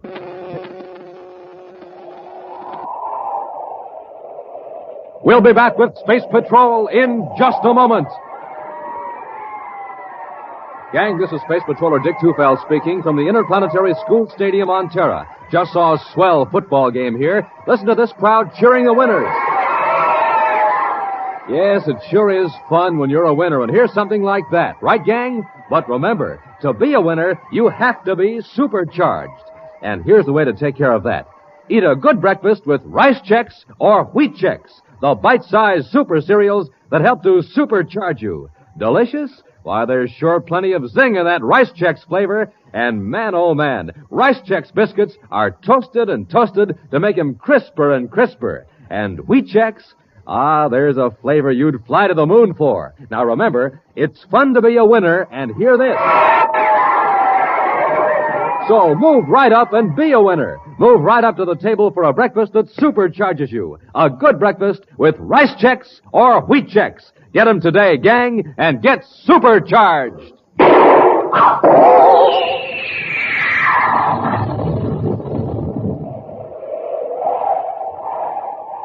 At the Neptune City spaceport, Commander Corry and Cadet Happy entered a spaceship to apprehend a suspected saboteur.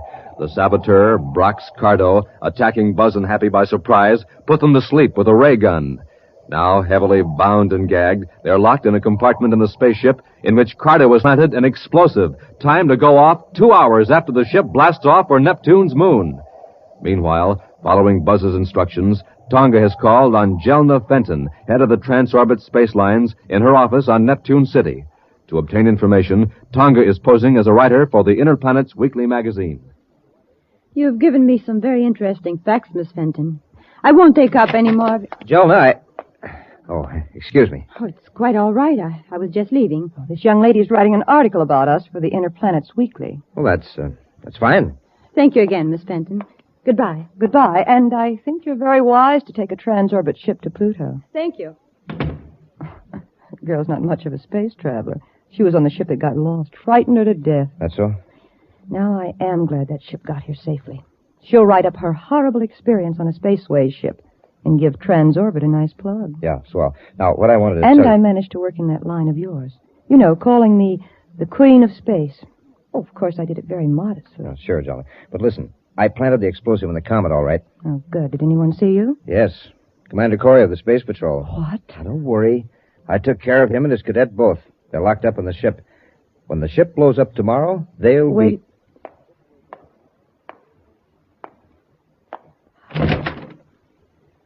Thought so. She was listening. Who? That girl, the reporter. Oh, do you think she heard us? We've got to find out. Come on, Cardo. We'll follow her and see where she goes. If I could only get my hands free. We've got to get loose, Happy. There's a bomb aboard this ship. Cardo set it to go off, and the ship's about halfway to Neptune's moon. There. I'll untie your hands. Thank you, sir. I don't know how we're going to get out of this compartment, but we've got to. Well, when somebody comes aboard, maybe they can hear us pounding on the door. Possibly. This ship is heavily soundproof. Can't even hear the roar of the rockets when... I wonder. You mean maybe we've already blasted off? It could be. Listen. No. I don't hear anything. There's no telling how long that ray gun put us to sleep. If we're in flight now, that bomb may go off any second. Look, let's try banging on the door. All right, Hap. Hey, open up. Open up. Anybody out there? Open up. Oh, wait a minute. Do you hear anything? Listen. Hey, somebody's heard us. Hey, Tonga. Commander. Happy, are you all right? Yes, Tonga, but how did you know we were here? I overheard Carter tell Jelna. Oh, so we haven't blasted off? Obviously not. Now we got to find that bomb and get it out of the ship. Yes, sir. Commander, I think Carter and Jelna are after me. They may think so, Tonga, but as a matter of fact, we're after them. As soon as we fix that bomb, we'll be on our way. Let's get at it, Happy.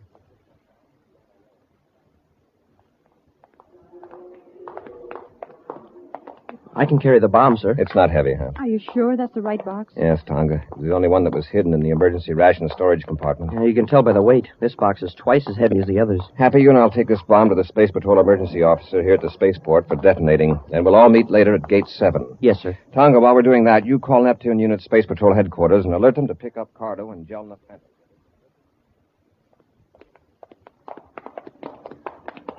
Look, there they are. We're too late, Jelna. That girl set them loose. Why didn't you give the commander and that cadet another blast with a ray gun? It would have kept them unconscious till after the comet blasted off. Oh, what difference does it make now? The girl found them. Makes a lot of difference. Commander won't lose any time in getting out an alarm for us.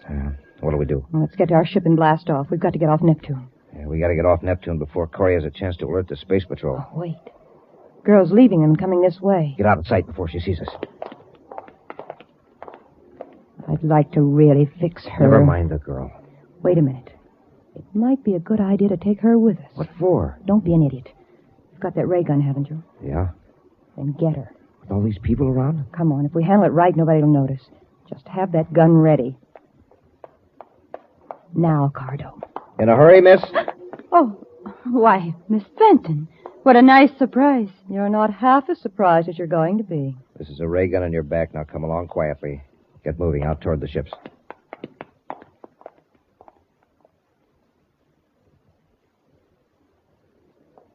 Tonga's not at Gate 7, Commander. I know, and she won't be. What?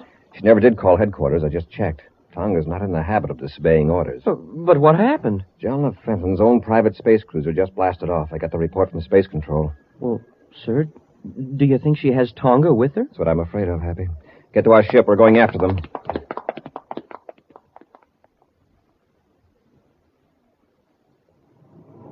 I've got the ship on vector for Saturn, Jelna. Put it in full acceleration. We've got to get plenty of distance between us and Neptune. Yeah. How's the girl? Still locked up in the compartment. Oh, I found out who she is. Yeah? Who? Tonga, Assistant Security Chief of the Space Patrol. Oh, that's not good. Why? This could mean plenty of trouble. Oh, and I suppose you don't think we're in trouble now? Tonga can help keep Corry off our necks. Yeah, but will she? Save her own, sure. Besides, we don't care whether she cooperates or not. Jelna, look, the rear view scope. Ship. It's coming right toward us and gaining every second. Jelna, they're after us. Now, don't get excited. Calm down. That's a Space Patrol ship. It's Corry. So much the better. Relax, Cardo. Relax.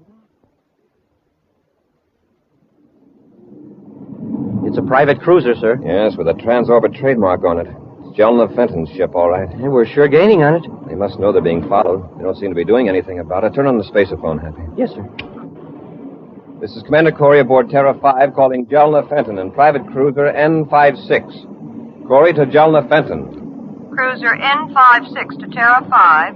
Go ahead. Return to Neptune immediately. You're under arrest. Really, Commander? Is Brox Cardo aboard? Brox Cardo? I never heard of him. This is an order, Miss Fenton. Return to Neptune immediately, or we'll have to use force. It's very interesting, Commander, but I don't think you will.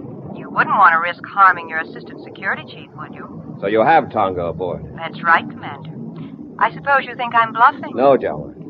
I believe you. And I'm warning you, if you harm Tonga in any way... If you don't want her harm, then I suggest you just go about your own business and leave us alone. Goodbye, Commander. Jelna, listen. Tonga calling Commander Corry. Hey, Tonga's still got her miniature spaceophone, and she's on our private frequency. Go ahead, Tonga. Commander, I'm aboard Jelna Fenton's private cruiser. I know. Happy and I are right behind you. I just talked to Jelna, and she refused to return to Neptune. I've tried to get out of the compartment, but I can't. It's locked. Well, listen, Tonga. Right now, Jelna has the upper hand. If we join airlocks with her ship, she'll carry out her threat to harm you. Well, she'll have to land sometime. Yes, but that still doesn't help your case. Where is your compartment? Amidships, on the starboard side. I'm going to try something, Tonga. Maybe a little risky, but in the long run, you'll stand a better chance of getting away. Anything you say, Commander. Whatever you do, don't let Jelna know I've talked to you by miniature spaceophone. Yes, sir. Obey their orders exactly. Corry out. Happy, while I put on my spacesuit, get me an atomic torch. Atomic torch, yes, sir. Hurry. I'll pull up close to Jelna's ship.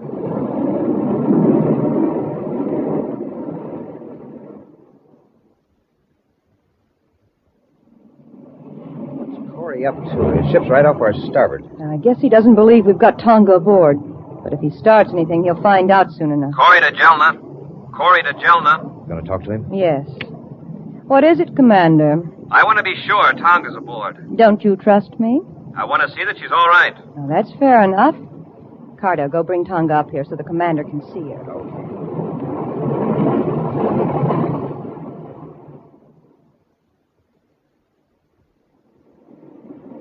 Keep pulling in closer to Jelna's ship, Happy. We're nearly touching now, sir. I'm going to keep back so they can't see that I've got a spacesuit on. You know what to do. Yes, sir. As soon as you tell Jelna that you see Tonga, I let our ship drop back a little, and you go out the airlock and jetpack over to Jelna's ship. That's right. Turn on the spacephone, Happy. Well, Jelna, have you got Tonga? Let's see her. Yes, Commander. She's right here at the nose port. Don't you see her? Yes. Are you all right, Tonga? Yes, Commander. Now, are you satisfied, Commander? Just see that you don't harm her. Then get your ship away from here. Cut it, Happy. Okay, sir. All right. Drop back now. I'm going out the airlock. Be careful, sir.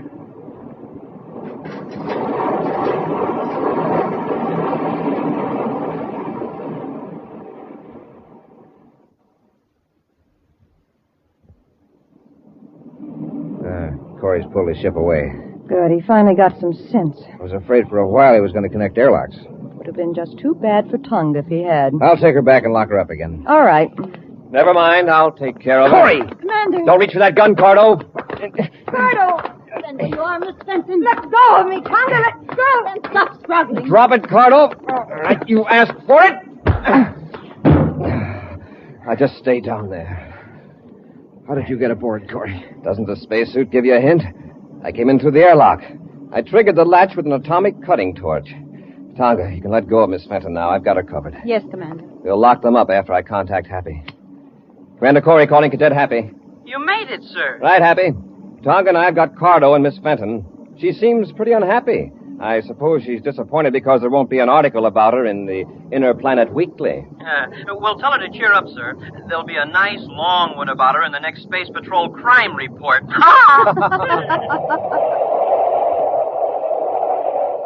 We'll be back with an action preview of next week's exciting Space Patrol story in just a moment. Say, do you hear that clock? Time's running away fast, gang, but it's something you just can't hold back. So don't wait. Send for a Space Patrol Spaceophone set now. This offer soon ends. The Spaceophone, the magic phone that sounds like a walkie-talkie. But time's a-wasting, so hurry. Now think of it. A spaceophone that looks exactly like the one Buzz Corry uses. But remember, this offer will soon end. Time is really running out. So, gang, hurry. Hurry while there's still time. Send today for your spaceophone set. You can talk on it to someone a straight 50 feet away. But don't wait. Act now. This offer soon ends. You get 2 blue and yellow plastic spaceophones, 50 feet of communication cord, and a briefing sheet. Here's all you do. Just buy a box of Instant Ralston. Then, with your name and address, send an Instant Ralston box top and 25 cents in coin to Space Patrol, Box 686, St. Louis, Missouri. This offer good only in continental U.S. and may be withdrawn at any time. That's Space Patrol, Box 686, St. Louis, Missouri. And now for a preview of next week's exciting Space Patrol story. Buzz and Happy are climbing the face of a steep cliff on the planet Saturn in pursuit of a criminal. At one side of them, a great waterfall thunders down 1,000 feet to the valley below. Colgar must have reached the top, Commander. I don't see him. It's amazing. He went up this cliff like a mountain goat. It's sure hard to get a foothold. Look out, Happy. There's a rock falling. Smoking rockets. Wow, that was close. There are more coming. Press close to the side of the cliff. Hey, it looks like the whole top of the mountain is coming down on us. That's Colgar's work. He started a landslide. And it's coming down right on top of us. What are we going to do? Be sure to be with us next Saturday for the exciting story, The Giant Bubble, when wheat checks, rice checks, and good hot Ralston again bring you Space Patrol! This is your commander, gang, with a story about the warriors in your bloodstream. Do you know what they are? They're the white blood cells, and they're warriors against disease. When a person is sick, he often needs a whole extra army of these warriors. That's just one reason why it's vital to have a big supply of blood in hospitals. Will you help me remind grown-ups that America needs more blood donations? Then join the Space Patrol Blood Boosters. Don't wait. Join today. Space Patrol, an original Mike Moser production starring Ed Kemmer as Commander Corry and Lynn Osborne as Cadet Happy, was written by Lou Houston and directed by Larry Robertson. Other players were Nina Berra, Virginia Hewitt, and Norman Jolly. Dick Tufeld speaking. Now, don't forget to tune in next Saturday and every Saturday when Wheat Chex, Rice Chex, and Good Hot Ralston again present the new exciting Space Patrol. And be sure to see another exciting Space Patrol program on your local ABC television station. Consult your newspaper for time and channel. Space Patrol comes to you transcribed from Hollywood. This is ABC Radio Network. Wheat Chex, Rice Chex, and Good Hot Ralston present Space Patrol! High adventure in the wild, vast reaches of space. Missions of daring in the name of interplanetary justice. Travel into the future with Buzz Corry, Commander-in-Chief of the Space Patrol! In today's transcribed adventure, Buzz and Happy are on the third moon of Jupiter in their spacesuits, attempting to pull Major Robertson out of a crevice into which he has fallen. Buzz has lowered Happy into the crevice where thousands of beetle-like insects are swarming. Beetles that seem impervious to the cold and lack of atmosphere. Just a couple more feet, sir. That's it, sir. Rope the rope under the Major's arms, Happy. Just a minute, sir. I brush off some of these insects. Gee, some of them just won't brush off, sir. They're awful. They're on my suit, too. They're all over the Major's. Hey, Commander, they're eating through our spacesuits. We've got to get the Major out of there and get back to the ship. If these insects puncture our suits, we're finished. We'll be back in just a moment with today's Space Patrol story, The Moon Beetles.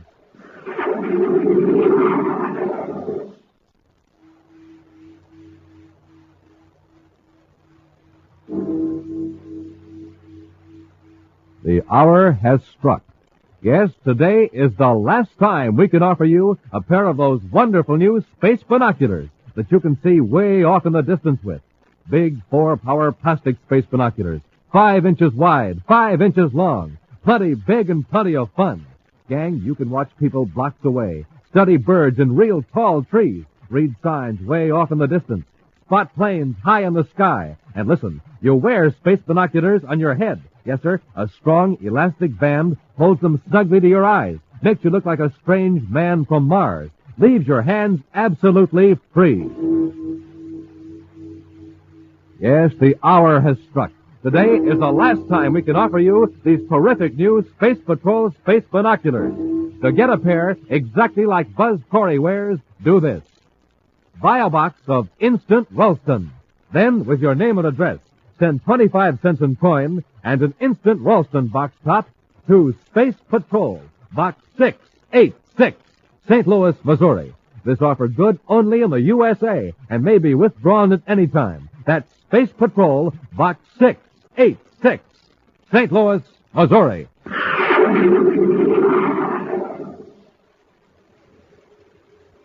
And now, today's Space Patrol story, The Moon Beetles. In their space battle cruiser Terra 5, Buzz and Happy are approaching Jupiter's number 2 moon to investigate the mysterious failure of equipment in one of the automatic instrument stations. Their viewscope is trained on a surface of a cold, barren, airless satellite as Happy watches for the dome-shaped image of the atmosphere shell to reveal they're nearing the unmanned instrument station. Jupiter's number 2 moon sure is a desolate place. Nothing but craters and mountains, and more craters and mountains. And they all look the same. I don't even recognize any landmarks. And we should have brought Robbie along. He knows most of Jupiter's satellites the way you and I know the Earth's moon. Oh, speaking of Major Robertson, sir, I was a little surprised to find out he was meeting us on Jupiter. Oh? Well, I figured he'd be getting ready for the big day on Terra on the 3rd of the month.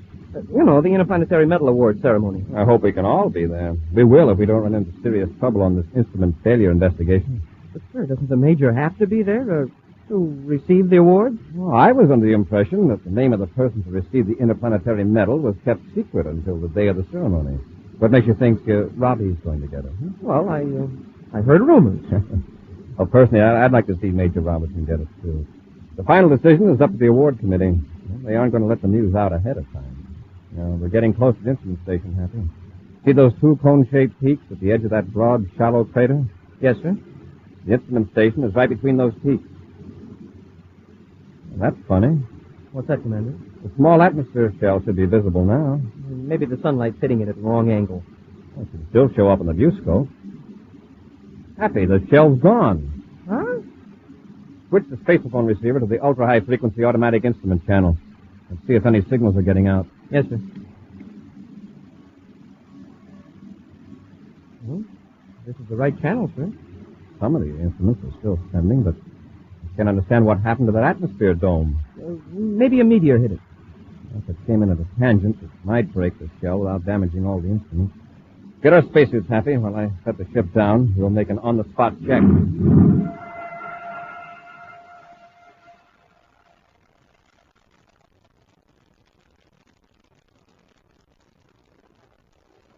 There are the instruments, sir. They don't seem to be damaged. The dome's foundation is intact.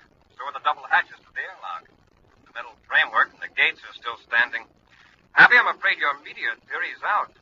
But if it came in almost parallel to the surface of the moon and hit the shell... There would still be fragments of the plastic shell scattered all over the area. Take a look. The ground all around is perfectly clean. Wow, the shell must have been completely disintegrated. That would put most of the instruments out of commission, even those that were picking up cosmic radiations through the receptors outside the shell. It's very strange, Happy.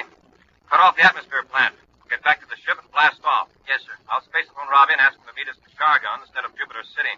Isn't that just south of Jupiter City? Yes, it's a technological center. It's where Dr. William Conrad receives and analyzes the data transmitted from these instrument stations on the different moons. I wonder how he'll analyze the fact that a whole atmosphere...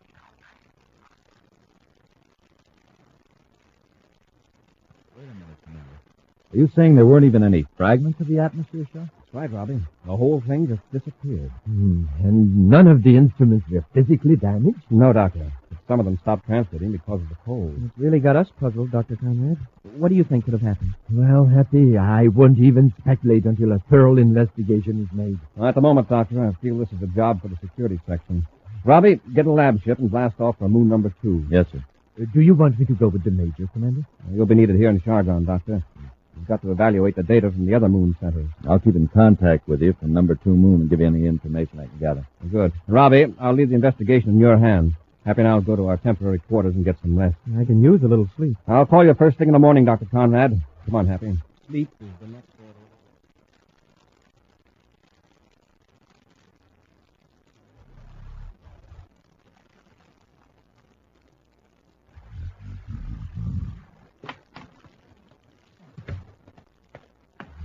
Happy. Happy, wake up. Oh, Commander, what time is it? 6:05 hours Universal Star Time. Are you going to sleep all day? Oh, stop it, Jupiter. I plan to be awake before you, sir. Say, are you sure it's 6:05? Look at your watch. But it's still dark outside. That's why I left the shade up, figuring the sun would wake me up. Yes, I noticed how dark it was. Maybe we're having an eclipse of the sun. They're fairly frequent on Jupiter with 12 moons in the sky. I'm sure I should have thought of that. Have you talked to Dr. Conrad? I phoned his lab, but wasn't able to reach him. Maybe he overslept, too. From the sound of things outside, it sounds like the middle of the day. Oh, come here and look, sir. The streets are full of people. These Chargon citizens must be early risers, or else they got up to see the eclipse. The eclipse here wouldn't cause that much excitement. What do you know? The lights are on, all over the city. That must be Dr. Conrad. I told the charge of quarters to put the call in here. Corry speaking. Commander, this is Dr. Conrad. Oh, yes, Doctor. I've already called your lab. I'm not at the laboratory. I'm at the spaceport. Can you come over? Is something wrong? Haven't you noticed the darkness? Yes. The 4 biggest moons must be eclipsing the sun all at once. This is no eclipse, Commander. The Chargon atmosphere shell is completely covered with insects. Insects? Yes, I know it sounds crazy, but it's true. They're blanketing the entire dome. Billions of them. Space Control isn't letting any ship in or out of the space lots. They're afraid the insects will swarm into the city. Doctor, where are you now? I'm in the Spaceport Master's office. I'll be right over. I'm ready, Commander. Then let's go.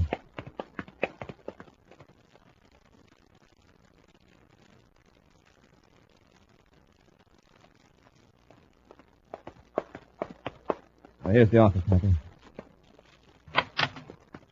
Commander, I expected you sooner. I was beginning to get worried. We're tied up in traffic, Doctor. People are running around almost in a panic. Well, I can't say I blame them. It's not exactly reassuring to know you're under a roof of billions of living insects. I didn't think Jupiter had that many insects. Where did they all come from? We don't know. One spaceship came through the logs just at dawn. The pilot said the insects are like a shiny black sea all around the atmosphere dome. I've got a few specimens here, Commander, in these 2 small plastic boxes. Let's have a look at them. Hundreds of insects were drawn through the space lock when the ship entered. That's why Space Control closed the port. Look, and Rockets, look at the size of them. They must be about 2 inches long. They seem to be some sort of beetle. I don't recognize them. Well, I showed them to a friend of mine in the communication section, an amateur entomologist. He says he's never seen anything like them before on any planet. Very strange. Entirely new variety of insect appearing by the billions, and here on Jupiter, of all places. Hey, one of the bugs got loose. He's crawling across the disk. Take the lid off the box, Happy? No, sir. Look, the lid is still on it. Then how did it get out? Listen, what's that? Warning signal.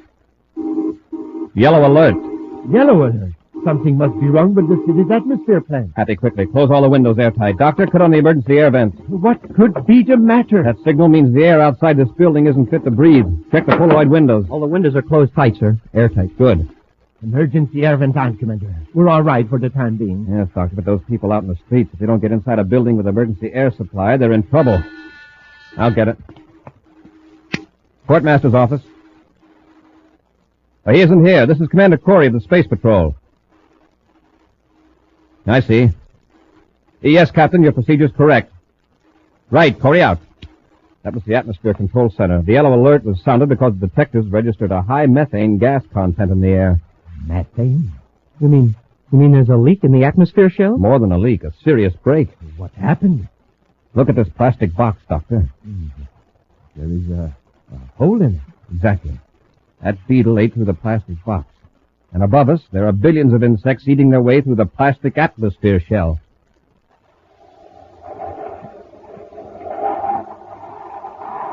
We'll be back with Space Patrol in just a moment. Presenting the mystery of the baffling basketball player.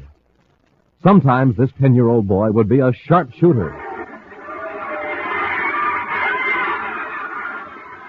He'd make basket after basket after basket. But then, at other times, ouch, he'd miss shot after shot. And so it went. Sometimes a shooting star, sometimes a falling star. Here was the trouble. This boy was only getting supercharged now and then. On some mornings, he'd have a power breakfast with rice checks or wheat checks, the super cereals that help to supercharge you. That's when he'd really shoot those baskets. But then, at other times, well, he'd just eat any old breakfast. And that's when they'd call him Fumbler. So, gang, remember, to be a winner every day, you have to get supercharged every day. In other words, enjoy that rice checks and wheat checks in your cupboard all the time, not just some of the time. Make it a rule to do what Buzz Corry does. Eat a power breakfast with rice checks or wheat checks every single day. The bite-sized super cereals that help to supercharge you. Delicious checks!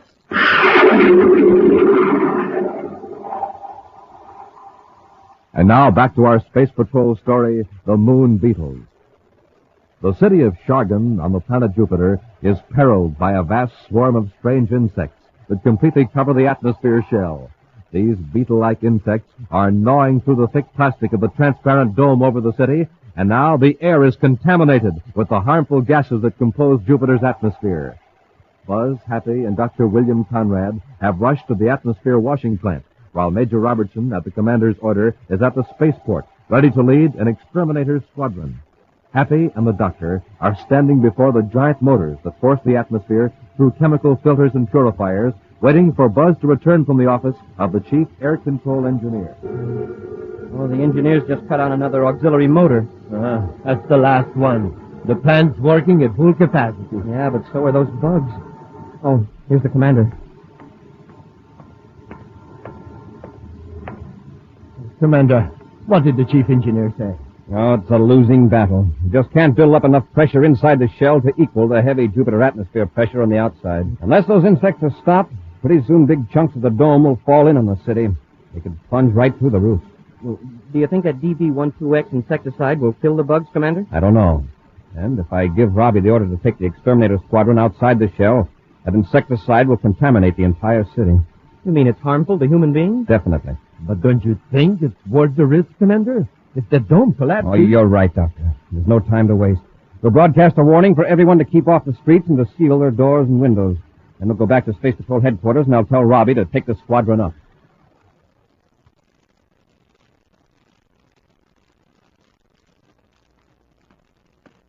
Commander, the streets have been completely cleared, and the Major and the squadron have been spraying the outside of the dome for 20 minutes. The DB-12X ought to be showing some results. If it's going to work. I'll contact Robbie. Commander Corry at Shargan Space Patrol headquarters, calling Major Robertson aboard Space Patrol cruiser J571. Corry to Major Robertson. Robertson here. Go ahead, Commander. Is it working, Robbie? All 8 ships have made 10 passes with the insecticide, Commander.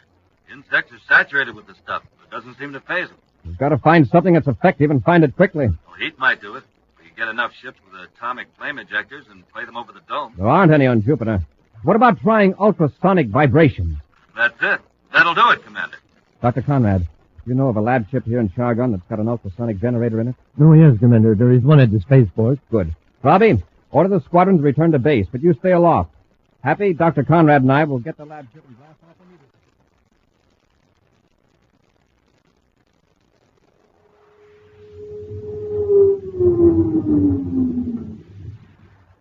Lab ship secured for blastoff, Commander. All right, Hap, I'll notify Space Control. Commander Corry and Lab Ship X-211 in Area 28, calling Space Control Shargon. Space Control Shargon, go ahead. We're ready for blastoff. You may blast off at will, sir. Space Control out. Stand by to fire rockets, Happy. Standing by, sir. Ready, Doctor? Yes, Commander. Fire rockets.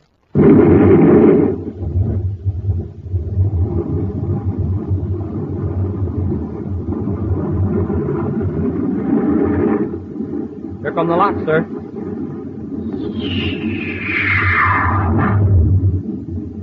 Reduce power and we'll circle back to the dome. What a sight. The dome is black with those insects. I hope this ultrasonic generator does the trick. I'd hate the idea of going back down through that roof of Beetles. Dr. Conrad, will you operate the generator? Of course, Commander. That must be the Major ship off on our starboard viewport. Right. Corry aboard Lab Ship X-211, calling Major Robertson. Robertson here. Go ahead, sir. We're going to make a head-on pass at the dome, Robbie. Good hunting. All right, Doctor. Turn on the generator. I've set it at 1 million cycles, Commander. That frequency should be fatal to most insects. Give it plenty of power. Yes, Commander. Here we go, right over the dome. Happy, set the viewscope to high magnification. Yes, sir.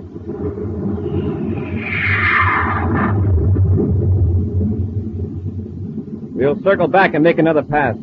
How's the viewscope setting, sir? Fine. We can see the insects quite clearly. They don't seem to be affected by the vibration. Shall I increase the frequency? Oh, wait. Look, they're dropping off the dome. Hey, they sure are. Sliding off by the thousands. It's working, Commander. Sides of the dome are nearly clear. Would you look at that? They're sliding off like a black avalanche. We'll make a couple more passes just to make sure we've got them all. Look at how they're heaping up around the base of the atmosphere shell. It's going to be some job clearing them away. The first problem is to get a crew to work sealing up those holes in the dome. Commander, this is Robbie. Yes, Robbie? More trouble. I just got word that there's a plague of those beetles on moon number 3. They've attacked the small atmosphere shell over the research station. That could disrupt the entire interplanetary communications system, to say nothing of ruining all space flight aid stations. Hey, we'd better get out there with the ultrasonic generator. It wouldn't work on that moon, Happy. There's no atmosphere to transmit the high-frequency sound of the insects. They've got to be brought under control. Smoking rockets. Well, there are 100 men on that station. They can't even be evacuated because they can't open the space locks. What's wrong with the power unit? Communications picked up automatic signals that indicate a relay didn't work. If somebody could get there, get inside the power unit shell, and flip that switch, the research station would have power restored. But how about the insects? Doctor, the new Delta Ray, would that destroy the insects? Yes, but it has to be focused so that the rays wouldn't penetrate the shell, or it would destroy the men inside, too. Is there a Delta Ray here in Shargon? No, the nearest one is in Jupiter City. Robbie, you blast off from moon number 3 and get that power on. Happy and I'll go to Jupiter City for the Delta Ray and join you on the moon at the research station.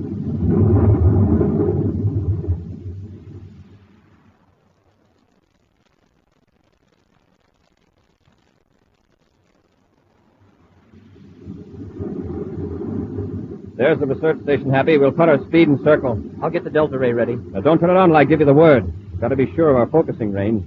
Yes, sir. Wow, look at that dome. Just like the one at Shargon. Covered with beetles. Well, there's Robbie's ship near the dome. Wonder if the Major's got the power on yet. I don't think so, or we'd be hearing from him. Just Look at those insects all around the station. At least they aren't attacking the power unit, Bill. Major Robertson calling Commander Corry aboard Terra 5. Major Robertson calling Commander Corry. Corry here. Where are you, Robbie? In a pretty tight spot, Commander.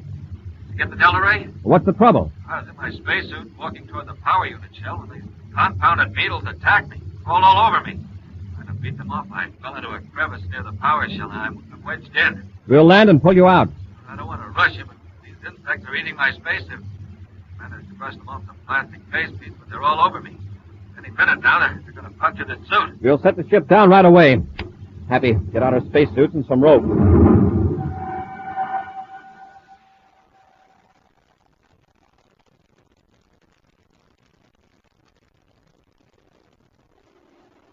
There he is, Commander. He's really wedged in. Look at those beetles. There are hundreds of them down in the crevice and all over him. Robbie, can you read me? Yes. We're going to drop you a rope. Grab it. Now, go ahead, Hap. Catch, Major. All right, hang on. We'll pull you up. Hey, it slipped out of his hand. Robbie, can't you hang on? I haven't got any strength. Are you hurt? It's my leg. I'm beginning to feel pain. Losing air. But this is no time to pass out. If that suit's punctured, you're finished. Robbie! Commander, I'd better go down there and tie the rope around him. No, you might get caught, too. I'll go down. Commander, you could pull the Major and me out, but I'm not sure I could pull both of you out. No, Happy, it's too dangerous. Please, sir, let me go. It's the only way to save Major Robertson. And don't forget the men in the station. You may be right. Here, take the rope. I'll ease you down. Yes, sir. Lower away. Now, hang on, Happy. That's it. A couple more feet, sir. Okay. Hold it. I'm looping the rope around the Major's arm. Help me if you can, Major. All right, Happy. You ready, Hap? Just a minute, sir. I'm going to brush off some of these beetles. One of them burrowed in nearly through my suit. Okay. Pull. Now hang on to Robbie. He's wedged in pretty tight. Oh, my leg. He's loose now, Commander. Pull us up. Okay.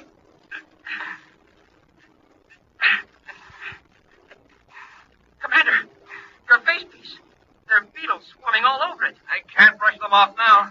But they'll eat through the plastic. I can't let go of the rope till you and Robbie are out of there. We're nearly to the top. That does it.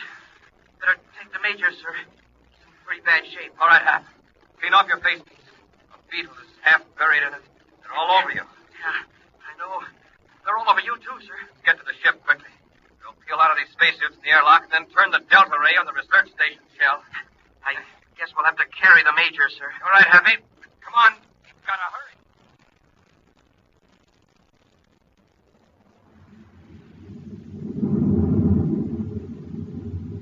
The Delta Ray is focused, Happy. Give it another charge.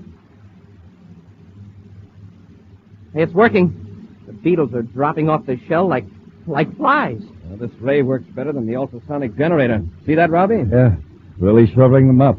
How's your leg? A little better. Good. As we wipe out the beetles, we'll land and turn the power unit on. Hey, if we can clean this up and blast off for Terra pretty soon, we'll be able to get the Major back for the Interplanetary Award ceremony. Funny, I almost forgot.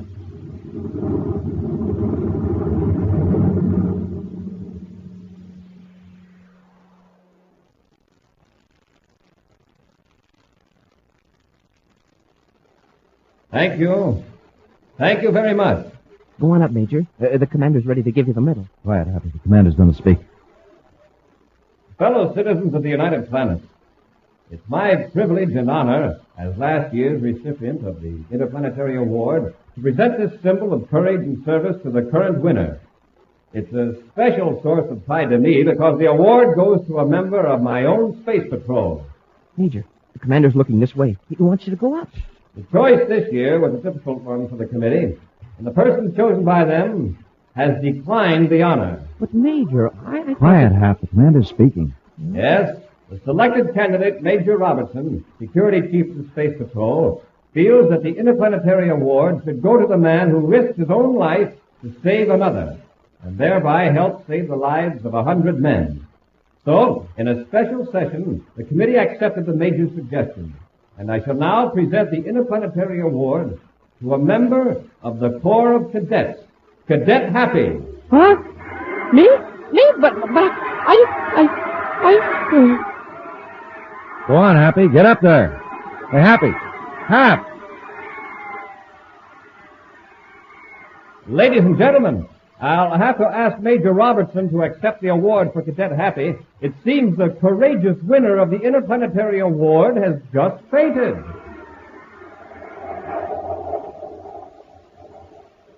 An exciting preview of next week's thrilling Space Patrol adventure in just a moment. But first, gang, here it is. Here's the only way to get a pair of Space Patrol space binoculars. Now, all you do is... Uh-oh. Here's a radio ray from Terra. Boys and girls, this is your commander, and I have a message for you that's so important, I've interrupted Dick Tufeld. Here's my message. Today is positively the last time we can offer you a pair of official space binoculars. This is the greatest offer we've ever made, and it's one item I feel that every one of you should have. Although thousands and thousands of boys and girls now have their space binoculars, I know for a fact that many of you have still not sent in. So don't wait. This is important and vital. Send in today for your Space Patrol space binoculars. This is absolutely the last time we can make this sensational offer. Corry out. Thank you, Commander. And boys and girls, remember this. These are not flimsy goggles. They're real, full-size, full-field, 4-power binoculars made of long-lasting plastic. Real, full-size, full-field, 4-power binoculars that make everything in the distance look bigger, closer, clearer. The revolutionary new binoculars you wear on your head. Thrills and fun galore. You can identify buildings way off in the distance, spot planes, study birds, watch far-off traffic, read distant signs, and do lots and lots of other things with your space binoculars all year long. Now, to get a pair, buy a box of Instant Ralston. Then, with your name and address, send 25 cents in coin and an Instant Ralston box top to Space Patrol, Box 686, St. Louis, Missouri. If you don't agree your binoculars are tops, return them and we'll return your money. That's Space Patrol, Box 686, St. Louis, Missouri. And now, an exciting preview of next week's thrilling Space Patrol adventure. Buzz and Happy have just left Terra 5 to enter a damaged spaceship far out beyond the Pluto orbit. They've entered the wrecked ship in their spacesuits to rescue 2 unconscious men. Around the ship, huge chunks of metal hurtle through space on an unknown orbit. We'll have to carry them, Happy. You take this one, I'll handle the big fellow. Yes, sir.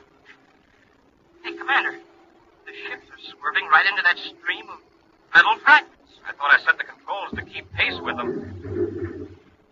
Hap, those fragments aren't going in a straight line. They're in a swirling motion like a whirlpool. Hey, Commander, they're battering the ship to pieces. They're breaking us up. We gotta get these men inside quickly before the fragments puncture the ship.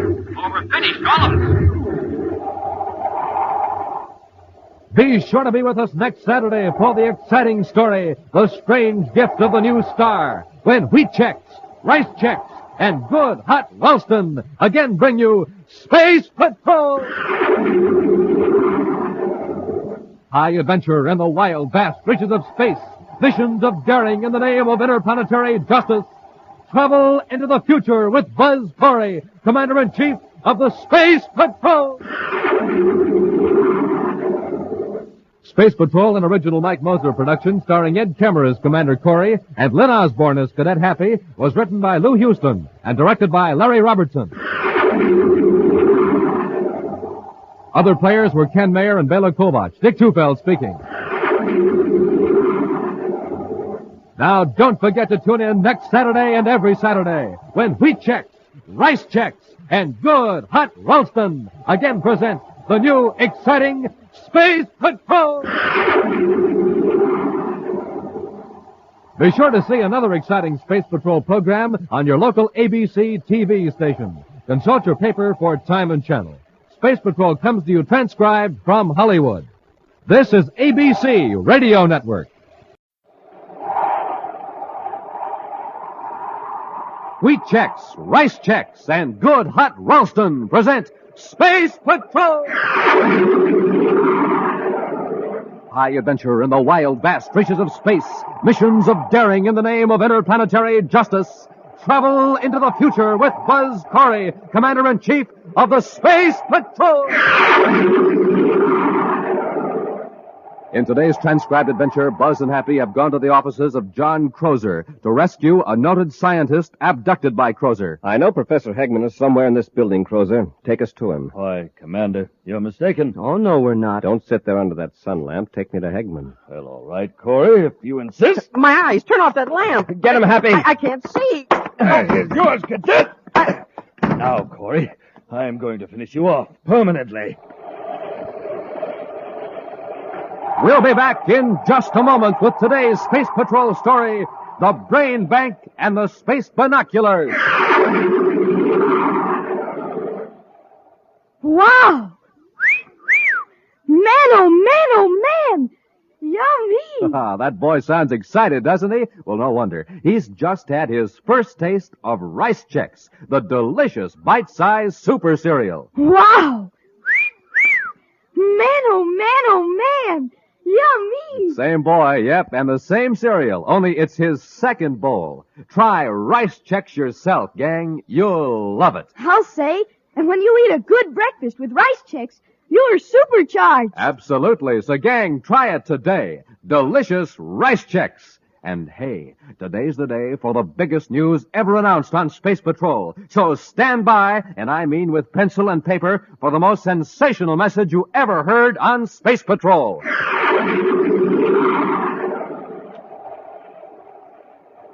Not far from Space Patrol headquarters on the man-made planet Terra is the Crozer Building. From his spacious offices on the top floor, John Crozer directs his far-reaching enterprises. It is Crozer's proud boast that his payroll list is virtually a scientific hall of fame, an interplanetary who's who of distinguished men and women in every field of science and technology. His rugged features and penetrating eyes are reflected on the polished surface of his mammoth Endorium desk as he confers with his director of plant operations, Erla Becker, and the noted physicist, Professor David Hegman. Miss Becker, is there anything else on the agenda which concerns Professor Hegman? Yes, you wanted me to remind you to congratulate the professor. Oh, yes, the Kleinhurst medal. I understand you're to receive it at a banquet this evening. That's right, Mr. Crozer. Congratulations. You're upholding the Crozer tradition. The Crozer tradition? Of course. For the past 3 years, every winner of the Kleinhurst Medal for Scientific Achievement has been associated with Crozer Enterprises. Oh, I understand that the medal is given for work, which I did before I joined your organization. Well, I speak in jest, more or less. Well, that completes our conference, Professor. I have something to tell you, Mr. Crozer. Yes? I am forced, with regret, of course, to submit my resignation. Your resignation? I don't understand, Professor. Well, it's my doctor's orders. He says my health won't permit me to continue my work for your company. But you're under contract. You're absolutely necessary to this project. I am very sorry. But my doctor tells me that unless I retire, I may not last for more than a few months. This puts my company in an awkward position, Professor. I won't tolerate it. I regret this as much as you do, Mr. Crozer. But I don't see what I can do about it. See here, Hegman. It'll take us 3 years to complete construction and install equipment. Your contributions are useful now in our present stage, but they'll be absolutely essential in 3 years from now. Oh, Mr. Crozer, no one individual is absolutely indispensable. There are other scientists in my field. Hegman, I hired you because you're the only man alive today who can see this particular phase through to a successful conclusion. This whole operation is geared around you. You can't resign. Well, my doctor tells me that I have no choice. Surely you don't expect me to endanger my life? I'm going to have a talk with that doctor of yours. I'm afraid it won't do you any good, Mr. Crozer. 2 other doctors have confirmed his diagnosis. Very well. We shall see. Our interview is ended, Hegman. I have other matters to discuss with Miss Becker now. Goodbye, Mr. Crozer. Goodbye, Professor. The nerve of that man. Trying to walk out on me, John Crozer. I understand how you feel, but as the professor says, it can't be helped. I'll hold him to his contract. He's got to keep working for me. That project must be finished as I planned. You can't force him to disobey his doctor's orders. Contract or no contract. Look here, Miss Becker. You're director of plant operations. It's up to you to find a way out of this. Well, let's face facts. Hegman's brain will be of most value to us 3 years from now. But he's got to retire immediately, so he's out of the picture. If there were only someone else with his knowledge. There is one possibility, but it's not legal. Well, let's hear it. Suppose Professor Hegman were to be put in suspended animation for 3 years. Then, when he's revived, his health will be exactly as it is now. He'll be able to do a few months of work when he's most needed. Of course, Hegman wouldn't consent to it. Well, that's immaterial to me. We'll do it by force. That's an admirable idea, Miss Becker. We'll literally be establishing a brain bank. We'll put Hegman's brain on ice till we're ready to use it. There's only one catch. How are we going to explain his disappearance? Leave that to me. You locate some suspended animation equipment and get it here. When we get it set up, we'll bring Hegman to my office for one more conference.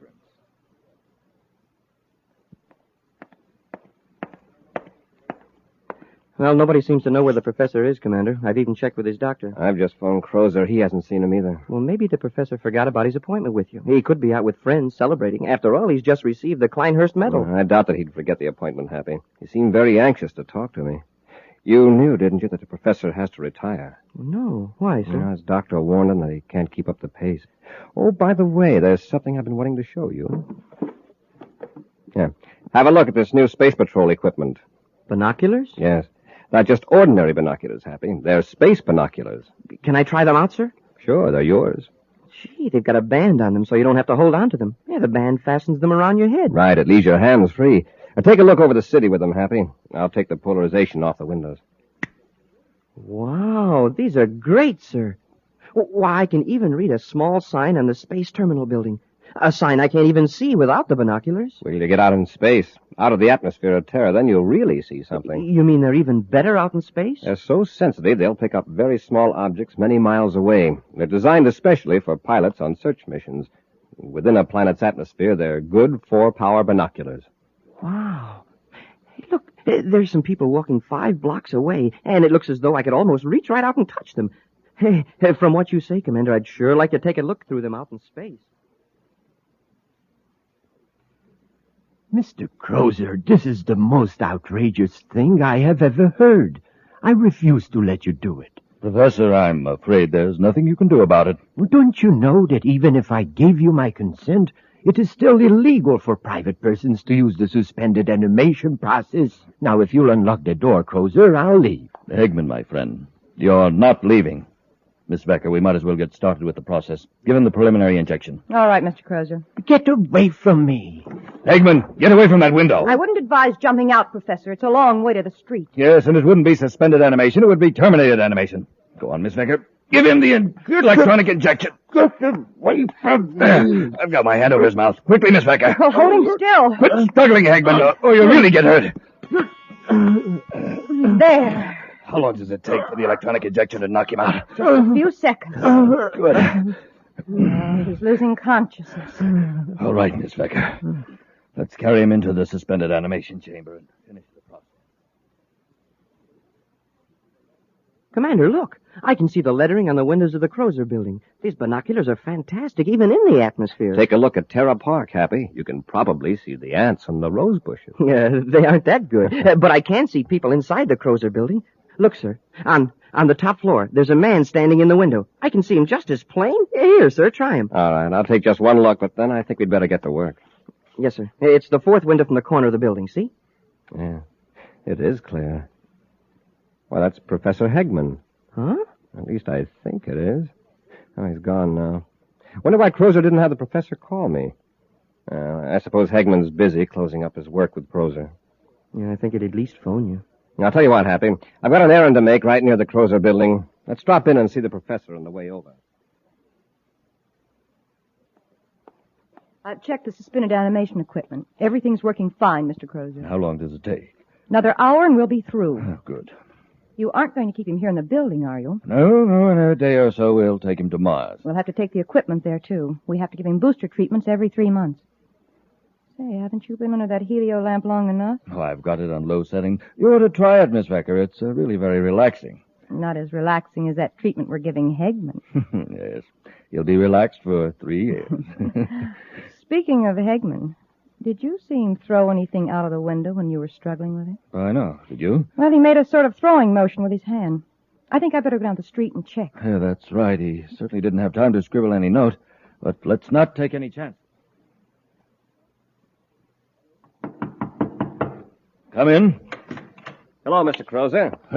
Commander Corry. Nice to see you. Thank you. This is Cadet Happy. How do you do, Cadet? How do you do, sir? Sit down, gentlemen. I hope you don't mind if I go on with this lamp treatment. I'm acquiring a tan for myself. I see you are. Unfortunately, I don't have the opportunity to get it the natural way as you space patrolmen do. That's quite a high-powered lamp. Yes, it can be if it's turned up.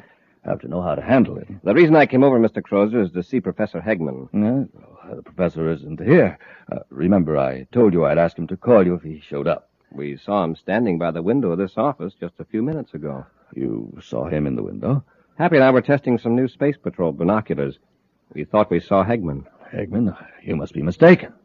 Oh, I know. One of my attorneys was here a while ago. He's about the same height and build as Hegman.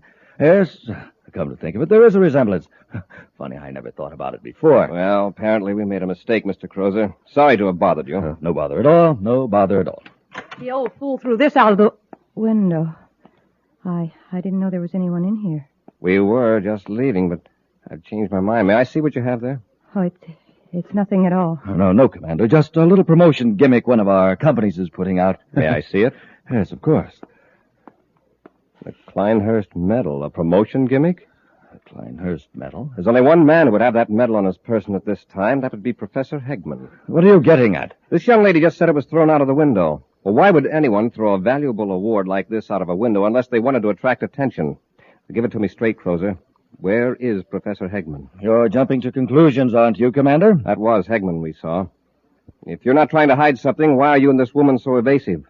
Why did you lie about the medal? You've got Hegman somewhere in this building.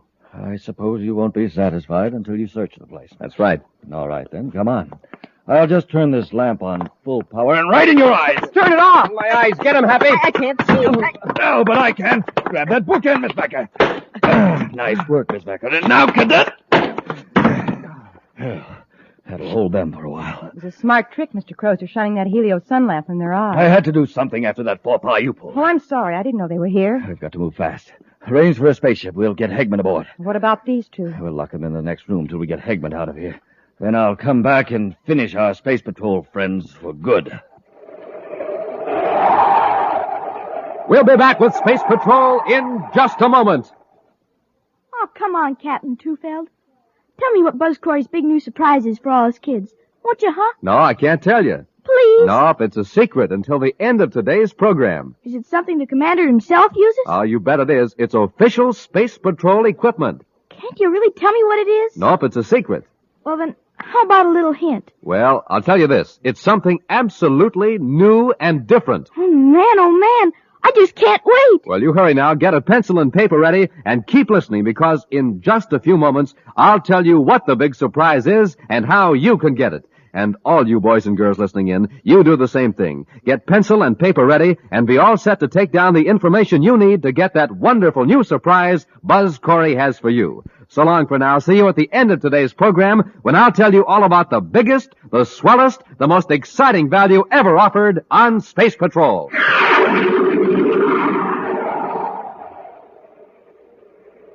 John Crozer and his assistant, Erla Vecker, have placed Professor Hegman in suspended animation, intending to revive him 3 years later to finish vital scientific work on a vast project Crozer is managing. When Commander Corry and Cadet Happy decided to search the building for the professor, Crozer blinded them with a beam from a high-powered helio sun lamp and then knocked out the virtually defenseless space patrolman. Buzz and Happy have just regained consciousness and their vision and find themselves locked in a room. No, it's no use, Happy. We can't break down that door. We must be in the Crozer building, judging by the view from the window. Yeah, on the top floor. And Crozer's probably miles away by now with the professor. I doubt it. He wouldn't go away without being sure we'd never be able to report him. He'll be back. And then I've got a feeling we'd better get out of here before he returns. Let's take a look out the window. Say, maybe we can attract the attention of somebody in another building. Oh, it's locked, too. Yeah. Hey, there's a ledge out there. If we break the window, we could crawl on the ledge to another window. That's not my idea of a pleasant stroll, 50 stories up. It's not mine either, but it's a lot safer than what Crozer has in mind for us. Yeah, this chair ought to do the trick. Turn your head, Happy. Watch out for the glass. You want me to go first, sir? Wait till I knock these sharp splinters loose. Hey, let's go. I'll boost you up. I can make it now, sir. Wow, what a long way down to the street. Don't look down, Happy. Lie flat on the ledge and crawl. Yes, sir. I hope we can find another open window along here. I wish this ledge was wider. I feel like a tightrope walker. Oh, easy, Happy. Oh, my knee slipped off. For a minute, I thought I was a goner. Don't try to hurry. Hey, Commander, we're in luck. Is that window unlocked? Yes, sir, and it's partway open. All I have to do is push it. Easy now. Don't push yourself off the ledge. Anybody inside? I don't see anybody. Well, here goes.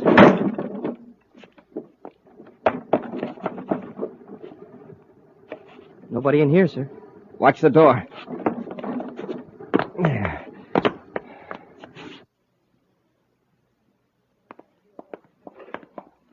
How are you going to do away with Corry and the cadet? You unlock the door. Swing it open. I'll blast them with this gun before they have a chance to rush us. Open the door, and be sure and stand back. Don't worry. All right, Corry, we'll... They're gone. Gone? This room's empty. Look at the window. Well, they couldn't have climbed down the side of the building. Yeah, they certainly wouldn't jump. The ledge. They used the ledge. By now, they've probably given an alarm. This whole building will be swarming with space patrolmen soon. Well, what'll we do? We've got to get out of here. We'll have to forget about the equipment. We've got to get to the spaceport and blast off right away. Hurry, Orla. We haven't a second to spare.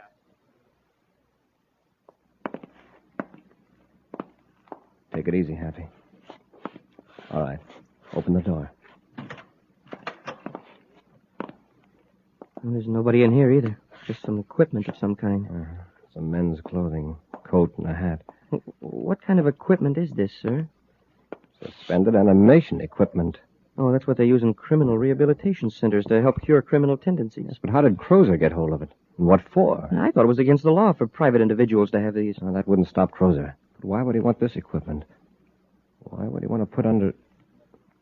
Professor. What? That must be it. With the professor in suspended animation, he'd be easier to conceal. Well, sure, but what good would the professor be if he was unconscious? Crozer could revive him whenever he needed him, even months or years from now. I wonder what Crozer did with him. He'd try to get him off Terra. Let's go to the spaceport, Happy.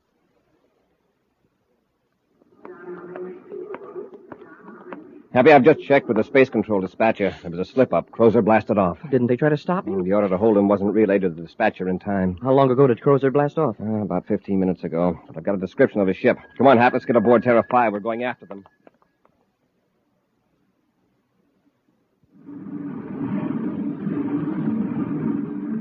That was luck. I was afraid they'd stop us at the spaceport. Look in the viewscope. There's a ship following us. The space patrol. Yeah, we are in a spot. We can't outrun that ship. No, but we can get rid of the professor. Corry doesn't find Hegman on the ship. He can't prove anything against us. Well, what do you intend to do? Just shove the chamber out into space? Yeah. Chances are the professor will never be found. Come on, we've got to get rid of Hegman, and then we'll take our evasive action. Corry won't stand a chance of locating that box with Hegman in it.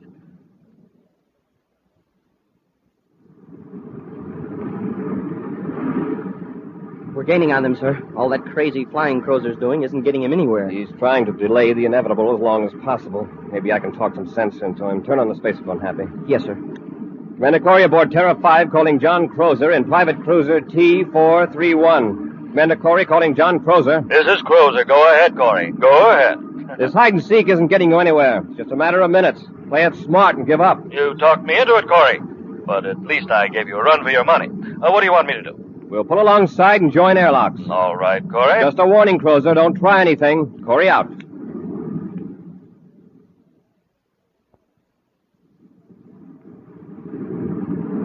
They've joined airlocks with us. All right. Have you got the electronic injection? Yes, it's right here. Yeah, they won't suspect anything from you. Watch your chance and use it on Corry. I'll jump the cadet. He won't be in your way. And then when they're unconscious, they can join Professor Hegman out there in space. All right, Earl. Here they are. Careful, don't make any slips. All right, Crozer. Get your hands up. Of course, Commander. Searching for weapons, Happy. Yes, sir. Where's Professor Hegman? Professor Hegman? Why, we haven't the slightest idea. Come on, quit stalling. What did you do with him? We haven't got him. Search the ship if you don't believe me. That's just what we will do. He doesn't have any weapons on him, sir. All right, keep your gun on them, Happy, while I search the ship. All right, lady. Get over there next to Crozer. My name is Erla Vecker, and I'll be glad to. Oh, excuse me. Commander? Oh, no, you don't. What have you got there? Let go of me. Open your hand. Come on, Erla. That's it. Well, electronic injector. I'll take that gun, Cadet. Oh, no, you don't. All right, Crozer. Hey, nice one, Commander. Don't try anything like that again, Crozer. And no tricks from you either, Erla. It's lucky you saw her with that electronic injector, sir. You should have had us in deep freeze. That was a very foolish move on your part, Erla. Now you're in this just as deep as Crozer. Now let's have it. Where's Hegman? All right, I'll tell you, but you'll never find him. He's somewhere out in space. What? You threw him out of the ship? That's right. All sealed up in a nice cozy box. Chances are he'll float forever in space, in suspended animation. Happy, get these two into our ship. We'll cut loose and start a search. They're going to stay right with us till we find them.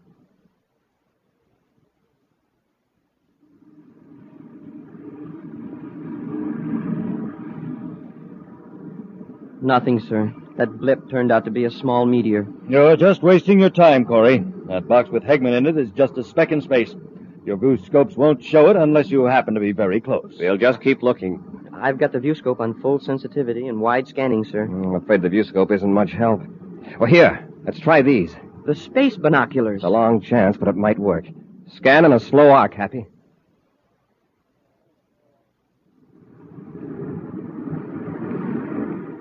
There's something.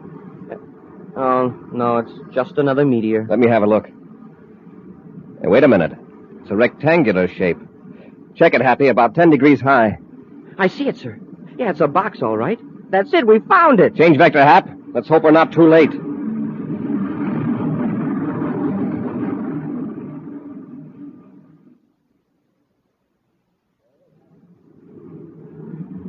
There it is, Happy. Yeah, I can see it now through the viewscope, even without the binoculars. Stand by to fire forward braking rockets. Standing by, sir. Fire rockets. Yeah, that'll stop us, Happy. All right, get the spacesuits. We'll pull the box into the ship. And Crozer, we'll just lock you and Erla in a compartment till we get the professor aboard.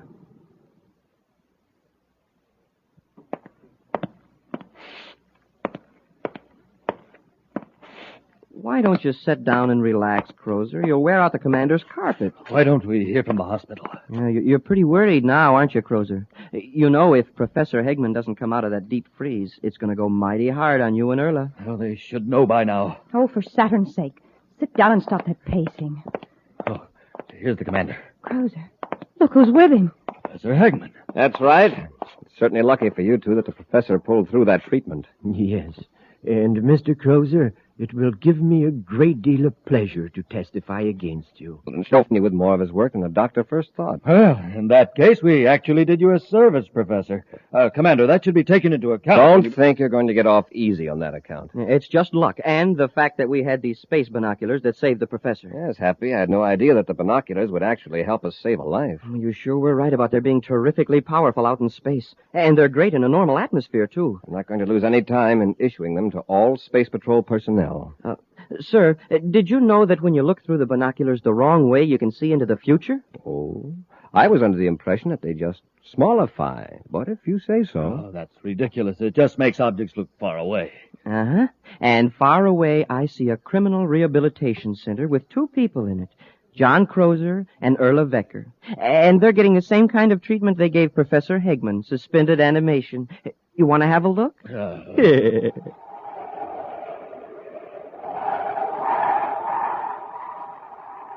In just a moment, we'll give you an exciting preview of next week's thrill-packed Space Patrol adventure. But first, gang, oh boy, first of all, here's that big, wonderful surprise we promised you. Get your pencil and paper, get all set to go. This is the greatest value we've ever offered on Space Patrol. Commander Corry, you tell the gang what this terrific new item is. Boys and girls, our surprise for you is a pair of those wonderful new Space Patrol space binoculars. Binoculars like the ones I used today when I spied the professor floating in that box way, way off in the distance, remember? Gang, you'll be able to see way, way off in the distance with the Space Patrol binoculars you get, too. Yes, sir, these binoculars are 4 power binoculars with 4 lenses. And when you look through them, they make people, houses, buildings, cars, everything else blocks and blocks away look bigger and nearer and clearer. No adjusting necessary. The lenses are fixed focus lenses.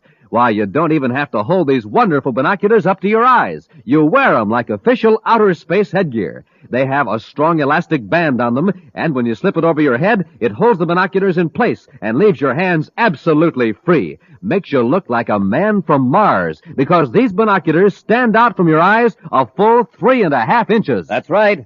These are not flimsy little celluloid goggles or a mask. These are real, full-size binoculars. Overall, they're 5 inches wide, 5 inches long, and they're made of solid plastic. Beautiful, long-lasting black solid plastic with bright red leather-like trimming that makes them look terrific. Now, don't forget, you can see way off in the distance with them. You can spot your dad coming home from work, spot the mailman coming blocks away. You can watch birds in high trees, study animals, identify people in the distance, read signs way, way off, and see airplanes way up in the sky. And when you look through the other end of your space binoculars, they do a switcheroo. They make close-up things look like they're far away from you. Yes, sir, gang, these powerful Space Patrol space binoculars are the greatest value we've ever offered on Space Patrol. To get a pair, do this. Buy a box of Instant Ralston. Then, with your name and address, send 25 cents in coin and an Instant Ralston box top to Space Patrol, Box 686, St. Louis, Missouri. This offer good only in continental USA and may be withdrawn at any time. If you don't agree that your boxes are absolutely tops, return them. We'll return your money. That address again is Space Patrol, Box 686, St. Louis, Missouri.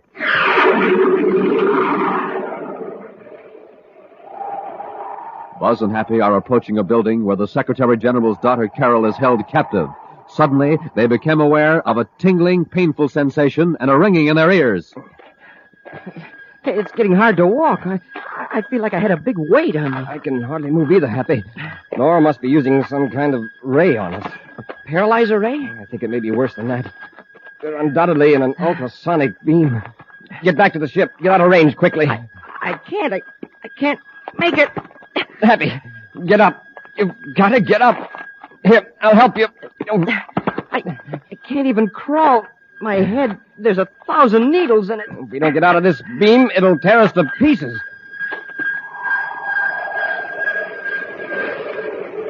Be sure to be with us next Saturday for the exciting story, The Sleepwalker, when wheat checks, rice checks, and good hot Ralston again bring you Space Patrol!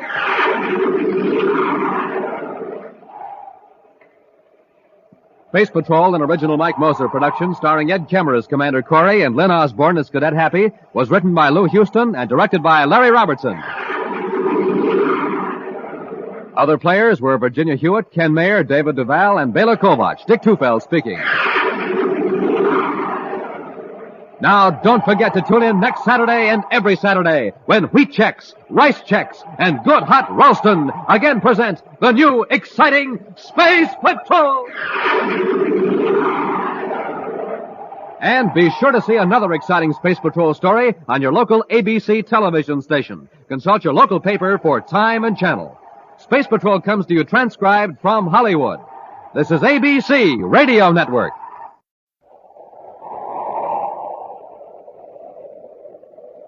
Wheat checks, rice checks, and good hot Ralston presents Space Patrol! High adventure in the wild, vast reaches of space. Missions of daring in the name of interplanetary justice. Travel into the future with Buzz Corry, Commander-in-Chief of the Space Patrol! In today's transcribed adventure, Buzz and Happy have been locked in a building by two criminals who have blocked their only means of escape by pouring sodium-potassium alloy on the stairs. The liquid metal has burst into flame on contact with the air. Commander, the heat's terrible. We're going to face something worse than heat when the automatic fire extinguishing system starts to work. But, sir, the water will put the fire out and we can escape. Not with this alloy, Happy. It burns in air, but when water hits it, it explodes. What? The second that spray starts working, this whole building will be blown to bits. We'll be back in just a moment with today's Space Patrol story, The Lady from Venus.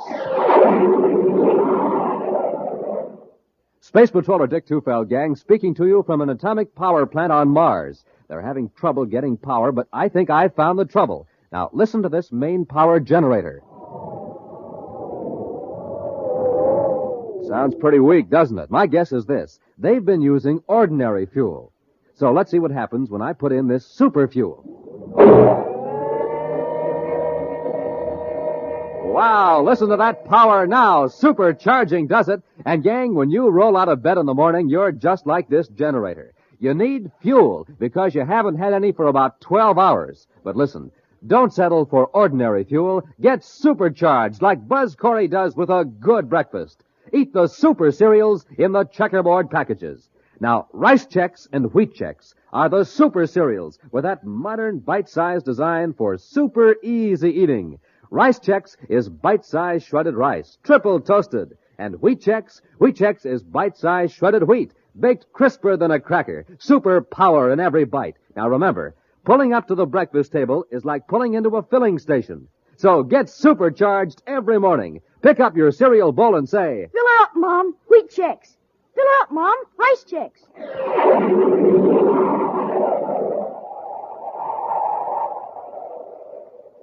In Commander Corry's central office on Terra, a tall, middle-aged man anxiously paces the floor while Cadet Happy checks the Space Patrol search mission reports.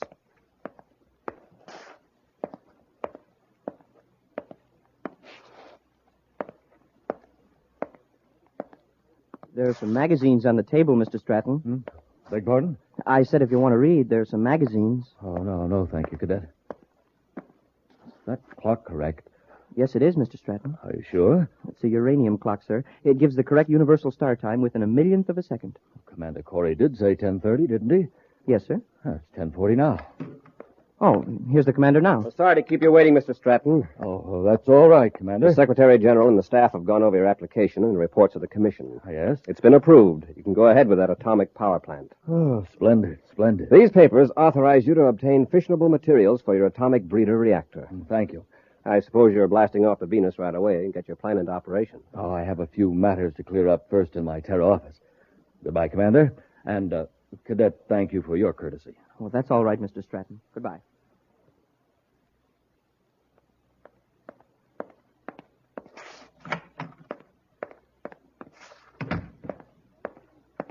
Congratulations, Mr. Stratton. Oh? What can I do for you? Why, Mr. Stratton, you don't recognize me. Why, Miss Bennett, forgive me, but you look so different. Don't tell me I've aged that much in 5 years. Oh, no, it's not that. It's I'm a blonde now instead of a brunette.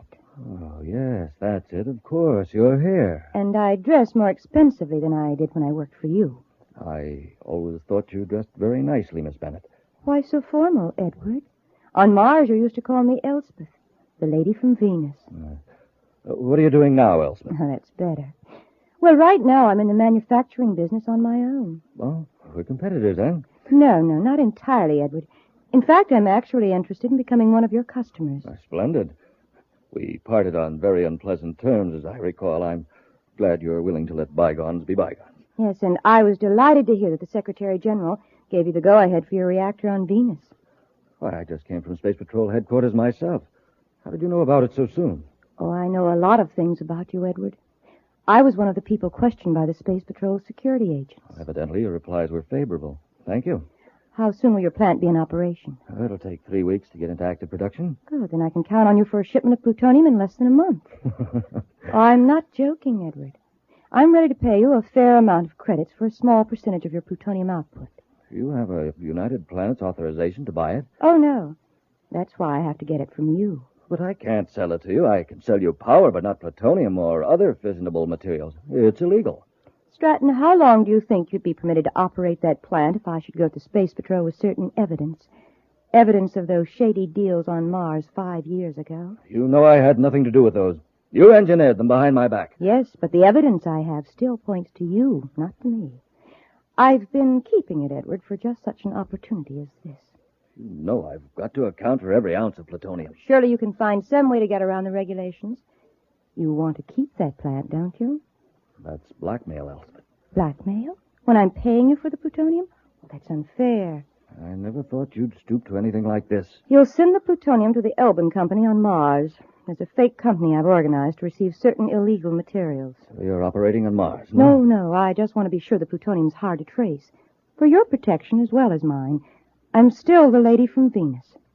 So I'll see you in a month. Remember, I'll be expecting my shipment in a month. Goodbye for now, Ed.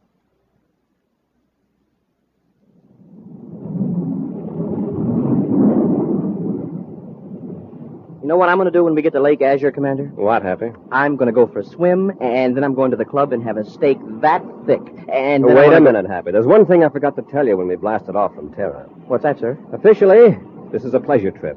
Unofficially, we're on official duty. Huh? I'm all confused. Remember the man Stratton who was in my office about a month ago? The fellow who was authorized to operate an atomic reactor plant on Venus? Oh, yes, sir. I remember Mr. Stratton. He ought to be producing by now. He's in some sort of trouble.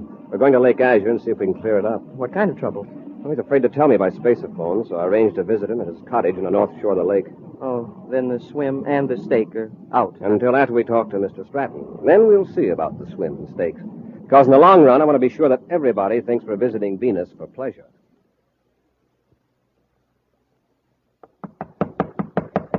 Just a minute. Oh, Elspeth. Yes, Edward. I heard you were resting here at Lake Azure after getting your plant into operation, so I thought I'd pay you a visit. Well, aren't you going to ask us in? Mr. Stratton, this is my assistant, Ivan Almond. How do you do? Hello. Shake hands with him, Edward, or Ivan will think you don't like him. He's very sensitive. Yeah. Shake, huh? Easy, Ivan. Mr. Stratton will probably need his right hand to correct a little mistake he made. Mistake? Yes. One of our representatives inside your plant informed us that you shipped a crate to the Elbin Company on Mars yesterday. That's right, I did. I followed your instructions. Yeah, except you didn't put plutonium in the crate. What a waste of time and money it would be for us to pick up that crate of worthless metal and haul it back to Venus. Worthless metal? Yes. So I brought Ivan with me to persuade you to correct this oversight. You like me to work him over, Miss Bennett? Well, that's up to Mr. Stratton. Yes, I'll correct the oversight. Good. But the next time you make a mistake, Ivan will work you over, as he calls it. And I'll turn my evidence over to the Space Patrol. It won't happen again. See that it doesn't. Come on, Ivan. All right, Miss Bennett.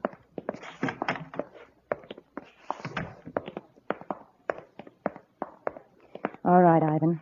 Let's get back to their water cruiser.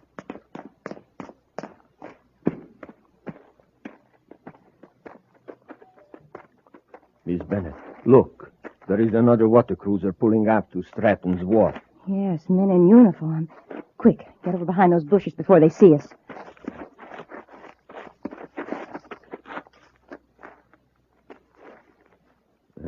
From here, they look like space patrolmen. It's exactly what they are. Lucky we beached our cruiser down at the cove. What are they coming here for? We're going to find out. Get in the bushes. We can watch from here. Hadn't we better get to the cruiser and shove off? Wait, Ivan. The tall one's Commander Corry. Yeah. I heard at the hotel that he was due in today for a rest. That Space Patrol High Brass has it pretty soft. If he's here for a rest, why would he come directly to see Stratton? It looks very suspicious to me. If he's double-crossed... They are on the wharf now. Let's get going. No. Wait till they get in the house. Then we'll slip up and see if we can hear what's going on. Oh, Mr. Stratton, we didn't see anybody. And there was no boat at the wharf. They must have come here in a surface car then. They could have, all right, along the Lakeshore Road. Who were these people? Elspeth Bennett and a man named Ivan Almond. They're the reason I asked you to come here. They're trying to force me to sell them plutonium illegally. I see. One of their spies in my plant found out about a fake shipment I tried to trick them with, so they came here to threaten me. Threaten you? With violence, you mean? Yes, and... Well, Commander, I'm going to tell you the whole story. It may mean that the government might take my license away, but I'll not be blackmailed into committing a crime. Blackmail? Well, how could they? Your record's clean. Let me give you the facts. This Elspeth Bennett worked for me 5 years ago on Mars. Without my knowledge, she put over several very dishonest deals. Here's exactly what she did. In order to make it look as though I were responsible, she faked a series of orders. Fool, he's blabbing the whole story.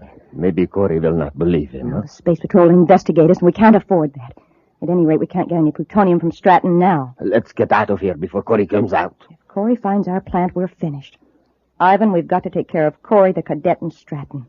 I can't handle all three of them. They are armed. I'll fix it so you can take the space patrolman by surprise. You wait in the bushes near the lakeshore. I'll pretend to be in trouble. While they're rescuing me, you can jump out and overpower them.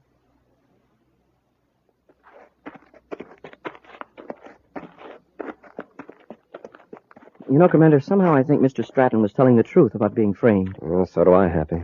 If he weren't thoroughly honest, he could have sold radioactive materials illegally. Yet he's willing to risk losing his plant. Help!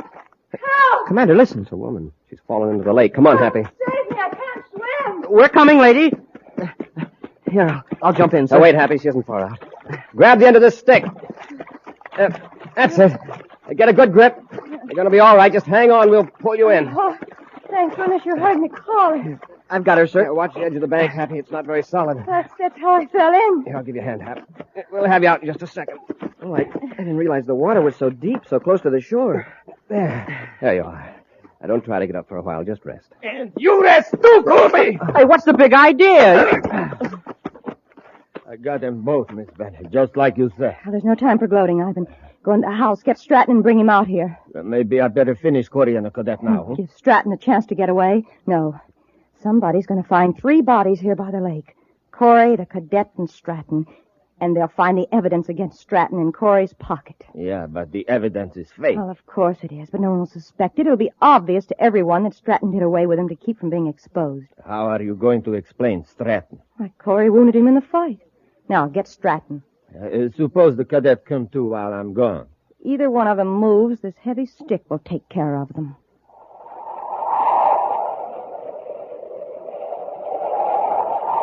We'll be back with Space Patrol in just a moment.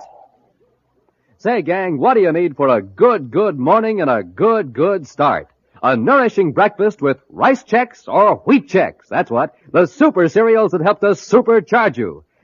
Here's a chance to show you exactly what I mean. Some of the fellas here in the neighborhood are having a race. They're running right in this direction, and way out in front is Jim Bridwell, a boy that makes it a rule to eat a good breakfast with the super cereals. Listen, here they come. And let me tell you, Jim is going to win because he's supercharged. I won! There, Jim did win, which just goes to show you that to be a winner, you have to eat a winner's breakfast. So latch on quick, gang, to Rice Chex and Wheat Chex, the super cereals that helped us supercharge you.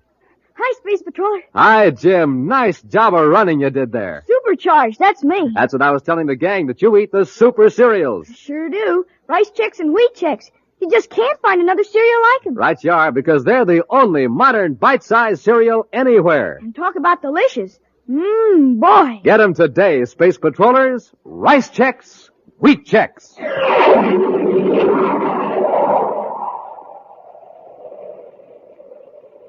Edward Stratton, operator of an atomic reactor plant on Venus, is being blackmailed by a former employee, Elspeth Bennett, into selling plutonium illegally.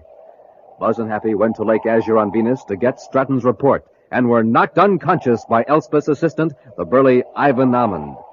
Now, while Ivan goes to bring Stratton out of his lakeside cottage, Buzz and Happy regain consciousness to find Elspeth standing over them with a heavy club. Don't get any ideas about rushing me. I've got you covered. Commander, look. She's holding the same stick we used to pull her out of the water. If you think I won't use it, just make a move to get up. Oh, Cadet, what are you looking so pop-eyed about? Look, right over your head. There's a snake hanging from that tree limb. Oh, now, really? Don't try any childish tricks on me. He's right, Miss Bennett. It's a poisonous snake. Oh, who do you think you're fooling? We're not fooling. You better move, Miss Bennett. And you'd better not, Commander. It's ready to strike. And so am I. Look out, Commander. I warned you, Commander. Let go of that stick. I was hoping you'd swing at me. Now, give me that club. I don't want to hurt you. There. If you hadn't ducked, I'd have fixed you good. Yeah, and if the commander hadn't yanked you forward, something would have fixed you for good. Look what's on that branch. It is a snake. Oh. I've got her, Hap. 1 minute she's swinging a club at us, and the next she faints dead away. Women are sure temperamental. At least this one is. You know, Commander, if that snake had bitten Miss Bennett, I'm afraid it would have been one sick snake. This is no time for jokes, Happy. We've got to save Stratton. Come on.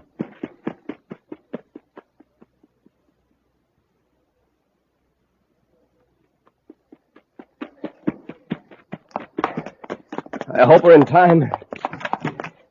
Commander. Stratton, are you all right? Yes, I'm all right. Where's Ivan? Oh, he saw you coming, hit me, and then ran out the back door. Stratton, Miss Bennett is out by the lake. Watch her till we get back. Come on, Happy. Let's see if we can pick up Ivan's trail.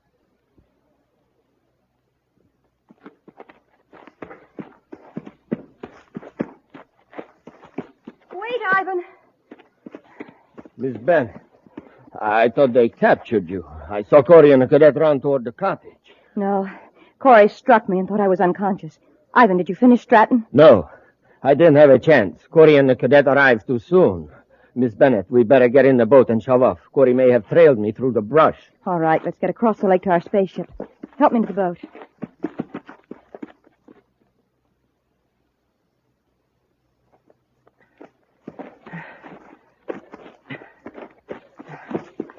This brush sure is thick. Yes.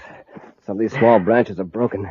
Ivan's heading for the lake. Do you think he'll try to swim it, sir? He might. He might have had a boat beached along here. Commander, look at these footprints. They lead right out to the water. Yes, two sets, a man's and a woman's. Miss Bennett must have come out of her faint. Hey, look out there, halfway across the lake. A water cruiser with 2 people in it. They're going at full speed. By the time we got to our boat at the wharf, well, they'd be out of sight. Get back to Stratton's cottage and space a phone and alarm.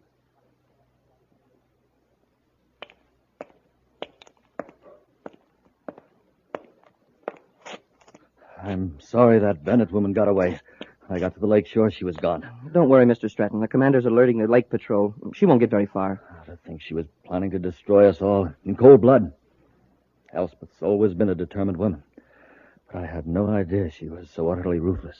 I just talked to the manager of the Lake Azure Hotel. Neither Ivan nor Miss Bennett were registered there. But the manager recognized their descriptions. They've been hanging around there the last couple of days. They must have been picking up information. I've alerted the Lake Patrol and Venus City headquarters. Mr. Stratton, do you have any idea where Miss Bennett's factory is? No, other than she hinted at somewhere here on Venus. So what's the name of it? I don't even know that. I was supposed to ship the plutonium to the Elbin Company on Mars. It's a fake outfit she uses just to acquire illegal materials. The Elbin Company. Chances are she must do quite a bit of business under that name. I'll have Space Patrol units contact all spaceports and shipping centers to see if there's any freight on hand for the Elbin Company. Mr. Stratton, you'd better come with us to Venus City. Until we capture Elspeth Bennett and Ivan, your life is in danger.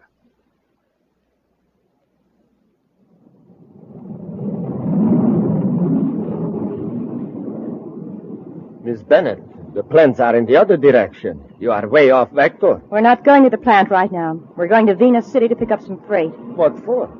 There's an electromagnetic pump waiting to be picked up, and it's got the Elbin Company name on it. Sooner or later, Corey's going to trace us through the Elbin Company. But, Miss Bennett, we can't get a magnetic pump in this ship. It's too small. We'll hire a surface truck from the warehouse and drive to the plant. There's another ship there. We'll pick up some documents I need and then blast off for Jupiter. Corey'll never find us there.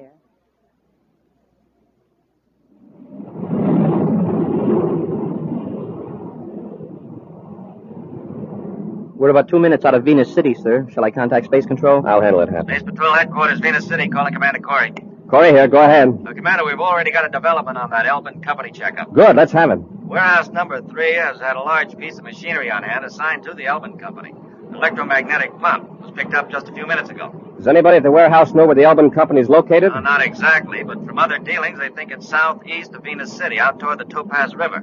A man and a woman rented a big Atomo surface truck from the warehouse. Get the Atomo truck registration number. Alert all highway patrol units to watch for it, and not to stop it, just report its location and direction. Yes, Commander. Corey out. Well, we won't land at Venus City, Happy. We'll cruise around till we get a report on that truck.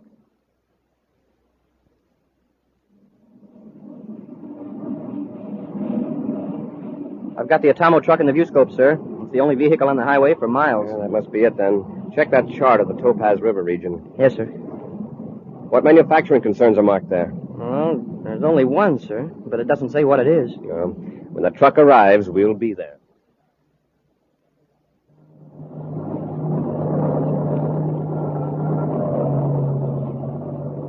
You know, Miss Bennett, I've got to admit I didn't think much of this planet first.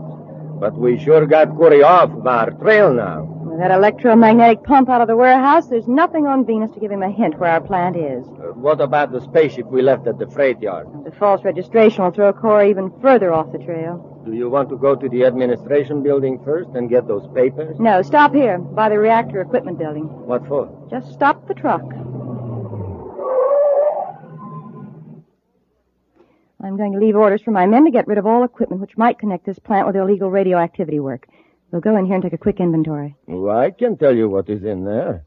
A container of sodium-potassium coolant, heat exchanger, a receiving tank. Yes, I know, but I don't want any slip-ups. Come on, get out. It's going to be a job to dispose of all that, and a real shame to destroy it. It'll just be hidden. A few months from now, I'll set up a plant on another planet. Nobody's going to stop the lady from Venus. I can promise you that. Now, come on. All right, Miss Bennett. Ivan, stay where you are. Corry! Quick, into the building. Stop! Quick, open the door. Up the stairs. We can cross to the next building with a catwalk.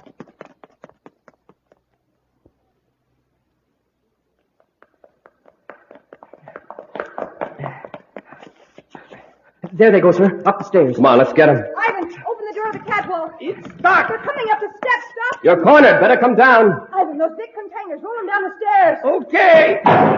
Better get off the stairs. Watch it, Commander. Duck Happy.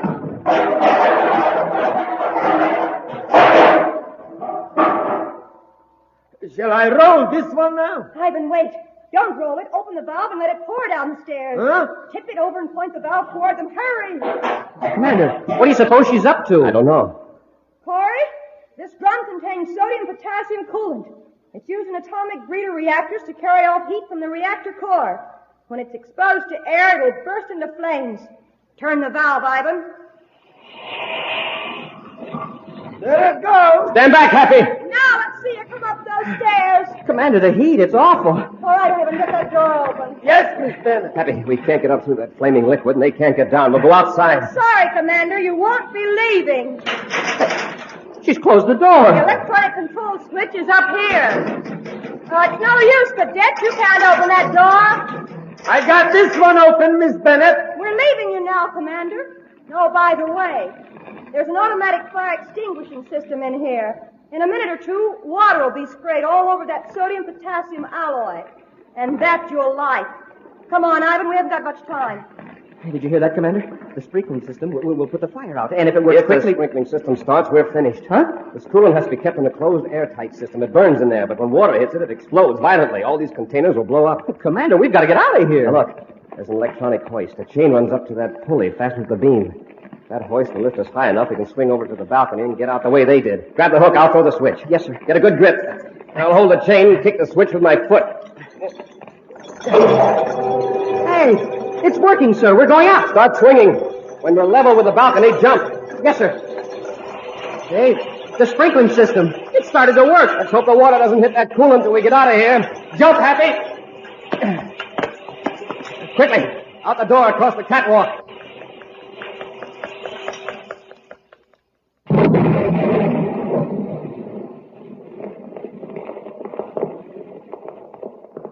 There it goes. 3 whole buildings blown to bits. Yes, and Commander Corry along with them. Now, come on, let's get to the ship. Let's use my ship. It's closer. Corry! Hold it, Ivan. Corry, you couldn't have escaped. But we did, which is something that's never going to happen to a certain lady from Venus. Yes, sir, Commander. When she teamed up with Ivan Amon, it sure was an evil omen.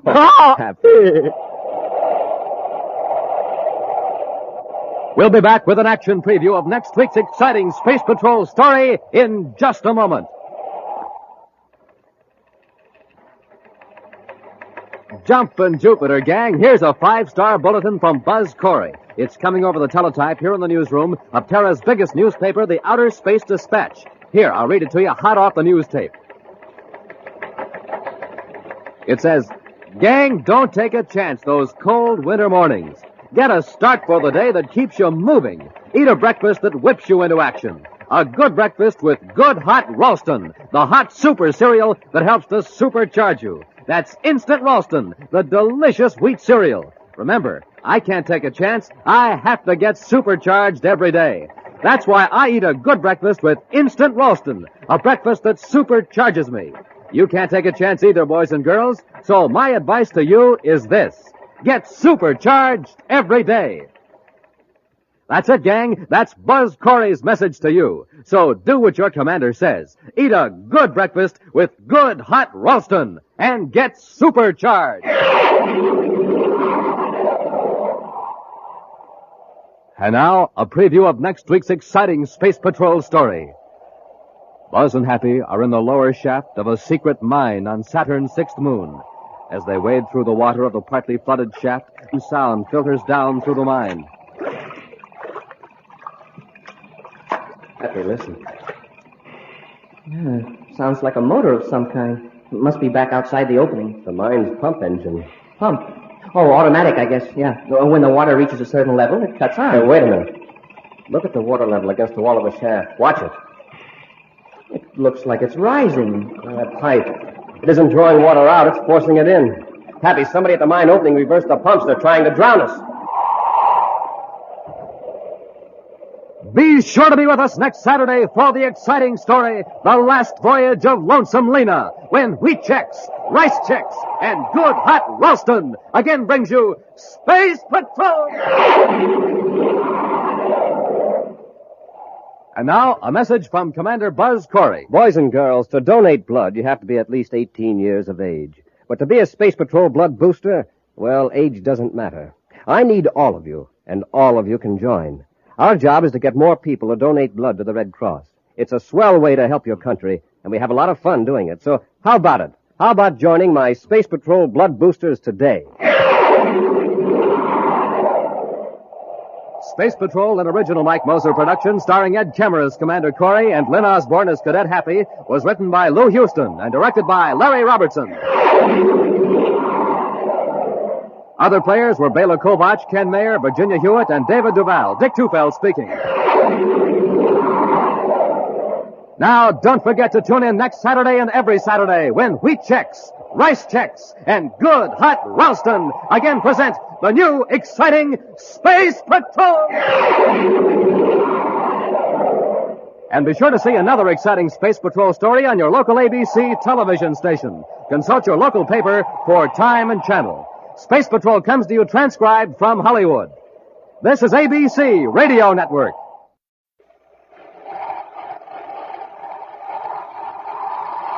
Wheat Chex, Rice Chex, and Good Hot Ralston present Space Patrol!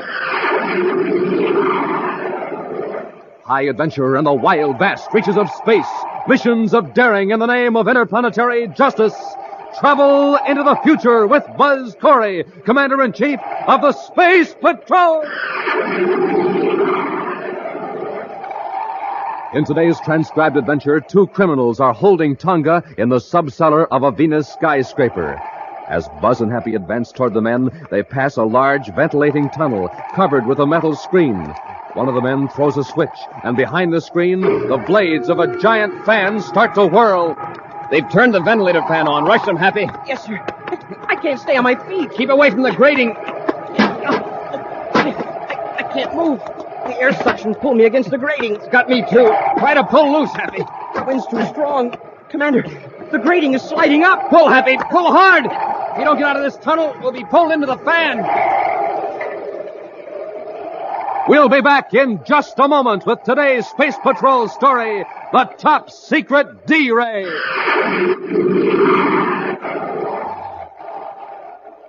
Boy, oh boy, gang, here's something I'll bet you just never dreamed you could own. I mean a pair of those amazing new Space Patrol space binoculars. A pair just like the Commander uses himself.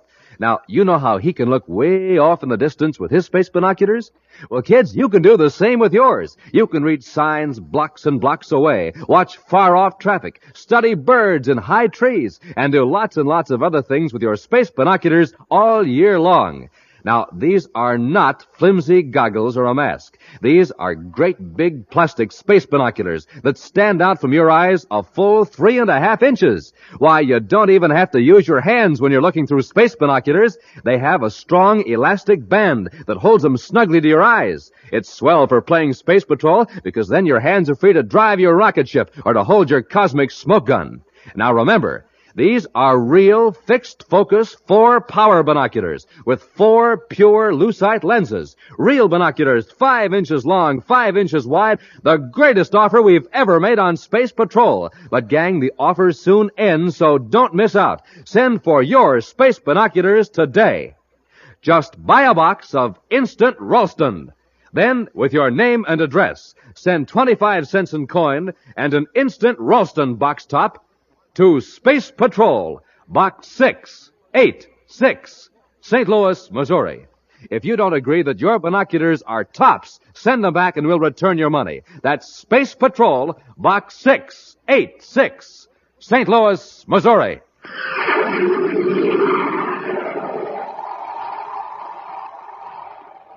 Commander Corry and Cadet Happy have just blasted off from Terra and have set their vector for the lunar fleet base on the Earth's moon. One of the busiest spaceports in the solar system, the fleet base is also the center of scientific research into the development of space flight. For the past week, it's been open house at the base, with guided tours for throngs of visitors from Earth and many of the other planets. Tonga has been assigned to special duty at the base to see that security regulations are observed. Buzz and Happy plan to spend 2 days at this moon spaceport and then bring Tonga back to Terra. Mind if I tell you something, sir? What, Happy? Well, I didn't say anything one way or the other, but, well, I'm certainly glad I wasn't assigned to duty at the fleet base this week. Somehow I get the impression that you don't exactly care for the idea of herding tourists around. Oh, it might have been fun for a couple of days, but gee, a whole week. Why, I'd rather fly through the Meteor belt in a birdcage. I know what you mean. Just the same, Visitors Week at the lunar base has been fine for public relations. You'd be surprised at the number of people who are on the moon this week who've never made a space flight before. Tonga, Lunar Fleet Base, calling Commander Corry aboard Terra 5. Tonga, calling Commander Corry aboard Terra 5. Corry here. Go ahead, Tonga. Commander, I have an emergency message. I'm cutting to Scrambler Circuit, code 5. All right, Tonga. I'll adjust the receiver. Code 5 circuit cut in. Go ahead.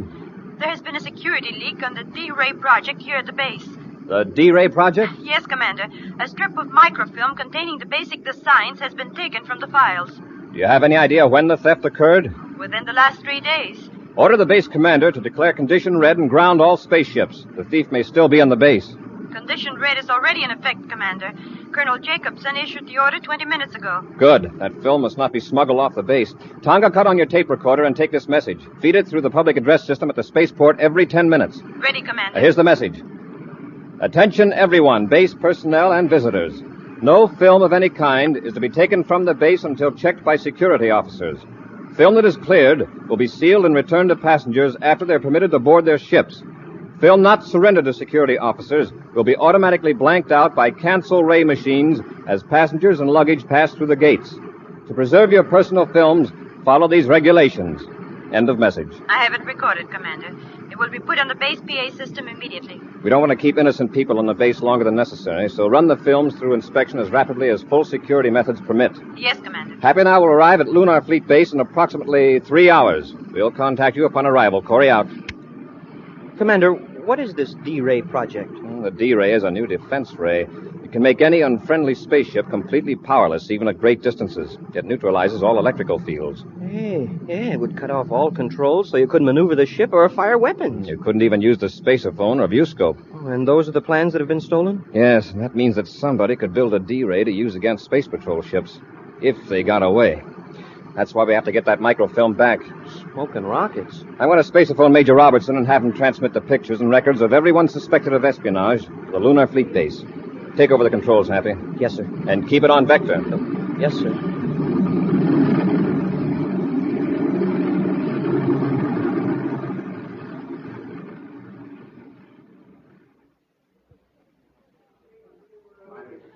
Your film has been cleared, sir. It will be returned to you aboard your ship as soon as transportation is available. Next. Your name, please. Bob Morgan. You have some film to declare? Yes, ma'am. It's in this can. It's a home movie of my family and some friends. Only a couple of shots of the fleet base. The guide said it was okay to take them. I'll have to run them off, Mr. Morgan. If you'll step into the projection room with me. Sure. You'll probably find them pretty dull. I'm not much good at taking pictures.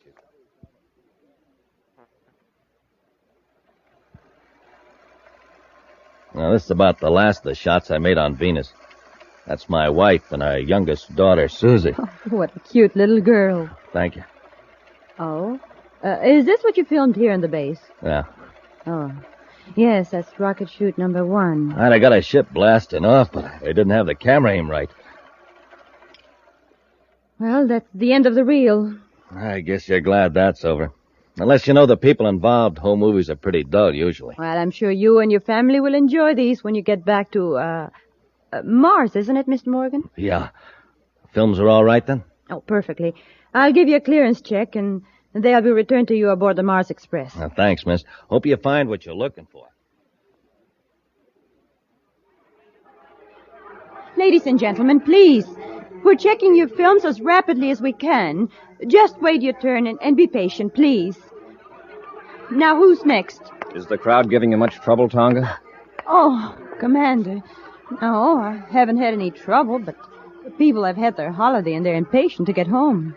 The thief or thieves must have planned to take the microfilms when we had thousands of visitors on our hands. Can we go somewhere where we can talk? Oh, we can use the room next to the projection room. Fine. Let's go. Happy will be with us in a few minutes. I have him waiting for some pictures and data Robbie's sending us by viewscope facsimile. Oh, in here, Commander.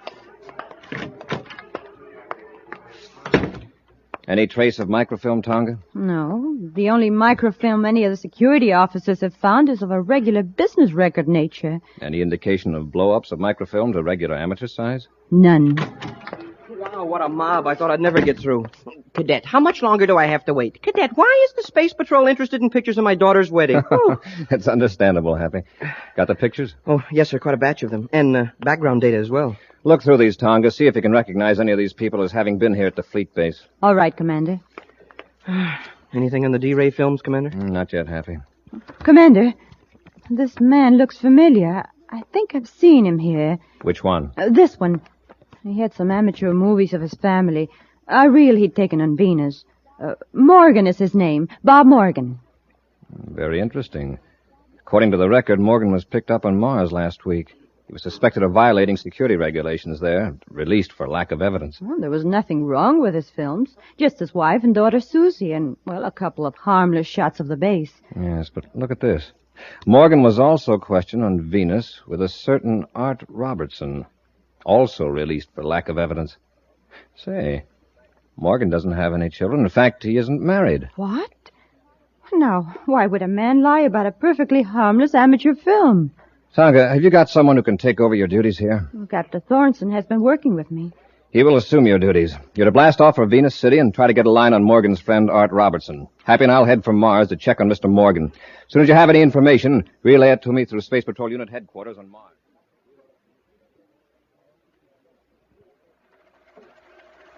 Can't you speed up that projector, Morgan? I'm tired of looking at these phony home movies. You're tired of them.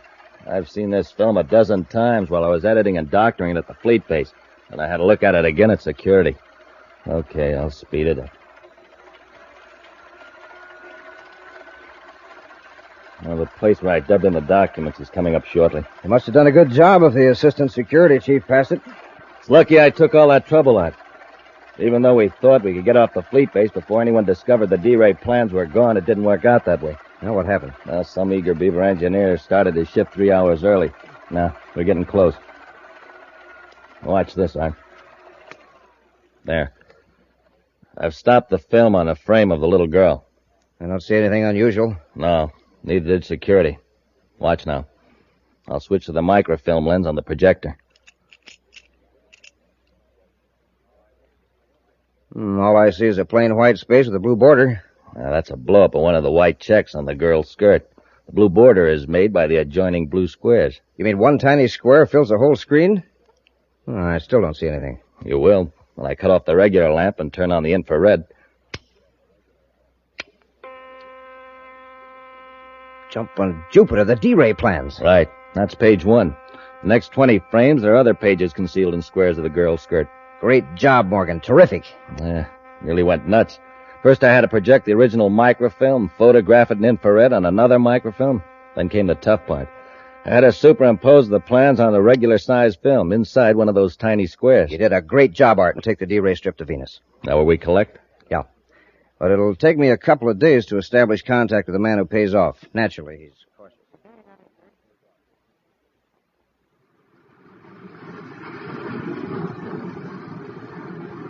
4 minutes out of Lowell City, sir. Take over for the landing, Happy. Tonga at Venus City Space Patrol Headquarters calling Commander Corry aboard Terra 5. Tonga calling Commander Corry. Corry here. Go ahead. I've been checking on Art Robertson, Commander. Got the word earlier than I thought I would. Let's have it. He left here for Lowell City about 5 days ago. Then there's a good chance he came to Mars to meet Morgan. One of our agents at Lowell City has found Morgan's location. We'll stay in Venus City, Tonga. Find out who Robertson's friends are. See if you can run down any definite contacts or connections between Robertson and Morgan. Yes, Commander. Happy and I'll handle things at Lowell City, and Corry out.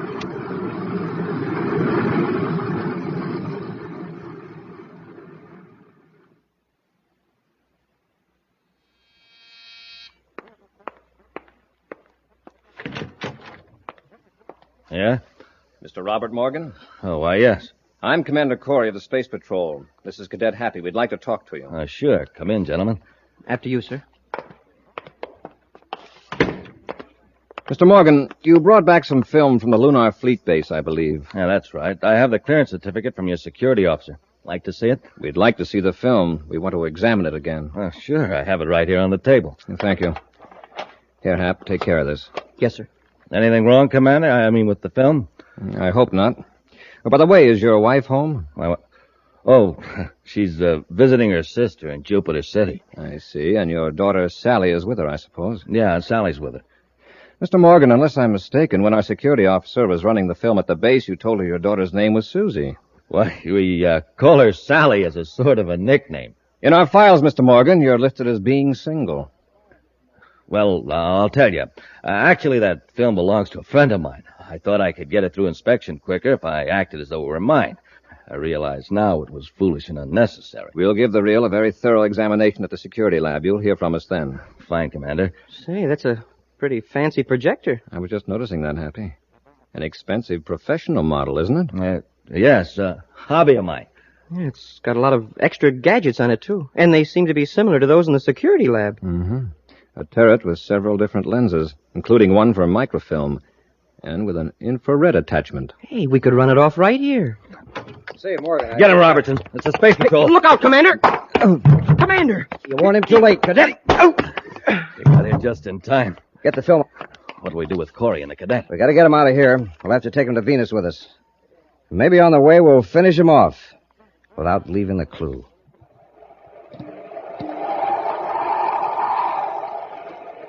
We'll be back with Space Patrol in just a moment.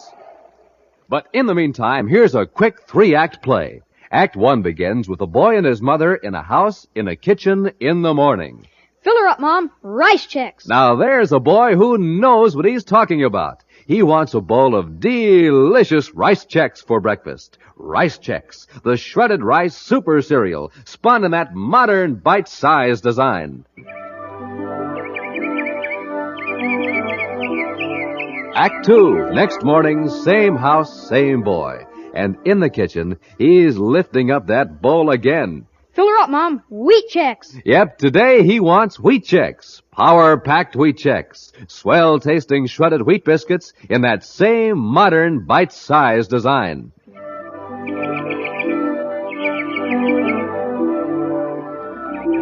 Third act, third day. Same kitchen, same boy. Fill her up, Mom. Instant Ralston. Yes, sir. Today he wants to warm up his motor, so for him it's Instant Ralston, the cereal with flavor galore. Good hot Ralston.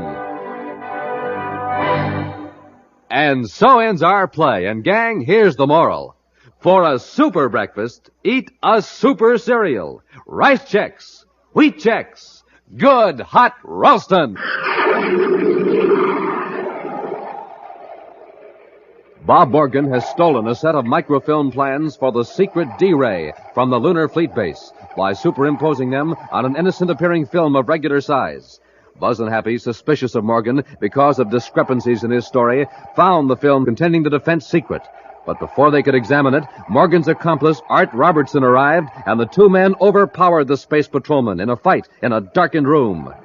Right now, with Buzz and Happy locked in a compartment, Morgan and Robertson are in a spaceship approaching Venus. We aren't going to land in Venus City with Corry and the cadet aboard, are we? No, we'll set the ship down at my place on the Turquoise River and get rid of them then. Get the ozone cylinder, hook it up. We'll turn it on just after we land, and leave Corry's compartment unlocked. I'll land the ship.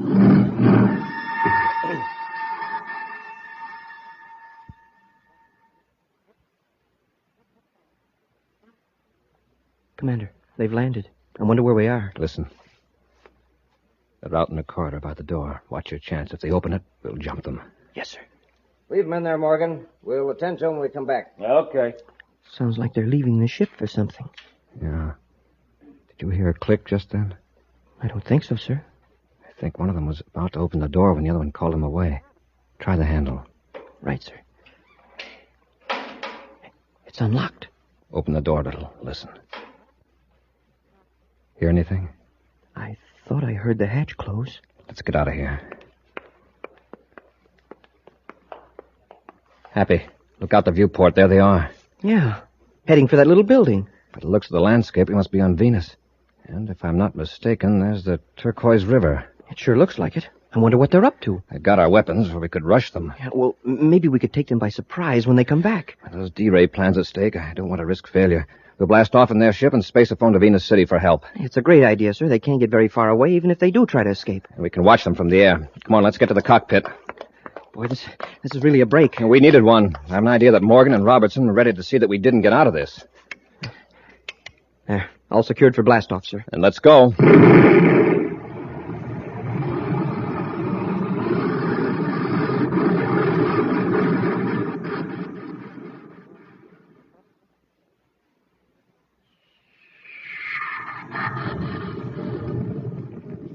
There they go. Yeah, just the way you planned it. How long will it take for that ozone to take effect? Just a couple of minutes. After a few lungfuls of that contaminated oxygen, they'll get sick and dizzy. Before they can land, they'll black out. And there'll be a terrible tragedy on the Space Patrol records. Where's your submarine? It's hidden under the wharf on the river. Come on, let's get down to it.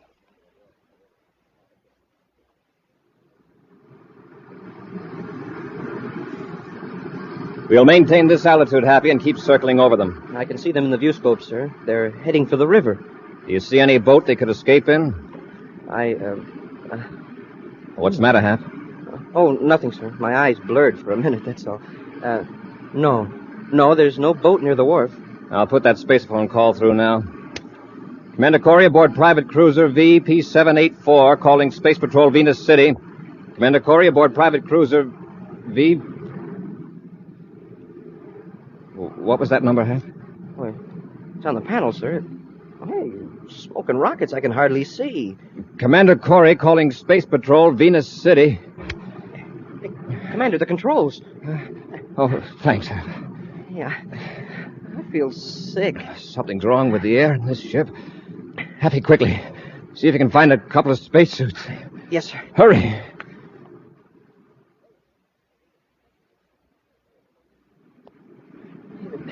The suit's hard to get on. I feel so weak. I'll help you, Happy. There. Now close the facepiece. Let's hope the oxygen supply works. Is your suit receiver working, Happy? Yes, sir. I read you. Take several deep breaths. My head's clearing already. So is mine. I checked the viewscope. Do you see Morgan and Robertson? No, sir. The last I saw of them, they were headed for the wharf. Do you suppose they're swimming across the river? Well, keep watching, Happy. I'll check the air analyzer and see what's wrong. Of course, they might have gone back to the building while we were putting on our suits. Boy, I sure thought I was going out there for a while. No wonder. The ship's air indicator's in the red. A few more breaths and we'd have been finished. Hey, there is a boat down there. It's coming out from under the wharf. It's an odd-looking craft. Hey, now it's gone. It sank. Submerged is more accurate. A submarine? A miniature sub? Right. I'm afraid we fell into a trap. They wanted us to blast off in this ship. Happy, check the air system and see what they rigged up. I'll notify Venus River Patrol to take soundings up and down the river for that sub.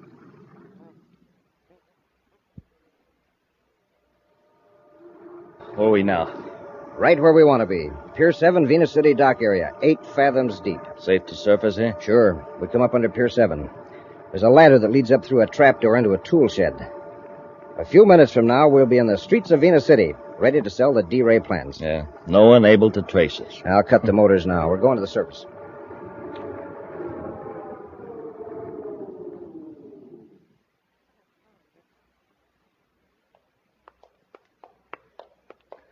We hit Venus City at just the right time. The streets are deserted. Yeah. Turn left at this corner. We'll walk over to the business section and hail a surface taxi.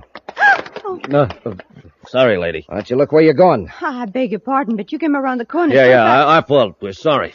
Wait, you're Bob Morgan. We're in a hurry. Wait, you're under arrest, both of you. We're bumping into you? Don't be stupid. She's from the fleet base, a security officer. That's right. And you have to come with me to headquarters. That's what you think. Let go of me. Put your hand over her mouth so she can't yell. Okay. Hold still, you. We can't ever spread in the news we're in town. Drag her into the alley. Leave her there? No. The new building my company is moving to is a block from here. There won't be anybody there this time of night. I'll guard her while you go get a surface car. Surface car? Yeah, so we can haul her to the river. Come on, I'll help you carry her. Where am I now? Told you before, you're in the basement of the Marcab building, 4th Avenue and Venus Boulevard, Venus City. Here's Morgan. Hey, what took you so long? I had trouble renting a car, but I got one. Come on, let's get her out of here. Okay, Tonga. Here we go. All right, Morgan, Robertson. It's Corry and the cadet. Let go of Tonga and get your hands up. Quick, Morgan, down this corridor toward the ventilator intake. Take the girl. Corry won't dare shoot. Let go. Come on. Commander! They're getting away, Commander. After them, Happy. Robertson, it's a dead end. Go to the far wall. We'll make a stand there. Come on, you. Commander! You haven't got a chance. With that girl here, we can bargain with Corry. All right, press back into this corner, under the switch box. You might as well give up, you two. Come and get us. Come on, Happy. Are you crazy? Left our ray guns in the sub. Corry will have to pass in front of that big grating. When he does, I'll throw the switch. What'll that do? There's an 8-foot ventilator fan back there. It'll create a vacuum strong enough to pull him right up against the grating. Commander! Happy, don't come any closer. Shut up. Morgan, pull the switch. Rush them, Happy. Yes, sir. Turn that off. Hey, Commander, I can't move. Come on and get us, Corry. Suction. Now, Corry, I'm going to release the grating. Happy, if we could slump down, maybe we could crawl away from the vent. Commander, the grating is sliding up. We'll be pulled back into the fan. I can still move my arm. I can throw my gun and hit that switch and short it out. Aim straight, Commander. Here goes. Hey, you did it, sir. A bullseye. Quickly, Happy, rush them. They hit the switch. Morgan, pick up that ray gun. No, you don't. Robertson. Get away from it, Morgan. All right, Robertson. No more. No more. I've had enough. How about you, Morgan? Sorry, Commander, but Mr. Morgan is out. Are you all right, Tonga? Yes, Commander. I guess you heard my miniature spaceophone. Yes, and Robertson's ship. Good thing you had it on. It was lucky Morgan had trouble locating a surface car. All right, Robertson. Where's that film strip? It's right here in my pocket. Hand it over. Happy, see if you can revive our fleet-based tourist, Morgan. Oh, he's not a tourist any longer. Where he's going, he'll be a permanent resident.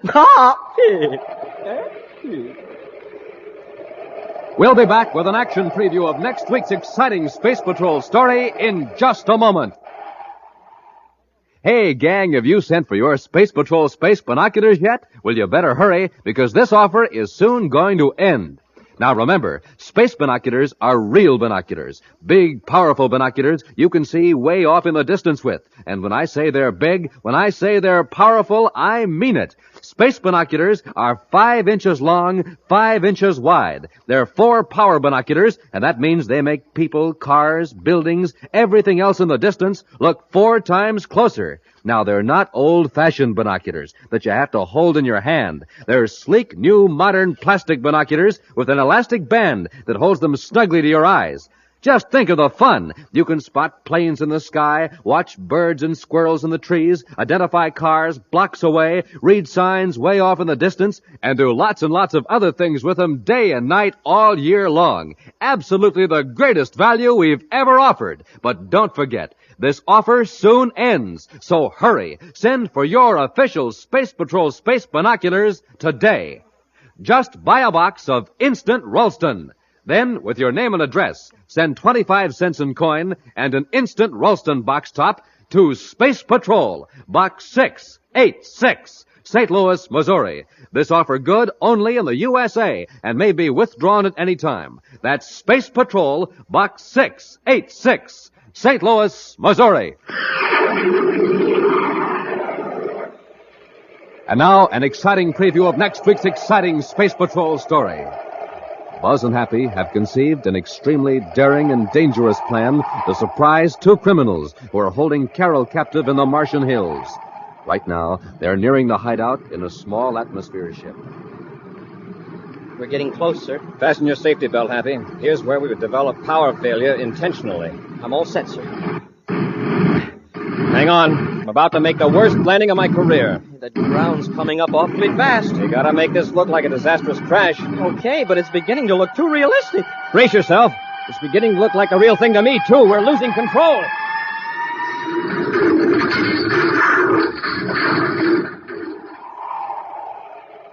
Be sure to be with us next Saturday for the exciting story, Crash Landing, when Wheat Chex, Rice Chex, and Good Hot Ralston again present Space Patrol! Space Patrol, an original Mike Moser production starring Ed Kemmer as Commander Corry and Lynn Osborne as Cadet Happy, was written by Lou Houston and directed by Larry Robertson. Other players were Norman Jolly, Ken Mayer, Nina Berra, and Stephen Robertson. Dick Tufeld speaking. Now, don't forget to tune in next Saturday and every Saturday when Wheat Chex, Rice Chex, and Good Hot Ralston again present the new, exciting Space Patrol! Be sure to see another exciting Space Patrol story on your local ABC television station. Consult your local paper for time and channel. Space Patrol comes to you transcribed from Hollywood. This is ABC Radio Network. Wheat Chex, Rice Chex, and Good Hot Ralston present Space Patrol! High adventure in the wild, vast reaches of space. Missions of daring in the name of interplanetary justice. Travel into the future with Buzz Corry, Commander-in-Chief of the Space Patrol. In today's transcribed adventure, Buzz and Happy are in a magnetic tunnel car. A tunnel car in a mine shaft deep below the surface of the planet Venus. As they rise toward ground level, Happy prepares the weapons they hope will enable them to rescue Tonga from two criminals. 2 ray guns each. That ought to be enough. We'll have to be careful. We can't give them a chance to harm Tonga. It'll be dark in an hour or so. Then we can sneak up on them. What was that? An explosion. Dratcher has blown up the entrance to the tunnel. We're sealed in. Well, brace yourself. Our tunnel car is going to crash.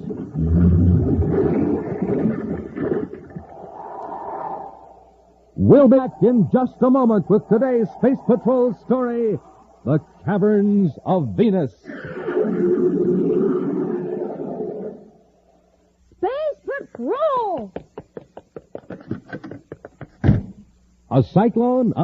Just Johnny Jones rushing out the door to the grocery. Gang, he just heard there's a swell surprise inside of every new package of checks. Man, oh man, oh man. Johnny's found the surprise. A magic space picture. Wowee. Wowee is right. Gang, with a magic space picture, you can have the time of your life. First, you stare at the mysterious picture. What is it? Who is it? It's hard to tell. But then you look up at the sky or at a wall, and suddenly... Jumping Jupiter! I can see a flying saucer in the sky. Gosh, this picture really is magic. Magic and how? Why, with magic space pictures, you can see all kinds of objects floating in space. Objects so big and clear, you'll think they're real. Flying saucer, rocket ship, planet Saturn, Buzz Corry, Cadet Happy. These are just a few of the magic space pictures. Altogether, there are 24, all different, and you get one inside of every new package of checks. So start collecting the whole set of 24 magic space pictures today. Look for the packages of Rice Checks and Wheat Checks with Buzz Corry or Cadet Happy on the outside and the magic space picture on the inside. And now, today's Space Patrol adventure, The Caverns of Venus. Buzz Corry and Cadet Happy, aboard their space battle cruiser T-5, are en route to the planet Mars to see Tonga, who's been in the Mars capital, Lowell City, for several weeks. Under orders from Major Robertson, she's been investigating repeated disappearances of critical materials from government and private manufacturing plants. At this moment, the commander is briefing Happy on their procedure for contacting Tonga. Tonga's code message didn't give us much information, Happy. However, she seems to have uncovered a clue on how the robberies are being committed. Where do we meet her, Commander? There's a small science library on a side street in Lowell City. It's used by engineers and other technical workers. At 1700 hours Universal Star Time, Tonga will be in the number 4 microfilm projection room. Well, sounds like a nice, quiet place. I'm really anxious to hear what Tonga's found. We'll know in an hour or so, Happy. Contact Lowell City Space Control for landing procedure. Right, sir. Cadet Happy aboard Terra 5 calling Space Control, Lowell City, Mars. Cadet Happy aboard Terra 5, calling Space Control, Lowell 6.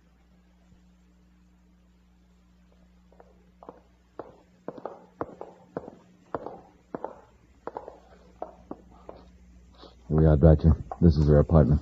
Try the door. It's locked. Here. This electronic key will open it.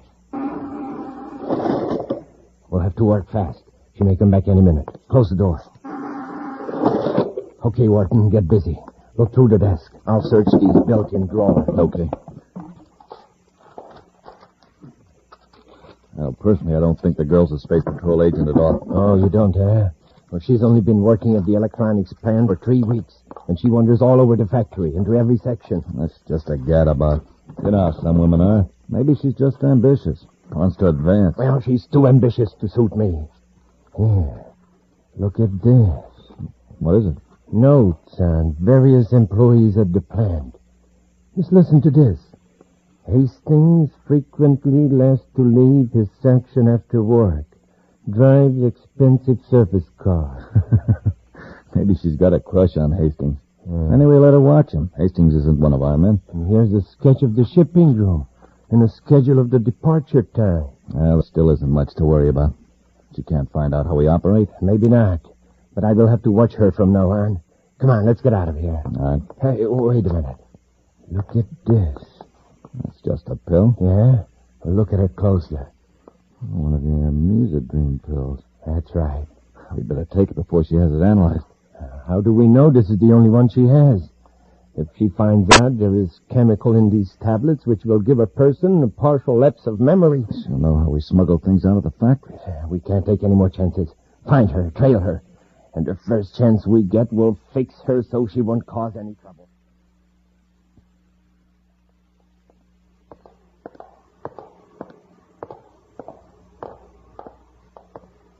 Yeah. Here's projection room 4, Dratcher. The microfilm projector's running. Yeah, I hear it. She must have the lights off if she's running the machine. I know where the switch is. Good. Open the door and turn the lights on quickly. Come in. Oh, I'm sorry. This room is unused. Yeah, we know. Shut the door, Wharton. I'll turn off this projector. What's the meaning of this?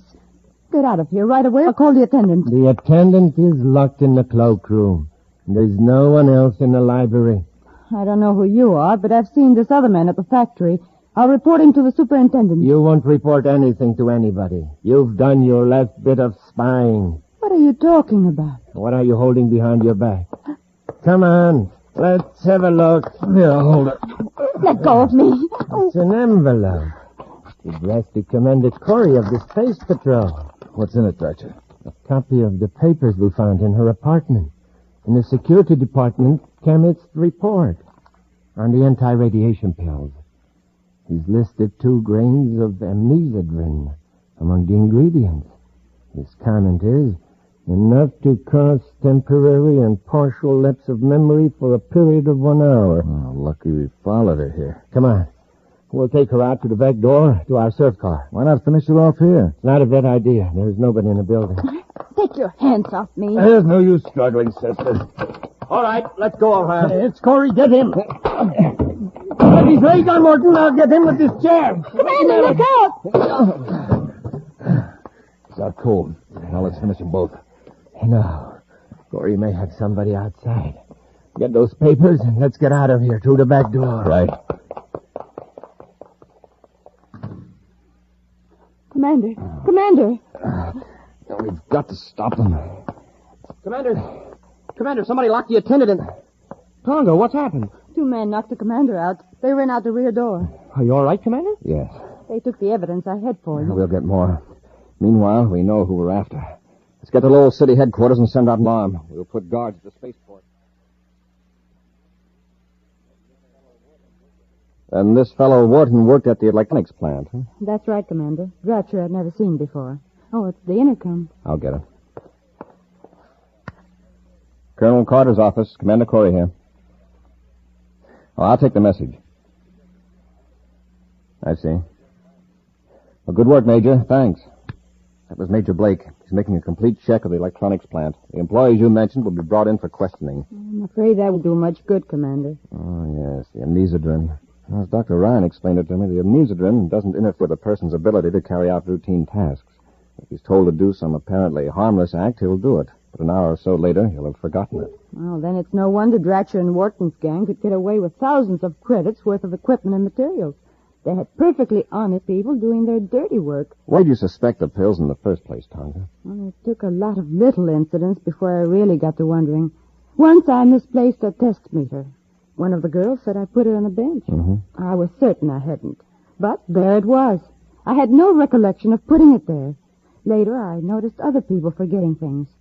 All of a sudden, it occurred to me that in every case, we'd been given an anti-radiation tablet. Commander, Oh, yes, Happy. the duty officer just got a report from the captain of the spaceport guards. About Dratcher and Wharton? Well, no, sir, at least not directly. But they've traced some stolen equipment to a small robot cargo ship at the port. Have the guards removed the equipment? No, sir, they're standing by for orders. Oh, that's a break.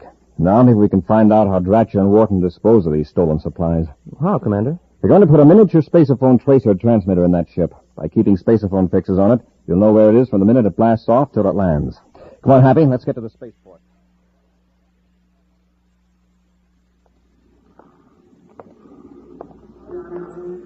There's no one around the ship, sir. Okay, Hap, let's get aboard quickly. It's dark enough at this part of the field. Don't flash your atomo light, Happy. One of Dratcher's gang may be watching. Got the transmitter? Right here, sir. Come on.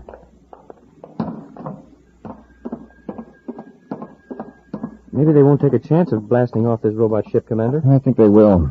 I want to get this evidence out of the way. Open the hatch, Happy. Wait till I close the hatch before you turn on your atomo light. Yes, sir. Where'll we put the tracer transmitter, sir? Up in the control compartment. We'll conceal it just in case someone comes aboard before blast-off. They must not be planning to blast off right away. Space Control Tower hasn't been notified. Let's take a look at this cargo section, Happy. I'd like to see what's in here so we can identify it later. All right, Commander. Shine your light around. Wow. This hold is really loaded. Look at this stuff. There's a fortune in equipment in here. And stolen by people who didn't even realize what they were doing. Whoever loaded this robot ship knew what they were doing all right. Hey, how did that passageway door close? Slam. Open it, Happy, and prop it open until we finish inspecting this hold. It's stuck. Here, I'll give you a hand. That's locked. Somebody slammed it on us. I didn't hear anybody out there. We have tripped an automatic mechanism. Electronic beam. Well, how are we going to get out? Hey, Commander, hang on. The ship's blasting off. It's as though we'll find out where the ship's going sooner than we expected. You're lucky we got that tracer transmitter. Yeah. You can send a distress signal. Turn it on, Happy. Sir, I haven't got the transmitter. What? I left it in the forward compartment, and it isn't even turned on. We'll return to Space Patrol in just a moment. How does he do it, gang? He sees flying saucers in the sky. He sees a robot man on the wall. He sees the planet Saturn floating in the clouds. You bet I do. And sometimes, up there in space, I see a rocket ship or a speeding jet car. Gang, how does he do it? What magic power does this boy have? No magic power to it. Magic space pictures. That's my secret. Yes, sir, gang, that's the secret. Magic space pictures. And with these wonderful pictures, you can see flying saucers and robot men in the sky, too. You can even see pictures of Tonga in the sky and Meg Robertson and Carol. Pictures so big and clear, they practically look real. It's fun, gang, and it's easy. You just stare at the magic space picture, look up into the sky, and zowie! The magic goes to work. There in the sky, you see the magic space picture, real big and real clear. There are 24 different magic space pictures, and you get one inside of every new package of checks. So start collecting these wonderful magic space pictures now. Swap them with your pals. Be the first one in your gang to have a whole set of 24. Just get the new packages of rice checks and wheat checks with Buzz Corry and Cadet Happy on the outside and the amazing magic space picture on the inside. And now, back to our Space Patrol adventure, the Caverns of Venus. Buzz and Happy entered a robot spaceship at a Lowell City spaceport on the planet Mars to install a tracer spaceophone transmitter. In this way, Buzz hoped to learn the destination of the ship being used by a gang of thieves to transport stolen equipment. But Happy left the transmitter outside a cargo hold. While they were inspecting the stolen loot, the door slammed shut, locking them in the hold. Then the robot ship blasted off, leaving the unwilling passengers with no way to summon help. For hours now, Buzz and Happy have been trying vainly to force open the heavy metal door. Happy, notice the deceleration? Yes, sir. Hey, we're going to land. It's about time. We must be nearly to Pluto. It hasn't been as long as it seems, Happy. That's a bad break, my leaving the transmitter outside the hold. I've gotten us into a fine mess. Oh, it wasn't your fault the door slammed shut. But, sir, nobody knows where we are. We don't even know. Well, we know this much. When that door opens, we're going to be in for a nice battle with whoever is going to unload this stuff. Commander, I just thought of something. What if we land on a moon without air? The men will be wearing spacesuits and we'll be finished. But if there is an atmosphere, we stand a fighting chance. Get your ray gun ready, Hap. The ship's landing.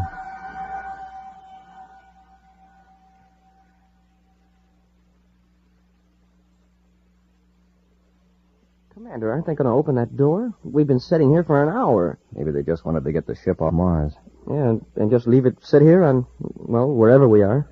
It's not a very cheerful thought, but it's a possibility. Sir, we can't stand this much longer. The oxygen must be just about all gone as it is. I'll get kind of sleepy. I'll try to stay awake, Hap. When that door opens, we've got to be ready to give a good account of ourselves. Sure.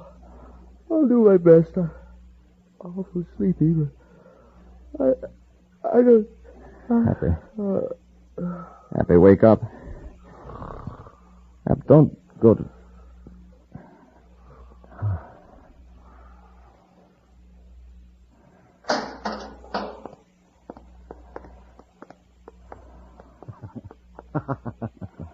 Now, isn't that touching? Both of them sound asleep. Yeah, their ray guns in their hands. It's lucky I forced the sleeping gas under the door. Now, what do we do with them? We'll take them to the stone house and lock them up. When they wake, we'll find out how much the Space Patrol knows about us. Then what? We'll wait to see if this robot ship has been trailed. If not, we'll know we're safe here on Venus. Well, if the ship were being followed, whoever it was would be here by now. Let's play it safe. For cut, I want to produce Corry alive. I'll carry Corry. You take the cadet. Okay, gotcha. That's heavier than he looked. Corey's no lightweight either. All right, let's get going. What was that? I guess I kicked one of their Tomalites rolled over there somewhere in the dark. Take it easy going down that ladder.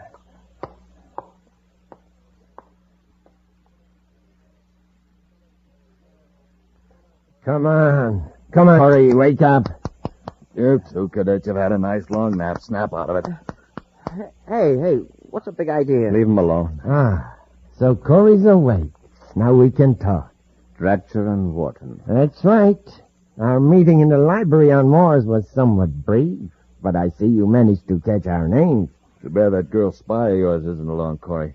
This would make a nice reunion. She's back in Lowell City getting information on you guys that'll fix your rockets for good. Well, I'm glad to hear it. Now tell us, what information does she have? Come on, let's have it. Corry, you and the cadet better speak up. You're a long way from help. Where are we? You're on Venus. A very rugged, remote part of Venus. Well, that tells us a lot. Well, it doesn't matter. But since you're so curious, do you know the Gorbeton Mountain region? Yes. You're right in the heart of that range, near the old tungsten mine.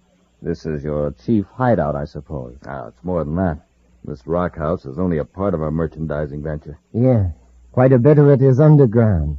We got thousands upon thousands of credits worth of equipment stored away in the lower levels of the mine shaft.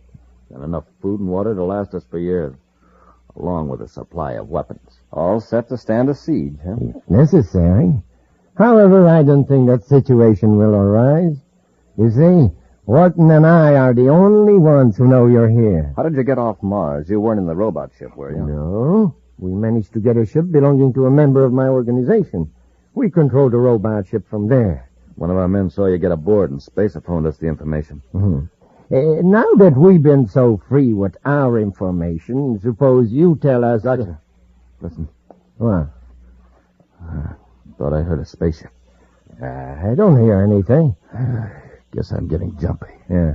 All right, Corry. Just what information does the Space Patrol have about Wharton and me? You're wasting your time, Dratcher. I have plenty of time. Sorry I can't say the same for you. Perhaps a few hours or days without food and water will loosen your tongue. Come on, Wharton.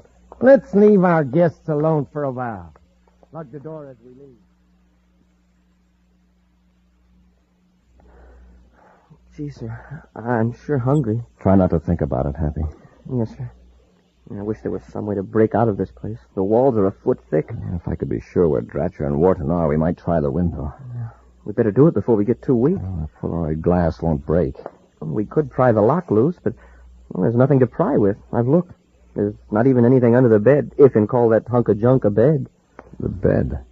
That's it. Huh? Well, how can we pry it with a bed? It's got a steel frame, Happy. If we can work the bolts loose, we can use one side of the frame as a crowbar. That's great, Commander. Let's get to work. It's going to be a tight squeeze getting through the window, but as soon as you hit the ground, head for Dratcher's spaceship. Right, sir.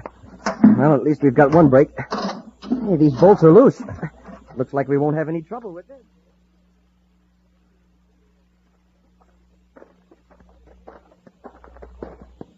Now, Corry may not be ready to talk yet, but I'll bet that cadet's getting mighty hungry. What you ought to do is separate them. We could probably work on the cadet if the commander wasn't there to bolster his courage. You may have something, Wharton. It's worth a try. We'll go to the stonehouse and take the cadet out to our shack. I got you. Look, they're out. They're running for your ship. Quick, head them off.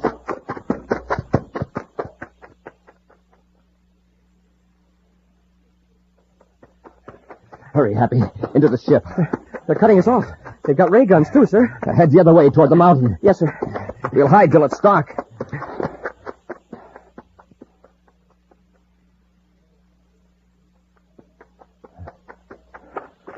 Let him go. Why waste our breath running? What are we going to do out there in the mountains? There's no food or water. You're right, They'll come crawling back in a few hours. Well, if they don't, we just saved ourselves a nasty job. We've got to keep watching those spaceships off. Yeah, we'll take turns. Wharton, just keep walking and don't turn your head. What's the matter? You did hear a spaceship after all. That fool girl has come here. What? Yeah. She's hiding around the corner of the shack. See what I'm... Yeah. Ray gun. Pretend we're going to walk right past the shack. I get you. Okay. So, why should we take 10,000 credits now when we can get twice that much by waiting a few weeks? Huh? Oh, yeah, Dratcher. But on the other hand, we could use a little ready cash. Well, I'm not saying we can, but... Oh, take the ray gun, miss. Oh, We said drop it. Hold still and you won't get hurt. You made a very bad mistake by coming here, Tonga. what have you done with Commander Corry and Happy? They aren't around right now. But I think they'll be back before long. When they get a look at our new visitor.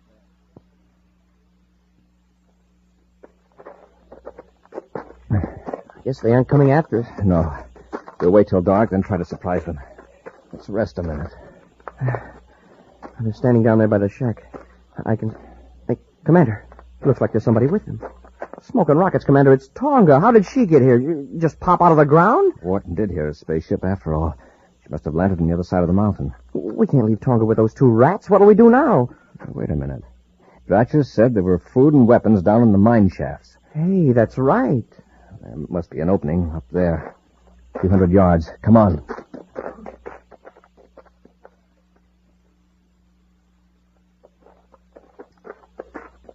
We're in luck. A tunnel car. But it looks like there's no power. It's a magnetic car with self-contained power unit. We can zip down the shaft and come back with food and ray guns. Get in, Hap. Hey, this thing's just like a miniature spaceship. Only much simpler to operate. Shut the door and shove off. Here we go.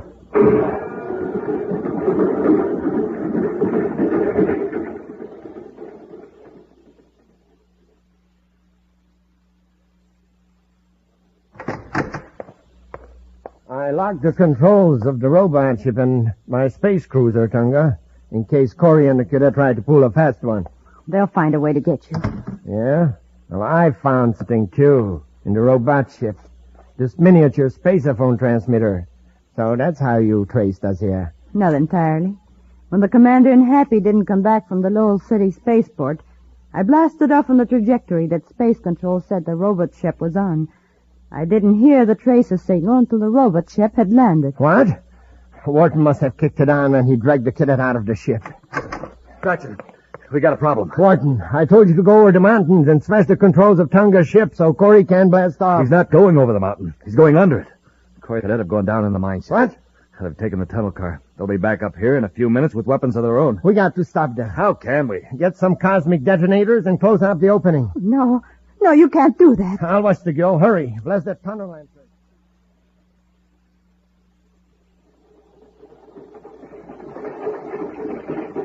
Two ray guns apiece. That ought to be enough. We'll wait till dark, then sneak up on them. There's the entrance up ahead. What was that? Hey, Commander, look out, up ahead. Stop! The tunnel's caved in. Brace yourself. We're going to crash.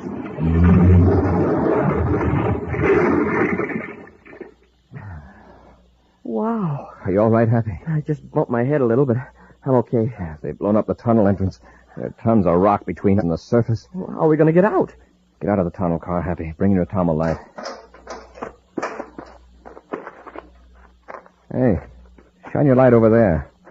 Seems to be a small side passage this side of the cave-in. That's funny. I didn't notice that passageway when we came in. Let's have a look.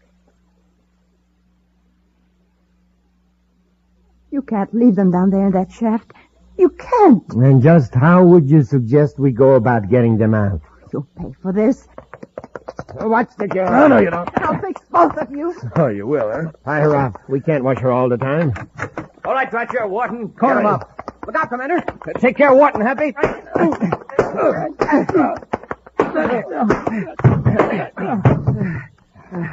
Well, Wharton won't bother us for a while, Commander. That's enough, Corry. Get up. Have the guns, Happy? Yes, sir. Oh, Commander and Happy. I thought they had you sealed in the mine. Now, we found a passage leading to a small opening several hundred yards up the slope. Another opening. I didn't know there was one. The explosion must have opened up an old passageway in the mine. Huh? That just shows you, Dratcher. You don't know your own mind.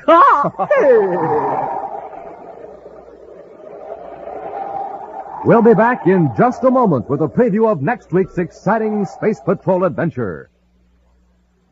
1, 2, 3, 4, 5, 6, 7, 8, 9, 10, 11, 12, 13, 14, 15, 16, 17, 18, 19, 20, 21, 22, 23, 24. Yes, sir, gang, there's 24 different Magic Space Pictures. And Buzz Corry wants you to have all of them, just like real Space Patrollers do. There's 3 of Buzz Corry, and they're all different. There's 2 of Cadet Happy. And 2 of Tonga. There's a Magic Space picture of Buzz Corry's insignia. And the Space Patrol badge. There's a space liner pilot. A picture of Major Robertson. A jet car. A flying saucer. A rocket ship. The planet Saturn. A space pirate. The Deadly Iron Fist. And all kinds of other Magic Space pictures. They work real easy, gang. First, you stare at the mysterious picture. What is it? Who is it? You can't tell. Then, you look up at the sky, or at a wall. And hocus pocus, the magic goes to work. You see a giant space picture floating in the sky. And it's so big and clear, it almost looks like the real object or person. Fun?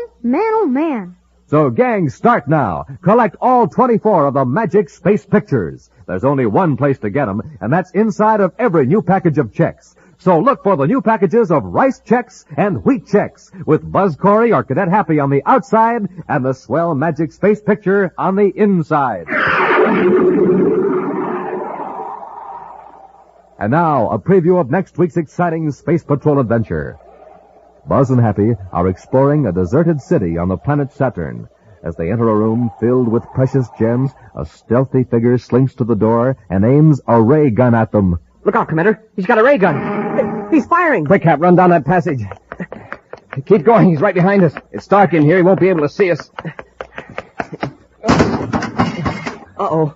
Commander, it's a dead-end passage. We're trapped. Be sure to be with us next Saturday for the exciting story, The Forgotten City, when wheat checks, rice checks, and good hot Ralston again bring you Space Patrol! Boys and girls, this is your commander with a vital message. Answer the call of the helpless by giving like a real space patroller to the 1953 American Red Cross Fund. Space Patrol, an original Mike Moser production starring Ed Kemmer as Commander Corry and Glenn Osborne as Cadet Happy, was written by Lou Houston and directed by Larry Robertson. Other players were Nina Berra, Bela Kovac, Ken Mayer, and Stephen Robertson. Dick Tufeld speaking. Now, don't forget to tune in next Saturday and every Saturday when Wheat Chex, Rice Chex, and Good Hot Ralston again present the new, exciting Space Patrol! Be sure to see another exciting Space Patrol story on your local ABC television station. Consult your local paper for time and channel. This transcribed program came to you from Hollywood. This is ABC Radio Network.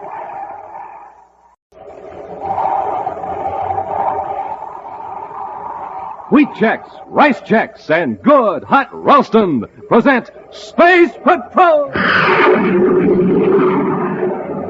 High adventure in the wild, vast reaches of space.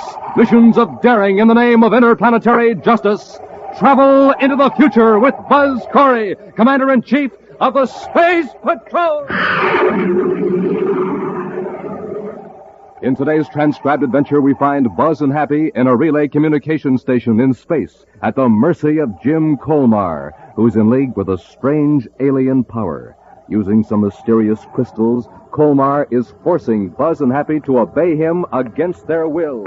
Come, follow me into the generator room. Commander, the crystals are getting brighter. That's all I can see or think about. Just the crystals. Try to look away, Happy. Fight it. Keep walking up to the generator. Closer. Closer. Fight it, Happy. Touch the connections. Reach out your hand. Happy, don't touch it. I can't hold back. You've got to. If you touch it, you're finished. We'll be back in just a moment with today's Space Patrol story, The Seed Crystals of Zeldabran. This is Space Patroller Dick Tufeld, gang, and boy, am I excited. We have a new machine here at Space Patrol headquarters, and it's terrific. It's called the Flavor Meter. It's used for testing the flavor of food. Now, I have a plain, ordinary cereal right here, so let's test it. The better it tastes, the louder it'll ring the bell. All I do is put the cereal in this slot and push the button. Not much flavor there, is there? Suppose we put in some other ordinary cereals. Well, not even a tinkle. Now, here's a couple of super cereals I'd like to test. I'll put them both in. Wow, that did it. Those cereals really ring the bell for flavor, you bet. They were Rice Chex and Wheat Chex. Chex, the cereals with that modern bite-sized design. Chex, the super cereals that helped us supercharge you. Test them yourself, gang, in your own cereal bowl. Believe me, they'll really ring the bell for flavor. Rice Chex, Wheat Chex. And now, today's Space Patrol adventure, The Seed Crystals of Zeldabran. Swinging in a wide orbit around the planet Saturn is the artificial satellite Com Relay 4, the powerful communications relay center. Serious trouble between two men assigned to duty at the space station has brought Commander Corry and Cadet Happy to investigate. With their ship Terra 5 joined to the airlock of Com Relay 4, Buzz and Happy are now opening the inner lock of the huge disc-shaped relay station. Go ahead, Happy. Yes, sir. Welcome aboard, Commander. Colmar, you look as though you haven't had any sleep for 2 days. Oh, it's been nearer 3, sir. I've been working both shifts. Why didn't you report this dispute between Siler and yourself immediately? I should be able to handle my own assistant. I don't like to yell to the top brass for help. Where is Siler? He took a swing at me, so I had to lock him up. He's back here. All right, let's find out what this is all about. Come on, Happy. Yes, sir.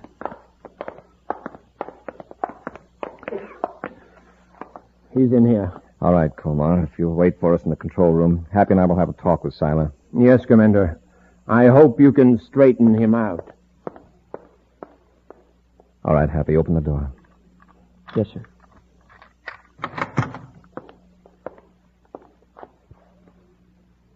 Well, Siler, let's hear your version of the story. Didn't Colmar tell you I swung at him? Yes. Okay. I assaulted the Superior. Why go into it any further? Close the door, Happy. Yes, sir. Siler, I know your record. You've worked these two-man teams for years. I find it hard to believe you suddenly went space-happy and struck Jim Colmar. Now, let's have the whole story. We got along all right at the beginning, but lately Colmar's been unreasonable. He races his rockets over every little thing. And you don't feel that you've done anything to antagonize him? No, sir. When was the first blow-up? A couple of days after the meteor hit us. Meteor? It was just a little one, about the size of a marble. We patched up the hole in the hull and everything was okay. Then one day I walked into the control room to relieve him a little early. It was a favor, see, and he jumped down my throat. What did he say to you? Said he was tired of my sneaking up behind him. He kept his hand clutched around something as though he were afraid I'd steal it. Acted like a spoiled kid. Was that when you swung at him? No, that was later. He kept finding fault with everything I did. So I finally blew up. I swung wild, and he connected. I was a little surprised. I didn't think Colmar had it in him. Now, Siler, you're relieved from duty. I'm taking you back to Terra. But first, I want a written report from Jim Colmar.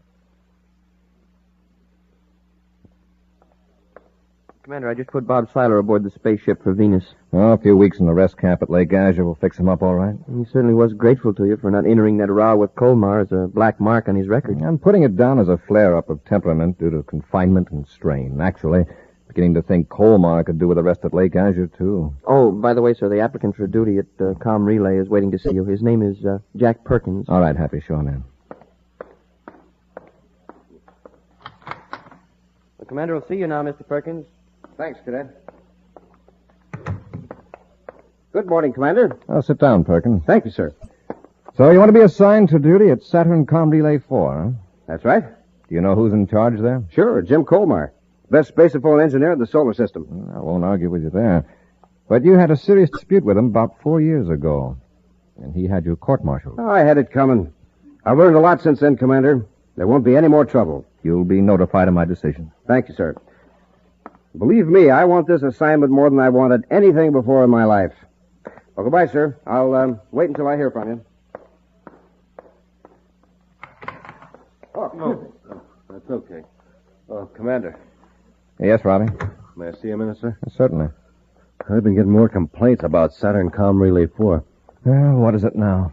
Saturn and Neptune channels are weak, but Colmar's feeding a wild beam out into space 40 degrees west of Pluto. He's sending gibberish where there aren't any planets or space lanes. He's probably groggy from lack of sleep. We've got to get him an assistant right away. He's put in a request for a specific man. Came through the private channel about an hour ago. Oh, who does he want? Guy who just left here. Jack Perkins. Well, I'm either putting a lion and a tiger into a cage together, or I'm helping to restore a beautiful friendship. You mean you're going to okay Perkins' appointment? We need a man out there quickly, and I feel we should send a man of Colmar's choice. Yes, sir. See that Jack Perkins gets on the next Space Patrol transport to Saturn.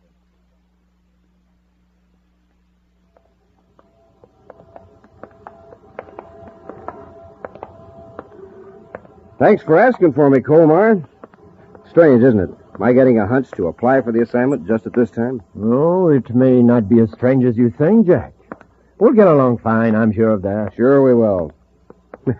There I was, wasting my time on Mars, when all of a sudden I thought of you. Here's the control room. Wow. Say, you sure got this thing fixed up. Where'd you promote all this extra equipment? I'll tell you someday. For the time being, let's just say this isn't standard for a com relay station of this size. I'll say not. Jim, you've got something in this room. Something strange and magnetic. Something behind the amplifier.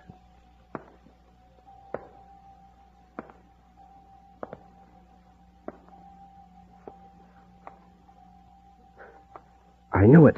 The crystal. Yes. You have one too, haven't you? Yes, I've got it with me, but yours is a much larger crystal. Where'd you get it? It crashed through the hull of a station a few weeks ago.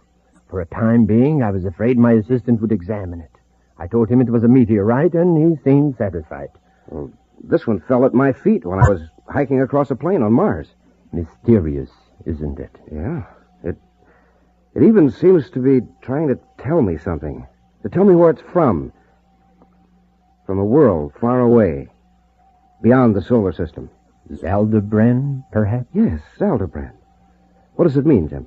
It means we have been selected from all the people of the solar system to guide the invaders, the liberators from Zeldabran. I don't quite understand. You will. Probably millions of these crystals were fired out into space, in all directions from Zeldabran, just on the chance that one or two might come to rest on an inhabited planet. But, Jim, are the crystals alive? No, not in the usual sense, but they vibrate in sympathy with the life force of the men of Zeldabran. That's how they communicate with us, project the thoughts of these men. You've learned all this from the crystal? Yes, and we must keep these crystals a secret from everyone. Those are the orders. Yes, I know. All who have the crystal will be brought together, as we were. Only by working in secret can we guide our masters here, the conquerors from Zeldabran. Come, we got work to do.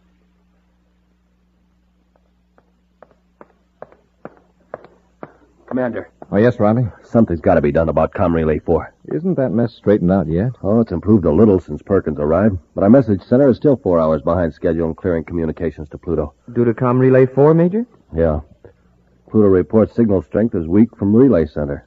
We've run the code tape through twice. Have Colmar or Perkins given any explanation? None that makes any sense. Well, I'll get some sense out of them. Robbie, beam all outer planet spaceophone signals through Jupiter Com Relay 3. Right, sir. Happy and I are blasting off for Com Relay 4 to find out what Perkins and Colmar are doing.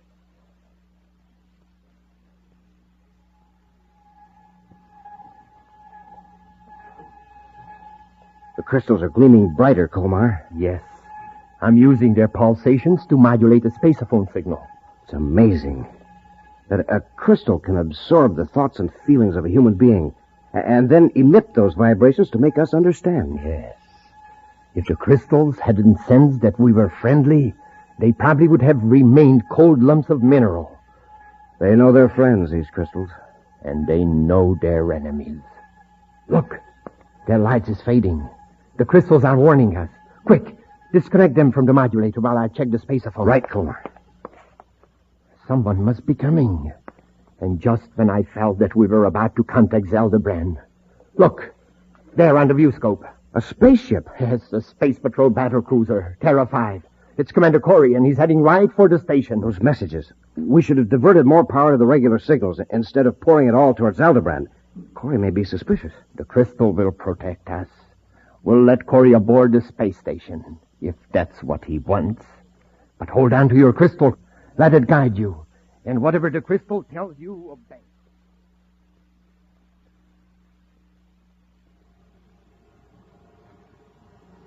They're in the airlock. Hold your crystal firmly. And don't be afraid. We'll get out of this. I'm not afraid, Colmar. Well, I hardly expected you back so soon, Commander. Hello, Colmar. I'm surprised to see you looking so well. I feel much better since Siler left and Perkins is here. Well, that's fine. But what about your relay transmitters? Pluto can barely pick you up. You've got a beam 40 degrees west of Pluto that nearly burned out our meters. Yeah, we tested it when we came in. I want an explanation, Colmar. Very well. We are diverting the power of the space relay station to more important matters. What's more important than your duty, relaying official messages? I'm afraid you'll never know. Come with me, Commander. You're a little confused, aren't you? You take orders from me, remember? I said come with me. Follow me. They must be space happy, Commander. And what are those little bottles they're holding? Colmar, Perkins, what's in those bottles? They are crystals. Crystals from another universe. Now come. Come, Commander. Commander, something funny is happening. I can't take my eyes off those crystals. Follow me into the generator room. Happy, try to look away.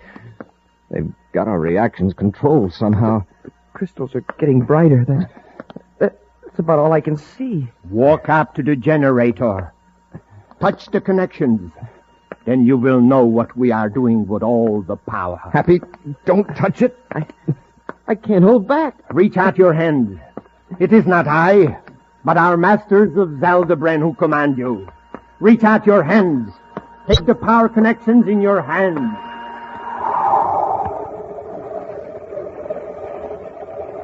We'll be back with Space Patrol in just a moment. But first, this is Commander Corry and Captain Dick Tufeld, reminding you that pulling up to your breakfast table is like pulling up to a filling station. Give them our example, Dick. Right. A jet cycle has just pulled into a filling station to get its tank filled. The man has it filled with ordinary fuel. Listen. Not much go in that jet cycle, is there? But now listen to that same jet cycle filled with super fuel.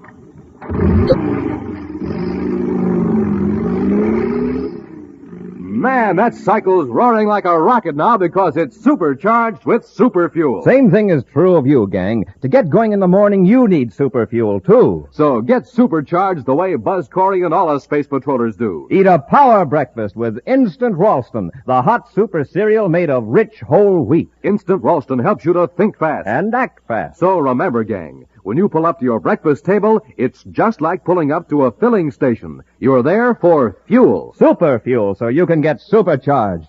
Take a tip. Eat a power breakfast with Instant Ralston and get supercharged. Get it today in the red and white checkerboard package. Good hot Ralston. And now, back to our Space Patrol adventure, the Seed Crystals of Zeldabran. 2 mysterious crystals have found their way into the solar system from outer space. One crashed through the hull of a communications relay station in the Saturn orbit. The other landed on a Martian plane.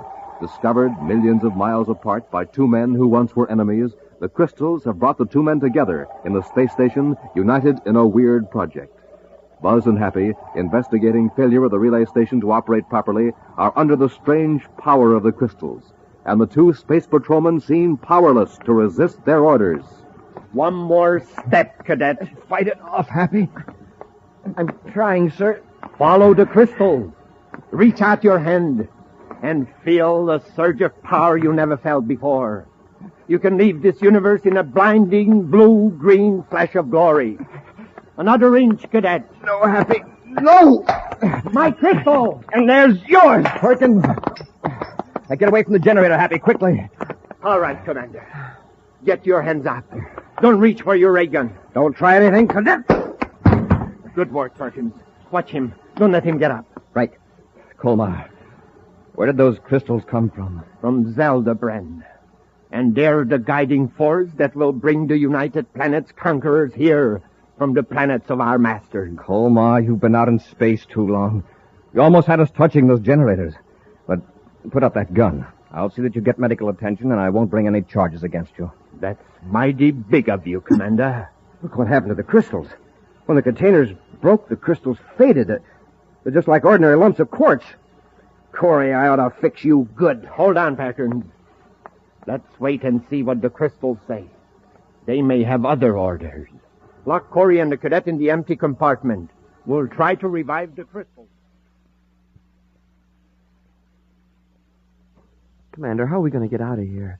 Colmar and Perkins are completely out of their minds. Come here. Yes, sir. Put your ear close to this ventilator. Listen to them. The crystals are beginning to glow again. Yes. They revive quickly in the fresh solution. They're in a compartment at the other end of this vent. And they said the crystals are giving off light again. Just listen. In a few hours, we can put them back in the modulator. This time, maybe we can get through to Zeldabran. I think the beam is weakened by the cosmic ray from the sun. If we could take this relay station out beyond the Pluto orbit... Oh, but how can we do that? There is one other person in the solar system who has found one of the crystals. He has helped me already by bringing me equipment I needed. Who is he? A very wealthy man on Terra, Zoltan Cefalu. If he comes here with a powerful spaceship, we could quickly accelerate the relay station out beyond the Pluto orbit. Come away from the vent, Happy. Yes, sir. It sounds crazy, but those crystals just might be a contact from some other system. Well, at any rate, I've never seen crystals behaving like that before. Whether or not they're from another universe, they're dangerous in the hands of Colmar and Perkins. Have you got your miniature spaceophone? Yes, sir. Good. We'll try to reach Major Robertson and have him pick up Zoltan Cefalu. If Colmar tries to contact Cefalu, we'll at least have evidence of a conspiracy.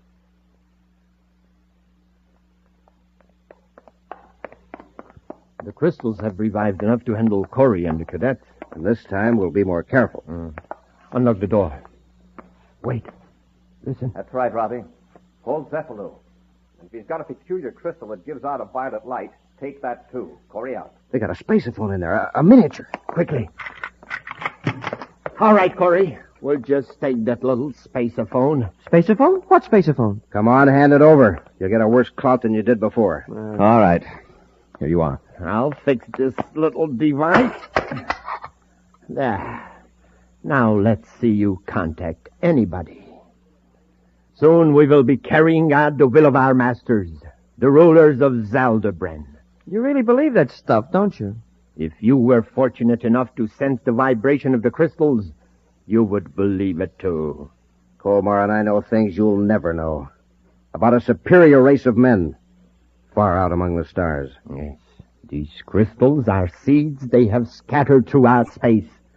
When they find fertile ground and receptive life, they bloom and glow. With our spaceophone equipment, we can transmit their pulsations back to Zeldabran. Then our masters will know they can come here to a new home. Commander, what do you think? It makes no difference what the commander thinks. He's going to help us. Huh? How? We've got to move the space station before someone investigates. The commander's ship is connected to our airlock. We'll have him move Com Relay 4 to a better location. Now let's lock these two in here until we get our crystals. This time there must be no slip-up. What are we going to do, sir? They're going to try to put us under the power of those crystals. If the crystals don't work, Colmar and Perkins still have our weapons. But if they think we're under the spell of the crystals, we may be able to catch them off guard after we're in the ship. Don't look directly at the crystals. And keep your eyes partly closed. Yes, sir. And pretend to be resisting with all your might.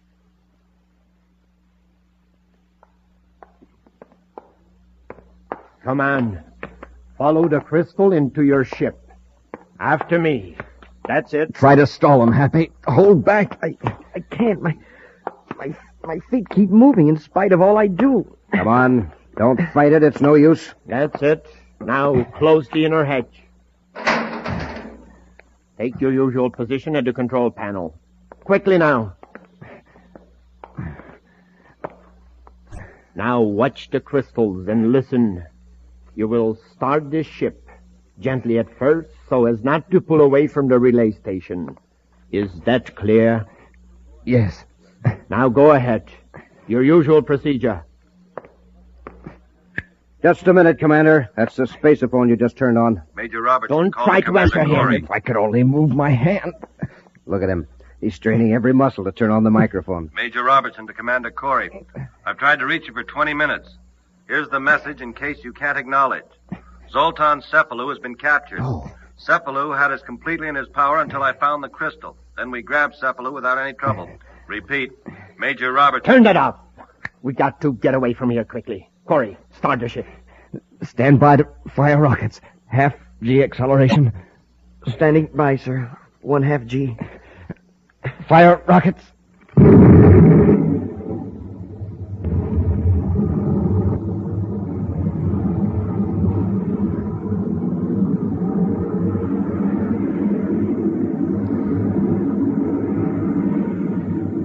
Perkins, is the space station holding to the ship?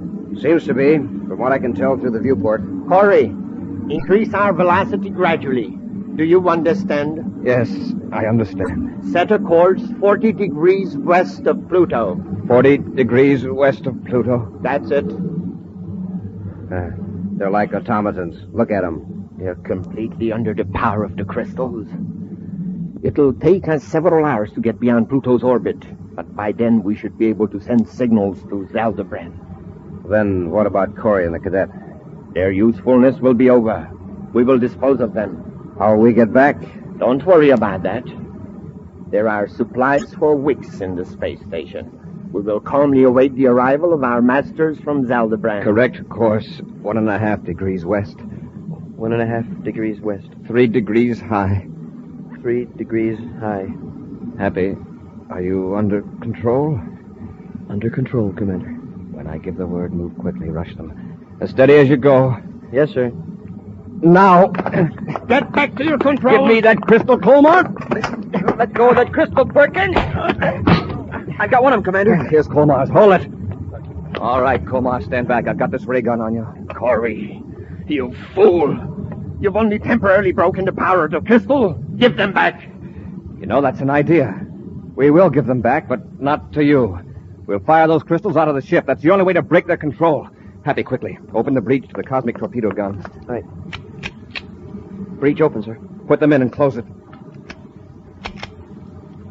All right, Happy. Fire the torpedo.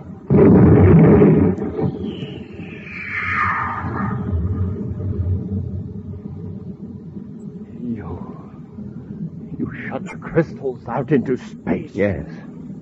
Out towards Zeldabran. Or wherever they came from. Hey, I feel different now. I can move my hands easily. Colmar, what happened? Commander Corry and the cadet shot the crystals out into space. Yes, out where they'll never be found. At least by anybody in the solar system. Thank goodness. That's wonderful. Well, what are you so happy about, Colmar? I thought you wanted the crystals. They had some terrible power over me. Now it's broken. I'm free again. So am I. Commander, if you hadn't fought us, Colmar and I would have brought something horrible into the solar system. I don't know just what, but it wouldn't have been good. Hap, I'll space upon Robbie and give orders to blast that third crystal out of the solar system. Commander, Perkins and I are traitors, and we deserve whatever is coming to us. But I'm glad it's over. A brainograph test will show whether you were acting under the influence of the crystals or your own free will. Well, I'm glad it's over. And I've got something to settle with you, Colmar. Oh, you have? Yeah. I'm going to punch you in the jaw for getting me court-martialed 4 years ago. I'd like to see you try No, Hey, wait, break it up, break it up. Now, let's not have any more of that. Hey, Commander, it was the crystals. See, with the crystals gone, they're enemies again.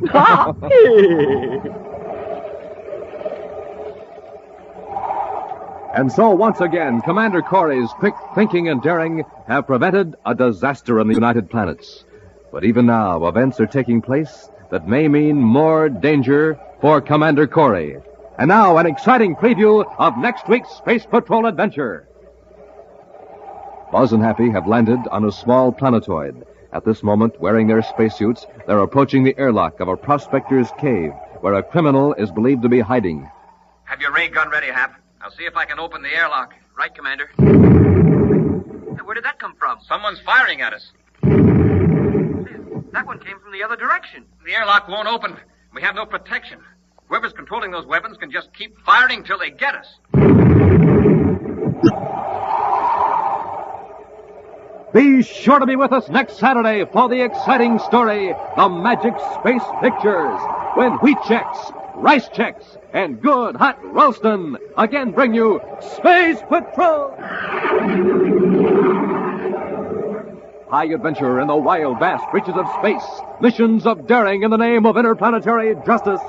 Travel into the future with Buzz Corry, Commander-in-Chief of the Space Patrol! Space Patrol, an original Mike Moser production starring Ed Kemmer as Commander Corry and Lynn Osborne as Cadet Happy, was written by Lou Houston and directed by Larry Robertson.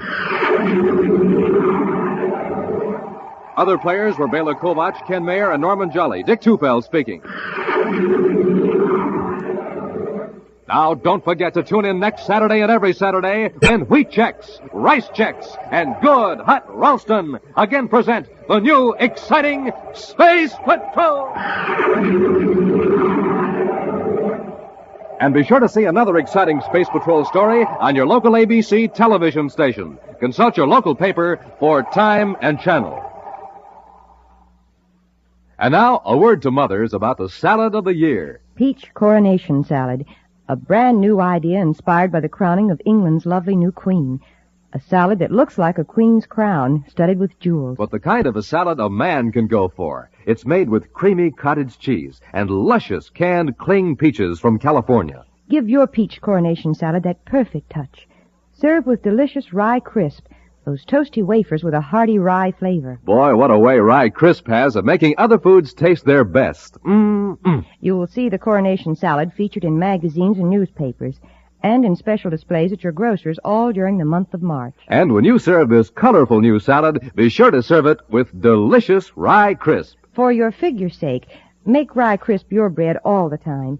Only 21 calories in a double square. No waiting for the famous Rye Crisp reducing plan when you buy Rye Crisp. It's printed right on the package. Remember, it's smart to make your bread Rye Crisp.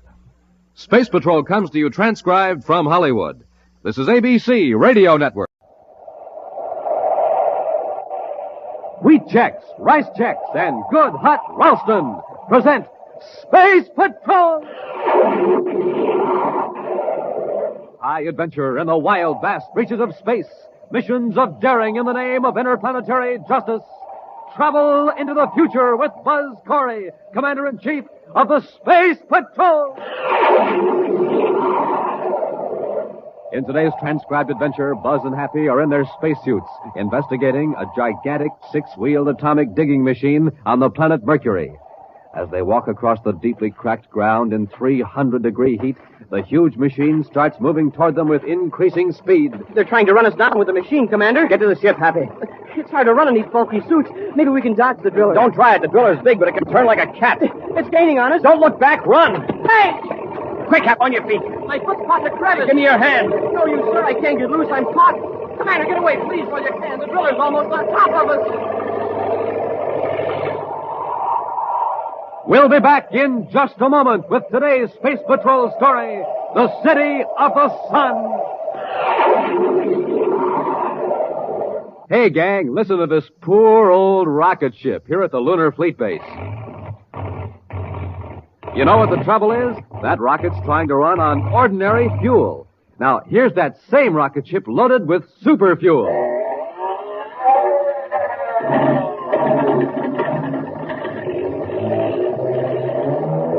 Now, that's what I call a real blast-off. And boys and girls, to get a bright and snappy start, you need super fuel too, especially in the morning. So start your day with a breakfast that supercharges you. A nourishing breakfast with a checkerboard super cereal, like Rice Chex. Triple crisp Rice Chex. Triple crisp because it's toasted 3 times. And oh boy, is Rice Chex delicious. Makes breakfast sparkle, that's how good it is. Rice Chex.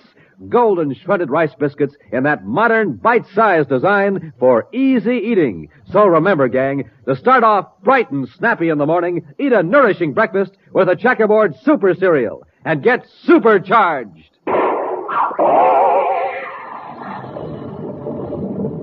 Today, try your spoon out on Rice Chex.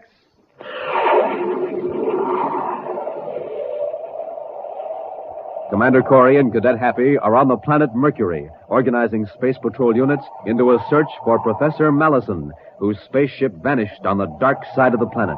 But now, a second emergency on another part of Mercury sends Buzz and Happy racing to the hot side of the tiny planet, to Solaria, the city of the sun. Who's behind the sabotage, sir? I don't know, Happy. So we've got to find out.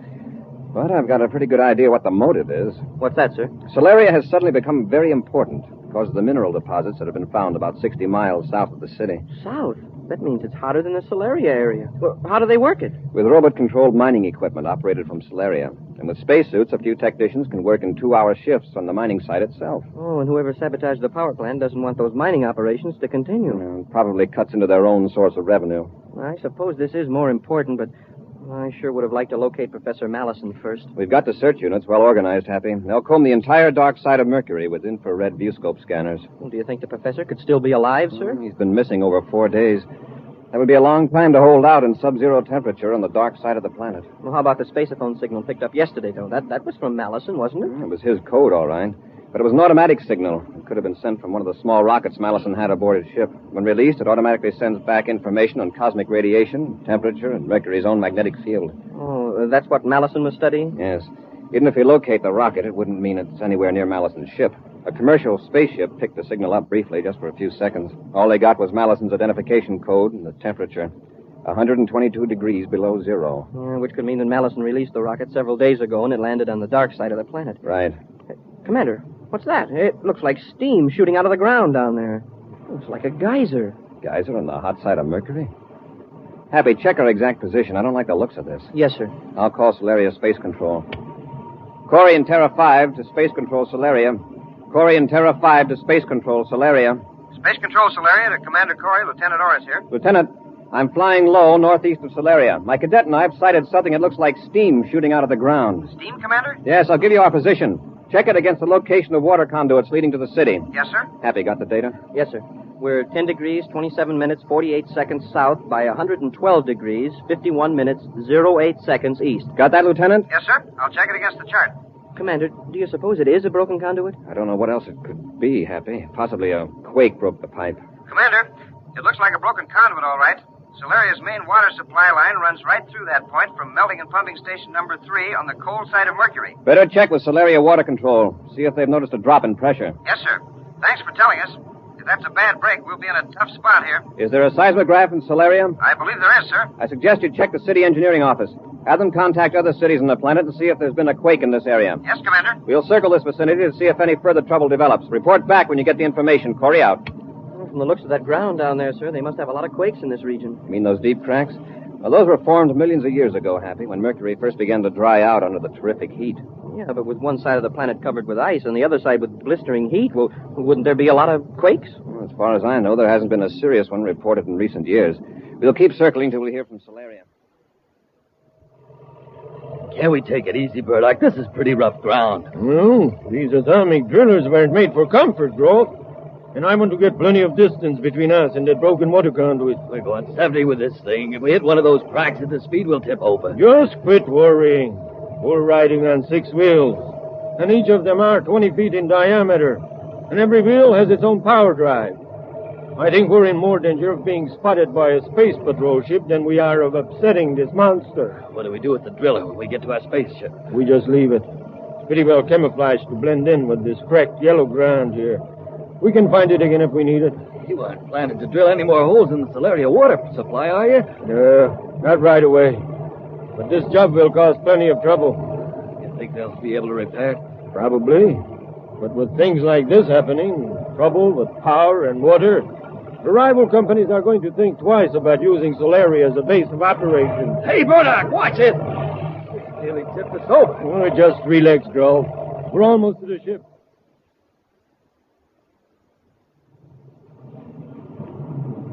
Well, sir, it looks like the conduit broke in just that one place. That's lucky, but even at that, it'll take several hours to get men and equipment out here to repair it. Space Control Solaria calling Commander Corry aboard Terra 5. Corry here. Go ahead, Lieutenant. A maintenance crew is getting ready to leave Solaria now, Commander. They know the location. Oh, good. We'll head for Solaria. What about the seismograph reports? No quakes have been detected anywhere on Mercury, sir. The chief engineer doesn't understand how that conduit could have broken. How's your water supply? Pressure has dropped to less than a quarter of normal, sir. We're already on a strict water rationing. Nearly all industries have been ordered to shut down for 24 hours. Will it take that long to repair the damage? At least. Oh, Commander, Colonel Henderson thought you might be interested in a report on Professor Mallison. Well, yes, I am. Have they found him? No, sir. But another automatic signal was picked up by a cargo ship, apparently from a grounded instrument rocket. It isn't much help. What do you mean? It's sending inaccurate information. The cargo ship pilot got a rough fix before the signal stopped. It's on the hot side of Mercury, but the temperature data was 122 degrees below zero. Same as the other report. The sending mechanism must have been damaged when the rocket landed. Yes, sir. Thanks, Lieutenant. I'll contact you when we reach Solaria. Corry out. All right, Happy. Get on vector for Solaria. Yes, sir. Hey, wait a minute. Look down there on the ground. What is it, Commander? See those gouges? A sort of crisscross pattern. Yeah, 2 rows of them. They're tracks. What would make tracks that far apart? Some heavy earth-moving machinery, probably. Oh, from when the conduit was laid. I don't think so. Focus the viewscope toward the steam spout. There, see? The tracks end right near the place where the break is. Say, that's right. Follow those tracks in the other direction, Happy. Hey, they lead away from Solaria. That makes them interesting. Any surface equipment out here would be more likely to come from Solaria than anywhere else. We're going to find out where those tracks lead. Just a few minutes more, Grove. Our ship's on the other side of the Jagged Butte.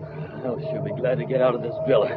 You're mighty peculiar, aren't you? You don't like spaceships either. Who says I don't? Well, didn't you get space sick the other day? Well, or was it because I shut down the lab ship? You shouldn't have done that, Burdock. He wasn't bothering us. He was on some scientific mission. Well, it's just too bad. He came snooping around just as we blasted off from our hideout. We didn't have a chance. Don't be so squeamy. By acting quickly, we probably kept the space patrol from spotting us near the power relay station. And what's the matter? The reviewscope. It's a ship. Yeah. It's flying low, right toward us. Think they see us? I don't know. Hey, Why'd you stop the driller? Because if we're moving, they might spot us. But with the sides and top of the drill camouflage, they might not notice.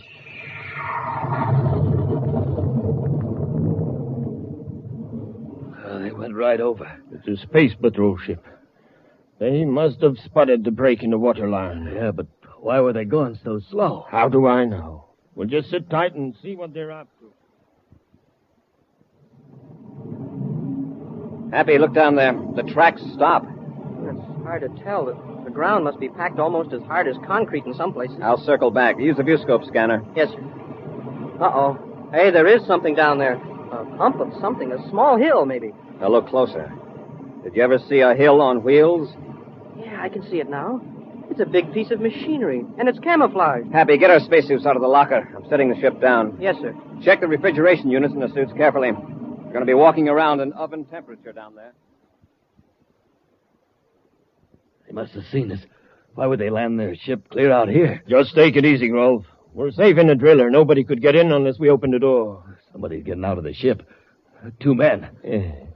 Hey, that's Terra 5, Commander Corry's ship. If we don't open up, Corry will go back to his ship and report us. They'll send a crew out here with cutting torches. If Corry gets back to the ship. How can we stop him? We'll stop him all right. You just wait and see. Wow, now that we're on the ground, that machine looks enormous. It's an atomic driller, Happy. The camouflage covers the drill part, but it's built to cover the toughest kind of terrain and drill through solid rock. Yeah, then that's what happened to the water conduit. Drilling into the main would be simple for that machine. It looks that way. Have your gun ready, Happy. Whoever's in there probably won't be too eager to answer questions. Hey, Commander, it's moving. They're making a getaway. Get back to the ship, Happy. Yes, sir. Commander, it's coming toward us. Run, Happy. They're trying to run us down. It's hard to run in these bulky spacesuits. Maybe we can dodge the driller. Don't try it unless you have to. That driller's big, but it can turn like a cat. The ground's so full of cracks and ditches. Commander, it's gaining on us. Don't look back. Run. Hey! Hap, on your feet, quick. My foot's caught in the crevice. Give me your hand. Front foot, Commander. They can't get both of us. You've got to get away. No, give me your hand, Hap. No, you, sir. I'm caught. Commander, look out. The driller's right on top of us. You've got to leave me. We'll be back with Space Patrol in just a moment.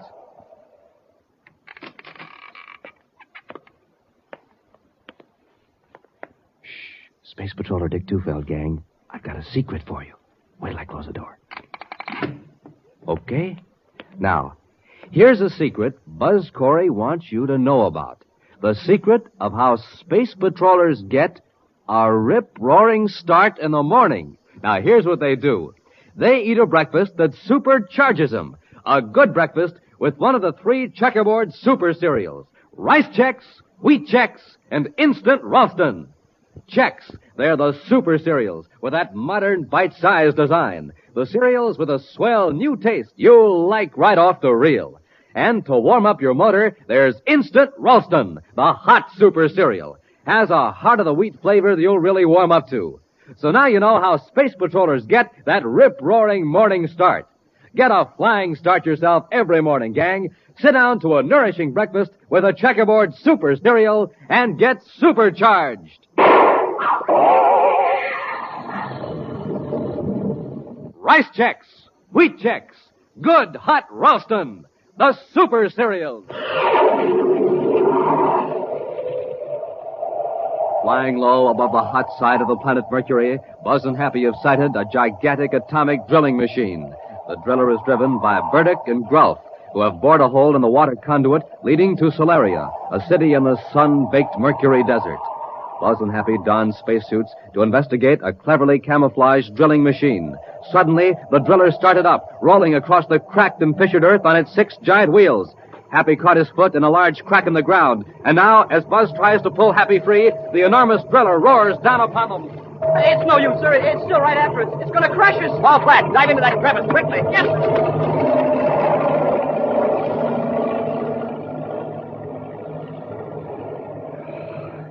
Happy, are you all right? I guess so, sir. Half buried in the dirt. Don't move yet. Stay down in the crevice until the driller's out of sight. We don't want them coming back to finish the job. I sure thought we were goners when that big thing thundered over us. We're lucky to find the crevice deep enough.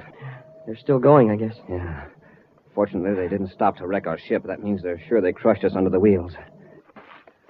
The driller's completely out of sight now, sir. All right, into the ship, Happy. We won't take time to get out of these suits till after we blast off and start our search for that drilling machine.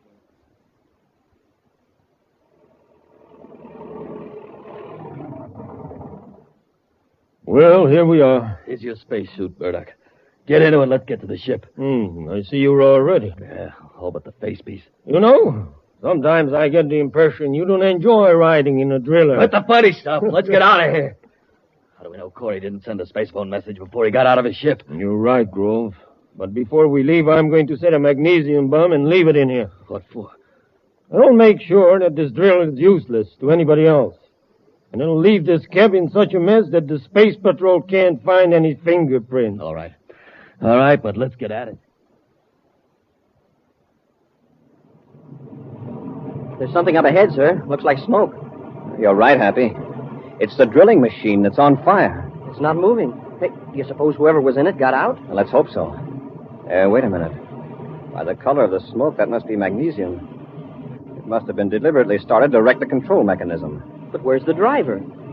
Take a look at that scorched area on the ground a few yards from the driller. A blast-off scar. Uh-huh. Our driller operator had a spaceship hidden here.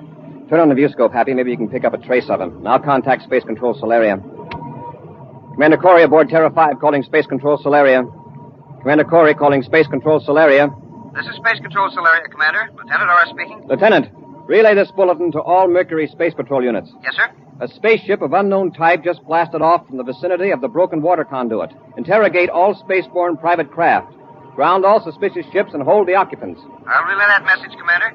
Can you give any sort of description of the ship? No, we merely saw the blast-off scar. Looked like it was from a small space cruiser. That water main break was deliberately sabotaged. An atomic driller did the job. Atomic driller? Yes. We found it abandoned near the break. Tell Colonel Henderson I want investigators sent out to examine it. They'll need firefighting equipment. Yes, sir. Make an immediate check of all known atomic drilling machines on Mercury. Where they are and who has them. Yes, Commander. How's the water situation in Solaria?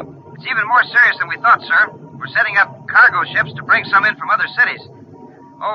Commander, a Venus-bound passenger ship reported seeing a wrecked lab ship south of Solaria. The pilot thought it might be Professor Mallison's ship. South of Solaria? How far south? 15 DU, sir. That's the hottest part of the planet. Even if the ship wasn't badly damaged by the crash, it looks bad for Mallison. The same passenger ship also picked up Mallison's automatic code, sir. And another temperature report. 122 degrees below zero. Below zero? That seems impossible. Have you sent any units to investigate? Not yet, sir. Colonel Henderson... Yes, I know. You've got problems of your own, Lieutenant. Give me the location of that crashed ship. I'll investigate it myself. And 87 degrees, 16 minutes, 43 seconds west. But I suppose that's a ship you shot down? Shut up, Beetles. I got their frequencies, both of them. Got it, Lieutenant. One more thing, Commander. The passenger ship pilot isn't sure, but he thought he saw something moving near the crashed ship. It doesn't seem likely. No, it doesn't. But I'll get there as quickly as I can. Corry out. Corry alive? Yeah, it was somebody else we ran over with the driller. Cut it off. If that is the first ship you shot down, then there's someone still alive. There couldn't be. That was 4 days ago. And even in the best spacesuit made, nobody could live 4 days in that heat. What are we going to do? I'm going to make sure. Maybe we can get there before Corry does. And if not, we'll cut Corry's investigation short. Burdock, maybe we didn't kill those men with the driller. Maybe it was Corry and somebody else, and they escaped somehow. Well, if he did, he wouldn't escape this time. You marked down those coordinates, didn't you? Yeah, they're right here. All right. I'll take the controls. You get on the view scope. We don't want to get close to another ship, especially Corry's. We're nearly to the location, sir. Drop her down a few thousand feet, Hap. Yes, sir. Hey, this part of Mercury looks even worse than where we were before. Rougher terrain. Yes, and it's even hotter. Close to 500 degrees. Now, listen. Get that down, Hap. Yes, sir. MLS 28. Mercury Lab Ship 28. That's Mallison's identification code. Temperature minus 122 degrees. Hey, it cut out. Minus 122 degrees. I got a fix in that signal, Happy. It's almost directly below us. Look. It's a cracked-up ship, all right. A lab job, too. Get your spacesuit on, Happy. Yes, sir. Whatever we do, we've got to do it fast. Hey, Commander, down there by that cliff. It's a man in a spacesuit. That's incredible. He's waving to us. Stand by for repeller ray. That's the lab ship, all right. Even in the viewscope, you can see it's pretty badly smashed up. Yeah, but we're too late. Corry ship is landing right near it. What do we do? He'll probably go in to find what's left of Millicent. When he does, we'll swoop down and blast the wreckage, and then shoot up Terrified. Better not get so low, Burdock. They may see us. There's not much they can do about it. Anyway, I'm keeping between them and the sun. Nobody's going to look up at the sun, especially here on Mercury. Wait a minute. They're running right past the ship. Where are they going? Oh, maybe. Seeing something close to the cliff. Burdock, it's a man. And he's alive. After 4 days in the blast furnace down there, it's impossible. See for yourself. Must be Millicent. We've got to make sure that none of them get out of here. Get your spacesuits on, Grove. We aren't going to land. Not unless we have to. But I'm going to make sure that all 3 of them are finished before we leave here. Check your suit spaceophone, Happy. It's working okay, sir. And so's the temperature control. And we'll need it. All right, open the outer hatch.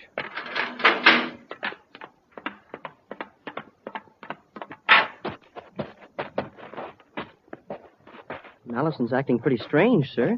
He just stands over there and motions to us instead of coming toward us. It's hardly a normal way to greet rescuers. Let's see if the spacesuit transmitter's working. Professor Mallison, this is Commander Corry. Can you read me? He's just waving more excited than ever. Professor, if you hear me, hold both hands over your head. He's doing it. Apparently he can hear us, but his transmitter's out. I thought I heard something in the earphones just for a second, and another voice. Professor, is there some reason why you want us to come over there? If there is, hold your hands straight out at your sides. Yeah, that's what he wants us to do. We better do as he asks. How did he manage to survive in this heat? Commander, it's a cave. Yeah, I see. Commander, can you hear me now? Oh, yes, Professor. My spaceophone wasn't working, so I couldn't answer you. Commander, you've got to look at this. It's a happy surprise to find you alive, Professor. That spacesuit must be remarkably resistant to heat. It isn't the suit that's responsible. Just look in here, where the beam from my atomolight is shining. It just looks like an ordinary cave. Further back, look at the walls. You mean that shiny blue-black mineral? Commander, that's ice. Ice? In this part of Mercury? Right. Thousands of tons of it, perhaps millions. That's how you manage to stay alive. It's cool in the cave. Yes, with 570 degrees outside. Inside, it's a constant 122 below zero. And your automatic rocket transmitter was right.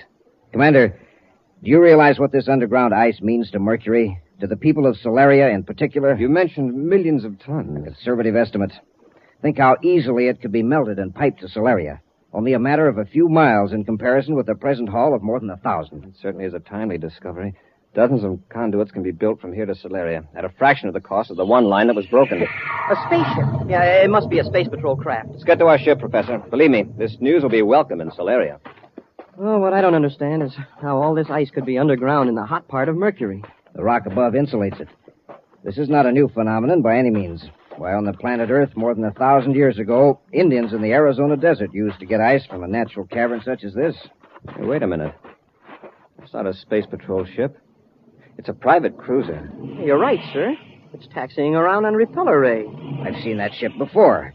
Why, it's the one that shot my lab ship down. Are you sure? I'm positive.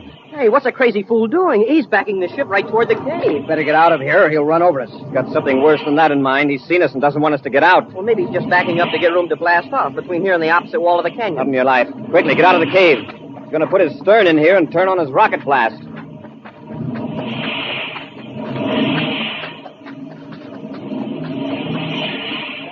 It's lucky we saw him in time to get out of the cave. Now get behind this rock. Maybe he won't see us from the ship. Hey, you're right, Commander. He's pushing the tail of his ship back in the cave with blasts from his forward rocket. Really intends to see that we don't get away from here. Now keep close to the rock. I think we'll be safe here. Hey, he's keeping his forward rockets on to hold the ship in the cave. Something tells me he's going to regret this.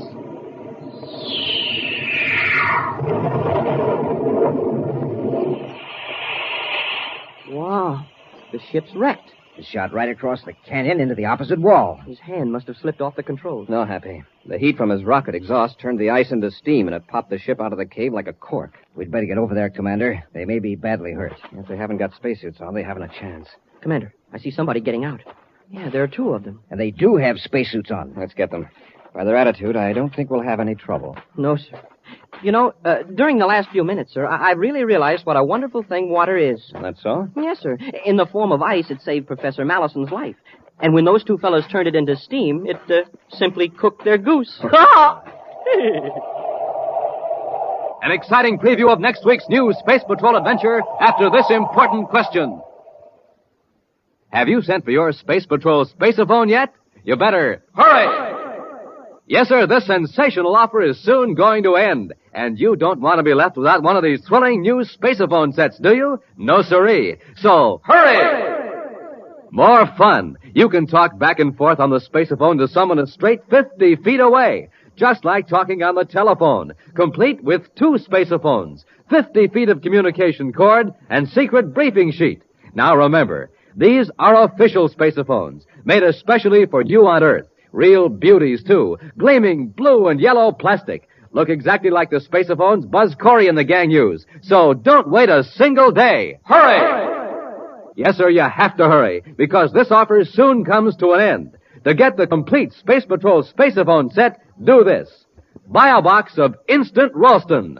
Then, with your name and address, send 25 cents in coin and an Instant Ralston box top to Space Patrol, Box 686, St. Louis, Missouri. This offer good only in continental U.S. and may be withdrawn at any time. That's Space Patrol, Box 686, St. Louis, Missouri.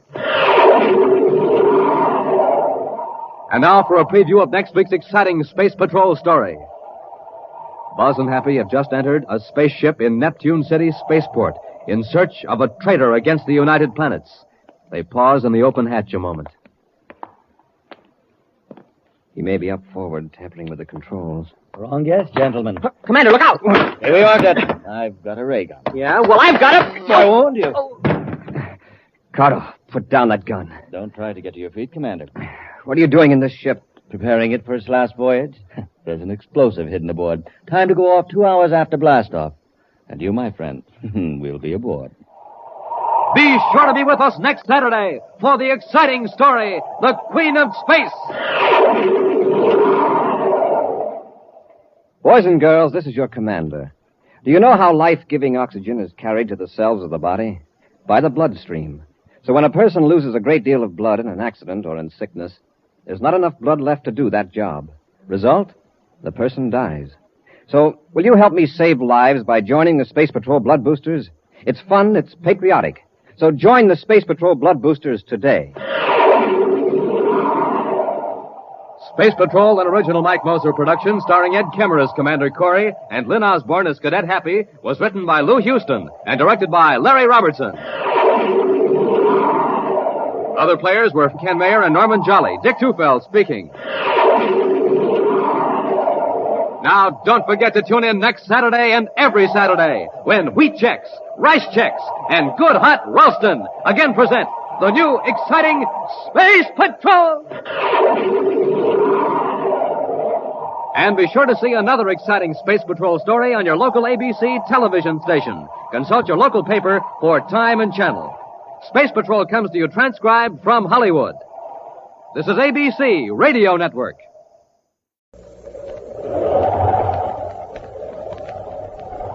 Wheat Chex, Rice Chex, and Good Hot Ralston present Space Patrol!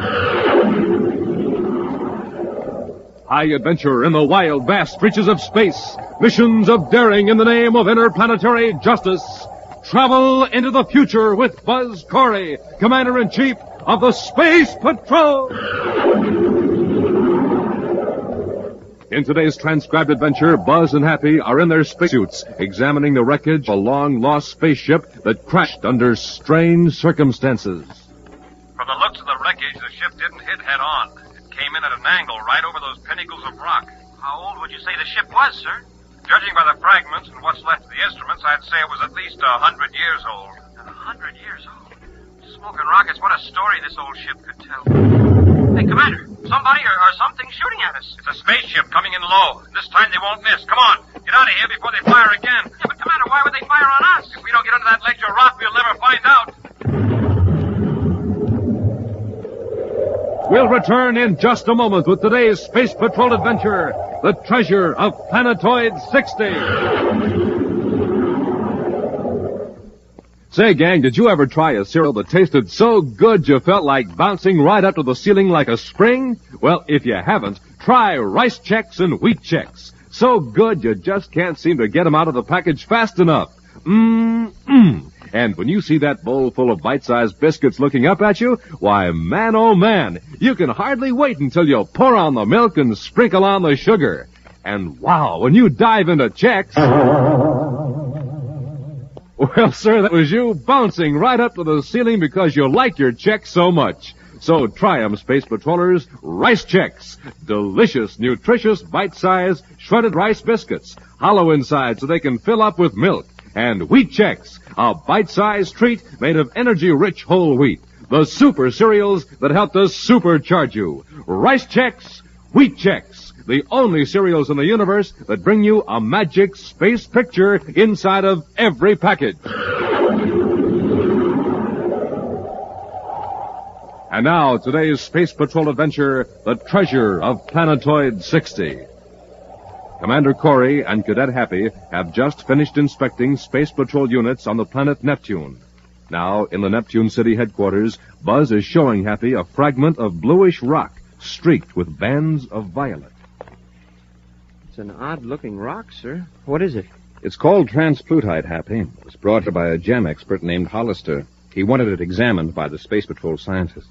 Transplutite? I don't think I ever heard of it. Oh, very few people have. Outside of a few specimens in museums, no transplutite has been seen in nearly 100 years. Hollister says that yesterday 2 men came into his shop with several chunks of this rock. He couldn't believe his eyes. The men refused to say where they got it. Well, why did Hollister bring it here? Does he think it was stolen from a museum? Yes. We're checking by spaceophone now with museums all over the solar system. Wow, then this transplutite must be pretty valuable. Extremely. Not because of the rock itself. It's the arcturium in it that makes it valuable. That's another new one, Commander. And then you've never heard of Captain Hartog? No, sir. Well, Captain Hartog was a scientist and space explorer who lived about a century ago. After a long space trip, he showed up on the planet Earth with samples of this blue rock and some strange new gems that he'd ground into microscopic cutting tools. Uh-huh. The amazing thing about these gems was that they emitted radiation when a small current was sent through them.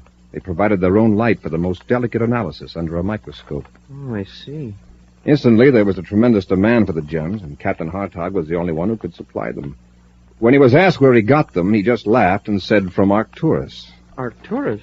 Well, that's impossible. Of course. Arcturus is a star 32 light years away, but the gem was called Arcturium just the same. And the rock itself was named transplutite, indicating that it came from beyond Pluto. Well, didn't Captain Hartog ever know where he got it? No. No, he blasted off on a space flight, and nothing was ever heard from him again. No trace of his ship was ever found. Naturally, that cut off the supply of Arcturium. No substitute has ever been discovered. Well, is there Arcturium in this piece of rock, Commander? Yes. Well, here's a chance to use your new Space Patrol microscope, Happy. Got it with you? Oh, yes, sir. Right here in my pocket. All right. Now, focus it on one of those violet streaks in the rock. Oh, this sure is a terrific little microscope, sir. I've been making fingerprint tests with it just for fun. Well, you'll find it comes in handy in hundreds of ways, Happy.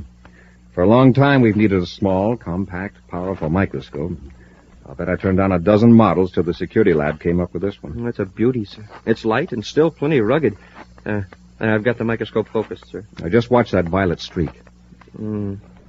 It looks like tiny sparks of light are shooting through the rock. That's the action of the Arcturium, Happy. You could see it better if the rock were polished. If electric current were applied, the Arcturium would really glow. Should I hook it up to a current, sir? Now, let's wait till we get over to Hollister's shop. I want to return the sample to him before Corbo and Rupp get there.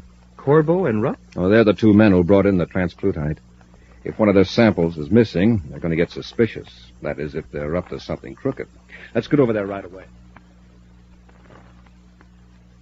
All right, Hollister, where is it? Quit stalling. We left 4 rock samples here, and we've only got 3. Where's the other one? Come on, Hollister. What are you up to? Rupp, what are you doing? Trying to make him talk. Leave him alone. Take your hands off him. Might as well, I guess. Must have hit him a little too hard. He's unconscious. That was a stupid thing to do. But, Corbo, what business has he got holding out on one of our samples? Maybe he wasn't sure what it was and turned it over to another mineral expert. Why didn't he say so? Professional pride, maybe. Anyway, we'd better shut this door to his back office and get out of here. You got the other samples? Yeah, here in this case. Come on, let's go. You, sure you searched every place here in the outer office? Yeah, even the safe. It was unlocked. We'll blast off for Saturn and have the samples tested there. And next time, Rupp, no strong arm stuff. All right, Corvo, let up, will you? Well, good afternoon, gentlemen. Hi. Where's Mr. Hollister? Oh, he stepped out for a few minutes. Just wait, he'll be right back. We're in sort of a hurry, if you'll excuse us. Oh, just a minute. Are you Frank Rupp and Kent Corbo? Us? Why... What if we are? You fit the description Mr. Hollister gave me. Then this must be one of your samples. Why, this, that's right. It's transplutite, all right, with arcturium in it. Oh, fine. May I have it, please? Oh, wait till Mr. Hollister returns. Where did you get these samples? We don't actually know where they came from. We got them from a space prospector we met on Jupiter. We're acting as his agent, so to speak. You came directly here to Neptune from Jupiter? That's right, Commander. Well, if this prospector friend of yours has discovered a source of arcturium and wants to keep it a secret, that's his affair and yours. Fine, then we'll be going along. Commander, what's that? It came from the back room. Check on it, Happy. Yes, sir. You two stay where you are. Sorry, Commander, we've got other plans. Hey, what are you doing? And this'll take care of you, Cadet. That satchel of rocks makes a nice weapon, Corbo. Come on, Rupp. Let's get out of here, quick.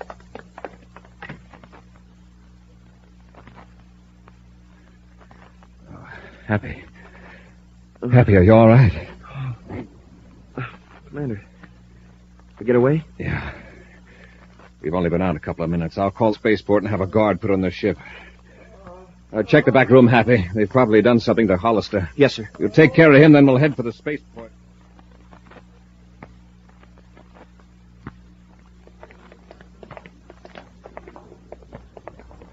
Here's Corbo's ship, Happy. It looks like we got here ahead of him. They may have seen the guards and got scared off. We'll get them. First, we'll examine the ship. Up the ladder, Hap. Yes, sir.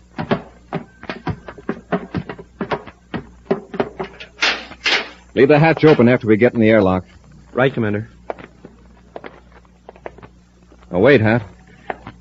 Look at this white dust on the floor of the airlock. I wonder where they picked that up. Certainly not at any regular spaceport. We'll gather up a sample of it later and examine it under the microscope. Now, let's go to their spacesuit locker. Open the inner hatch. Boy, they sure tracked in a lot of this stuff. Mm-hmm. By the marks on the floor, they were wearing spacesuits. That's why I want to check the locker. Spacesuits? That means they've recently been on one of the moons. And this white stuff is probably powdered pumice. That alone isn't much of a clue. There are a lot of moons, partly covered with pumice. Now, here's the locker. Now, let's examine the boots on these suits. Hey, they must have been wading in pumice halfway up to their knees. Get your microscope out, Happy. I'll scrape off a sample. Yes, sir. Mere magnification may not tell us too much, but it might tell us if it's worthwhile making a more thorough test at the Neptune City lab. The microscope's all ready, sir. All right, I'll smear a little of this powder on the slide. Slip it into the stage clamp. I'll look through the lens. It's in focus now, Commander. There's some dark flakes of something mixed with the powder. You want to see? Oh, thanks. Mm-hmm. It'll take a spectrographic analysis at the lab to tell us exactly what those flakes are. Yeah, then we'll have a line on where Rupp and Corbo have been. We'll also disconnect their vector computer and take it with us. The vector computer? Yes, if they didn't clear the settings after they landed, it may show us exactly where they were before landing on Neptune. Let's take these spacesuits back.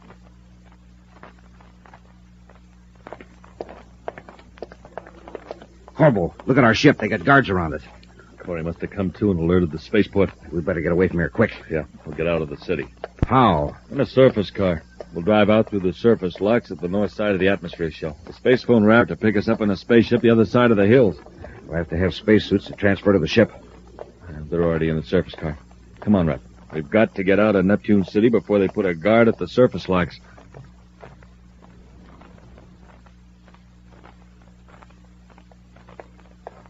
I just checked with the infirmary, sir. Mr. Hollister's okay, and he's on his way back to his shop. Good. Reports have come in from the museums, Happy. No transplutite exhibits are missing. Well, I don't get it, sir. If Rupp and Corbo didn't steal the transplutite, why would they beat up Hollister and attack us? What have they got to be afraid of? I think I've got part of the answer, Happy. Rupp and Corbo apparently have stumbled onto something more than arcturium-bearing rock. I think they've found out what happened to Captain Hartog. Wow. The lab has carefully analyzed those spacesuits we took from the ship. You remember those dark flakes in the powdered pumice? Yes, sir. They're bits of enamel, apparently scraped off of metal when Rupp and Corbo walked over it in their suits. Enamel that was once used to coat the interior of spaceships. But how does that connect up with Captain Hartog, sir? Because enamel of this type hasn't been used in 90 years. Of course, Rupp and Corbo might have been tramping around the wreck of another old hulk, but when they also show up with transplutite, there's only one conclusion. Well, then Hartog's ship was wrecked here inside the solar system. If we only knew where. The vector computer from Corbo's ship gave us a clue. Corbo didn't come to Neptune directly from Jupiter. The formula for the vector curve indicates that they came from the direction of Planetoid 60. Planetoid 60? Yes. It's one of the thousands of planetoids that have never been officially observed at close range. Its orbit is so freakish that old 60 has been out of the regular space lanes for 50 years. That's where Hartog's ship crashed? And that's what we're going to find out. Let's get out to the spaceport. We're blasting off right away.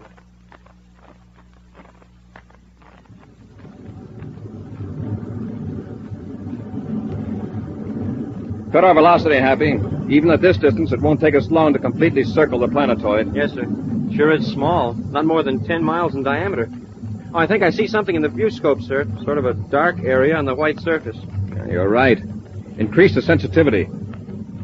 More. Hold it. It's a wrecked ship, Commander. What a crash that must have been. Chunks of the hull are scattered all over. We'll put on our spacesuits and set the ship down. I want to get a close look at that wreckage.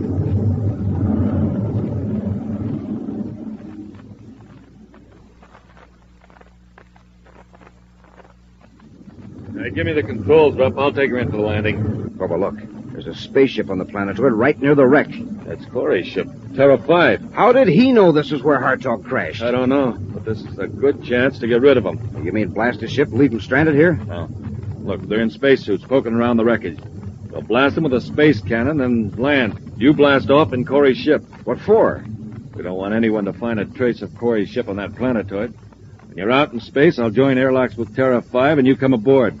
Then we'll cut Corry's ship loose. I get it. They'll find Corry's ship maybe, but they'll never know what happened to Corry. Right. We'll be able to keep searching Planetoid 60 for the rest of Hartog's treasure. All right. Train your gun sights on Corry. From the looks of the wreckage, the ship didn't hit head-on. It came in at an angle right over those pinnacles of rock. Yes, sir. Is it Hartog's ship, sir? I don't know, but by the fragments and what's left of the instruments, I'd say it was at least 100 years old. Hey, look at this. A blue rock.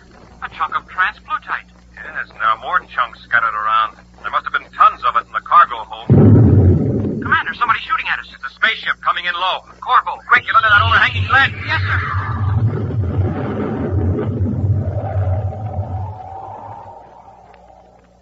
We'll return to Space Patrol in just a moment.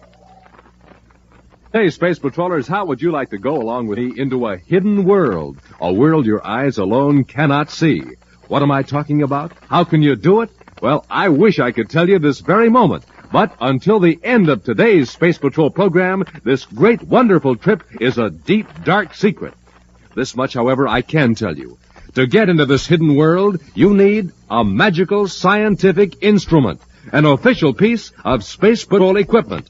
It's a surprise for you from Commander Corry, a new and different surprise you'll really go for. So stand by, have pencil and paper ready, and be all set to hear this exciting, wonderful news at the end of today's Space Patrol adventure. And now back to the treasure of Planetoid 60. Through some tiny fragments of enamel found clinging to the boots of a spacesuit, Commander Corry, with the help of the new Space Patrol microscope and other laboratory equipment, has partly solved a mystery. He has discovered that Captain Hartog, a space explorer of a century before, crashed his ship on Planetoid 60.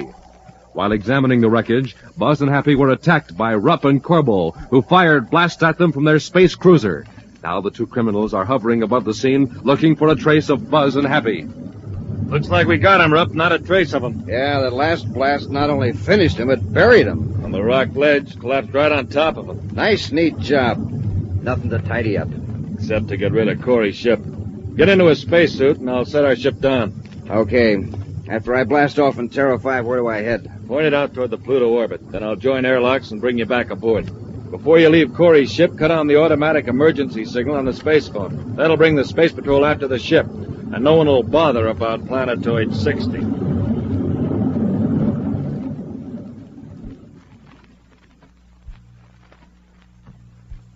Happy, can you hear me? Yes,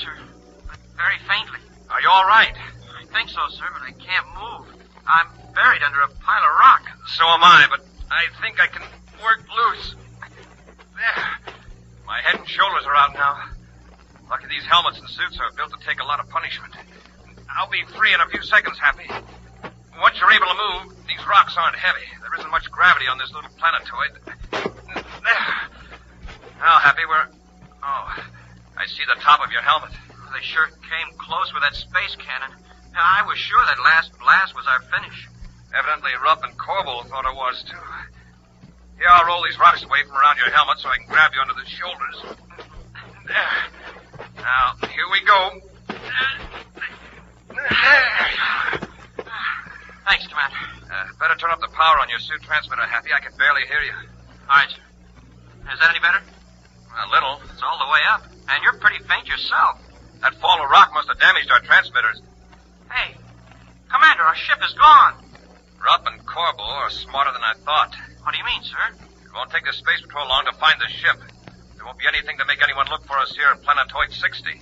And with our transmitters damaged, gee, Commander, we're stranded. Yes, until Rupp and Corbel come back. If they do. Now, they probably will. If they didn't intend to, there wouldn't have been any point in taking our ship instead of blasting it right here. Well, suppose they do come back. They'll finish us off if they see us. We'll take care of that when the time comes. Commander, look, one of the shots that Corbo and Rupp fired us hit the wreckage. Uh-huh. Churned it up worse than it was. Uh-oh. What's this? What's what, sir? This transparent plastic case. There's writing inside and a small lump of metal with a chain on it. It looks like some sort of a bracelet. It's engraved. Captain Jules Hartog. What's the writing about, sir?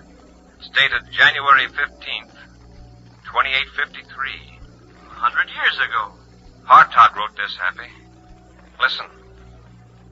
This is written just before what may be my last voyage in space.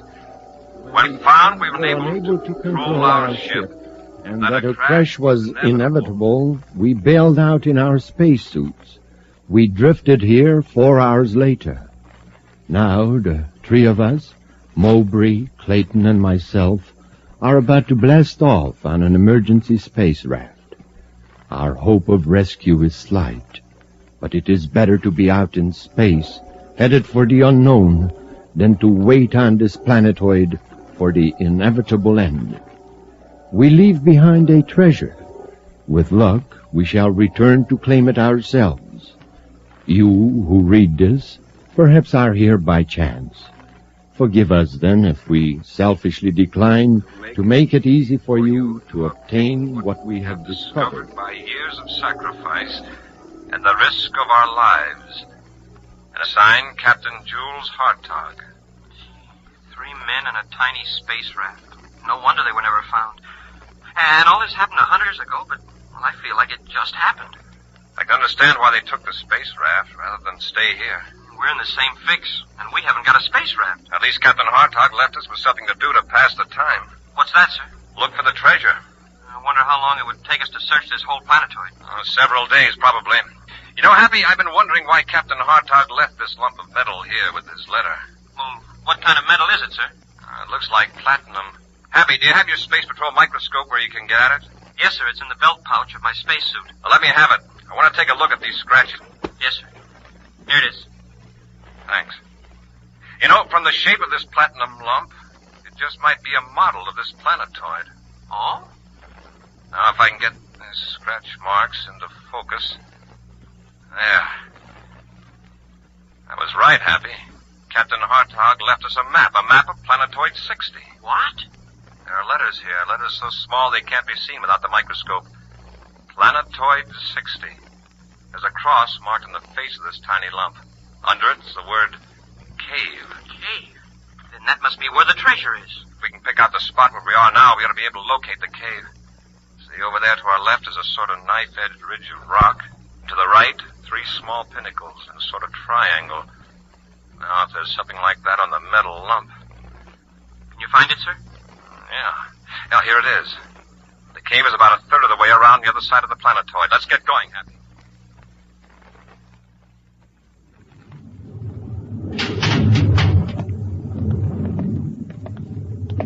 Okay, Corbo. Before I left Corry's ship, I turned on the automatic emergency signal on the spacerphone. You can cut the Terra 5 loose now. All right, Rupp. By the time the Space Patrol picks up the signal and comes to investigate, we'll be thousands of DUs away. You sure it's safe to go back to Planetoid 60 right away? Sure. With Corry's ship out near the Pluto orbit, Planetoid 60 would be the last place they'd look for Corry. Then let's go back and load up all the transplutite we can find.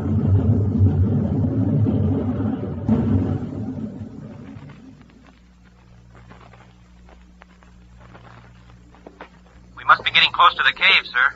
We're on the rim of that saucer-shaped depression that shows on the metal lump. If I've read the map right, the cave should be right behind that rock. Commander, it's Hartog's cave. Yes. Dug back into the bluff.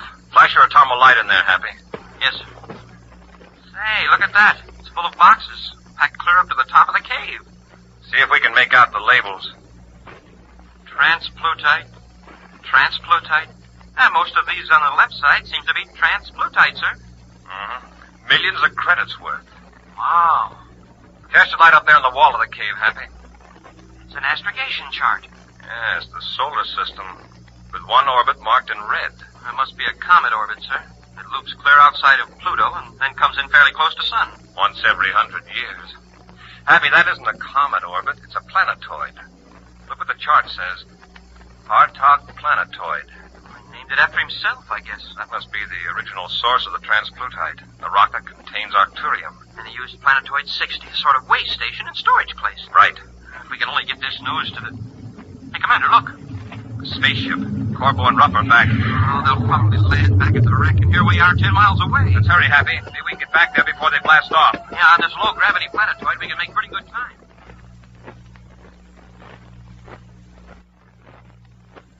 We got a pretty good pile of transplutite here, Corbo. Should we carry it into the ship now? There's a lot more scattered around. We might as well get all we can while we're here. Okay.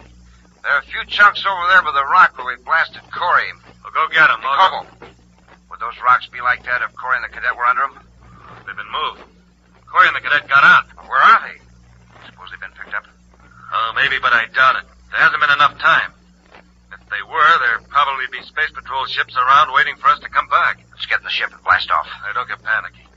Let's see if we can locate Corry and the cadet. If they're still here, we'd better finish them off. Come on, let's try this direction first. They're walking away from the ship now, sir. Now keep down, Happy. Don't let them see them. Yes, sir. They're looking for us. When they go a few more yards, we'll run for their ship and keep low. All right, Commander. Better not talk anymore. I don't think their suit spacephones are on our frequency, but we don't want to take any chances.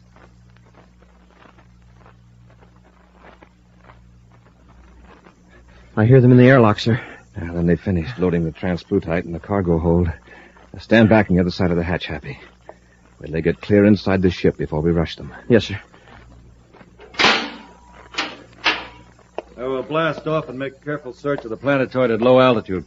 Yeah, it won't take long to find them on this dinky hunk of rock. You're right, Rupp. It won't take long at all. Rupp, go for your ray gun. Oh, no, you don't.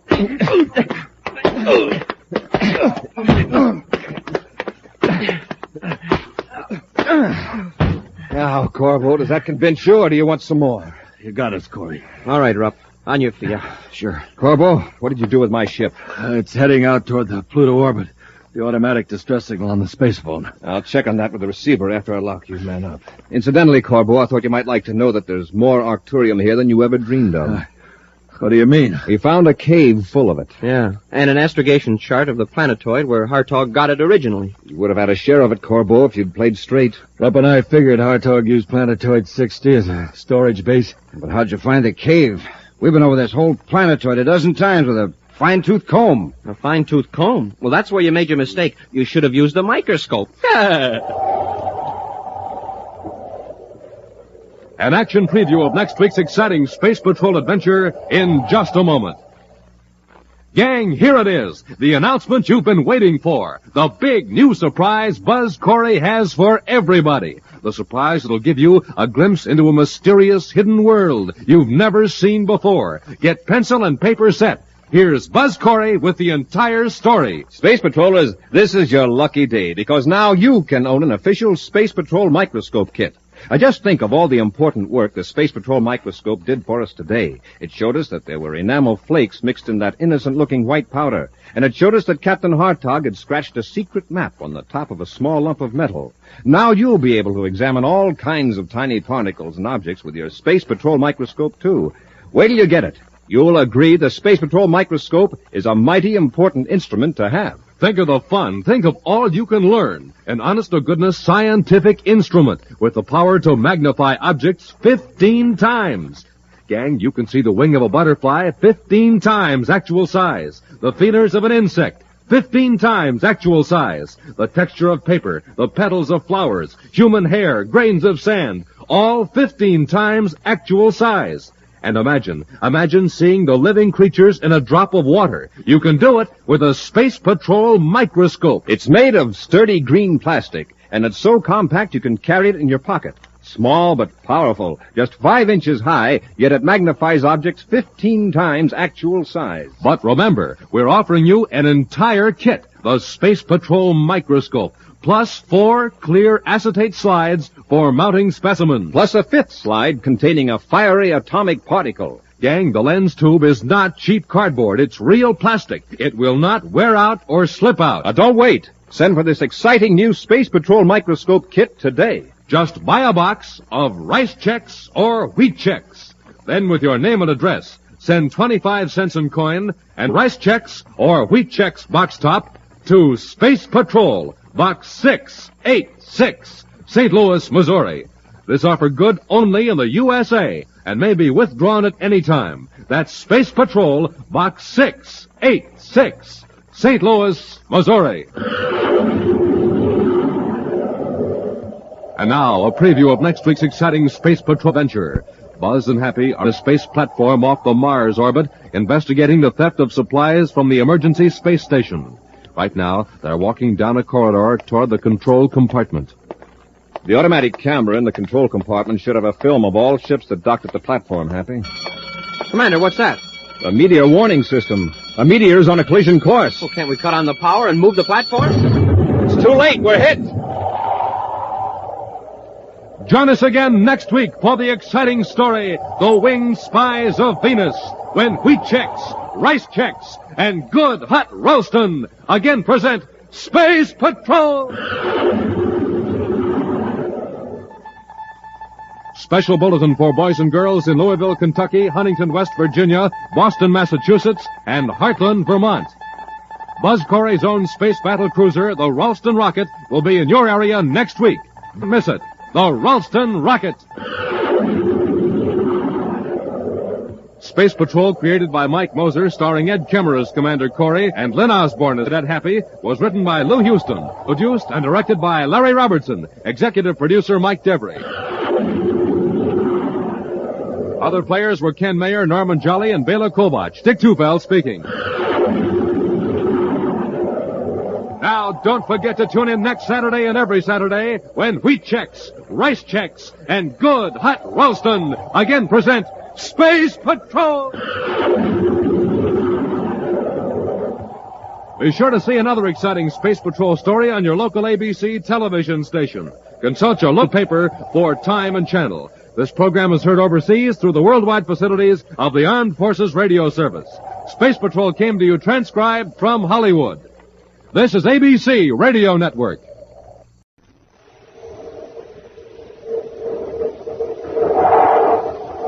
Rice checks and wheat checks. The bite-sized cereals in the red and white checkerboard packages present Space Patrol!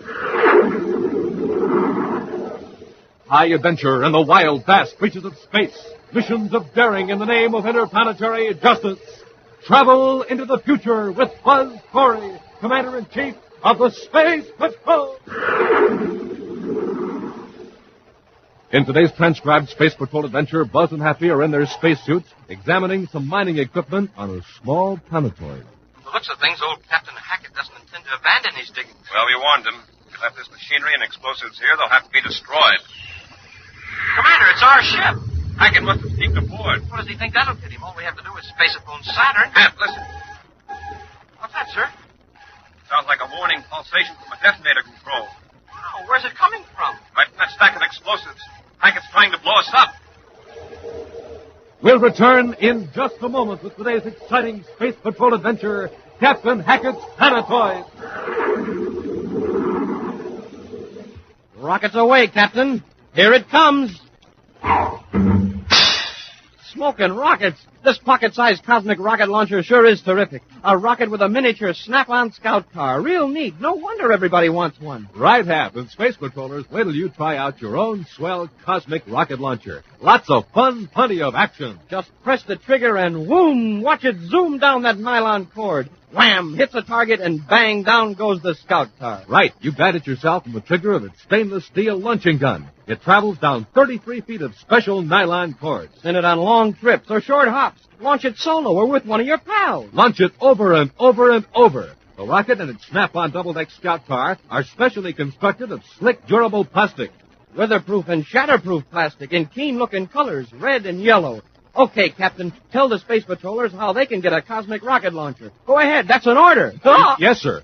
Just send a Rice Chex or Wheat Chex box top, or send the special premium panel from the side of a Nestle's Quick Can, or the lid, together with your name and address and 25 cents in coin, to Space Patrol, Box 686, St. Louis, Missouri. Don't forget your 25 cents. That's Space Patrol, Box 686, St. Louis, Missouri. This offer good only in the USA and may be withdrawn at any time. Rockets away, Space Patrollers. Send for yours today.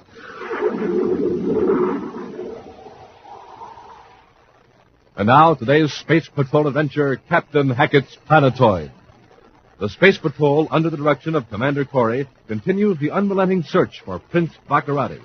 For the time being, however, the evil prince seems to have suspended his criminal operations.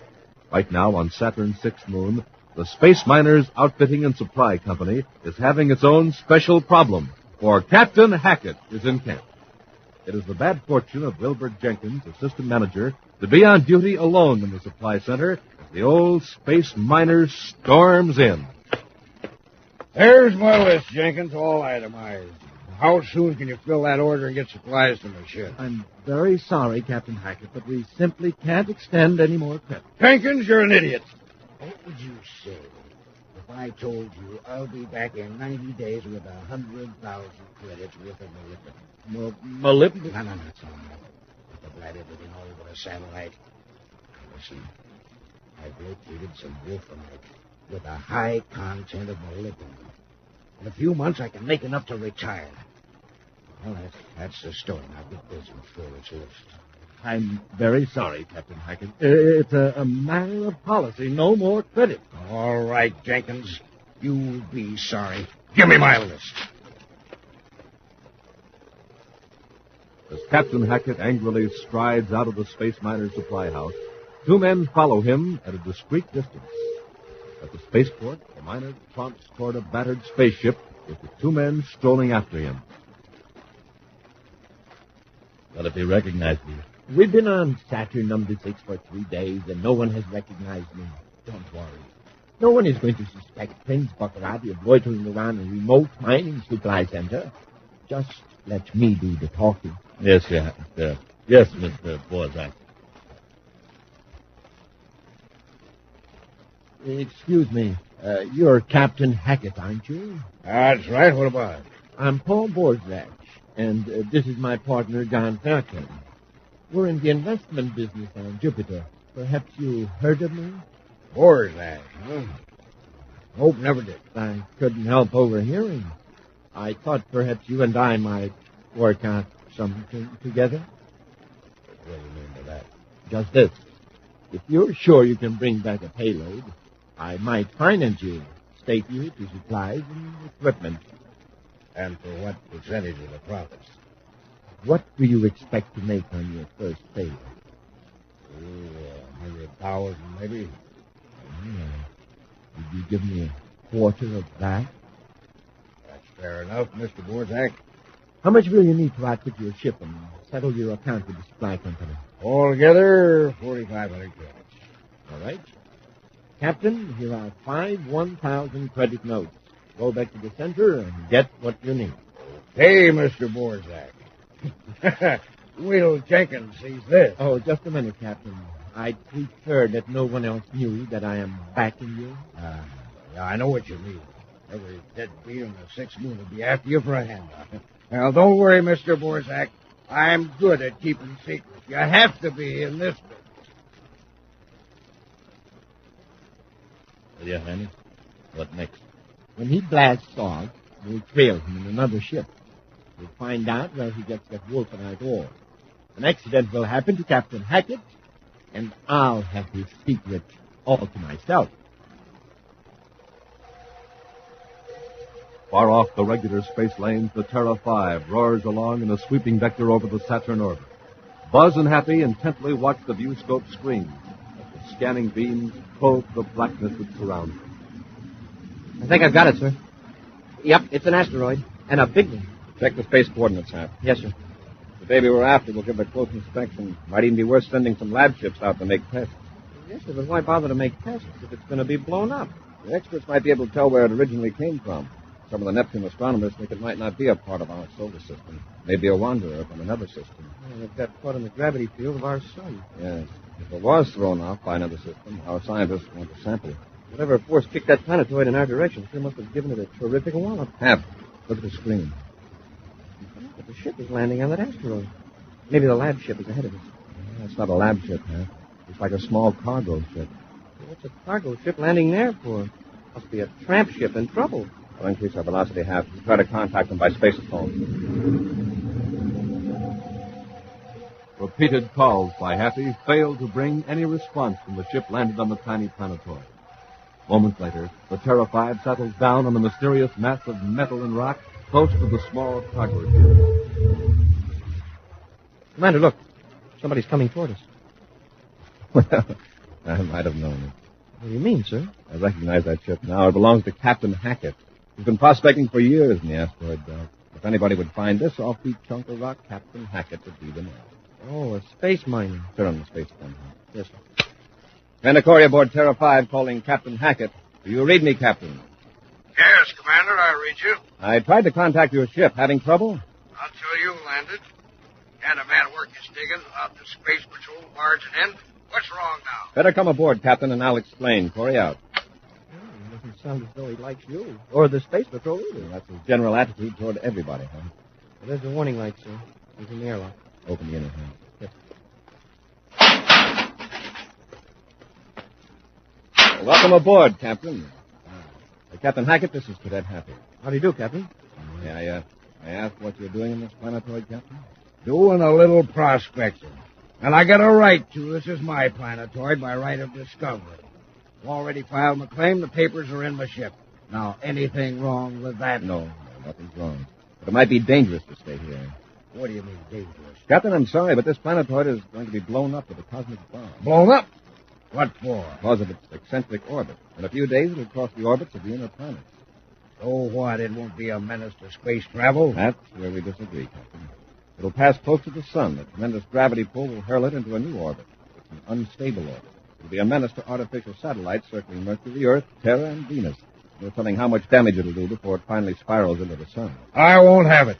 This is the biggest strike ever made in my life. Now you say you're going to blast it with that cosmic bomb. Strike? What kind of a strike? Wolfenite. Richest ore I ever saw. There's millions of credits worth of molybdenum right under this ship. Captain, listen to me. I'll have a lab ship come here and make some tests. If there is valuable ore here, you can put in a claim to the government for a reasonable amount. Reasonable amount? Well, 50 million credits would be a reasonable amount. Captain, with your present equipment, could you get 50 million credits worth of ore out of here before the planetoid crashes into the sun, say in 10 days? Why, no, of course not. So whether we bomb the planetoid or not, it'll be destroyed. Keep that in mind. I'm sure you'll get a fair indemnity if you cooperate. Well, we should put it that way. There's a lab ship on Saturn moon number 6. I can have it out here for tests in a few hours. Saturn 6? Well, that's... I was thinking maybe I could file my claim on Saturn 6. Fine. Now, for your own safety, Captain, I suggest you stay clear of this planetoid until you hear from me. I'll stop off at Saturn 6 and make arrangements for the ore tests. Later, in a small room at a small space hotel on Saturn 6, Captain Hackett explains this recent turn of events to his backer, a man he knows as Mr. Borzak, who actually is Prince Baccarati. Baccarati's accomplice, John Feldkamp, squirms uncomfortably at the news. Baccarati, alias Borzak, seems unperturbed. Captain, didn't it occur to you that you are being taken advantage of? Cheated? Huh? What do you mean? How do you know this planetoid goes tidal into the sun and biggest quarter? Why, Commander Corry said so. Of course. Now, suppose the government pays you a few thousand credits and then proceeds to mine the minerals itself. And suppose the planetoid doesn't strike the sun. You will have given away your fortune. Well, Corry always impressed me as being honest. Every man has his price, Captain. And in this case, millions are involved. Now, wait a minute. Corry didn't know there was anything valuable there. Are you sure he didn't? Anyway, isn't that strange that Corry was suddenly so anxious to have you file for damages? Yeah. He wants you out of the way. Cheap and late. Well, I don't know. Captain Hackett, where is your famous shrewdness, your knowledge of man? Why, I heard that nobody could put anything over the intelligent Captain Hackett. Nobody's gonna put anything over on me, especially the Space Patrol. I'll fix them. I won't sign anything. And what's more, I'll take care of Corry. See you later, gentlemen. Oh, wow. Captain's really mad. Yeah, but how's that going to help us? We know Corry wouldn't lie. Space Patrol really will blow up that planet. Of course. We'll lose out on a valuable ore. But we'll soon be rid of ore. I don't get it yet. Captain Hackett is furious. He'll go all over the supply center making threats against Commander Corry. Yeah, but he won't carry him out. He's just a big bag of wind. Yes. But suppose something does happen to Corry, who do you think will be blamed? Your Highness, you're a genius. Near the spaceport on Saturn VI is a small building reserved for Space Patrol personnel. After arranging for a lab ship test of Captain Hackett's planetoid, Buzz and Happy say goodnight in the corridor, and Buzz goes to his room. As he turns on the light, a man wearing a mask points a paralyzer ray gun at him. Hold it, Corry. Hold it, Corry. I warned you. Now watch this closely, Commander. There's nothing you can do except look. You know what this is? The gas cylinder. Full of tetramethanite gas under pressure. Used in mining operation and it's poison. Didn't know that before. You will in a moment. Put the cylinder on the floor. Excuse me. This gas works fast. Goodbye, Commander.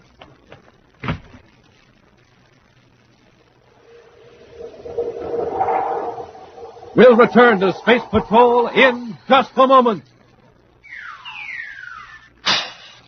Wow, Captain Two-Fell. Our cosmic rocket launcher sure went traveling that time. Yes, sir. Space Patroller used all 33 feet of launching cord. Hey, let's make this trip a short one, okay? Okay. All set? Here goes. You see, Captain? A direct hit. Yes, a direct hit every time, Space Patroller. Hey, do you want to launch it solo for a while? You bet. Gang, you can have the same kind of neat fun my pal and I are having right now with a cosmic rocket launcher like ours. Now, the rocket is 6 inches long with a snap-on double-deck scout car, specially constructed of shatterproof red and yellow plastic. You rig it on a break-proof nylon cord, and you get 33 feet of it for long trips or short hops. You launch it by pressing the trigger on a stainless steel launching gun. Down that cord it whizzes with lightning-fast speed, hits its target, and automatically releases the scout car. And say, there's a secret place in the scout car for secret messages. Space Patroller, here's the message I've got in my scout force for all of you from Commander Corry. Read it to him, Captain Two-Fell. To get a super keen cosmic rocket launcher of your own, just send a Rice Chex or Wheat Chex box top, or send the special premium panel from the side of a Nestle's Quick Can, or the lid, together with your name and address, and 25 cents in coin, to Space Patrol, Box 686, St. Louis, Missouri. Don't forget your 25 cents. That's Space Patrol, Box 686, St. Louis, Missouri.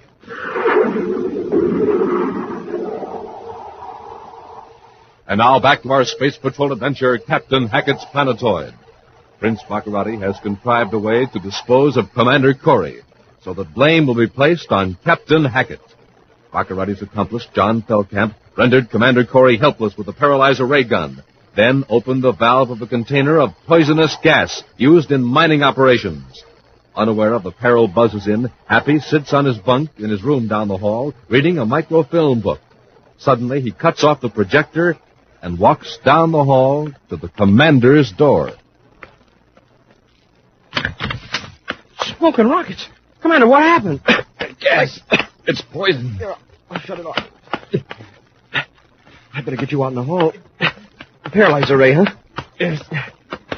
Oh.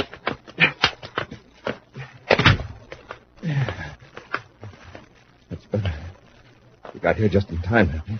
I forgot what time you wanted me to report in the morning. I just came down to find out. Yeah, this is one time I'm grateful for your lapse of memory. Same here. Who did it? I couldn't tell. He was wearing mining clothes. He wore a mask. Look over now, Happy. I can stand up here. Yes, sir. What kind of gas was that? Methanite. Miners use it to test for certain minerals. And the gas in there is partly dissipated by now. If we get the cylinder out of the room, we'll take it over to the supply center and see if we can trace the serial number.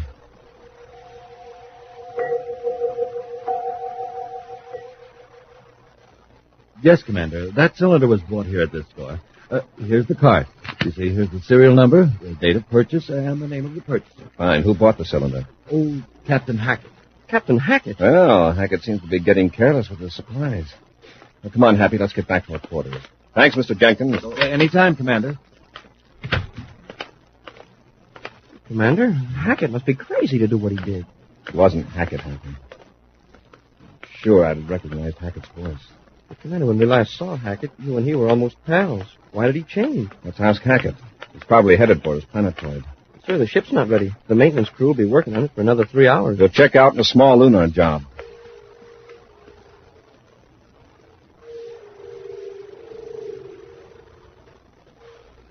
How come you told me you finished Corry, and now you tell me he's alive? Look, I don't know what happened, Your Highness.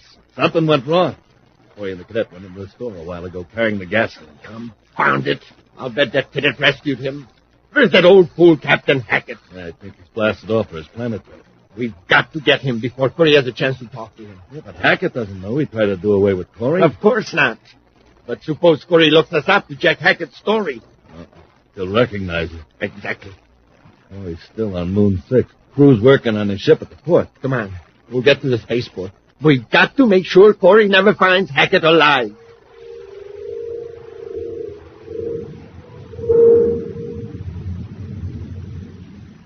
There you are, Your Highness. That's Hackett's planetoid. Are you sure that's the one? Yeah, of course. I told you I located it when I trailed Hackett the other day. Well, what's our procedure? Land, take him aboard, and then dispose of him later? No. The Space Patrol would find his ship and wonder what became of him. We'll finish him right there on the planetoid. That's worse. They'll know what happened to him, then. We'll make it look like an accident.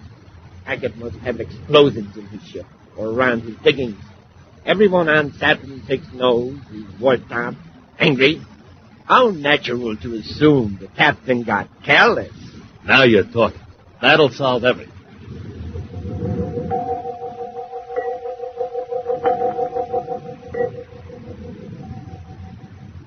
Say, Commander, suppose Hackett isn't just a hot-headed guy who popped off.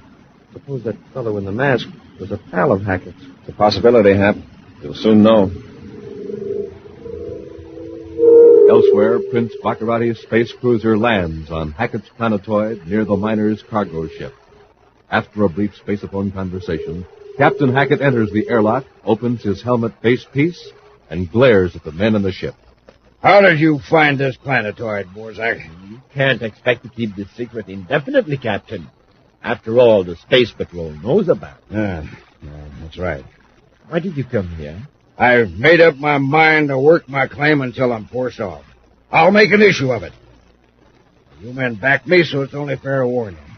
In case you don't want to get involved with the Space Patrol. You can work this claim by yourself? Sure, I got machinery and explosives. It works. Oh, you plan to use explosives, eh? I'll probably have to. I've got electronic detonators, Mr. Borzak. I can set them on the charge, walk away a few hundred yards, press a switch, and boom. Very interesting. I'd like to see this equipment. Well, the portable control mechanism's in the ship. The rest of the stuff's down there in that crater-like depression where all the heavy equipment is. Your Highness, look at the view scope. Ship. It's coming right toward us. Now let them come. I'm staying right here. Hey, wait a minute. Feldkamp, what did you call him? Your Highness? Yes, Captain. You did call me by my rightful title. I'm Prince Baccarati. Baccarati? Crook. I thought your face looked familiar. Wait a minute. You were lying about Corry. Yes, Captain. But it's too late to do anything about it. Get him, Falcon. Use your ray gun. You better blast off quick, Your Highness. Wait a minute. We still have time to carry out our plan. Falcon, close Hackett's space helmet and carry him down into the crater, below the mining equipment. Okay. Then get the detonator control out of Hackett's ship. You can hide behind those rocks over there. Then I'll blast off. Wait a minute. You mean you're leaving me here? Just for a short time. If that ship lands and someone gets out to investigate, you blow out the explosive. Then I'll come back and get you. How can I be sure? Well, even if I don't, you still have Hackett's ship for a getaway, or even the ship that's now on its way. I still don't like it. I've taken all the risks. That's the way it's going to be. Now, get Hackett out of here. I want to blast off before that other ship sees me. By the time Commander Corry lands the small lunar ship on the Planetoid, Prince Baccarati's cruiser is a tiny speck, almost invisible in the black void of space. When Hackett fails to answer their spaceophone call, Buzz and Happy get out of their ship and in their spacesuits make their way across the rough, rocky surface toward the stacks of supplies and mining equipment. I'd like Hackett to hide out. Maybe he's down the crater setting up drilling equipment. Commander, it's our ship. Somebody sneaked aboard it and blasted off. Captain Hackett. What does he think that'll get him? All we have to do is space upon Saturn and... Hey, we can take off after him in his own ship. It'd be faster anyway. Pat, listen.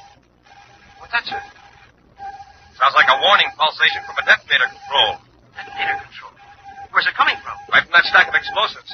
Hackett's trying to blow us up. By remote control? From our ship? Yes, he must have had a portable rig. We better get out of this crater. We'll never make it. Pat, stay here. I'm going to try to reach that detonator. What? On top of the explosives. If I can break that control circuit. Can you locate the switch? I hope this is the right one. Keep down.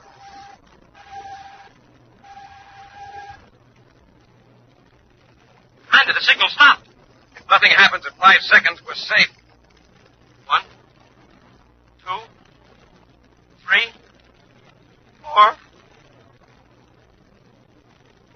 Well, might as well get up. We made it. Yes. Hate to know by how many millionths of a second. Well, you're taking this calmly. Well, I figured you knew what you were doing. Now... Hey, Commander, look. There's somebody at the bottom of the crater. Come on, Hap. Sir, if that was Hackett that blasted off in our ship, well, then who's this? I think I recognize that spacesuit, Hap. This is Captain Hackett. It is? Well, then who tried to blow us up? Who blasted off in our ship? Somebody who wanted us and Captain Hackett out of the way. Feldkamp calling Prince Baccarati. Feldkamp calling Prince Baccarati. Shut up, you're a space upon you fool. I'm coming back. When something went wrong, there wasn't an explosion. Corry's still alive. Baccarati, you hear me? I'm in one of those slow lunar type ships. Come back, pick me aboard your ship. Your Highness, come back. I have no time for bunglers. Baccarati, Prince Baccarati, Your Highness, help me. Hackett may still be alive. We'll get him aboard his ship and blast off after that lunar job.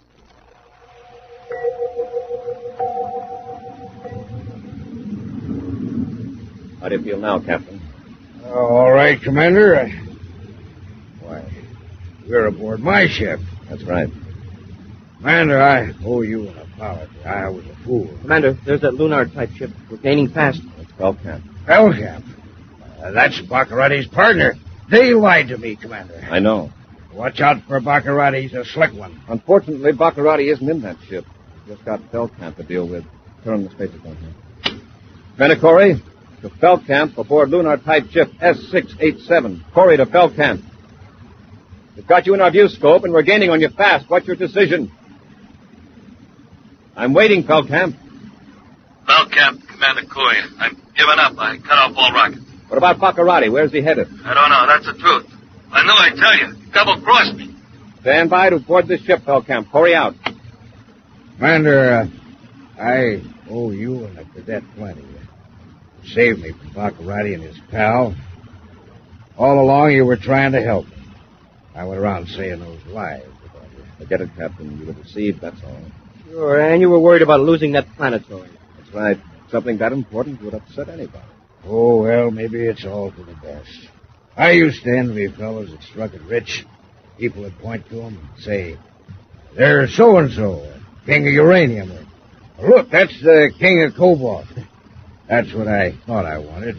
Yeah, but how many people can say, there goes Hackett, the king of the No, Happy, it's molybdenum. Molybdenum. There, you see, I told you nobody could say molybdenum. I said it! In just a moment, a preview of next week's exciting Space Patrol adventure brought to you by Nestle's Quick for the greatest tasting chocolate milk and those famous Nestle's chocolate bars. Hi, Space Patrollers. This is Tony Sarge, and I'm telling you the new cosmic rocket launcher is sensational. Here's what you get again. A break-proof plastic rocket and scout car. 33 feet of tough nylon cord. And a stainless steel trigger. Fire it and wham! The rocket shoots to its target and automatically releases the scout car in midair. Fast? Wow! The only thing faster is the way Nestle's Quick disappears. Honest, Quick makes milk so chocolatey, so delicious. Just like Nestle's chocolate bar. You want it all the time. To make the best chocolate milk in the universe. And get that cosmic rocket launcher. Just do this. Ask your mom to buy the brown and yellow can of Nestle's Quick. Then send the premium panel from the label, or lid from the Nestle's can, or a Rice Chex or Wheat Chex box top, together with your name and address and 25 cents in coin, to Space Patrol, Box 686, St. Louis, Missouri. That's Space Patrol, Box 686, St. Louis, Missouri. And hurry!